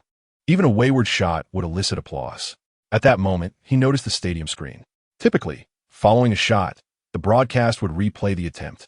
Yet the camera fixated on Gao Bo, dressed in black, emotionless, standing at the sidelines with his hands in his pockets. Just as Lampard took his shot, Gao Bo appeared to utter something. Although the camera did not capture the sound, his lip movements were unmistakable. Chelsea. Lampard felt a surge of frustration, not to mention the discontent among the fans. He shot a glance at Gao Bo, now harboring no favorable impressions of the Chinese coach. Though he had previously felt sympathy for Gao Bo, understanding the circumstances of his dismissal after leading the team to a youth FA Cup victory, the scene before him transformed Gao Bo into an adversary. As the boos crescendoed, the players on the pitch shifted their focus to Gao Bo. Chelsea's players glared with indignation, while Luton's players gazed at him with admiration. After all, this was Chelsea's home ground, and the audacity of the coach to act in such a manner was undeniably impressive. David Morton felt a twinge of embarrassment. After all, he was a well-educated and cultured American capitalist. Although capitalists often lack conscience, they still maintain a fade of propriety. In stark contrast, the Luton Town supporters around him were unabashedly jubilant, singing and dancing excitedly in the stands. The phrase recently uttered by Coach Gao Bo had been transformed into a simple chant of encouragement, and had it not been for the piercing boos from the crowd, the Chelsea fans would have been even more incensed. It appeared that football remained a working-class sport, and David Morton, the capitalist, felt woefully out of place among the fans. Coach Gao Bo had seemingly uttered a disparaging remark about Chelsea, igniting a fervor throughout the stadium. I would wager that at this moment, Gao Bo was the most unwelcome person among Chelsea supporters. Referee Light Kinson shook his head. Pondering the implications of having offended Chelsea, such a blunder offered no advantage for the upcoming match. Gao Bo had just blurted out an expletive, though it remained unclear who had provoked him. However, young viewers watching from home should not emulate such language. The broadcast signal was directly sourced from Sky Sports, rendering it impossible to filter out during live transmission, leaving Hongfa awkwardly scratching his nose. Behind the coach's bench, several agitated Chelsea fans waved their arms, hurling insults towards Luton's coaching staff. Chinese, get out of Stamford Bridge. Don't let me see you in London. Accompanying their vitriol were a barrage of debris, such as crumpled newspapers and coins, though thankfully, no one had thrown their mobile phones, indicating that fans were aware of the limits of their actions. Security personnel were on high alert, while Gao Bo remained remarkably composed. Even his staff advised him to relocate to a safer position. Indeed, when the boos erupted, Gao Bo merely rubbed his forehead, discreetly wiping away the cold sweat that had formed. He truly had no intention of targeting Chelsea. He was merely reciting a task from the football card system. Suddenly, a holographic interface appeared, revealing a newly assigned task. Gao Bo read the task aloud. Task, Chelsea. Encountering such a unique task title left him astonished. Upon hearing the sharp boos and glimpsing his close-up on the stadium's big screen, he realized he had become the focus of the cameras. At this point, it was too late for him to retract his statement. He could only manage a wry smile and continue perusing the task details. Task description. The humiliation suffered at Chelsea can only be redeemed through victory. Defeat Chelsea. Task reward.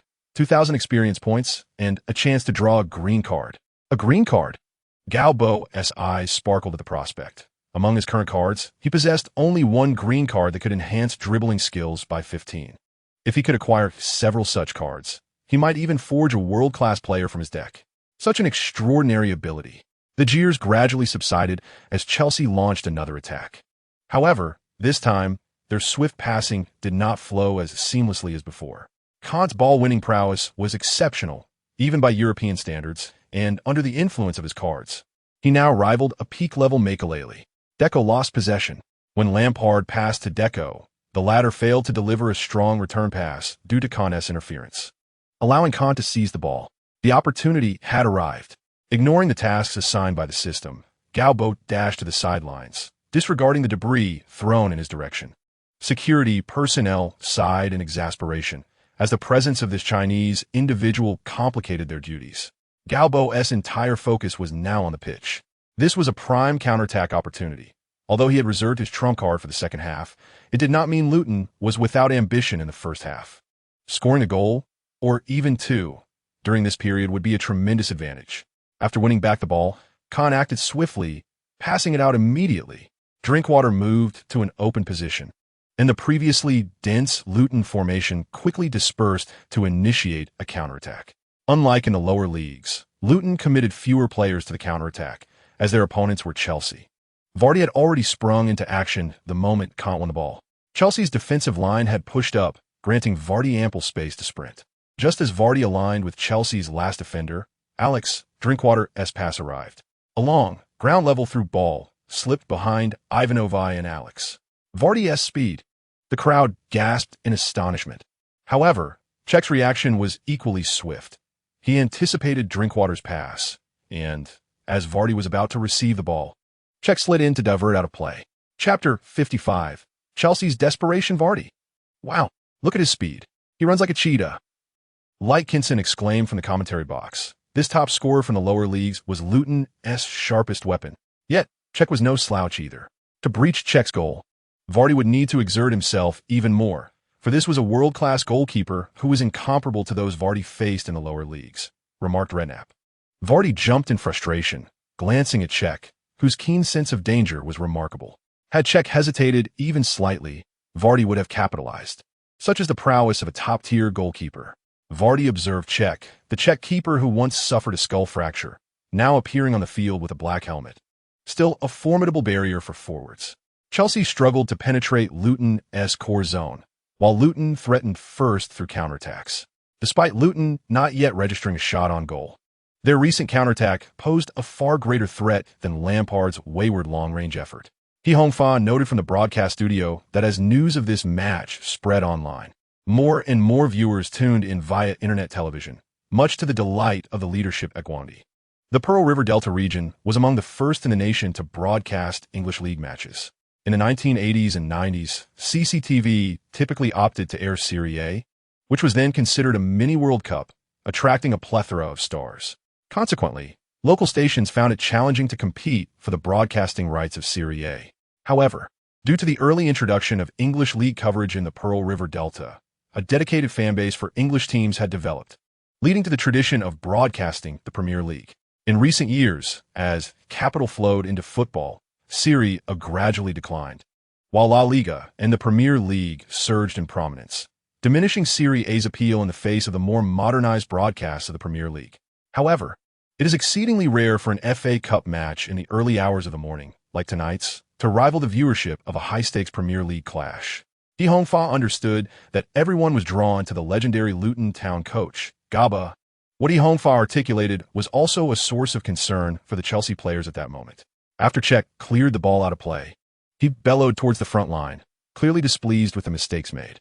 Deco stood with his hands on his hips in the forward area, visibly affected by Cech's outburst, particularly since he was the one responsible for the recent error. Just as Deco was feeling glum, Lampard's voice rang out. Focus. This time, Deco disregarded Lampard's status in the Chelsea locker room and retorted sharply. Who was it that said we needed to quicken our passing just now? Lampard, known for his fiery temperament, did not take it lightly, and the two Chelsea midfield stalwarts found themselves embroiled in a heated argument on the pitch. Although the squabble was soon quelled by the intercession of their teammates, Deco's words prompted the Chelsea players to reassess their approach.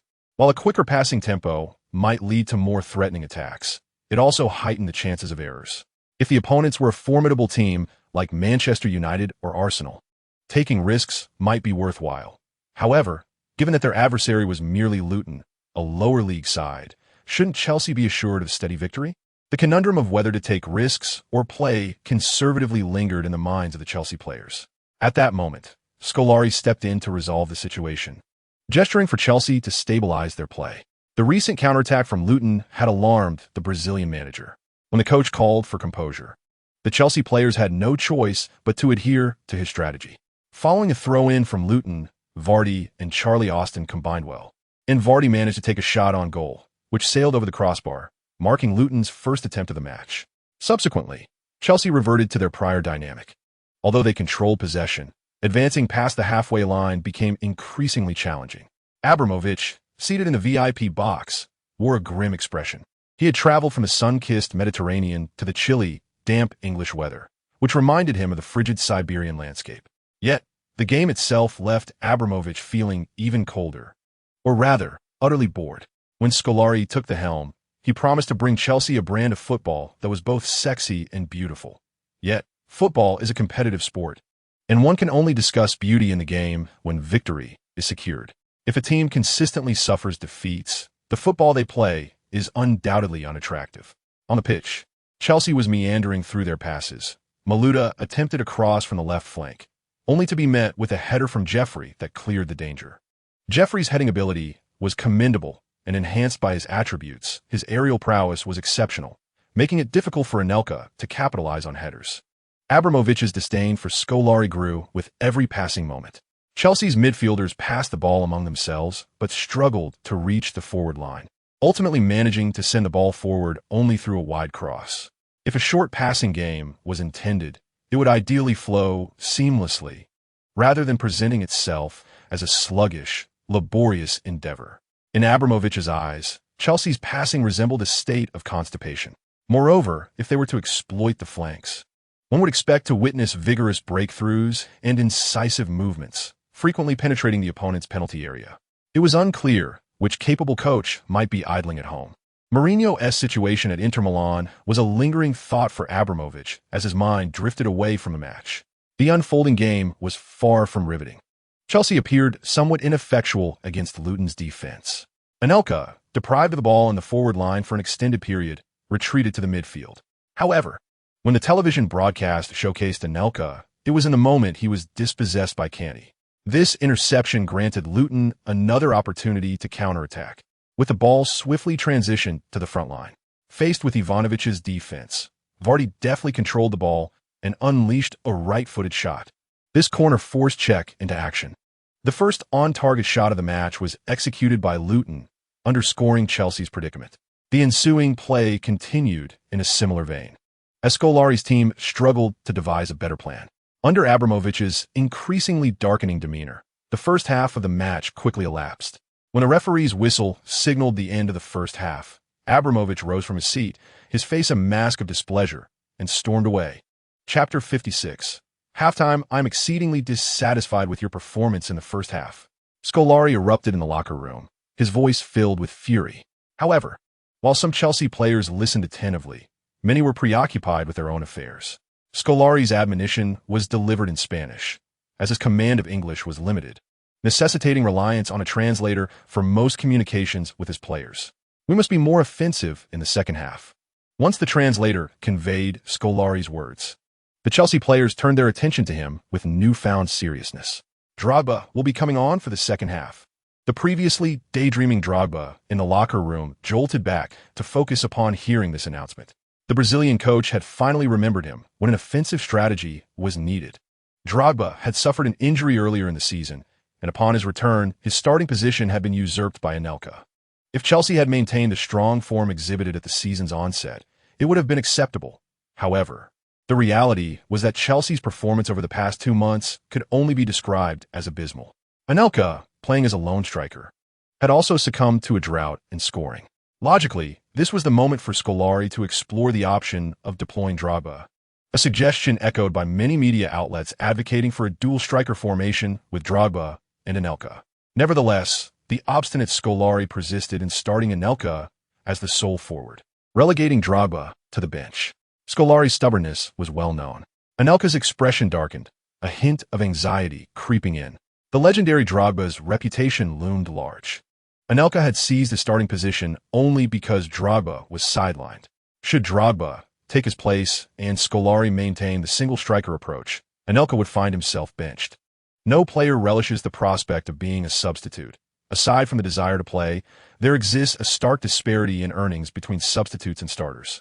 At the very least, sitting on the bench meant forfeiting bonuses for appearances and goals, as well as a significantly reduced winning bonus compared to starting players. The reactions of the other Chelsea players varied. Lampard and Cech were pleased, as Drogba evidently enjoyed a better rapport with the veteran Chelsea players, resulting in a higher level of mutual understanding. Even as a lone striker, Drogba's impact in the penalty area surpassed that of Anelka. While Anelka possessed speed and was adept at scoring during counterattacks, his capabilities paled in comparison when it came to battles of strength, headers, and poaching goals. Lampard and his teammates were perplexed as to why the seasoned coach would overlook the perfectly capable Drogba in favor of Anelka. If the strategy were to counterattack against stronger teams, Anelka's prowess would be commendable. However, in such a match that requires a siege mentality, having a player like Anelka on the field, who easily loses possession under pressure and struggles in physical confrontations, essentially equates to Chelsea playing with one man down. Moreover, Anelka has been in poor form lately. The team's lack of offensive fluidity in the first half can largely be attributed to the absence of a reliable focal point in the attack. Joe, take a break in the second half. This remark from Scolari left the Chelsea players exchanging bewildered glances. Substituting Joe Cole? Was this a switch to a two-striker formation? Chelsea had hardly experimented with such a setup this season. Joe Cole was taken aback. He never anticipated that he would be the one replaced by Drogba. Yet, he understood the necessity for the team to attack, and enhancing their offensive capabilities through a two-striker system made sense. All right, now we have two forwards on the pitch. Scolari surveyed his Chelsea players. With two strikers, one must play wide and the other centrally. They can switch positions occasionally. Lampard rubbed his forehead, lamenting the stubbornness of his manager. Even now, he refused to abandon the idea of a lone striker. Were Anelka and Drogba really suited for the flanks? Both were central forwards. I'm not playing wide, Anelka declared defiantly. Drogba frowned. If you want tea, are you suggesting I should? Just as Drogba was about to rise and impart a lesson to the oblivious Frenchman, the door to the dressing room swung open. Abramovich entered. The room fell into silence. Scolari felt a twinge of embarrassment. On one hand, Abramovich's arrival quelled an impending conflict, yet on the other, he was irked by the intrusion. The dressing room was sacred, Whatever transpired within should remain confidential among the players and coaches. Any player who leaked information would face ostracism from his teammates, and outsiders were certainly not permitted in, especially during halftime. "I want to win," the Russian exclaimed, completely oblivious to the sanctity of football tradition. "I demand a resounding victory. Let that boastful Chinese manager be humiliated." Abramovich roared, veins bulging on his forehead, his heavy breathing echoing in the spacious home dressing room, before he stormed out, slamming the door behind him. "Right? 20 more minutes of defense in the second half. We'll see the outcome after 70 minutes. Gao Bo punctuated his words by jabbing at the tactical board. The Luton players gathered around, their cramped-away dressing room contrasting sharply with the spaciousness of their opponents. The noise from the stadium filtered through, forcing Gao Bo to raise his voice for the players to hear. Adam White was brimming with excitement.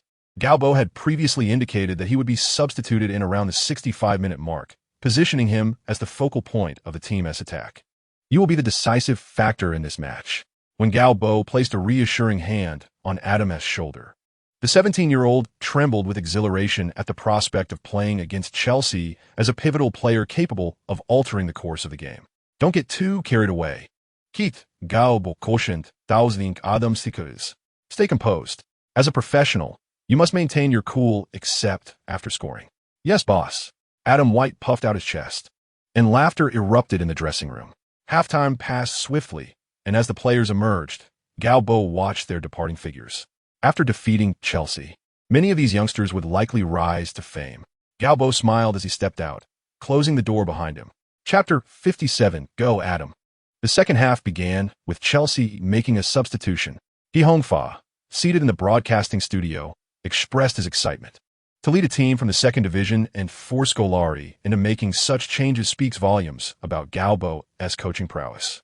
The early substitution indicated Chelsea's subpar performance in the first half, prompting Scolari to make adjustments right from the start of the second half. Drogba replaced Joe Cole. Chelsea now had two central forwards, intensifying the pressure on Luton in the second half. Let us see how Coach Gao Bo responds. How will Gao Bo respond? After Drogba's introduction, Gao Bo felt a pang of nervousness. The Ivorian powerhouse was renowned, and he worried that George Parker and Jeffrey would struggle to contain his formidable presence. Scolari, seated on the sidelines, recalled that after being interrupted by Abramovich, he had forgotten to clarify Drogba and Anelka's positional roles. Chelsea was indeed shifting to a two-striker setup. Drogba, unconcerned with Anelka's thoughts, naturally positioned himself centrally upon entering the field. Anelka, feeling helpless, did not relish the idea of playing wide either.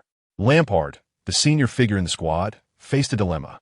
With Joe Cole substituted, neither of the two central forwards was inclined to drift wide, and the lack of explicit direction during the brief halftime left Chelsea's right flank exposed. Ultimately, Lampard mediated the situation by assigning Mikel to play on the right flank, Deco holding the midfield, while he positioned himself in front of Deco. This arrangement established Chelsea's formation as a diamond-shaped 4-4-2, with two forwards stationed at the forefront. Gao Bo stood on the sidelines, hands in his pockets, his expression far from relaxed. Upon witnessing the players' positioning, Scolari prepared to unleash his fury on those who took liberties on the pitch, but upon seeing Gao Bo, he reconsidered. Since the opposing coach seemed apprehensive about Chelsea's two-striker formation, it might be worth testing their resolve. Gao Bo was unaware that his demeanor influenced Scolari's decision. His concerns were valid. Once the formation shifted to two forwards, Chelsea began to exploit their advantage on the flanks. Ashley Cole and Maluda faced Kevin Keane and Mitchell Pyron, where Chelsea held a decisive edge in individual prowess. Luton's greatest weakness lay in their frail wing defense. Although their fullbacks were competent in the second division, they faced significant challenges against Premier League opponents like Chelsea. As Maluda received the ball, drawing Kevin Keane's attention, he threaded a pass towards the flank. Ashley Cole, eager for action, found his wings clipped under Scolari's tactics, but this new 4-4-2 formation granted him the freedom to roam. Mitchell Pyron was easily bypassed, failing even to commit a foul as he attempted to tackle Ashley Cole. Fortunately, veteran captain Kevin Keane compensated for Pyron's lapse. However, Ashley Cole had no intention of advancing further. With his left foot, he delivered a pass, sending the ball soaring into the penalty area. Drogba, Geoffrey found himself at a distinct disadvantage when confronting Drogba. The latter's vast experience allowed him to easily claim position, and despite Geoffrey's remarkable jumping ability, he struggled to make an impact after losing his positional advantage. Moreover, in a direct confrontation, Geoffrey was vastly outmatched by Drogba. Drogba leapt high and headed the ball toward the goal. Gao Bo felt his heart nearly stop. He had underestimated Chelsea when they reverted to their familiar tactics. Luton found themselves completely overpowered. Nevertheless, Geoffrey and George Parker managed to disrupt Drogba as header. And the first touch of the ball for Drogba upon entering the field was not ideal, as he sent it soaring over the bar. Still, this was enough to instill fear in Luton's players. In the battle against Drogba, Geoffrey was entirely at a disadvantage, facing the Ivorian powerhouse. The young Geoffrey fell short in physical strength, match experience, and technical skill. Biting down, Geoffrey resolved to stand firm. In the air, challenging Drogba felt akin to facing a true beast. Gao Bo had anticipated this outcome, despite the card enhancements Geoffrey possessed. Winning a direct contest against Drogba was still far beyond the 18-year-old's reach. The look in young Geoffrey's eyes as he glanced towards the sidelines resembled that of a bewildered young creature, instinctively seeking the protection of an adult beast. Gao Bo gave a thumbs up and smiled at Geoffrey. His wavering confidence was rekindled. The coach believes I am performing well. Indeed, I'm doing well. At least Drogba has not scored. Geoffrey's fighting spirit remained intact. Yet, Gao Bo understood that he could not allow his center-back to be directly exposed to the onslaught of Chelsea's powerful forward. The midfielders needed to contribute more. Enguro, pay attention to the flanks. Gao Bo shouted to Kant. Among Luton's lineup, Kant was still Gao Bo's most trusted defender. With boundless energy, Kant could cover a significant portion of the backfield. Chelsea was creating threats down the wings, and it was certain they would continue to exploit those areas. In moments of urgency on the flanks, the two holding midfielders needed to assist in defense. Chelsea soon mounted another attack, with Ashley Cole sprinting down the wing. Just as he prepared to cross, Kant executed a precise and forceful tackle, stealing the ball from under Cole's feet, causing Cole to tumble to the ground. Gao Bo breathed a sigh of relief. Kant's stamina was exceptional, allowing him to dart across the field, and his interception skills made him a critical patch in Luton's defensive line, capable of plugging gaps wherever needed. However, even with reduced opportunities for effective crossing, Chelsea still found space to deliver crosses. In the ensuing match, Chelsea posed a far greater threat than in the first half, with Drogba making his presence felt, frequently launching attacks after seizing opportunities in the penalty area. Luton's defense was teetering on the brink, standing on the sidelines. Gao Bo could no longer contain himself when he saw Drogba once again head the ball towards Luton's goal. The ball veered wide of the post, and Gao Bo shouted from the sidelines, "Adam, warm up." Hearing this, Adam excitedly donned his training vest and sprinted to the sidelines. "That's my brother. My brother is coming on." In Luton's fan section, Alan White, clad in Adam's number 22 jersey, leapt from his seat in excitement. "Once you go on, take the ball and drive forward. Your movements are free. You can go left or right. After breaking through, pass or shoot. Act according to the situation." A few minutes later, Gao Bo embraced Adam, leaning into whispered instructions. "Remember, do not fear them.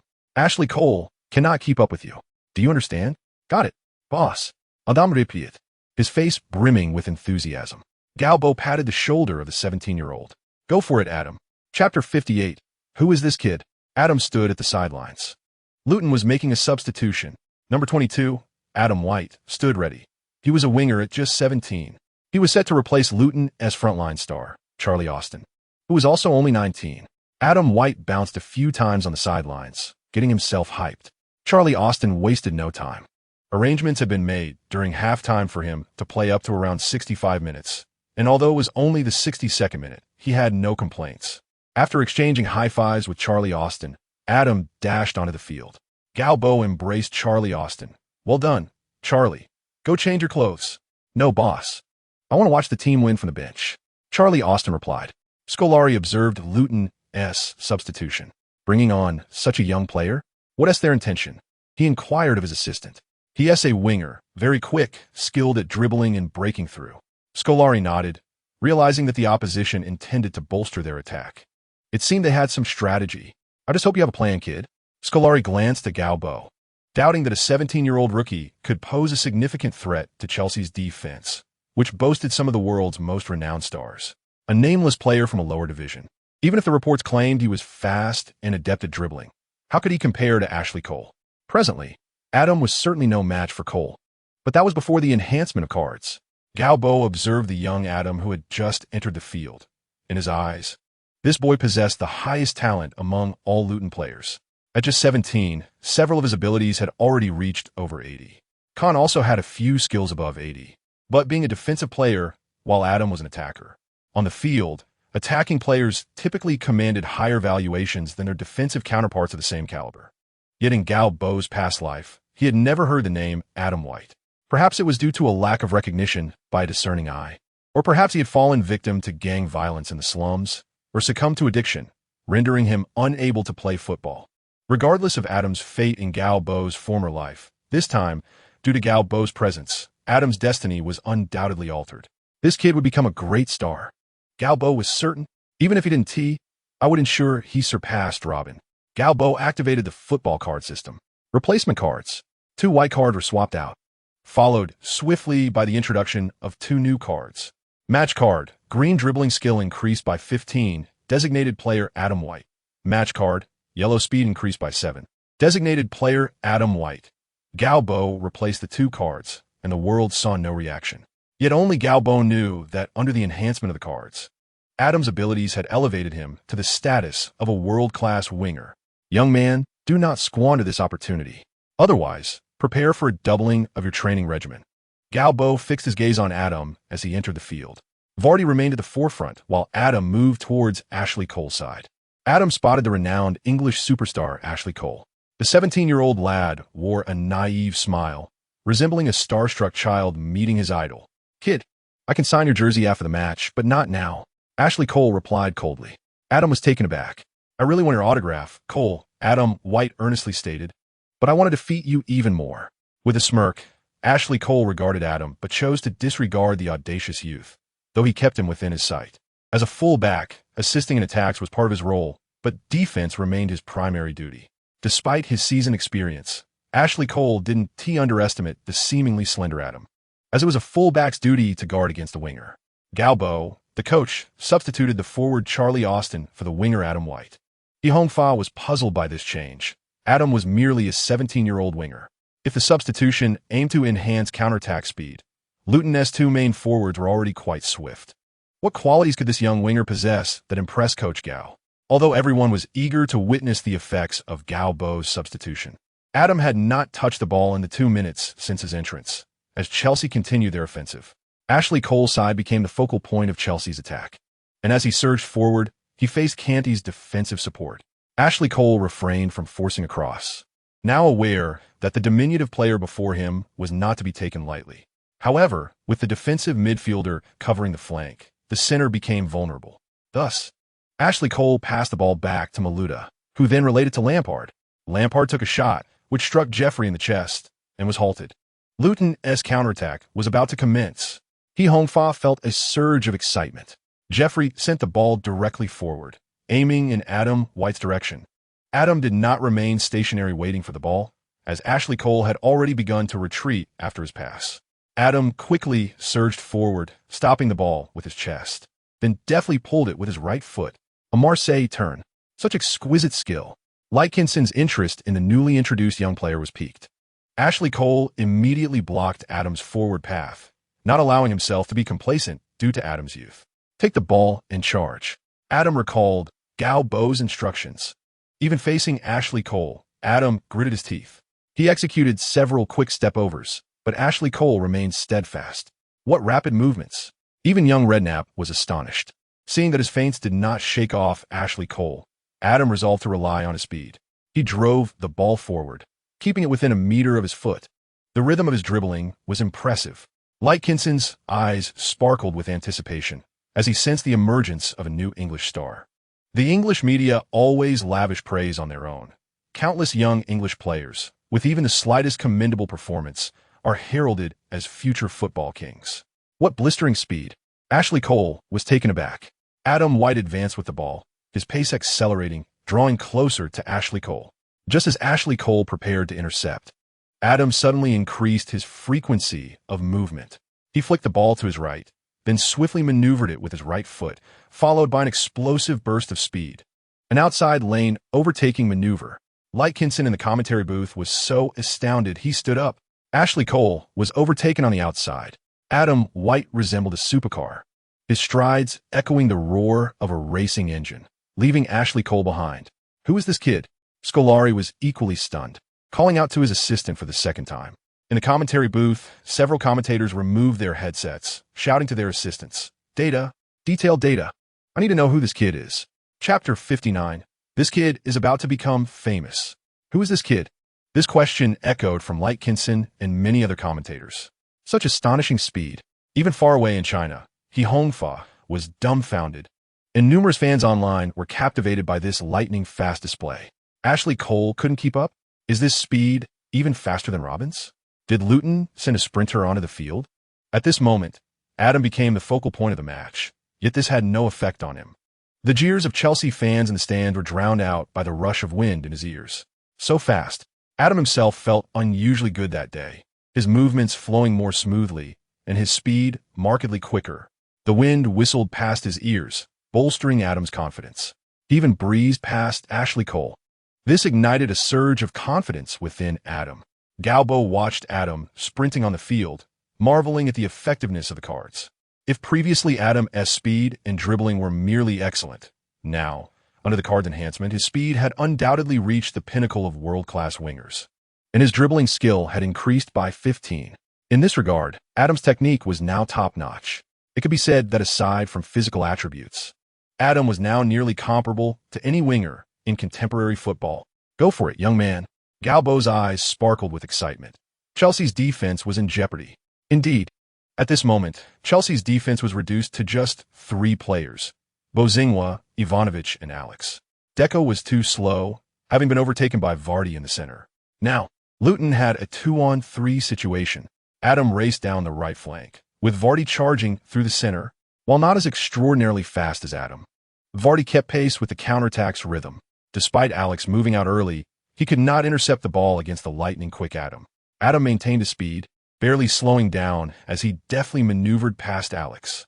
Oh, even Chelsea fans in the stands gasped in astonishment. High-speed movement without losing pace while dribbling past defenders.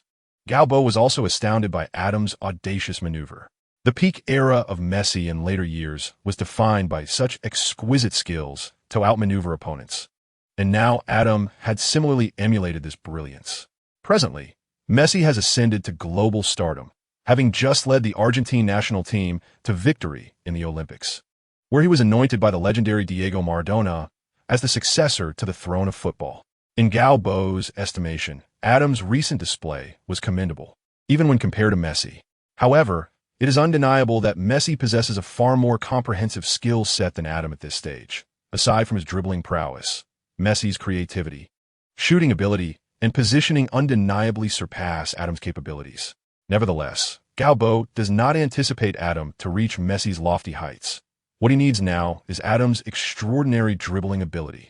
After evading Alex, Adam charged into the penalty area.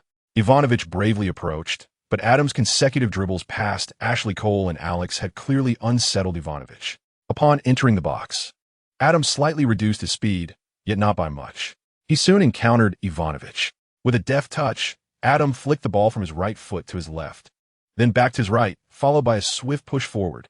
A deft nutmeg. Ivanovic was left behind.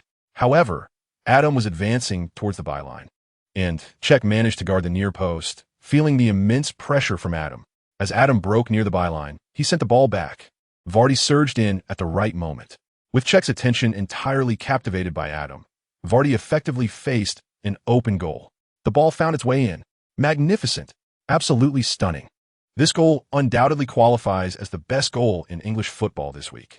Although it was scored by Luton's number 9 Vardy, over 95% of the credit belongs to the recently substituted Adam White. Just look at his series of dribbles. Ashley Cole, Alex Ivanovic. He outmaneuvered these renowned defenders and calmly set up Vardy for a tap-in. Perfect. Oh my goodness. Adam White. What astonishing dribbling. Surely, this name will soon resonate on the Premier League stage.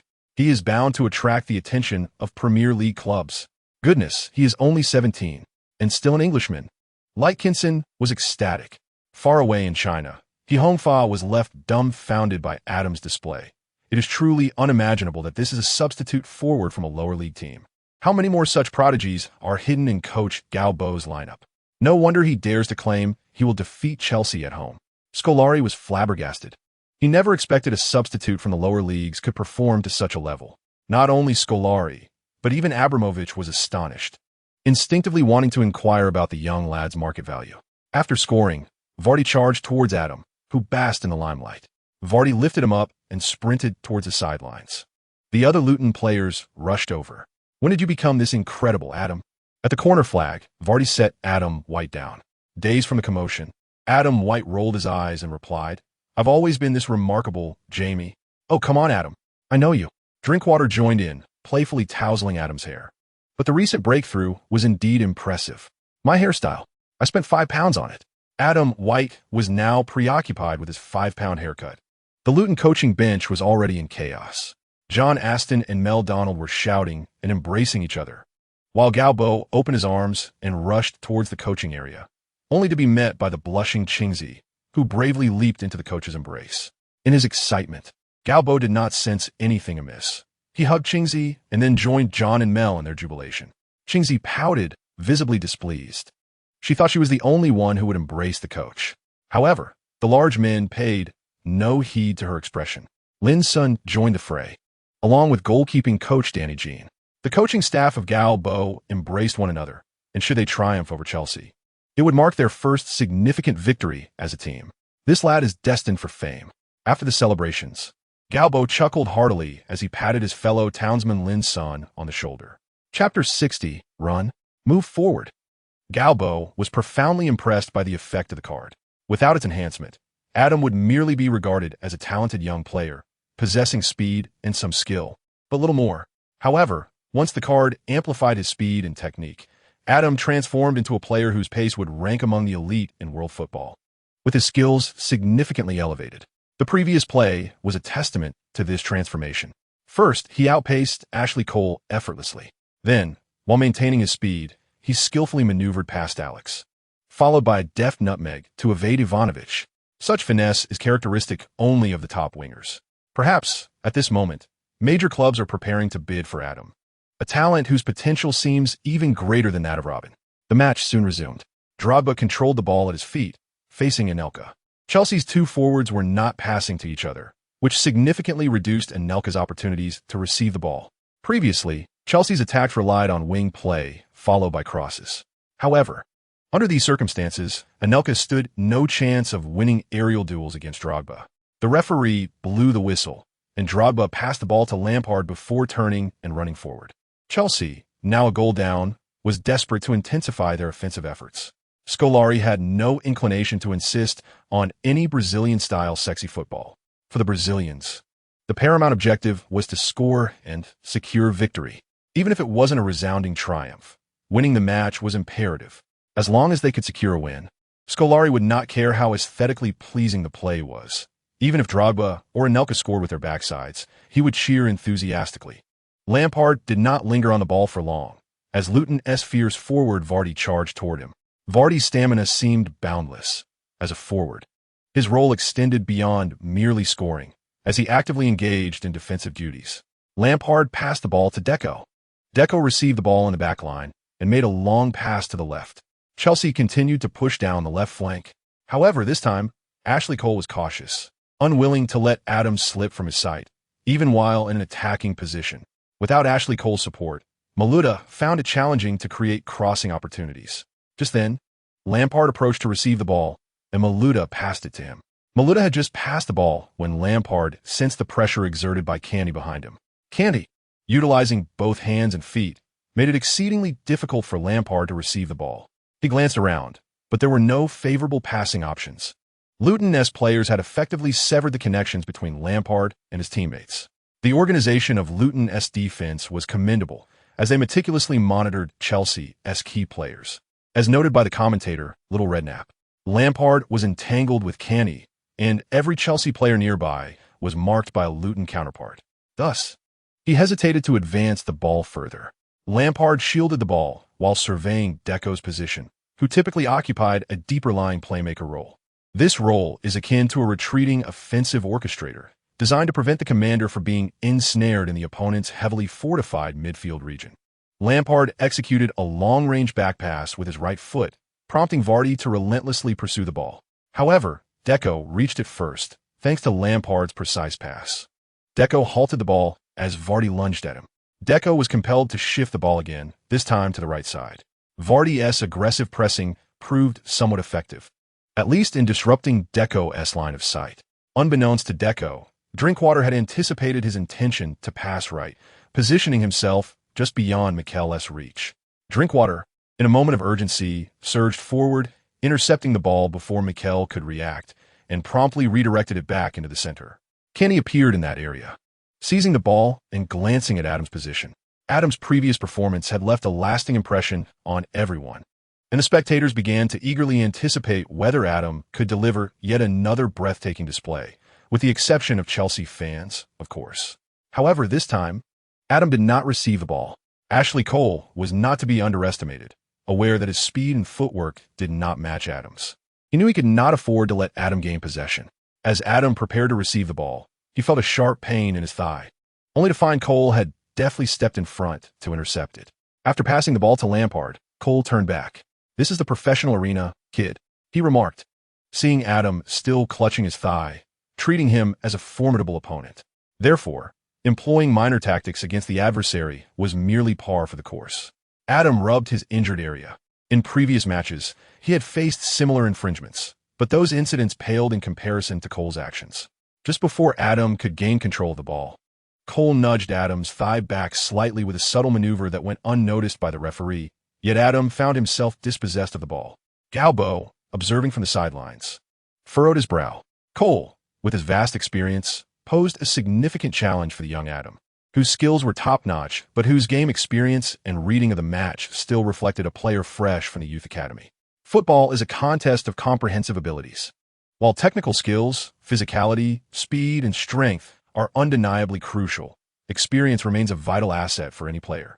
Although Cole's footwork was not as rapid as Adam's, and he lagged in speed, his extensive experience allowed him to make Adam uncomfortable, neutralizing his advantages. Subsequently, Luton attempted to pass the ball to Adam, but he was consistently thwarted by Cole before he could receive it, despite the referee blowing the whistle for fouls on several occasions. The midfield set pieces held little significance for Luton. After Adam was once more dispossessed by Cole, Gao Bo called him over.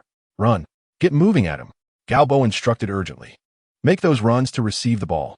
Cole can't keep up with your speed. Don't stand still and give him a chance. Move. Whether it's to the left or right, stay agile. Cole can't afford to lose his position, but yours must be fluid. Once you receive the ball, you know what to do." On the field, Chelsea continued to dominate the attack. However, Luton's defense had gained insight into countering Chelsea's crosses. The congestion in the central area of the penalty box was undeniable.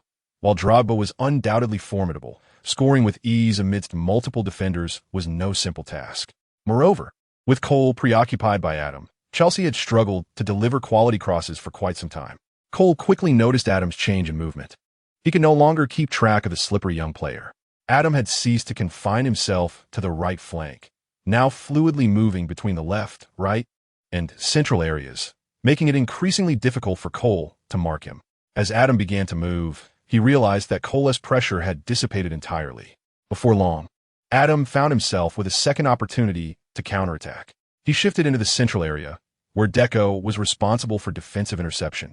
Adam received a pass from captain Kevin Keane, deftly nudging the ball past the sluggish Deco. "Here it comes," exclaimed the commentator, Lightkinson, suddenly alert. Adam executed a turn and surged forward with the ball. Sharp hisses erupted from the stands as Gao Bo watched intently, focusing on the advancing Adam. This could be the decisive goal. "Run, Adam. Forward." Even Cole could not keep pace with Adam, let alone Deco. Chelsea now fielded a lone defensive midfielder, and with Deco's insufficient defensive capabilities, Adam had successfully eluded him. At this moment, Chelsea's central defense lay wide open. Adam charged straight down the middle. Once again, Adam White was on the move. Meanwhile, in far-off China, He Hongfa had risen from his seat, The exhilarating thrill of a player weaving through multiple defenders to score was always electrifying. Adam once more experienced the exhilarating rush he felt during his previous goal. The wind rushed past his ears, and his speed felt unparalleled. He effortlessly maneuvered past Ivanovic and the defending Bozingwa with 2 quick changes of direction. So swift, Ivanovic nearly lost his footing as he turned. Gao Bo's eyes sparkled with excitement. With the right support, this young lad could potentially transform into a striker akin to Messi. Alex, in a state of panic, had anticipated that Adam would cut inside, allowing him to intercept in the middle, even if it meant committing a foul. However, Adam executed 2 simple feints, leaving both Ivanovic and Bozingwa in his wake. Indeed, the seemingly rudimentary maneuver of a directional change is something any child who plays football would instinctively execute when faced with an obstacle. Yet, it was this very lack of feints that allowed Adam to bypass the illustrious defenders Ivanovic and Bozingwa. One can only imagine the rapidity of Adam's dribbling. Gao Bo watched in astonishment as he accessed the system's page, noting a 7% increase in speed and a 15% enhancement in dribbling. How could it be that his footwork had become so swift? Could this speed encompass not merely movement, but also reaction time? Gao Bo had little time to ponder, for Adam had already surged into the penalty area. Alex was stationed at the far end, leaving only Cech to thwart Adam's advance. Cech spread his arms wide and charged forth. Scolari's hands trembled slightly. This venerable Brazilian was indeed startled by Adam's prowess. Was this the Ronaldo of Luton? Adam certainly was not Ronaldo. He would not perform a pendulum-like maneuver to bypass the goalkeeper and shoot into an open net. Yet he was still capable of a swift change of direction. In truth, Cech had anticipated Adam's inward cut, but his speed was simply inadequate to keep pace. Adam nudged the ball past him just as Cech lunged forward. In the televised footage, as Cech dove, Adam had already cut towards the center. Ultimately, Cech could merely crash into Adam's supporting leg as he attempted to shoot. Adam felt his body lose balance, yet before that, he had already propelled the ball towards the empty net. Chapter 61. England's new genius sunlight streamed through the window, dispelling the clouds of the previous night. Gao Bo opened his eyes, joyously beholding the sunlight outside, a rare occurrence of fine weather in England. He rubbed his temples, still slightly swollen from the excitement of the previous night's thrilling victory. He recalled how, upon Adam scoring his second goal, he had exuberantly sprinted 40 meters at Stamford Bridge. Following that, Luton maintained their lead. When a referee's whistle signaled the end of the match, Gao Bo dashed onto the pitch, sliding to his knees on the very ground where he had once worked. Previously, he had led Chelsea's youth team as head coach to secure their first ever FA Youth Cup championship. Now, 6 months later, in a match devoid of prefixes, he had guided his team to victory over Chelsea. Though it was merely a memory from the previous evening, the thrill of that match still coursed through Gao Bo. They had faced a team from the Premier League. Luton had transformed from a disbanded, destitute club into a dark horse in the 4th round of the FA Cup. And it had only been 6 months. After yesterday's match, Gao Bo learned that the 4th round was already Luton's best performance in the FA Cup. One more step would etch their name in history. Just thinking about the match dispelled any remnants of sleepiness from Gao Bo's mind. The team's next match would be on January 14th, a mere 10 days away, against Chester in the 24th round of the league.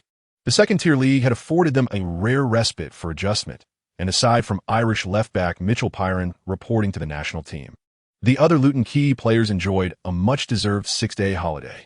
For Gao Bo, this marked his first extended break since arriving at Luton. After preparing breakfast, Gao Bo reached for a newspaper on the coffee table. It was yesterday's edition. Accustomed to reading the news during breakfast, he dressed and descended to the mailbox at the entrance of his apartment. Unfolding the still ink-scented paper, he anticipated what it would contain. As expected, most of the articles focused on the prior day's match. Chelsea had been eliminated by a second-tier team, an absolute sensation that major media outlets like Sky Sports wouldn't overlook. It was likely that Fleet Street would continue to cover this event for days to come. However, in contrast to Coach Gao Bo, the English media was more inclined to extol the sudden emergence of Adam White. The stunning upset in the 3rd round of the FA Cup saw Luton triumph over Chelsea away from home, with Scolari's side ousted from the competition. Under the stewardship of Chinese coach Gao Bo, Luton, fortified by a solid defense, withstood Chelsea's onslaught in the first half, and in the second half, The coach introduced 17-year-old English prodigy Adam White, who dazzled with consecutive breathtaking displays, securing 2 goals for Luton. Ashley Cole, Alex, Ivanovi, Bo Zingwa, Deco. Each of these illustrious stars, acquired at great expense by Chelsea, found themselves eclipsed by the youthful Adam White. This match could be deemed one of the most monumental upsets in recent FA Cup history. In fact, prior to this match, it was likely Gao Bo's provocation that led Scolari to field his strongest lineup. Chelsea's star-studded team was toppled by Luton, and the architect of this astonishing upset was none other than the 17-year-old Adam White. Following this match, Premier League giants would undoubtedly turn their attention to this young talent. Adam was now the hottest young player on the transfer market. Scolari remarked post-match that he had almost believed he was witnessing Ronaldo, claiming his team had completely succumbed to the sudden emergence of this young player. However, Gao Bo scoffed at this in the press conference, deriding that Chelsea had failed to create many opportunities in either half, while Luton had crafted more attacking chances, had it not been for Cech's exceptional performance. The scoreline would have certainly exceeded 2-0. That kid Adam has certainly made a name for himself. Gao Bo mused as he flipped through the pages of the newspaper. He was not overly concerned about Adam being poached. In fact, Gao Bo had little confidence in retaining his current players. Fortunately, English player contracts lacked buyout clauses, allowing Gao Bo to navigate similar transfer matters with greater composure. With the excitement surrounding this match, Adam, who contributed a goal and an assist, naturally became the darling of Fleet Street. Compared to Luton's Chinese coach Gao Bo, British media preferred to laud Adam. After all, he was an Englishman. A prodigious talent had emerged. England's Robin. He was superior to Messi. The English media adorned Adam with a plethora of extravagant epithets. Fleet Street devised various ways to exalt this newly discovered English prodigy. Gao Bo sought to find reports about himself, yet most mentions of his name were contained within articles discussing Adam. Gao Bo substituted Adam, altering the course of the match. Chelsea was defeated by 1 player, Coach Gao Bo's ace, and similar phrases peppered the articles. As he perused the newspaper, a sweet voice interrupted him. Lois, still clad in her snug athletic attire, returned from a run, her chest heaving, basking in the warm sunlight, her eyes sparkling. Gao Bo remained unfazed. A mother tiger transformed into a little white rabbit? Something was amiss. He glanced around. Are you speaking to me? Lois's smile froze, and a surge of anger welled up within her, yet she evidently suppressed it with immense effort. Of course, Mr. Gao Bo, she retorted. That was a rather pointless statement. Gao Bo raised the newspaper in his hand. Lois caught sight of a picture of Adam celebrating a goal. It seemed Luton might not be able to retain him for long. To my knowledge, many prominent clubs are preparing to make their move. What are your plans, Coach Gao Bo? Gao Bo narrowed his eyes at Lois. Do you think I would divulge anything to you? You are a journalist. If you were to leak it to the media, I'm a Luton fan. Then you're a journalist too. Lois suppressed her rage and managed to force a smile. Given that you've resided in my family's home for so long, could I trouble you for a favor, Mr. Gao? Oh, it will be my honor. Please go on. Gao Bo spoke with a gentlemanly demeanor. Yet he turned his back and casually closed the mailbox. We at the Hat Sellers Journal intend to do a feature on Mr. Gao. I refuse. Gao Bo rolled up the newspaper and stepped through the door. Lois could no longer maintain her composure. You scoundrel. Chapter 62. The bosses thought Gao Bo looked with keen interest at David Morton, who sat before him. Today, David appeared more spirited than when Gao Bo had last seen him. His hair was slicked back with a generous amount of gel, clinging to his scalp like pine needles, forming a greasy pompadour. Observing the surroundings, they were in a high-end bar, remarkably quiet, with only the occasional whispers of patrons breaking the silence.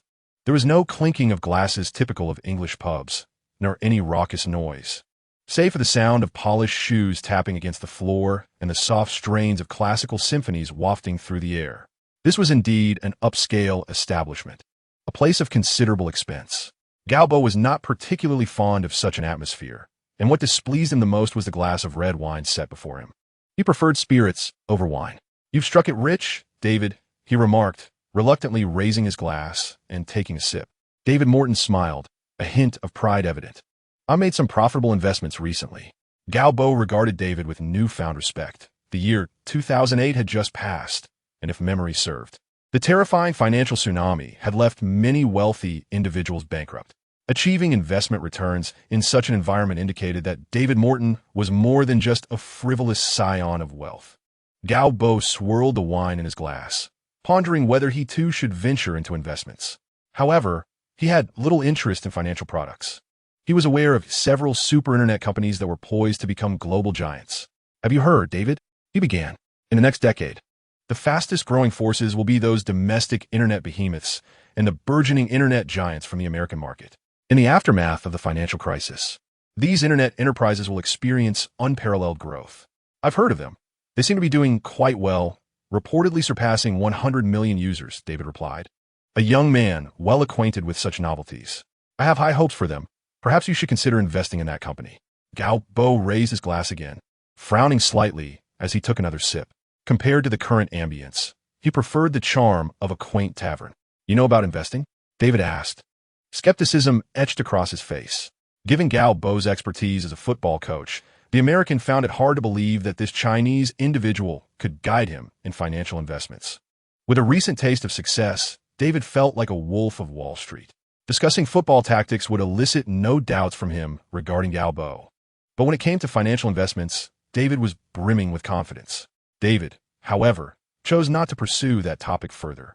He had not invited Gao Bo to discuss such matters. Congratulations on the team's victory over Chelsea, advancing to the fourth round of the FA Cup. David raised his glass. Gao Bo reciprocated the gesture. "Is that Adam White truly as formidable as the media claims?" David inquired, curiosity glimmering in his eyes. "If he can maintain such a frenetic performance against Chelsea, he could very well be a talent on par with Robin for England."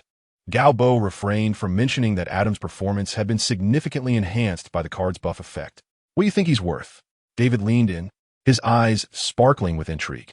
"At present, those major clubs would likely be willing to offer no more than $5 million, Gao Bo replied, furrowing his brow.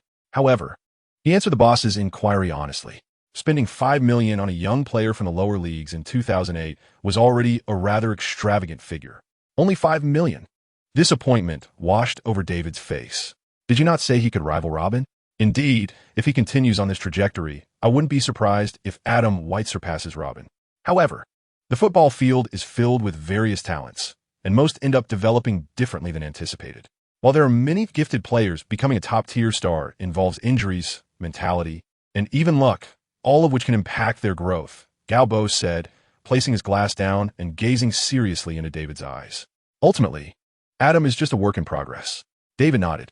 "I've seen the English media dubbing him a talent comparable to Messi. Do you believe what the English media says?" "I would rather trust that Wall Street is filled with honest individuals." The two erupted into laughter, drawing the attention of the upscale patrons around them. What a lack of decorum. The two, in their mirth, had lost the innocence of their past. Gao Bo understood the implications behind David Morton's inquiry regarding Adam's market value. For David, maintaining a professional club was a daunting challenge. Even for a lower league team, the annual net expenditure of hundreds of thousands of pounds was a considerable burden for David, who had lost his father. Currently, Luton's income primarily stemmed from ticket sales for home matches, along with bonuses from cup competitions and broadcast revenue. Yet this income paled in comparison to player transactions. David's disappointment at being able to buy Adam White for only $5 million stemmed from his belief that Adam should be worth at least £10 million. £10 million was a sum that not only David, but even his late father would have earned in a year. With such a substantial amount at stake, it was no wonder David had developed an interest. If, in 2 years, Adam White were to develop successfully, those major clubs would be waiving checks to compete for him. However, at this moment, he could not fetch a high price. Gao Bo pondered, carefully choosing his words. In truth, Gao Bo did not wish to profit from player transactions. Nurturing a team to its fullest potential required immense dedication. Ideally, he wanted to retain this group of players. They were young talents, and if he could keep them together, Luton might ascend to the Premier League, where they could even possess a degree of competitiveness. After all, if a team's core lineup had to be replaced annually, it would not bode well for the team's performance. The owner of the team is primarily concerned with profit, while the head coach harbors different aspirations. Recently, Chelsea has declined to share the revenue from the third round of the FA Cup tickets, delivering disheartening news to Gao Bo. David Morton's smile faltered at this revelation. The ticket sales for this match alone could amount to hundreds of thousands, and Luton was undoubtedly eager for a share of that revenue. According to the official rules of the FA Cup, ticket proceeds should be evenly split between the competing teams. However, it has been customary for affluent clubs to donate their share to lower-tier opponents when facing them. Yet this time, Chelsea seemed to have taken offense against Luton, as both Scolari and owner Abramovich were unwilling to part with even a fraction of that sum to a rival they despised. David Morton cast a wistful glance at Gao Bo, clearly regretting that if Gao had not offended Chelsea so severely before the match, Luton could have benefited from an additional windfall. Gao Bo emerged from the bar, draped in a black plush coat. Just 6 months prior, David Morton was merely a disheartened heir burdened by his father's debts. Now, he stands as the owner of the most formidable team in League Two. Should he decide to sell off all the key players, he could easily secure over £20 million in cash, a figure that would multiply his assets manifold. Gao Bo understood Morton's perspective. Truth be told, if he were in Morton's shoes, the temptation of such a sum would be hard to resist. Nevertheless, as the head coach, Gao Bo wished to retain his players, having invested immeasurable energy into nurturing this team. He gazed at the overcast sky, where fine droplets of rain descended. Accustomed to such weather, he chose not to use an umbrella and stepped directly into the drizzle. Chapter 63. What's meant to happen will happen. Scolari has been dismissed. Gao Bo discovered this news upon returning to his apartment after leaving the bar. His gaze became distant as he silently hung his coat on the rack and sank into the sofa, lost in thought. Had it not been for Gao Bo, Scolari's departure would have occurred a month later.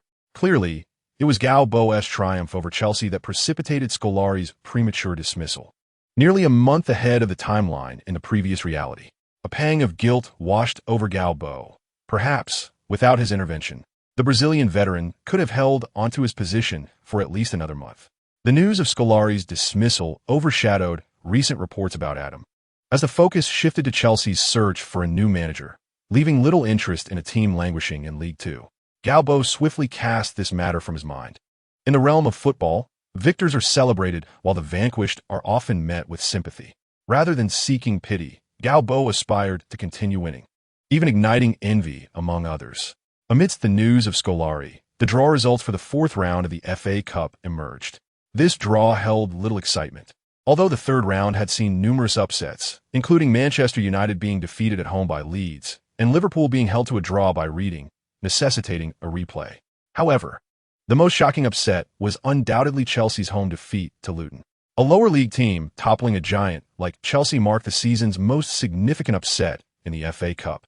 In the 4th round draw, Luton was set to face Preston away. For Luton's fans, dreams of reaching the 5th round began to form, especially after their remarkable victory over Chelsea. Yet, Gao Bo remained cautious, insisting that Lin's son prioritize gathering intelligence on Preston. In football, no match is guaranteed to yield a victor, and Gao Bo approached each game with utmost seriousness. In the previous match against Chelsea, he witnessed the tremendous impact of the cards, and thus, he eagerly anticipated the forthcoming cards. Having defeated Chelsea, Gao Bo had earned the opportunity to draw a green card. However, due to the randomness of the draw, he hesitated to use it immediately, lacking confidence in his own luck. As the team's 4-day break drew to a close, Gao Bo finally resolved to utilize his chance at drawing a green card. The luminous interface of the football card system materialized before him. He first checked his experience points.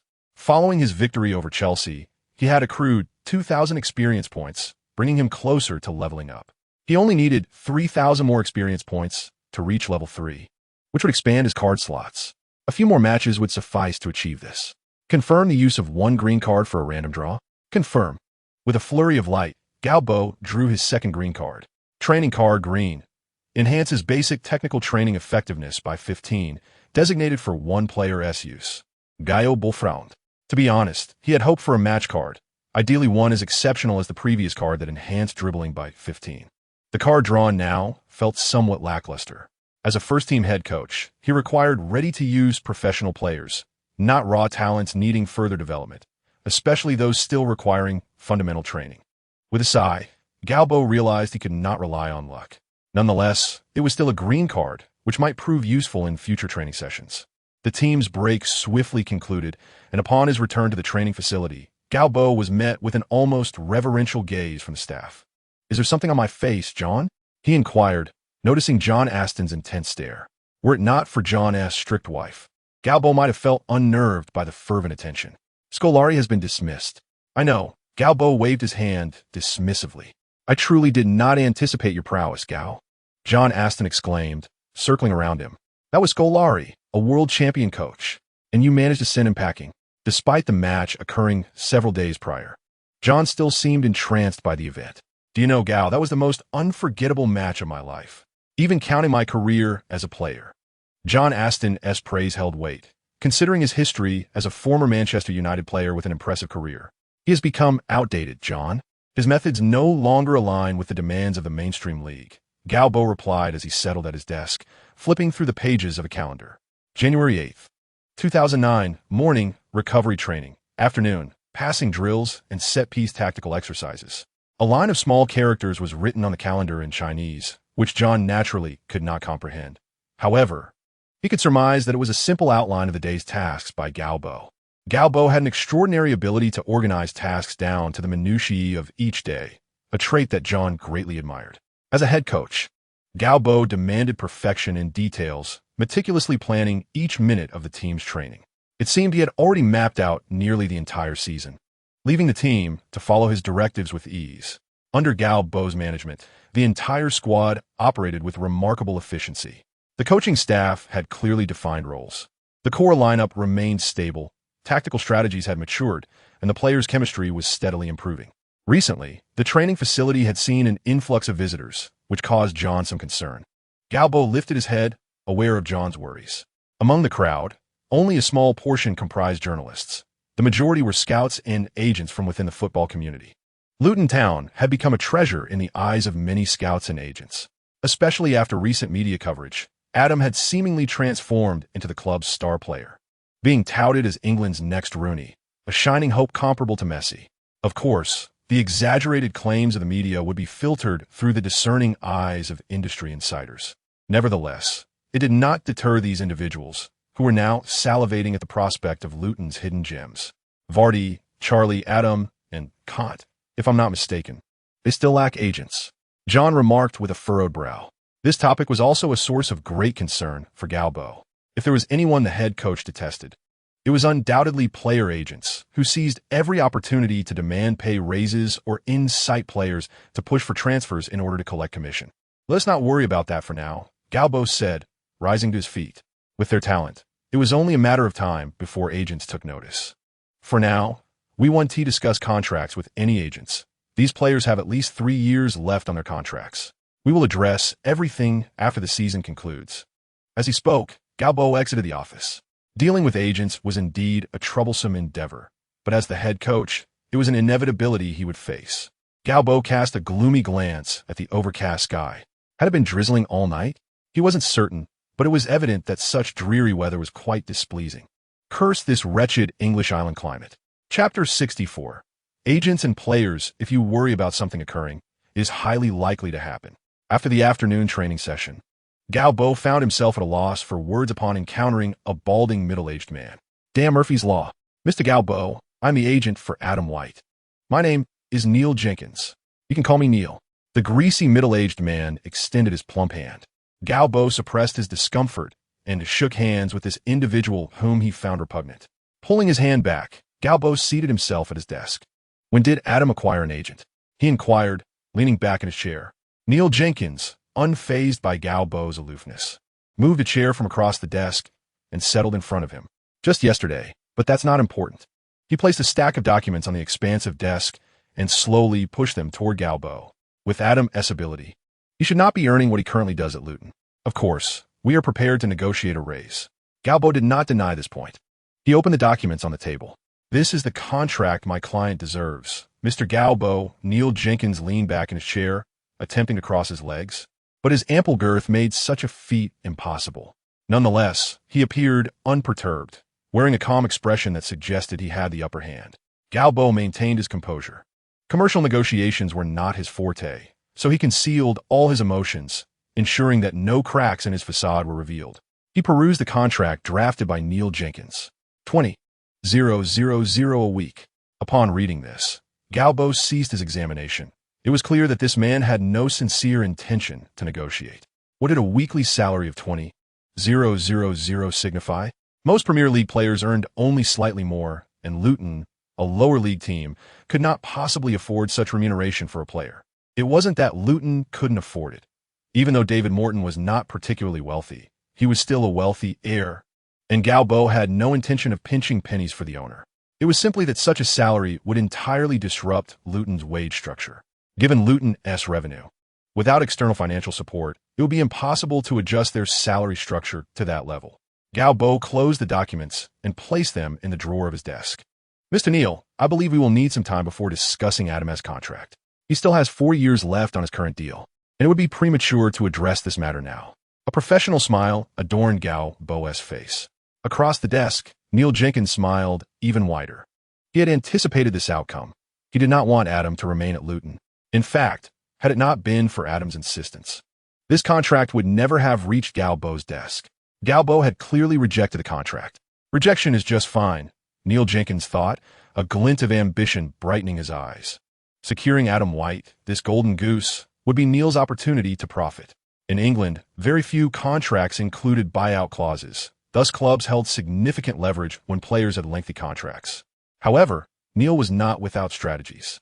Adam was hailed as a prodigy, the media portraying him as England's hope, a talent on par with Messi. As long as Adam voiced his grievances to the media and staged protests, he could compel Luton to acquiesce to his transfer demands. Neil's calculations were astute. Adam, look at your standing at Luton. Adam had recently moved into a rented apartment in the city, and though his salary was not particularly high among professional players, it was still above that of the average English citizen. Look at the newspapers these past few days. You are England's genius. Do you know how much Rooney earns? You can hardly fathom it. Neil Jenkins exclaimed passionately. Alan White looked at his brother in bewilderment, while Adam's face displayed a conflict he could not conceal. As a child who had risen from the slums, they had no experience in navigating such matters. Adam White was uncertain whether he should place his trust in the agent standing before him. Despite the agent's apparent goodwill and efforts to negotiate a raise with the club on his behalf, a lingering sense of unease persisted within Adam. Gao Bo, however, did not alter his plans due to Adam's sudden acquisition of an agent. Luton's training and match schedules progressed as usual. On January 14th, Luton faced Chester in an away league match. After a week of recovery, the players were in excellent form. Although Chester, playing at home, adopted a defensive stance from the outset, the breakthrough came in the 21st minute when Vardy scored with a fierce shot inside the box, giving the team an early lead. The remainder of the match saw Luton dominate the field, yet they failed to add to their tally before the halftime whistle. A single goal advantage was precarious. A counterattack could easily turn 3 points into 1.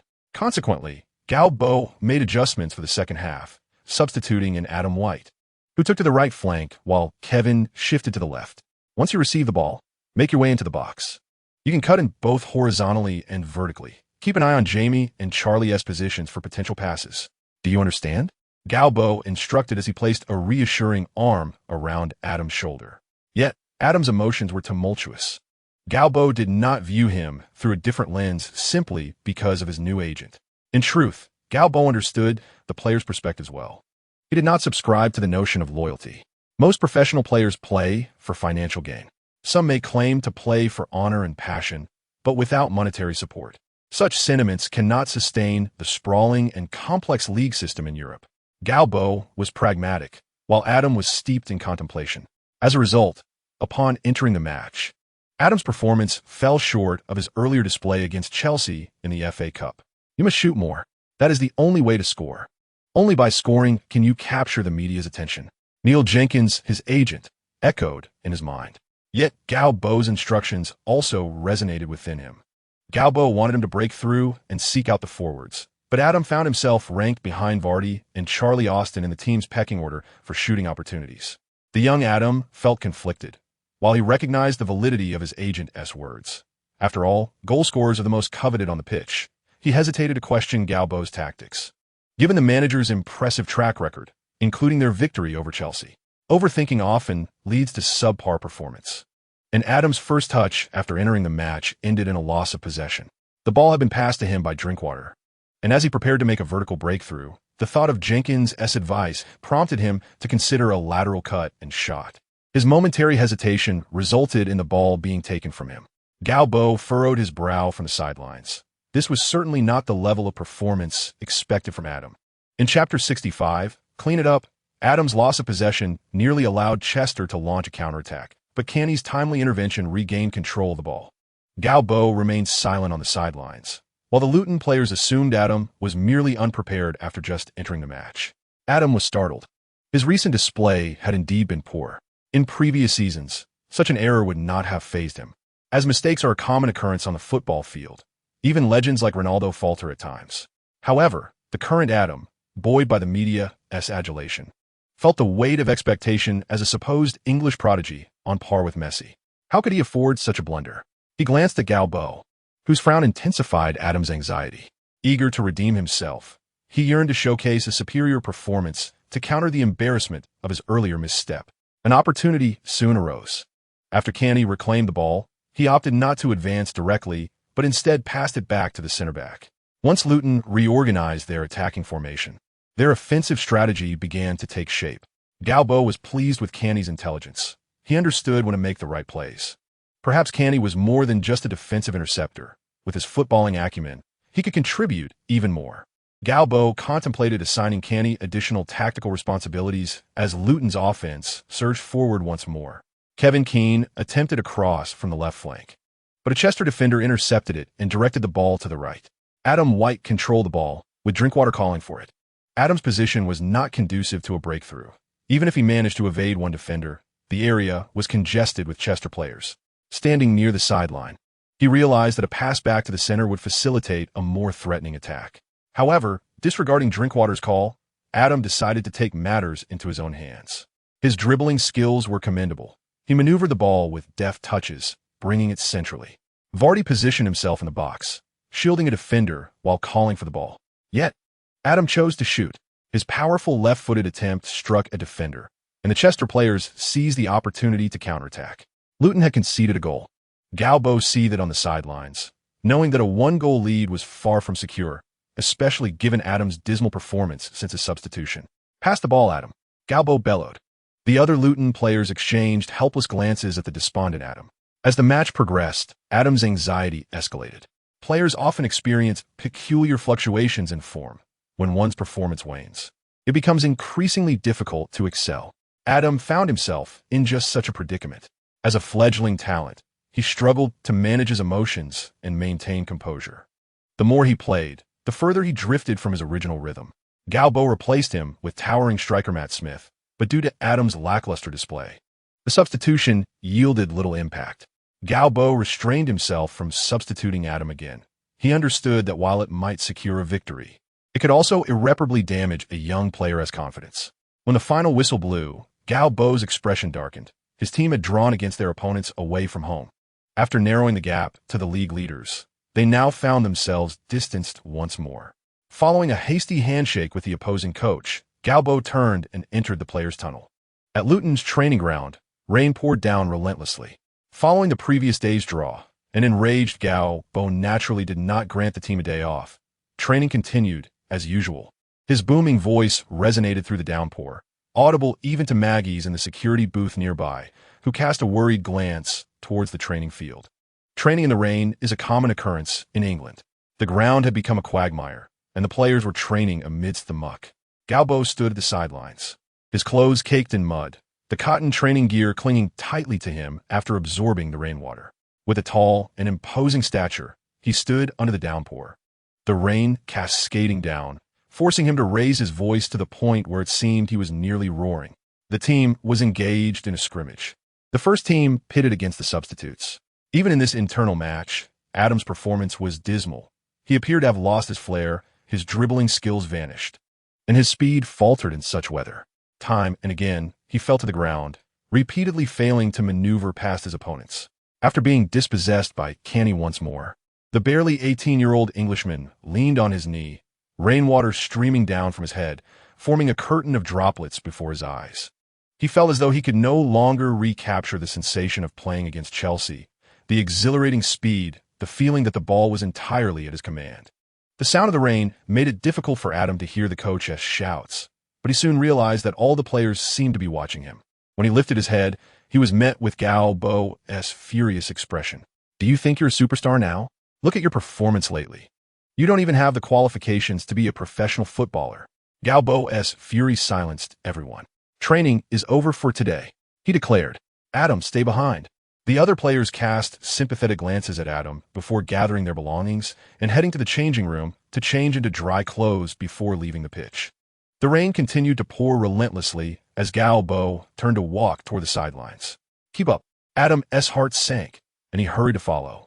Gao Bo remained silent, slowly calming his emotions. He had often seen news headlines about players who burst onto the scene only to lose their brilliance quickly. In those moments, Gao Bo had merely watched with a sense of detached curiosity.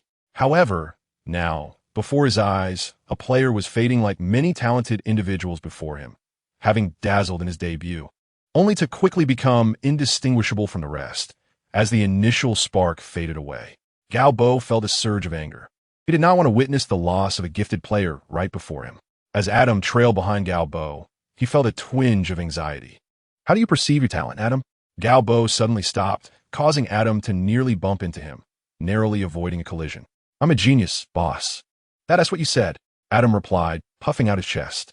Indeed, you are a genius, endowed with talents that many lack, Gao Bo acknowledged. Yet in this world, there are countless prodigies, many younger and more gifted than you. Why is it that so few ultimately become top stars? He continued, do you understand why your last match was subpar, and why you find it increasingly difficult to regain that initial feeling of playing? Adam's gaze dimmed. You're squandering your talent instead of allowing it to serve as your pathway to success. Adam opened his mouth, but found himself at a loss for words.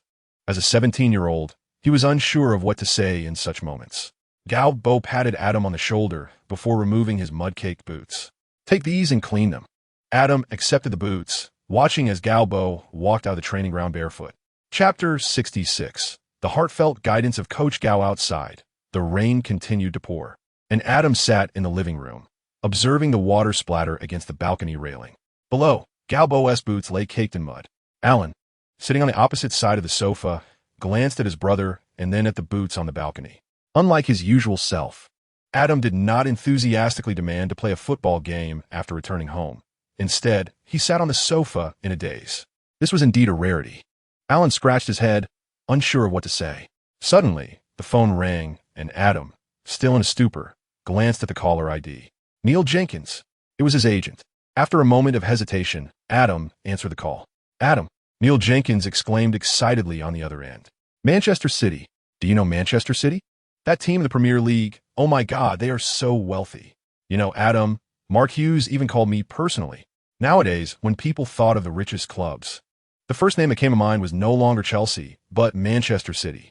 Acquired by a Middle Eastern consortium, Manchester City possessed unmatched financial might. They could purchase any star they desired, and in this era devoid of financial fair play regulations, nothing could impede their spending. In fact, if it weren't for the introduction of UEFA's financial fair play regulations, traditional powerhouses would likely face challenges from teams bolstered by an influx of funds. This was the current state of Manchester City, with the Abu Dhabi Group wielding checks to ensure that any issue solvable by money would never be a problem. Mark Hughes? Adam was surprised and felt a surge of excitement. He never expected the Manchester City manager to personally call his agent. Of course, Neil continued, almost breathless. I've arranged for Mark Hughes to mention you in the media tomorrow. All eyes will be on you. Then we can pressure Luton to let you go during the winter transfer window. I haven't even decided if I want to go to Manchester City yet. As the reality of the situation dawned on him, Adam felt a wave of panic. This is Manchester City. Adam. Neil dismissed his concerns. We're optimistic about acquiring CAC. Money is not an issue. However, we also value nurturing young English talents. We want to bring in Adam White. Your performance against Chelsea in the FA Cup left a lasting impression. Gao Bo watched Mark Hughes' face on the television screen, his expression darkening. This must be the result of the agent conspiring with Manchester City. With a click, he turned off the television, exhaling a deep breath of frustration. He began contemplating what reinforcements his team would need should he lose Adam. Currently, Adam White's absence would significantly impact the team. Due to Adam's physical limitations, Gao Bo had primarily utilized him as an attacking substitute. Gao Bo stood up, stretching lazily, and gazed out at the torrential rain before retreating into his room. What does it matter if it's Manchester City? Adam suddenly stood up. Mr. Neil Jenkins, you are merely my agent. You cannot make decisions for me. After hanging up, the rain outside intensified. Alan pointed at the boots on the balcony. The rain had washed away the mud, revealing the true appearance of the dark leather boots. These are our boss's boots, Adam explained. Why did he ask you to bring them back to clean? I don't know, but it must have some deeper meaning. Are you not going to Manchester City? I am uncertain, yet I believe I must first regain my footing. After this exchange of calls, Adam seems to have come to a realization. He gently ruffled Alan's hair, glancing at the pair of athletic shoes that had been regarded as their greatest aspiration just 6 months prior. Had it not been for Gao Bo, both he and Alan would likely still be residing in the impoverished neighborhoods of London. The following day, Adam arrived early at Gao Bo's office, respectfully presenting a pair of polished boots. Gao Bo's expression softened as he gestured towards the chair beside his desk, inviting Adam to take a seat.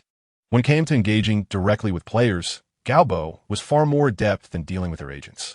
You are merely 17, Adam, Gao Bo remarked, rising to approach the window. Do you know what is most crucial for a 17-year-old player? Adam shook his head. It is the opportunity to play, Adam. You are at a pivotal moment in your development. What you need is playing time, match experience, and proper guidance. You must learn how to compete.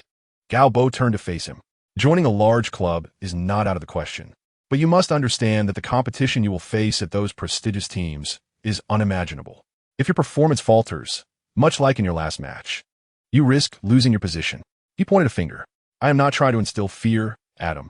I can assure you that you are not yet prepared for the fierce competition at a big club. There are numerous areas where you need improvement. Gao Bo's words were not intended to intimidate Adam. While Adam possessed commendable technical skill and good ball control, he lacked match experience and adaptability on the field. He was not a naturally gifted player endowed with extraordinary talent. Although he had strengths, he also exhibited significant weaknesses. You cannot even complete a full match. Gao Bo returned to his seat.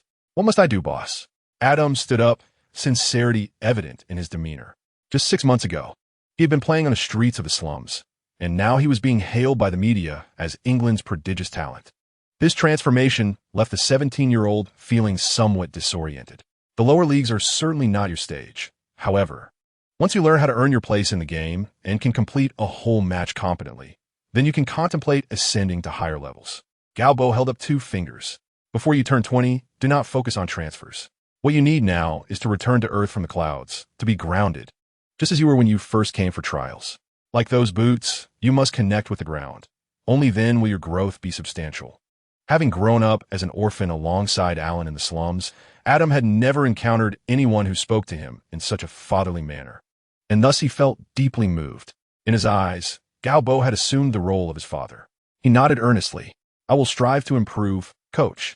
It was only after Adam had exited the office that Gao Bo exhaled in relief. At least he had managed to pacify the lad. As for Adam's significance to Gao Bo, it was not as pronounced as one might think. Losing Adam would not greatly impact Luton. While the young player possessed unique qualities, his deficiencies were equally apparent. For the time being, Adam was best suited as a substitute to spark creativity when the team struggled. Should he depart, it would not be difficult to find a player with similar traits, as Gao Bo had the resources to compensate for any loss in team strength. However, Gao Bo was particularly invested in Adam because he was one of the players he had personally scouted. While players like Vardy were well known in Gao Bo's previous life, Adam's name had not graced the elite stages. Thus, the prospect of nurturing an originally obscure player into a potential star filled Gao Bo with a sense of accomplishment. Sunlight streamed through the window as the rain finally subsided. Chapter 67. Progressing to the 5th round while Gao Bo addressed matters concerning Adam, the second-tier league gradually entered the latter half of its schedule. Due to the need to accommodate certain teams for the English Football League trophy, Luton's 25th match was postponed, while the 26th was rescheduled for January 17th. In the 17th round, Luton faced Darlington away. The match unfolded without much drama before the first half concluded. Luton took a 2-goal lead with Vardy's opportunistic strike and Drinkwater's long-range effort. A 2-goal advantage at halftime effectively secured victory for Luton, as no team in the second tier had ever overturned such a deficit against them. In the 63rd minute of the second half, Charlie Austin received a cross from a teammate, skillfully controlled the ball, and executed an acrobatic volley, sealing the win for Luton. The final score was 3-0, with Luton triumphing over Darlington and elevating their points total to 40. The traveling Luton supporters were ecstatic, as this tally placed them in 8th position. Meanwhile, the 7th-place team, Brentford, had 41 points, leaving Luton just 1 point shy of the playoff qualification. Given Luton's remarkable form this season, such a gap seemed easily surmountable. Following their victory, the players were in high spirits. As the final whistle blew, substitutes, including the recently spotlighted Adam, rushed onto the pitch to celebrate, reveling in their success even in an away match. Gao Bo, though pleased, refrained from excessive celebration. After the game, he simply made a fist and approached the opposing manager for a handshake before heading into the players' tunnel. However, Gao Bo's good mood quickly dissipated during the post-match press conference. Coach Gao Bo, Mark Hughes, stated during an interview, "Adam White is a talent for England. I believe it is irresponsible to keep Adam White in the second tier.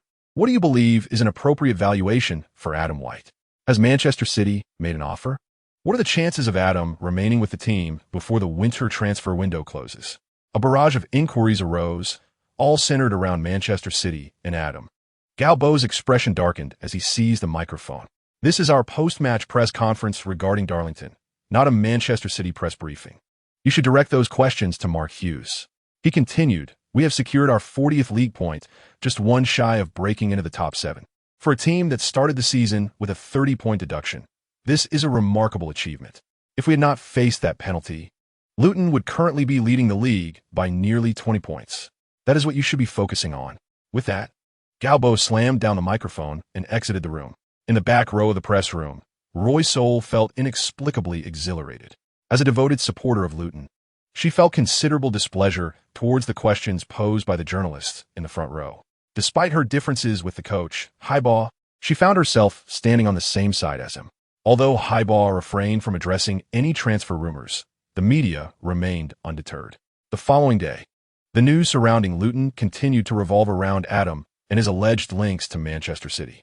The media spoke with such conviction that they even fabricated intricate details of negotiations between the two parties. Besides Adam, several core players from Luton were also embroiled in transfer speculation, particularly as the winter transfer window approached, making transfer news particularly captivating for readers. To mitigate the potential disruption that such rumors could cause to the team, Gao took measures to sever the team's ties with the media, prohibiting players from engaging in unauthorized interviews. Outside Luton's training facility, however, a plethora of journalists gathered, drawn by the team's rising fortunes and increasing media attention. Nonetheless, the training sessions within the facility remained undisturbed, with players adhering to their routine. Luton was set to face Preston in their next match away from home. Preston, positioned mid-table in the championship, was considerably more formidable than Chelsea. Yet, Gao remained cautious, aware that their opponents ranked 2 divisions higher than Luton, who competed in League Two. On the training ground, clad in his training attire and a baseball cap, Gao addressed his players, cautioning them not to underestimate their rivals. He gestured towards his forehead, emphasizing that many of them might still be riding high from their previous victory over Chelsea. He warned that carrying such a mindset into the forthcoming match could lead to certain defeat. As anticipated, Luton encountered significant challenges at Deepdale from the outset. Preston launched a fierce attack, nearly breaching Luton's defense. Had it not been for a shot from Preston's forward Brown striking the crossbar, Luton could have conceded early in the match. Fortunately, after a few minutes of chaos, Luton's formation stabilized, gradually pushing Preston's offensive threat away from danger. The first half devolved into a midfield stalemate, with Luton securing a few counterattacking opportunities, yet failing to convert any into shots on goal. The first half concluded in a stalemate of 0-0. The second half maintained a similar intensity, with Preston having realized the risks of overcommitting, opting to test Luton's patience in midfield rather than press forward aggressively. Gao had anticipated this change in strategy. In the 65th minute, with the match still tightly contested, he summoned Adam to the sidelines. The number of Luton supporters in the away stand was modest, and the tense atmosphere had dulled their excitement. However, upon Adam's arrival on the pitch, the fan spirits soared, and they erupted in chants of his name. Thanks to media attention, Adam had become Luton's most prominent player, despite being a substitute. Gao pointed out a 34-year-old Preston right-back, instructing Adam to exploit his side, urging him not to rush his passes and to remain cognizant of the positioning of their forwards and midfielders. He encouraged Adam to be decisive with his shots when the opportunity arose. Adam nodded appreciatively as Highball patted him on the shoulder. With the substitution, Adam replaced left midfielder Lewis Emmanuel. Surprisingly, it was Luton who initiated the offensive adjustments, showcasing their prowess against a championship team. Following the substitution, Luton's attack indeed gained a newfound vigor. Adam skillfully outmaneuvered Preston's right back, who struggled to keep pace with the younger player. After advancing into the box, Adam delivered a precise pass into a vacant area where Vardy and Charlie Austin pressed forward, drawing Preston's defense into a congested area.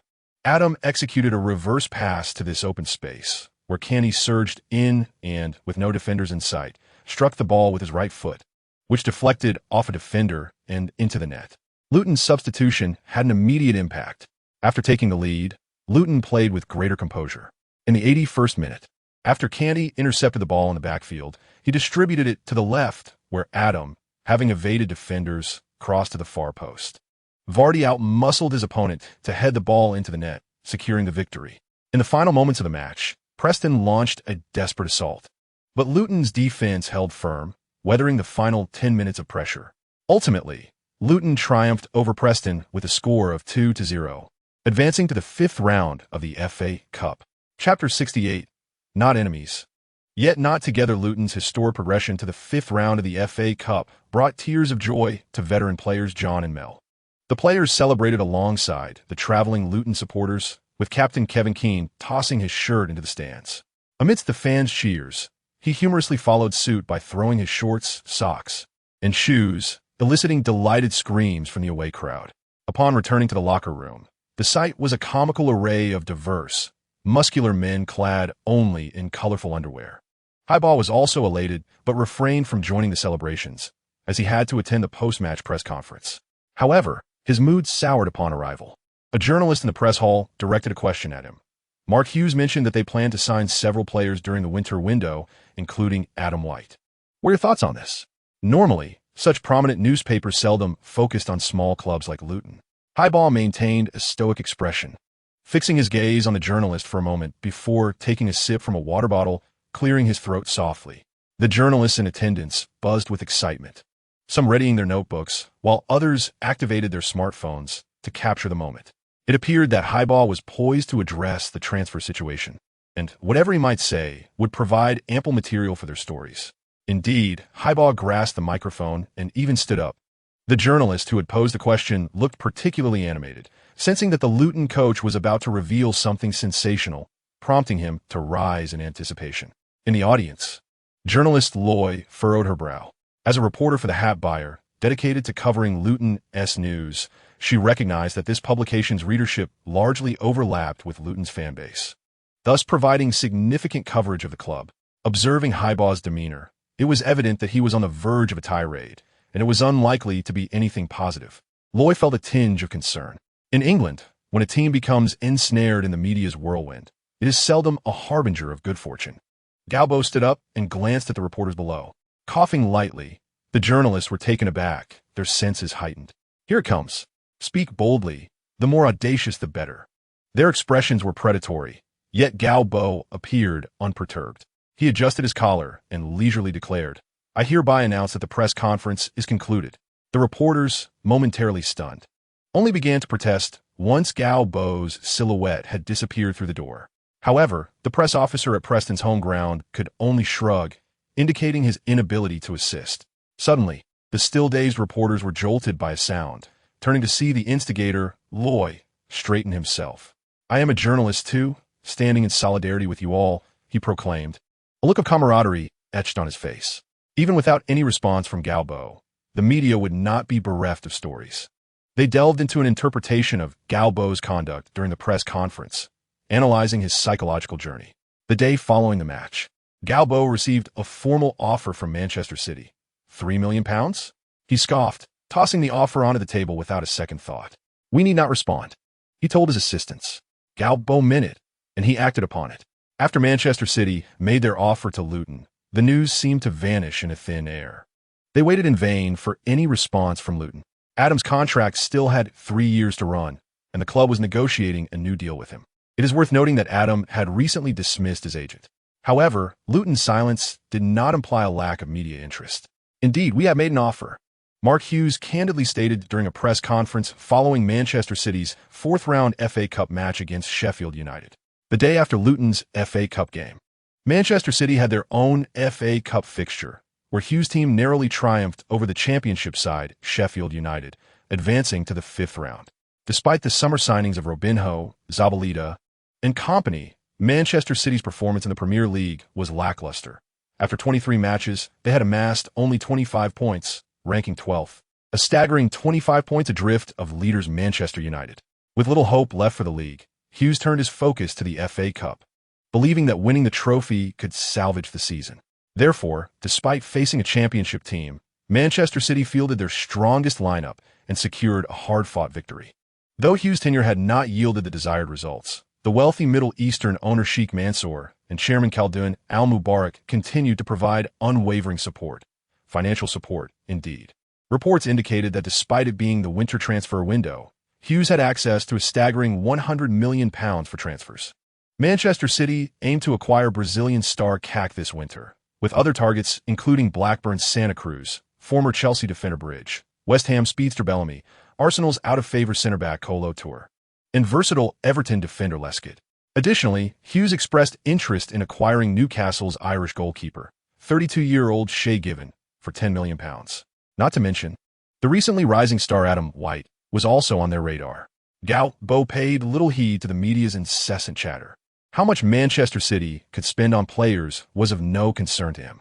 To club owner David Morton, Gao Bo presented a simple rationale. If you sell Adam now, you will only receive $3 million. In 2 years, his value could multiply tenfold. Morton was easily persuaded. Choosing between $3 million today or $30 million in 2 years was a straightforward decision. In matters of football, Morton had always regarded Gao Bo's words as gospel. Although Gao Bo remained indifferent to the news surrounding Manchester City, his team seemed perpetually linked to them. Following their advancement to the fifth round of the FA Cup, the draw results emerged swiftly. Manchester City. Luton was set to host Premier League team Manchester City in the fifth round. It seemed fate had orchestrated this encounter. Chapter 69. An inevitable injury crisis drawing Manchester City sparked a flurry of thoughts in Gao Bo's mind. The current state of Manchester City was quite unstable. They had not yet become the championship-winning team of years to come. While they had acquired several star players, their play style was disjointed and lacked cohesion, which explained their struggles in the Premier League despite possessing elite talents. Teams like Manchester City, which suddenly receive substantial investment and hastily recruit star players, often fail to meet expectations. A team cannot simply transform into a powerhouse by amassing stars. It requires the integration of these players into a cohesive unit to unleash their collective potential. Should Luton triumph over Manchester City in the fifth round, they would advance to the quarterfinals. If luck favored them in the draw, perhaps they could reach the semi-finals and have a shot at the championship, a prospect that could indeed become one of the greatest upsets in FA Cup history. Gao Bo was filled with anticipation for such a challenging achievement. He flipped through his calendar to review the team's schedule. The fifth round of the FA Cup was slated for February 14th, over 20 days away. However, Luton's schedule was relatively light, with only 3 league matches in January, alongside a Checkatrade Trophy match and a league game in early February. With over 20 days to play 5 matches, one of which was a minor cup tie, Gao Bo found himself with ample flexibility. He could field his best players against Manchester City without concern for fatigue. Once Gao Bo made his decision, the coaching staff began to focus their efforts on the task of defeating Manchester City. He dispatched Lin San to gather more precise and detailed information beyond what the media was reporting. Lin San was tasked with observing Manchester City's matches and training sessions, preparing evaluations of every player likely to participate in the FA Cup. However, plans often change unexpectedly. On January 24th, Luton hosted Bradford. Bradford was currently tied on points with Luton, ranked just below them on goal difference. From the very outset of the match, Bradford adopted a defensive posture in their away game. Luton, accustomed to such tactics, found that most teams in League Two now resort to this strategy when facing them. They fortified their penalty area and deployed 1 or 2 swift forwards to seize any opportunity to score, or at the very least, aim for a draw. The first half of the match unfolded without significant incidents, but as it neared its conclusion, Luton finally breached the opposition's defenses. taking advantage of a corner kick. Luton sent the ball into the penalty area. Center back Jeffrey leapt high, overpowering the opposing defender to direct a header towards a goal. Bradford's goalkeeper executed a remarkable save, deflecting the ball away. However, Charlie Austin's astute positioning inside the box enabled him to capitalize on the rebound, as Charlie struck the ball towards the goal amidst defensive interference. The goalkeeper found himself helpless. Coach Gao Bo utilized a card enhancement that elevated Jeffrey's heading ability, further augmenting the prowess of this already adept center back. Furthermore, the 18-year-old Jeffrey had matured significantly during this period, his overall capabilities having improved considerably since 6 months prior.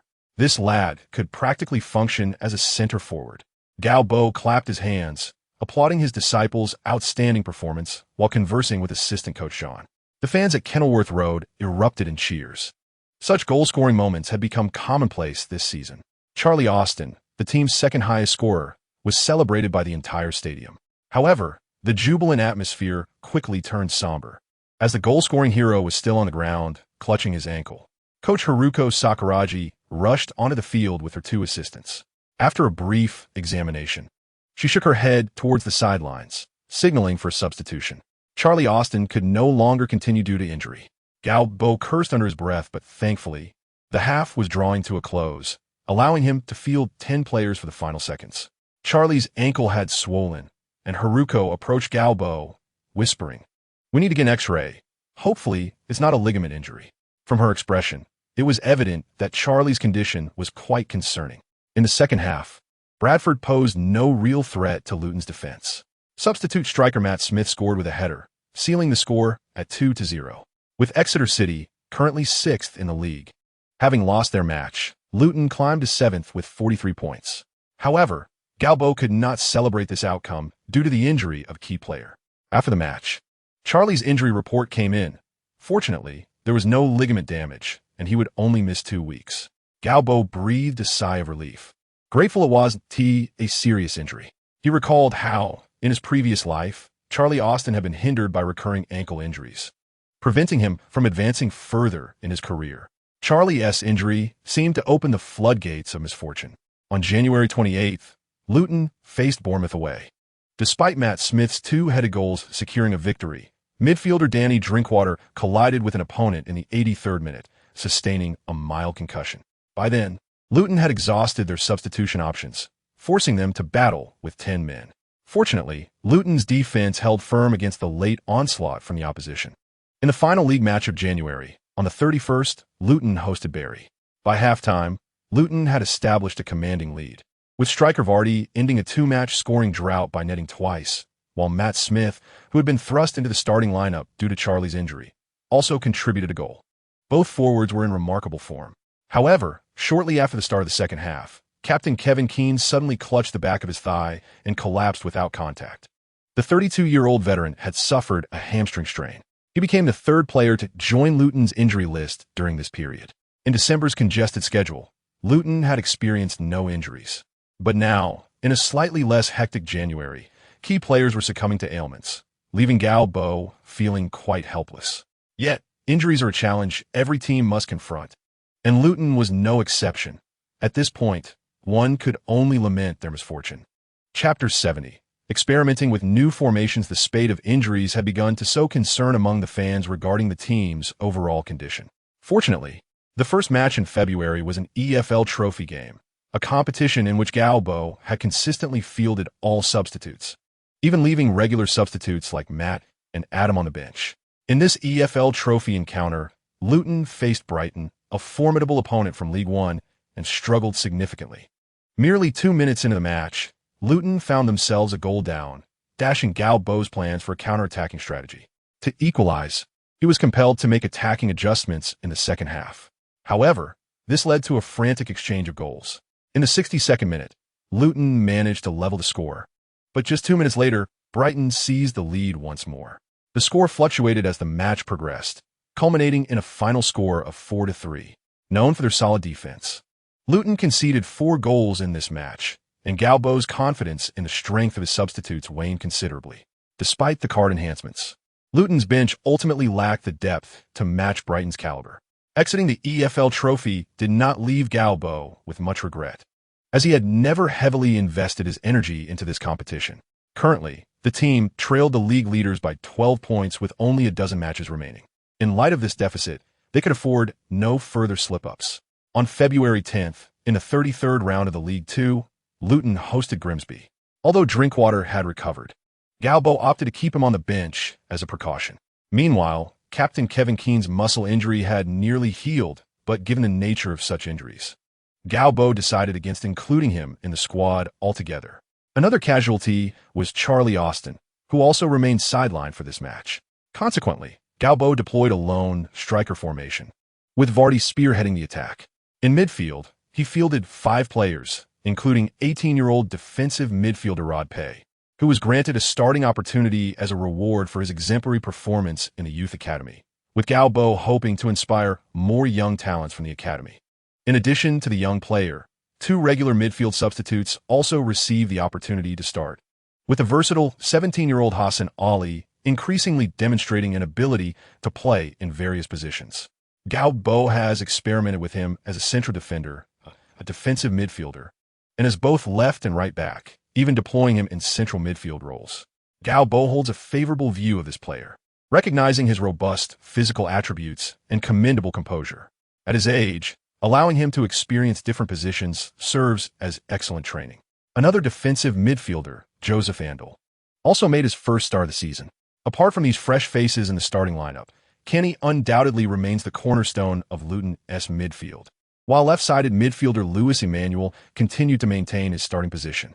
Gao Bo's decision to field 5 midfielders with substantial defensive interception capabilities was clear. He aimed to contest the midfield fiercely with the opponent. This strategy also served as a rehearsal for Luton's upcoming match against Manchester City. With Charlie Austin's return uncertain and Adam White only capable of playing a half due to fitness issues, it was apparent that while White is quick, he lacks endurance. The fitness coach, Mel, has noted slow progress in his training regimen, even with the assistance of training cards. Furthermore, the team's towering striker, Matt Schmidt, has limited mobility. While he might excel in a game against Luton, where they could dominate possession, facing a formidable team like Manchester City could prove challenging for him, as it would require him to constantly move with his imposing 100-kilogram frame. Therefore, Gao Bo opted for a lone striker formation, testing how Vardy would perform in that role. Grimsby currently sits at the bottom of the league table, weaker than Luton, granting Gao Bo the confidence to assess his squad during this match. In reality, Gao Bo had equipped his team with a card that boosts interception success rates by 15%. Even without it, the disparity in strength between the two teams was evident. Grimsby struggled to gain possession, while Luton's 5 midfielders easily stifled their efforts, frequently sending the ball behind Grimsby's defense to leverage Vardy's explosive pace. Vardy indeed flourished in this match, completing a hat-trick by halftime, and by the 60th minute of the second half, he had netted a 4th goal, bringing Luton to a commanding 4-goal lead. Subsequently, Gao Bo began to rotate his players, having been pleased with Vardy's performance as the lone striker.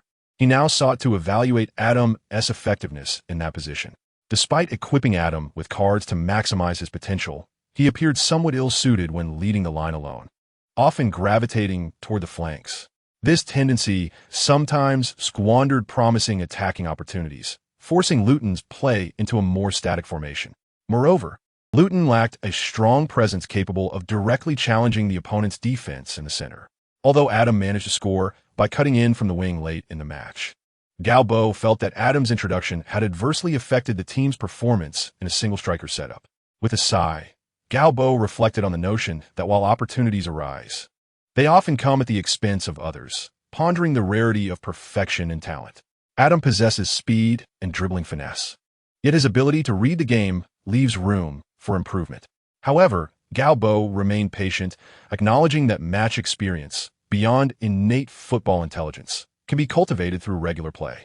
He instructed Lin Sun to compile footage of Jamie's and Adam's positioning during the match. For these young players, the time to cease learning had not yet arrived. When the final whistle blew, Gao Bo and his players celebrated with high fives.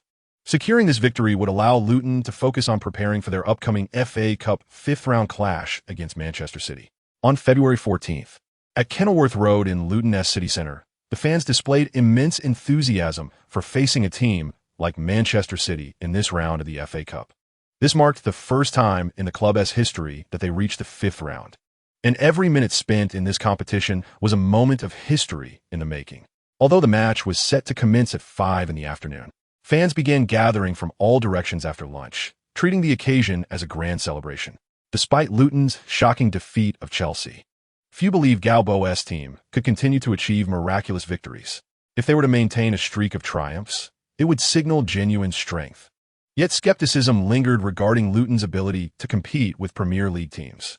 However, following Luton's performance in the previous round and the absence of heavyweight matchups in this round, Sky Sports chose to broadcast this match live, believing it would generate sufficient interest. Recently, Luton's name had surfaced frequently in mainstream media, often in connection with Manchester City's transfer news. The weather was splendid, with a bright English sun making it feel anything but winter, a stark contrast to the dreary weather of previous days. As Gao Bo stepped off the team bus, he was momentarily dazzled by the sunlight. With outdoor temperatures hovering around 15 to 16 degrees, he felt slightly warm in his woolen suit jacket and removed it, waving to the fans who had gathered nearby. As customary, Gao Bo received a rapturous welcome, with fans chanting his name and applauding. The coach, who has led the team to historic achievements in the FA Cup and played a pivotal role in lifting the team from its lows, has quickly become one of the most respected figures in the city, despite having only been at Luton for 6 months. The players also received a warm reception as they disembarked from the bus, a scene familiar at every home match. Manchester City, on the other hand, had been in good form. Since January, their schedule in the Premier League had not been dense, and they had played 5 matches, achieving 3 victories and 2 defeats. Although the loss ratio was relatively high, it is noteworthy that their recent 3 wins had come consecutively. Compared to December, when they had gone winless in 8 matches, the pressure on City's players had notably eased. Consequently, in the away dressing room at Kenilworth Road, the Manchester City players were in high spirits, laughter frequently emanating from their quarters. Mark Hughes was also in good spirits. Coaching such a team is incredibly rewarding, with a generous salary and no concerns regarding transfer budgets. As the Arab owners have ample resources and the funds allocated to Manchester City hardly make a dent, Mark Hughes has conducted a thorough analysis of Luton Town. And it must be acknowledged that this is indeed a well-trained and disciplined team, with tactics that are refreshingly innovative. It is no wonder they have achieved such remarkable results in the lower leagues. Thus, in the locker room, Mark Hughes spoke with a grave expression. This team possesses considerable strength. Although they currently reside in League Two, their capabilities could easily rival those of a championship side. We must not underestimate them. Rest assured, boss, they're merely a League Two team. If we approach this seriously, they won't stand a chance, replied the team's star player, Robinho, with a smile. Robinho, the quintessential Brazilian, always seemed to be in high spirits, sporting a perpetual smile that endeared him to everyone, including his Manchester City teammates. After all, who could possibly dislike a generous Brazilian who frequently invites them to nightclubs? Mark Hughes actually concurred with Robinho's sentiments. But as the head coach, he had to consider every possible scenario and could not afford to be as optimistic as the players. Robinho, do keep an eye on their number 6, Kant. This Frenchman is exceptionally skilled defensively. He is a formidable opponent, Mark Hughes cautioned. Robinho enjoyed ample possession at Manchester City and had scored numerous goals that season. The former Real Madrid number 10 was now the unequivocal linchpin of the team, with a transfer fee of €40 million, making him the most expensive signing of the summer transfer window and a record in Premier League history. Interestingly, Robinho revealed that before arriving in Manchester, he had believed he was negotiating with Chelsea. The Brazilian dismissed Mark Hughes' warning, thinking they are just League Two players. How formidable could they possibly be? You're responsible for marking Robinho, N'Golo, Bo urged Kant in the home team's locker room. Although Robinho's subsequent career was less than stellar, bouncing between various clubs without achieving significant success, he still posed the greatest threat from Manchester City, as he was not far removed from his peak performance. Facing the swift and agile Robinho, Luton's towering center-backs would find it challenging to contain him, prompting Bo to assign the task of defending Robinho to Kant. Given Kant's tenacity, Robinho's speed and dribbling skills would likely be less effective. Don't worry, boss. I promise he won't have a single opportunity, Kant grinned, revealing a wide smile that contrasted with his dark complexion, presenting a rather endearing appearance. You should be a bit fiercer. That way, the forwards will fear you, N'Golo, Bo said, somewhat helplessly. While Kant was excellent in his role on the pitch, he certainly did not project the image of a menacing defender. The Luton players in the locker room chuckled at this. As both teams lined up in the tunnel, Kant found himself facing Robinho. The Brazilian glanced at Kant, who returned the look with a friendly, earnest smile. Robinho frowned internally, thinking, "We are adversaries now, kid. Do you not understand the situation?" Robinho's confidence surged as he faced what appeared to be a simple-minded youngster. He certainly did not regard him as a formidable opponent. "Do you want an autograph, kid?" Robinho asked, bending down to adjust the shin guards tucked inside his socks, standing upright to continue. "I can give you one after the match." Kant's smile began to fade. "After the match, I wouldn't mind giving you an autograph." Vardy stepped in to back up his teammate. The story of Robinho and Kant in the players' tunnel did not last long, as the referee had already ushered both teams onto the pitch. Robinho remained unfazed by Vardy's provocation, maintaining his confident smile. To him, Vardy was not a worthy opponent. As the players entered the stadium, which could accommodate only 10,000 fans, the atmosphere created by Luton supporters rivaled that of any top-tier club. A massive banner was raised by fans in the stands opposite the players' tunnel, fluttering in the wind that swept in from outside the stadium. However, Luton's crest lacked any semblance of grandeur, featuring images of a hat, ears of wheat, bread, and two local flowers of which Gao Bo was unaware. Nevertheless, when this banner was sufficiently large, it still conveyed a sense of majesty. English fans have always excelled at creating an electrifying atmosphere. All right, ladies and gentlemen, esteemed viewers, this FA Cup match is about to commence. Manchester City will kick off, and without hesitation, they pass the ball forward. Now in possession is Robinho, the most expensive player in the history of English football transfers. He is up against Luton Town, a League Two team that has performed miracles in the previous round. This is not just any League Two team. They have risen to sixth place in the league after starting the season with a 30-point deduction. If the season were to end now, Luton would qualify for the playoff for promotion. Commentating on the match was Lightkinson, who had requested to cover this game, partnered with Redknapp. "I don't share your opinion, Light." Redknapp evidently disagreed with Lightkinson, stating that while Luton performed admirably in the fourth round by eliminating Chelsea, that was during a time when Chelsea was struggling and clearly underestimated them. Gao Bo's unexpected use of Adam White had yielded excellent results. However, after Luton eliminated Chelsea, Manchester City would not make the same mistake, and Adam White could no longer be considered a surprise element. When a team like Manchester City takes the game seriously, Luton has no chance of winning, Redknapp asserted emphatically. Speaking of which, Adam White is not even starting in this match. Lightkinson asked playfully, "But are you really so certain?" "Of course. I believe they can at most create some trouble for Manchester City." Recently, Mark Hughes seems to have discovered the key to leading City to victory, as they have achieved 3 consecutive wins across all competitions. Redknapp replied earnestly. Meanwhile, in China, Guangdong Sports Channel, the sole broadcaster of the FA Cup, was also airing this match. Although we hope for a strong performance from Luton and for Coach Gao Bo to lead his team further, objectively speaking, the disparity in strength between the two sides is quite significant, said commentator He Hongfa. After all, just Robinho alone is worth over 40 million. However, football is unpredictable, and anything can happen in a match. Let's cheer for Coach Gao Bo's team. We hope they can create another miracle today. The match was now underway, with De Jong in possession, as He Hongfa prepared to announce both teams' starting lineups when a gasp of astonishment arose from the crowd, followed by a wave of enthusiastic applause. He Hongfa raised his head and noticed that the television screen was replaying the recent moments of the match. The young player Robinho was attempting to dribble, facing Luton's defensive midfielder Canny.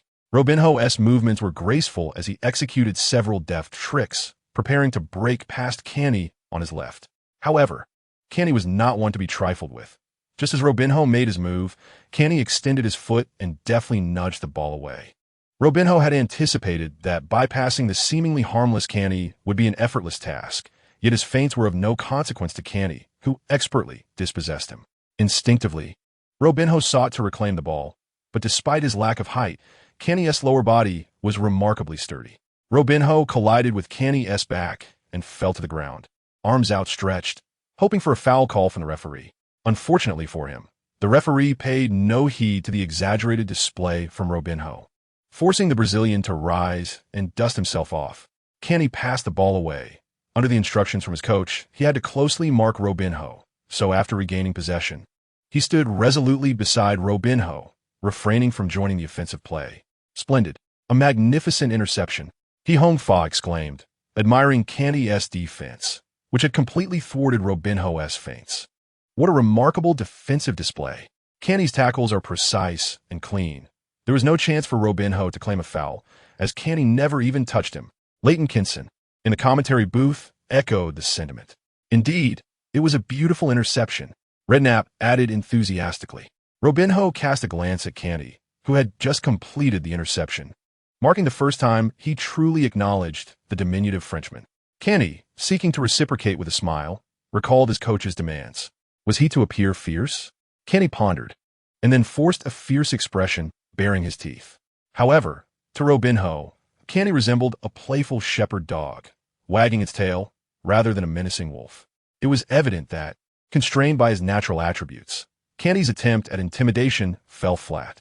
In that moment, however, upon seeing Kante smile, Robinho felt a shift from his earlier nonchalance in the player's tunnel. He perceived Kante's grin as a provocation. "Don't get too cocky, kid," Robinho said, stepping in front of Kante. Kante, a man of few words, admired Vardy, who was never at a loss for words in any situation on the field. He contemplated how Vardy might retort in such a scenario. But before he could devise a response, Robinho sprinted to an open position to receive the ball. Kante's interception granted Luton an opportunity to attack. Yet Drinkwater's attempt at a long pass behind Manchester City's defense was thwarted by Kompany, allowing City to maintain their offensive pressure. Kante had no choice but to abandon verbal exchanges and closely shadow Robinho instead. Chapter 73. The Victory of Tactics at the Entrance of the Training Ground. The old security guard Magus had, as usual, turned on his vintage radio to listen to the match. He cranked the volume to its maximum, comfortably settling in the guardhouse to enjoy the game. Marvelous. Kante has intercepted Robinho once more. Robinho is utterly powerless against Kante. The commentator Leighton Kinson's voice resonated, and a smile crept across Magus's face, his beard seemingly relaxing. This is Kante, our midfield stalwart. Kante, oh Kante, he is a mere 168 centimeters tall. Yet he can seal every gap. This was a song created by the fans for Kante, and as Magus listened to the radio, he joined in the singing. Robinho once again rose from the ground. This marked his third attempt to outmaneuver Kante, and once again he had been cleanly dispossessed. He hadn't even earned a single free kick. Kante, brilliant defense. Leighton Kinson continued to praise Kante's defensive prowess. Unlike Luton's previous match against Chelsea, where they triumphed. This time they employed a formation with 5 midfielders, resembling a 4-2-3-1 setup. Yet the 3 players ahead of the 2 defensive midfielders rarely ventured into the attack. Faced with Luton's 2 defensive lines in midfield, Manchester City had yet to penetrate into Luton's dangerous area. Redknapp remarked, "Now you can see the strength of Luton, Jamie. It's surprising how meticulously Luton has defended," Leighton Kinson noted, appearing to be an advocate for Luton. "I certainly did not anticipate that Luton could execute such a tight defense." This speaks volumes about Gao Bo's effective work with the team. Their victory over Chelsea was no mere fluke. Redknapp conceded his earlier judgment. Prior to the match, Mark Hughes believed he had adequately prepared for Luton, yet he soon realized he had underestimated his opponent. Almost 10 minutes had elapsed since the match commenced, and Manchester City had only managed a single shot on goal, a long-range effort from Bellamy after cutting in from the flank, which soared high and wide. Meanwhile, Luton had yet to register a single attempt on goal. Vardy, stationed as the lone striker, had seen few touches as Manchester City's defense held firm, leaving Vardy with limited options. Mark Hughes would not revel in the fact that his team had yet to face a shot from their opponent, considering Luton was merely a League Two team. Gao Bo, on the other hand, remained unfazed, knowing that his team's overall strength paled in comparison to Manchester City's. This prompted him to deploy 5 midfielders, establishing a solid defensive line. Notably, to counter Manchester City's most threatening player, Robinho, Gao Bo had assigned Kante specifically to mark him. It became evident that the now diminished Robinho was finding it impossible to gain an advantage against Kante, whose abilities had been significantly enhanced under the system's augmentation. For the past 10 minutes, Gao Bo's attention had not been solely on the pitch. As he awaited any potential tasks from the system, reminiscent of the unexpected assignment issued during the match against Chelsea, which had sparked his anticipation for this game. However, after waiting for nearly 10 minutes with no response from the system, Gao Bo eventually dismissed it from his mind. The match was fiercely contested, with Manchester City generally dictating the pace of the attack. However, they struggled to breach Luton's midfield defense. Luton's 5 midfielders, Kenny, Drinkwater, Kevin Keane, Lewis, and Hassan, boasted considerable stamina and running ability, alleviating Gao Bo's concerns about their fitness in the second half. Mark Hughes' team relied heavily on Robinho's performance for their offensive plays, yet with Kenny effectively neutralizing him, Manchester City found their attacking efforts severely hampered. City was not particularly adept at maintaining possession. Rather, Hughes' squad preferred to leverage the individual talents of their 3 attacking players up front. However, Robinho is now effectively contained. While on the flanks, Bellamy has had a few opportunities for swift breakthroughs and crosses. Yet, both Robinho and Manchester City's other winger, Ilano, are not particularly tall players. In this match, Sabalita, who is playing as a defensive midfielder, has made several attempts to surge forward in attack. However, Luton's centre-back, Jeffrey, has shown significant improvement in his defensive capabilities, and under the encouragement of high morale and the team's performance, the young Dutchman is currently brimming with confidence. Consequently, most of Bellamy's crosses have been intercepted by Jeffrey, with breakthroughs in the center restricted and the effectiveness of wing crosses diminished. It is no wonder that Mark Hughes appears somewhat perturbed. 10 minutes have elapsed, and Manchester City has yet to unleash the anticipated offensive onslaught. The situation on the pitch remains exceedingly tense. Mark Hughes stands on the sidelines, casting a glance at the composed and confident High Wave on the opposing side. He recalls Luton's victory over Chelsea, where High Wave executed a brilliant counterattack, deploying the lightning-fast Adam in the second half as a game-changer, catching Scolari off guard. Will he attempt the same tactic again? You underestimate me, young one. Compared to the 56-year-old Mark Hughes, High Wave indeed seems remarkably youthful. Determined not to give High Wave the upper hand in the second half, Hughes gestures for Manchester City's defenders to push forward. Shall we amass a stronghold in midfield? Let us see if you can withstand it. If High Wave were aware of Hughes' thoughts, he would surely cry foul. Having executed a counterattack once, the opposition would undoubtedly be on guard, so High Wave does not place his hopes on the second half. He is also keeping an eye on the clock. According to his pre-match strategy, Manchester City would come out aggressively, as they are a Premier League team, unwilling to back down against a League Two side. Therefore, High Wave's plan is to initially defend in the first half, allowing Manchester City to expend their initial fervor, and then, around the 15-minute mark, he will raise the tempo of the game, forcing Manchester City to match their pace after 15 minutes of intensive attack. The essence of any tactic is to make the opponent uncomfortable while allowing oneself to play at ease. High Wave recalls the words of a great leader: advance when the enemy retreats, and retreat when the enemy advances. In any case, he must not allow Manchester City a moment's respite in this match. Thus, almost simultaneously, as Mark Hughes gestures for Manchester City's 2 fullbacks to push forward, High Wave signals from the sidelines as well. The pace of the game suddenly accelerates. In the 16th minute, Bellamy crosses from the left, and the ball is cleared by Jeffrey. After controlling the ball, Sabalita passes it to Robinho. As Robinho turns to receive the ball, Kenny rushes in from the side and dispossesses him. Drinkwater seizes the ball and immediately looks for Vardy's position. At this moment, Manchester City's defenders have pushed past the halfway line, and Vardy is stationed at the center circle, ready to make a forward run. Drinkwater sends the ball soaring forward. Luton's counterattack. The roar from the stands rises sharply. High Wave rushes to the sidelines, fists clenched, poised for celebration. This is the opportunity he has long awaited. Vardy speeds forward through the center, his pace astonishing. Kompany is hot on his heels, and while he is not slow himself, it is a challenge for him to catch up with the already prepared Vardy. Vardy deftly brings the ball down with the tip of his foot, guiding it in the direction of his run so he can maintain his speed without deceleration, while Kompany trails behind, left in the dust. By the time Vardy reaches the edge of the penalty area, Manchester City's goalkeeper, Given, rushes out. Faced with the approaching keeper, Vardy remains remarkably composed. He delicately lifts the ball with the tip of his right foot, sending it over the goalkeeper's head and into the net behind him. High Wave leaps into the air, his fist pumping triumphantly. This is his tactical victory. Any head coach witnessing a match unfold almost precisely as predicted would share High Wave's exhilaration. Chapter 74. "We are stronger than they are." Jamie Vardy. What a splendid goal. Lightkinson jumps from his seat. When Candy dispossessed Robinho once more, he had not anticipated witnessing such a beautiful goal. The style of this goal is so uncharacteristic of Vardy, even if he had scored with a powerful strike from the edge of the box. Lightkinson would not have been as astonished. The Walsall Stadium has been completely ignited by Vardy's goal, with fans clad in orange leaping from their seats, raising their arms like a forest. Vardy, in motion, witnesses the ball nestling into the net, and, as he turns with the ball, the opposing goalkeeper is nearly upon him. In fact, just before Vardy strikes with his right foot, he initially considered a powerful shot, but upon seeing the goalkeeper closing in, he swiftly altered his approach. Why not attempt a delicate lift?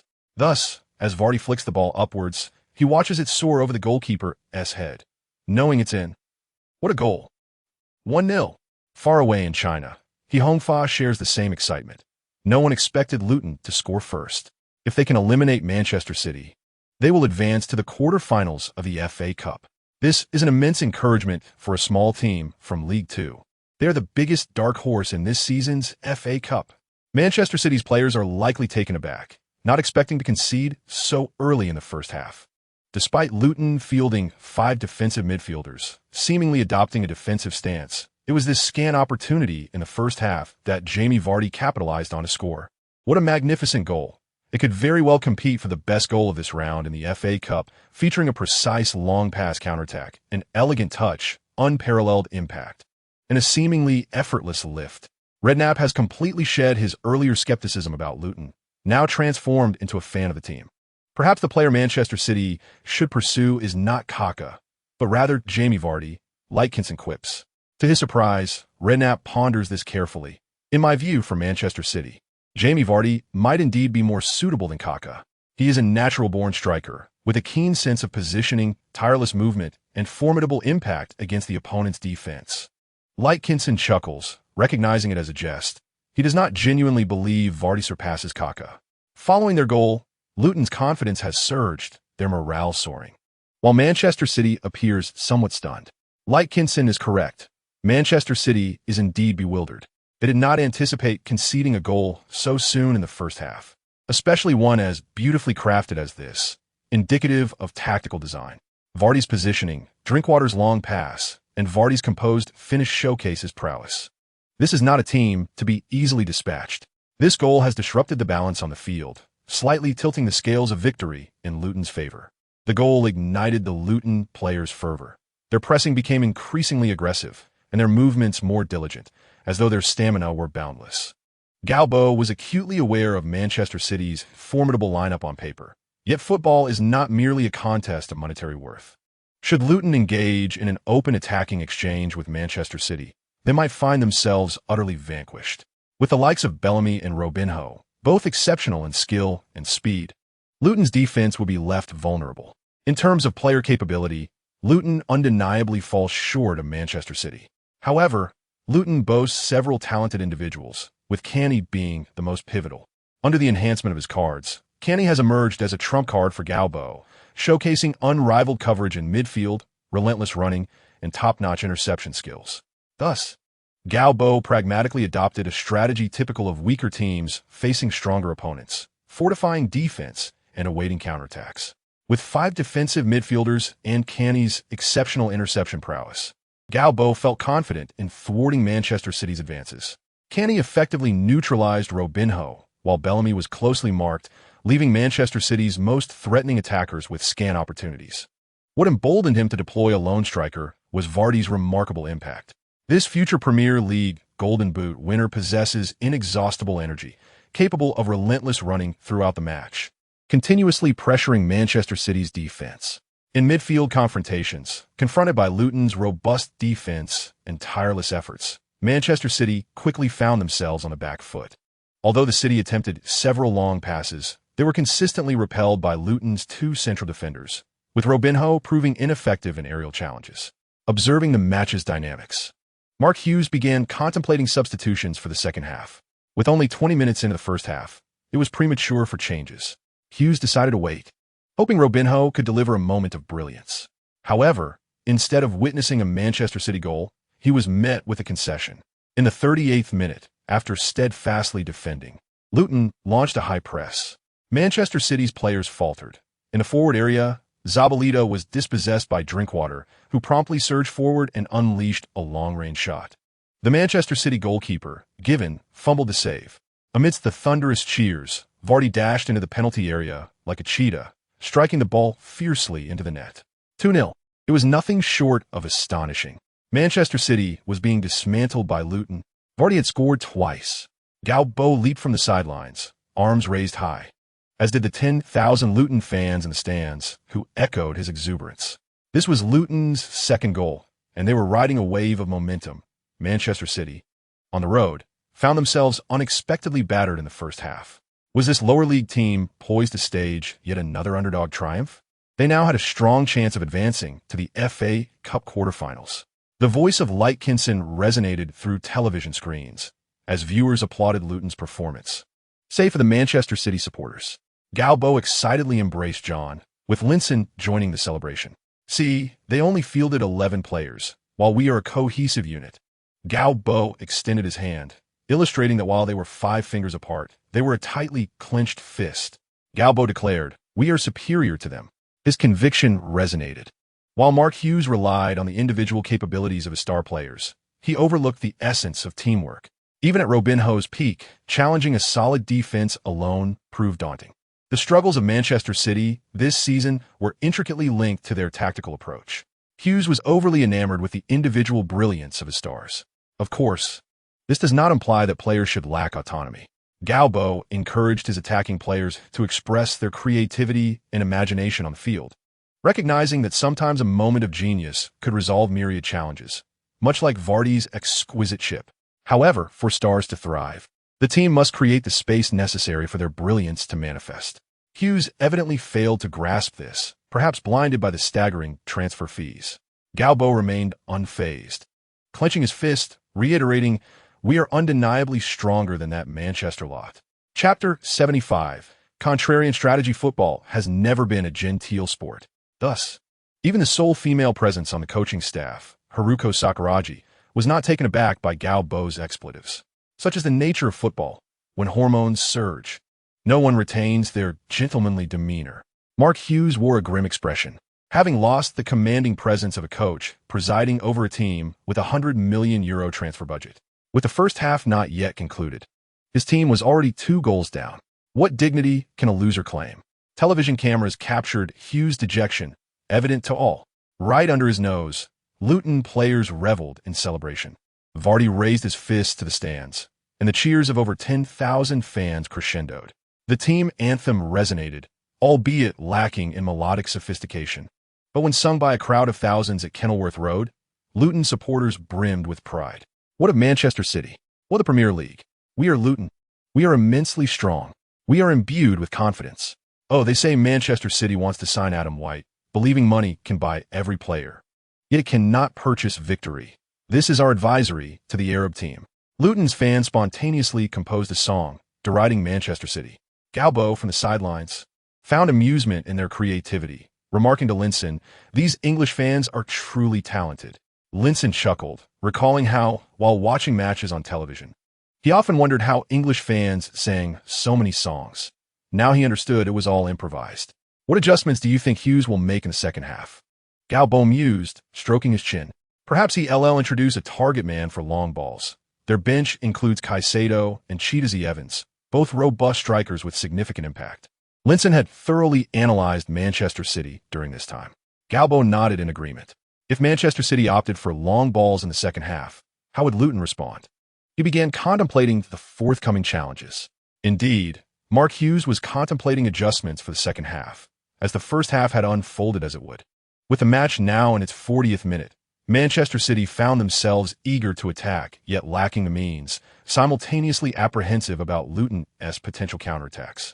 Should Luton score again, Manchester City's chances would be all but extinguished. Currently trailing by 2 goals, a swift strike in the second half could still salvage the situation. The first half had indeed been lackluster, with Luton ceding possession while Manchester City, upon gaining the ball, appeared utterly bewildered, uncertain of their next course of action. Should they continue to press forward? Luton had capitalized on their 2 counterattacks to score twice. Moreover, Manchester City was struggling to mount an effective offense. Robinho grew increasingly anxious, his smile having vanished entirely, as Kant seemed to haunt his thoughts, his robust figure lingering in Robinho's mind even in dreams. As Robinho received the ball at the center circle, Kant charged forward, resulting in Robinho tumbling to the ground once more. At last, the referee awarded a free kick, yet he refrained from issuing a card to Kant, leaving Robinho visibly disgruntled. However, the free kick from the center circle posed no threat to Luton, and as Manchester City prepared to resume play, the first half neared its conclusion. When the referee blew the whistle to signal the end of the first half, both teams turned towards the tunnel. Robinho's expression was dark.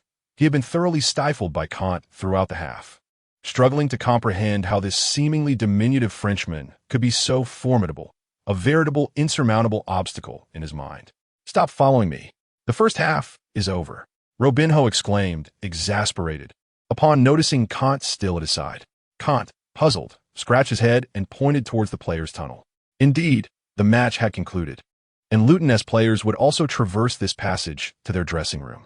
Realizing his outburst, Robinho glanced around, relieved that no one had noticed his lapse. The Brazilian star's face was a mixture of embarrassment and frustration as he turned, head bowed, and vanished into the tunnel. We conceded 2 goals. But now is not the time for despair. In the away dressing room, Mark Hughes forced a smile, summoning his resolve to sound both firm and resonant. "We can equalize, or even take the lead, as long as we unleash our true potential." He directed his gaze towards Robinho, urging him not to engage with that pesky little figure any longer, but to await opportunities in the opponent's penalty area. "In the second half, I will bring on Caicedo." Mark Hughes' eyes fell upon a tall, imposing figure seated in the corner of the dressing room. The 21-year-old Caicedo, standing at 6 feet 2 inches, was a strikingly powerful forward. Sitting upright, he prepared for the second half. "Let us simplify our approach. They have too many bodies in midfield, so we want to play there. We'll deliver the ball straight into their penalty area, right to the heart of their defense. We want to engage in their intricate midfield play. We'll confront them head-on." Mark Hughes roared, "Robinho, make sure you penetrate the box and remain agile. Do you understand? You are the finest player on this planet," he encouraged fervently. Robinho nodded, and after a few minutes of adjustment, the Brazilian star seemed to regain some confidence. "Gentlemen, you performed splendidly in the first half," Gao Bo exclaimed as he pushed the dressing room door open, addressing the players who were still animatedly discussing the first half. The room erupted in cheers. The players appreciated their coach's praise. Jamie completely toyed with their defenders. One exclaimed, "Robinho, against our Kant?" He was utterly stymied. George Parker stood, excitement radiating from him. Gao Bo smiled, observing the jubilant atmosphere. The team's confidence soared after besting a formidable opponent like Manchester City. Yet, Gao Bo remained grounded, refusing to let a 2-goal lead cloud his judgment. "Fellows, the match is far from over," he cautioned, rapping on the tactical board. "I hope that when the final whistle blows, we can celebrate victory once more." He flipped the tactical board over. Manchester City would undoubtedly alter their approach in the second half. Having struggled in midfield, they would likely substitute in a tall forward, either Caicedo or Evans. Regardless of who it was, our strategy would remain unchanged. "In the first 15 minutes of the second half, we will apply pressure up front," Gao Bo declared, drawing arrows on the board. "They're bringing in a tall forward, which means they must sacrifice a midfielder," Gao Bo asserted confidently, bolstered by the meticulous analysis provided by Lin's son, who had compiled detailed observations on Mark Hughes' substitution patterns. "Precise intelligence is crucial for winning a match. Do not allow them to execute accurate long passes. We must pressure them. When they possess the ball in midfield, we will press them there, and when they reach the penalty area, we will storm in and apply our pressure. Let them feel fear and confusion." Gao Bo's speech was increasingly polished, rallying the players' spirits. "You wish to bolster your attack with a tall forward? Then I shall counter your strategy." Chapter 76. 3 goals ahead during halftime. The evening sun cast its last rays in the west. The lights at Kenilworth Road had long been illuminated, so the fans remained blissfully unaware of the encroaching darkness. They were still eagerly discussing the events of the first half while anticipating the second half's commencement. 15 minutes passed swiftly, and Luton's players were the first to emerge onto the pitch, followed a minute later by the Manchester City squad. Gao Bo had already taken his place on the sidelines, dismissing Manchester City's antics with disdain. Ultimately, the match would be decided on the field. As the second half was set to commence, Manchester City swiftly made a substitution. Caicedo replaced Zabaleta, swapping a midfielder for a forward. Caicedo, a towering striker brought in from Basel during the winter transfer window of the previous season, had arrived before the Abu Dhabi consortium acquired Manchester City. Now, facing a crisis, the team was turning to a tall forward in a last-ditch effort. Mark Hughes' squad would ramp up the offense in the second half. In the commentary booth, Lightkinson spoke into the microphone with enthusiasm. This stadium has hosted many matches, despite its capacity of only 10,000. The atmosphere created by the fans is nothing short of formidable. Manchester City is trailing by 2 goals, but with 45 minutes remaining, they have the opportunity to equalize or even take the lead. Luton's true test is about to begin. Redknapp concurred, acknowledging the gravity of the situation. Lightkinson, too, could hardly believe that a team in the Premier League like Manchester City would be humiliated by Luton in such a manner. Surely, Manchester City would manage at least 1 goal, he mused. However, as the second half commenced, the developments on the pitch exceeded the commentators' expectations. Luton surged forward, initiating an aggressive press in the attacking third. Due to the substitution of Zabaleta, Manchester City's midfield now consists solely of De Jong and Ireland. Luton's sudden forward pressure left City's midfield in disarray. Faced with Luton's relentless pursuit, Ireland had no choice but to pass the ball back. However, Luton maintained their tight press, and just as Kompany was about to receive the ball, Kevin Keane closed in. Kompany had a pass back again, this time to goalkeeper Given. Confronted by the aggressive Vardy, Given, in a moment of panic, could only clear the ball out of play. Luton intensified their pressing in the attacking third, leaving Manchester City players flustered. Lightkinson rose from his seat, and the Luton fans in the stands erupted in cheers, applauding their team's performance. Gao Bo sat calmly, reveling in his delight. Mark Hughes aimed to enhance his attack in the second half, but Gao Bo unexpectedly escalated Luton's offensive strategy, nearly choking City's resurgence. The City players found themselves in distress. According to the script, they should have pushed Luton back into their half and initiated long passes to allow tall striker Caicedo to dominate aerial duels, with Bellamy and Robinho exploiting this forward stronghold to seek scoring opportunities within the penalty area. Although this tactic may lack technical finesse, it effectively showcased the individual capabilities of Manchester City's players. Yet, Luton disregarded the conventional playbook from the outset of the second half, launching a fervent press that left City players struggling to maintain possession. Mark Hughes felt a sense of disorientation, as if he were being targeted at every turn. He glanced at Gao Bo, who was engaged in light-hearted conversation with his assistants on the sidelines, and felt a wave of helplessness wash over him. Although Hughes advised his players not to underestimate their opponents, he secretly harbored a deep-seated undervaluation of Luton. Otherwise, like Gao Bo, he would have dispatched personnel to gather intelligence on the adversary. The City players similarly felt stifled, as if their strength was rendered ineffective. Following a brief respite during halftime, they had intended to mount a vigorous offensive against this lower league team. However, under the relentless pressure from Luton's front line, they struggled to organize any effective attack. In the 48th minute, Luton seized the ball from City's attack. Hassan Ali intercepted Ireland's pass and surged forward, sending the ball across to the right side of the penalty area. Kevin Keane struck the ball with precision. Gao Bo leapt from his seat, lamenting as he buried his head in his hands. Keane's powerful shot nearly altered the score to 3-0, but was heroically saved by City's goalkeeper, Given.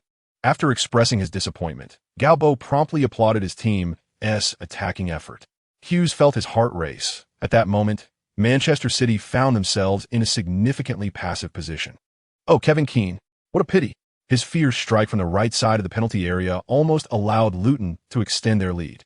Keane, equally regretful, clapped his hands before proceeding to take the corner kick. Luton's 2 center-backs joined the fray in the penalty area, as Gao Bo had conducted significant tactical training regarding set pieces. Jeffrey was the key player for Luton's set pieces, renowned for his remarkable jumping ability and headers. Before Mark Hughes could regain his composure, his team suffered yet another devastating blow. Jeffrey, Lightkinson sprang from his seat. 3-0. The Luton fans in the stands erupted into a frenzy. The Kenilworth Road Stadium, resembling a volcano in full eruption, engulfed in fervent excitement. Gao Bo rushed from the coaching area, followed closely by several of his assistants.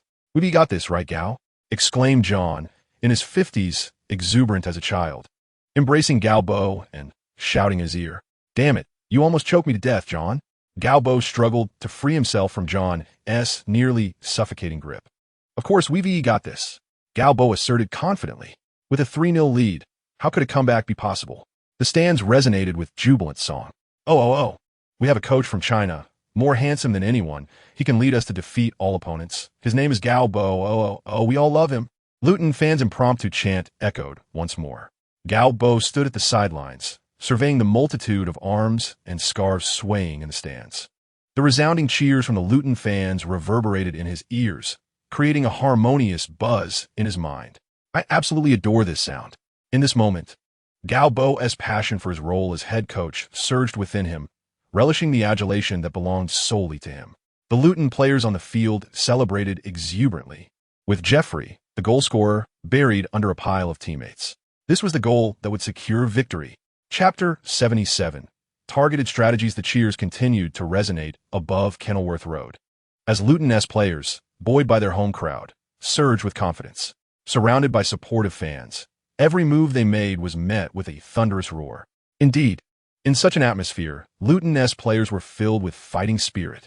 They seemed impervious to fatigue, persistently applying pressure on Manchester City's defense. Gao Bo had initially planned for just 10 minutes of high-intensity pressing in the second half, recognizing that players needed to rest. However, witnessing the excitement among his players, he refrained from instructing them to fall back into defense, instead allowing them to continue their assault on City's penalty area. Amidst the resounding encouragement from the crowd, City's players faced ongoing threats. In the 54th minute, Kenny intercepted Ireland's forward pass in midfield, halting the ball before distributing it to the right flank. Kevin Keane controlled the ball and delivered a precise cross into the penalty area. Jamie Vardy, a hat-trick. Lightkinson eagerly rose from his seat. The fans in attendance mirrored his enthusiasm, leaping high in celebration of this goal. In the penalty area, Vardy made a surging run and leaped high to deliver a commanding header, the ball bouncing into the net. Kompany found himself outmatched by Vardy's agility.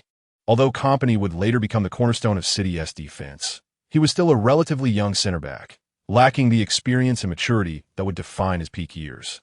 Thus, when Vardy executed a series of feints, Kompany was left trailing behind, paying the price for his youth, while the youthful Vardy surged forward with vigor. In contrast to defensive players, offensive players sometimes possess an instinct that overshadows their lack of experience. Boom! Kenilworth Road erupted once more. "Well done." Gao Bo leapt up, his suit jacket long forgotten, his white shirt neatly tucked into black trousers. The stark contrast of black and white, combined with Gao Bo's handsome and resolute visage, exuded an aura of masculine vitality, brimming with aggression. His contorted expression was a testament to his overwhelming excitement. The players from Luton, equally exhilarated, rushed towards the equally jubilant Vardy to celebrate the goal. However, at that moment, the urgent whistle of the referee pierced through the air. He approached, extending his arm and making a series of sliding gestures with his right hand across his left arm. Offside? It was then that everyone noticed the assistant referee had raised the green flag nearby. Offside. Vardy's goal was disallowed. Oh no, the goal was invalidated. A shocking turn of events. From our initial observation, it was difficult to determine whether Vardy was indeed offside, but now his hat trick was evidently lost. What transpired at the sidelines? The television cameras shifted focus to the Luton bench, where Gao Bo was shouting in fury.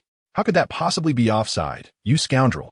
Beside him, John hurriedly restrained Gao Bo, while Mel and others swiftly covered his mouth, fearing he might utter something more offensive. It was unclear if the fourth official had heard Gao Bo's words, but he soon approached to offer a warning. "Mr. Gao, you'd best restrain your tongue, or I shall summon the referee," the fourth official cautioned. Gao Bo, seething with anger, wished to curse, but John pulled him back. "My apologies. We assure you we shall remain silent," John said, attempting to pacify the situation, while Lin's son clasped his hands in apology to the fourth official. The uproar finally subsided. Coach Gao Bo needed to temper his emotions. His team was leading by 3 goals. Even if this one was disallowed, it was of little consequence.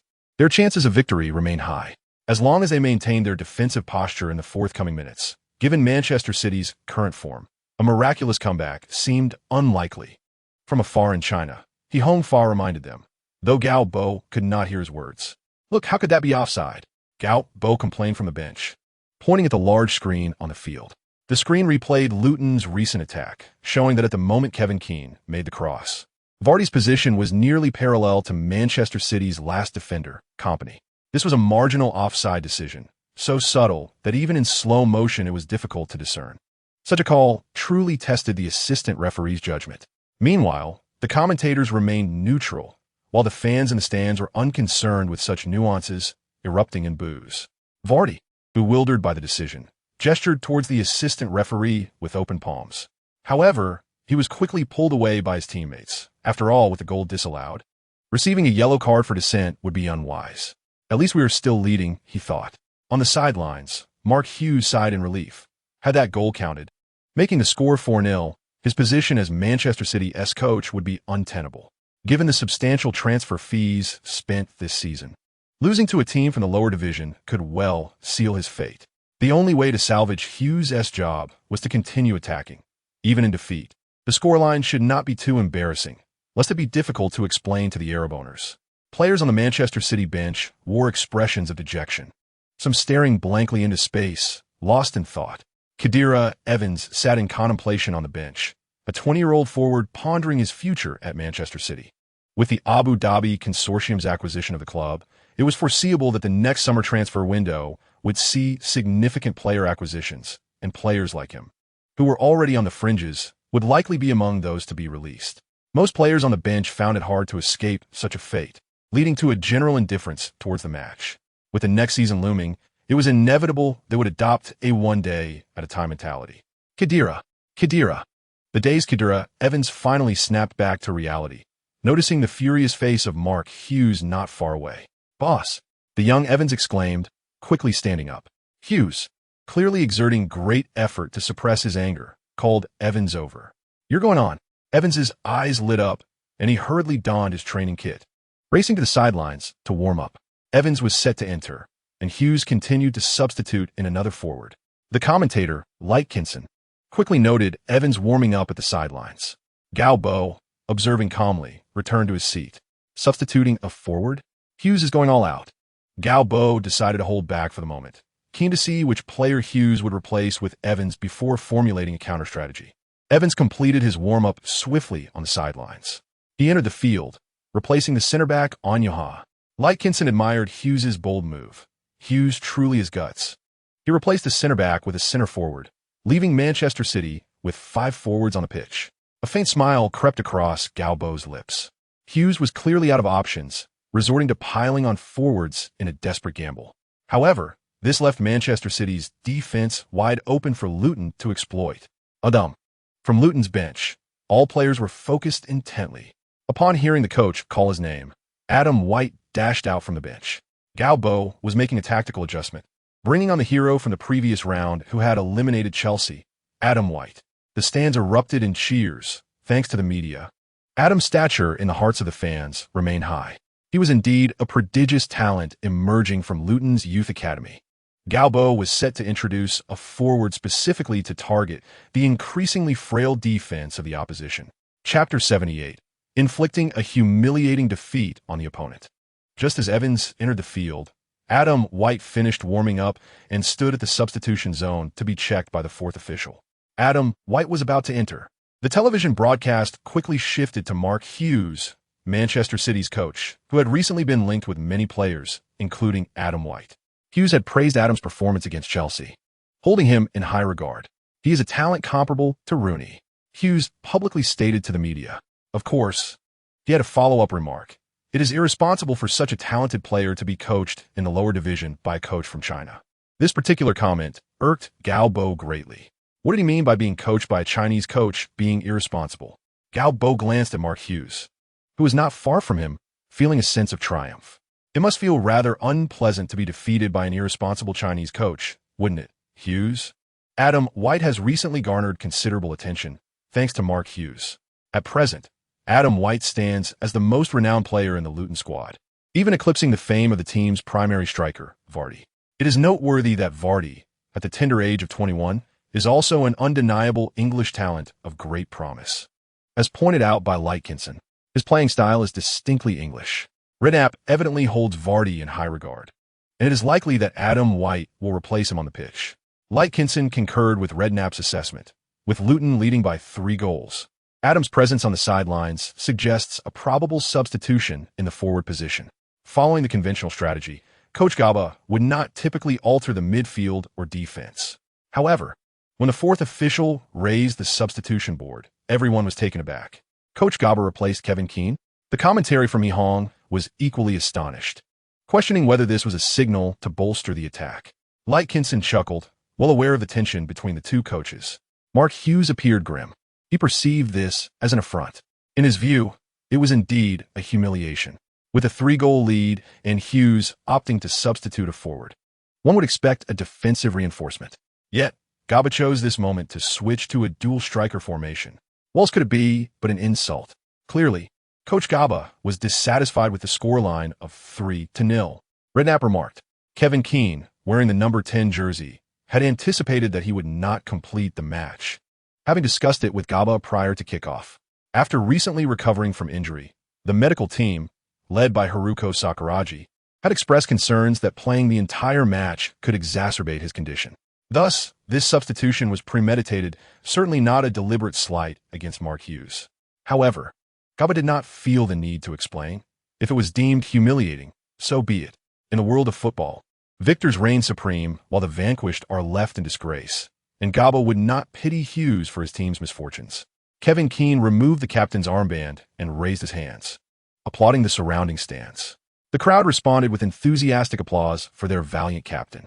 Rather than exiting directly, he approached George Park to pass the captain's armband to the vice-captain. The two captains embraced before Keane, urged on by Manchester City players and the referee, hurriedly made his way to the sidelines. After exchanging hugs with Adam White, the substitution was completed. Go change your kit, Kevin, Gao Bo called out, high-fiving Keane. Your performance was exceptional, Gao Bo praised. He never hesitated to encourage his players. Thank you, boss. Just thinking about our advance to the FA Cup quarterfinals makes me tremble with excitement. I want to watch the team win this match. Gao Bo patted Kevin's back, and after their embrace, Keane returned to the bench. Manchester City now had 2 towering forwards on the pitch, and Mark Hughes' strategy of stacking forwards appeared to yield results. As the team's offensive efforts began to gain momentum, they reverted to their quintessential English style, launching balls from the back line aimed at their 2 central strikers. After Adam entered the game, he had yet to seize a significant opportunity. In the 76th minute, a pass from City's backline finally created a chance as Evans received a long ball and headed it back to Robinho. For the first time in his confrontation with Kenny, Robinho gained the upper hand, sprinting to the ball's landing spot before unleashing a powerful volley. The ball struck the crossbar. Mark Hughes nearly leapt from his seat. This was his team's best opportunity of the match. Robinho with a crossbar. The spectators gasped, marking this as the most thrilling moment within Luton's penalty area. Goalkeeper Claude Rondo leapt high, snatching the ball that had ricocheted off the crossbar. Good, Gao Bo shouted from the sidelines, gesturing animatedly as if urging a duck forward. Claude understood the coach's intent, taking a few steps back before executing a powerful throw-in. The ball soared from the penalty area towards Manchester City's goal, propelled by Claude's strong arm, soaring over midfield. Adam White had been waiting for this opportunity. Upon receiving the ball, he pivoted and dashed forward. The exhilaration of racing across the pitch surged through him. Unbeknownst to him, this was due to Gao Bo equipping him with the card factor. Bridge, one of the few defenders left at the back for Manchester City, was a swift and seasoned former Chelsea left-back. Although he was quick, he could not match Adam's pace. Aware of this, Bridge retreated while attempting to obstruct Adam's path into the penalty area. If he could force Adam towards the flanks, he would consider it a successful defense. Adam's forward route was blocked, leaving him with no choice but to veer towards the wing. His speed was such that Bridge struggled to keep up. Mind your teammates' positions. Gao Bo's words echoed in Adam's mind as he carried the ball to the right side of the penalty area, glancing towards the center. Vardy. He was making a run towards the near post. Pass, shouted Gao Bo from the sidelines, along with the Luton supporters in unison. Without hesitation, Adam swung his right foot, powerfully sweeping the ball into the box. Vardy. Amid the commentators' fervent shouts, Vardy darted towards the near post. deftly flicking the ball with the outside of his right foot, sending it sailing towards a goal. There was no chance of an offside this time. Gao Bo sprinted along the sidelines for several meters before executing a celebratory slide on the grass. Haha! Coach Gao Bo appeared exceedingly elated. This young manager possessed a passion rivaling that of the players, his youth evident. Lightkinson chuckled. Mark Hughes rubbed his face in despair. His team was destined to lose. Facing a humiliating defeat, the player Manchester City sought to acquire, Adam White, was showcasing his value right before their coach. Was this not self-promotion? Lightkinson's comment irked the Luton fans. To hell with that. He is our player from Luton. In the city of Luton, numerous fans erupted in anger. Chapter 79. FA Cup quarterfinals. The subsequent moments of the match fell into monotony. Manchester City's players were devoid of spirit. Trailing by 4 goals with approximately 15 to 16 minutes remaining, was it feasible to score 4 goals to equalize? Even if divine intervention favored Manchester City, it was an impossible task. The stands echoed with song. Within this small stadium, Luton fans even began to engage in a wave. For the home supporters, this match would undoubtedly be an unforgettable night. Mark Hughes was unwilling to witness the current state of affairs. On the sidelines, he bellowed in frustration, gesticulating animatedly as he endeavored to ignite the fighting spirit of the Manchester City players. For Hughes, the prospect of winning or even drawing this match had all but vanished. However, Manchester City simply had a score. To be defeated by a lower league team, conceding 4 goals without finding the back of the net themselves, was an exceedingly harsh reality for City. Perhaps the players, too, were acutely aware of the dreadful ramifications of such a humiliating loss, as they mounted a valiant counterattack in the final 10 minutes of the match. In the closing stages, when a goal was imperative, many teams instinctively resort to long passes and aerial bombardments, not due to the sophistication of this tactic, but rather because it is the simplest and most executable strategy to mount an offense in a short span of time. Manchester City continuously sent the ball into the penalty area, targeting the towering Evans and Caicedo. Meanwhile, Robinho and Bellamy sought opportunities by leveraging these 2 aerial threats. Luton's central defenders displayed commendable aerial prowess, managing to contend with the opposing forwards, particularly the 18-year-old Dutch prodigy, Jeffrey, who impressed spectators with his remarkable leap and ability to outmaneuver Caicedo or Evans in the air, showcasing an impeccable defensive capability against aerial challenges. As time waned, Manchester City decided to push Kompany forward as an additional aerial presence. Despite not being a striker, the robust Kompany excelled in jumping and heading, proving his worth in aerial duels. In the 84th minute, he seized a cross and directed a header towards the goal, but his aim was slightly askew, causing the ball to graze the post and go out of play. A collective gasp arose from the stands. Luton had narrowly avoided conceding. The City players were invigorated, as Kompany, running back, pumped his fist, urging his teammates on. Come on, lads. We must score at least 1 goal. Though still youthful, the Belgian defender exhibited the burgeoning leadership qualities of a future captain from Manchester City. To high hopes, a 4-0 scoreline appeared flawless. However, if the score were to shift to 4-1, it would be a matter of regret for the coach, Gao Bo. Thus, upon sensing a potential scoring opportunity from Manchester City, he promptly called for substitution. Matt, get warmed up, Gao Bo shouted towards the bench. Matt, as center forward, was momentarily bewildered. What impact could he have at this juncture? Was the coach still intent on attacking? Without further contemplation, Matt hastily donned his training kit and rushed to the sidelines. Luton prepared to make a substitution. The towering Matt was ready to take the field.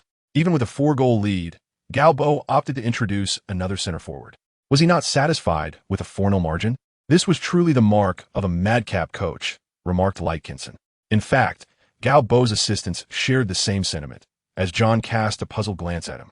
When facing Chelsea, with whom Gao Bo had personal grievances, he refrained from taking advantage. Was there an undisclosed animosity with Manchester City? Linson watched Matt's figure with a contemplative expression. Soon, Matt Schmidt completed his warm-up and approached Gao Bo, bending slightly so the coach wouldn't have to strain his neck to see him. When you go in, you'll play as a center back. Gao Bo instructed. Center back. Matt scratched his head, but I'm a center forward. No matter. City is currently focusing on high balls. ISNT that your forte? Get in there. Clear every aerial threat in the box.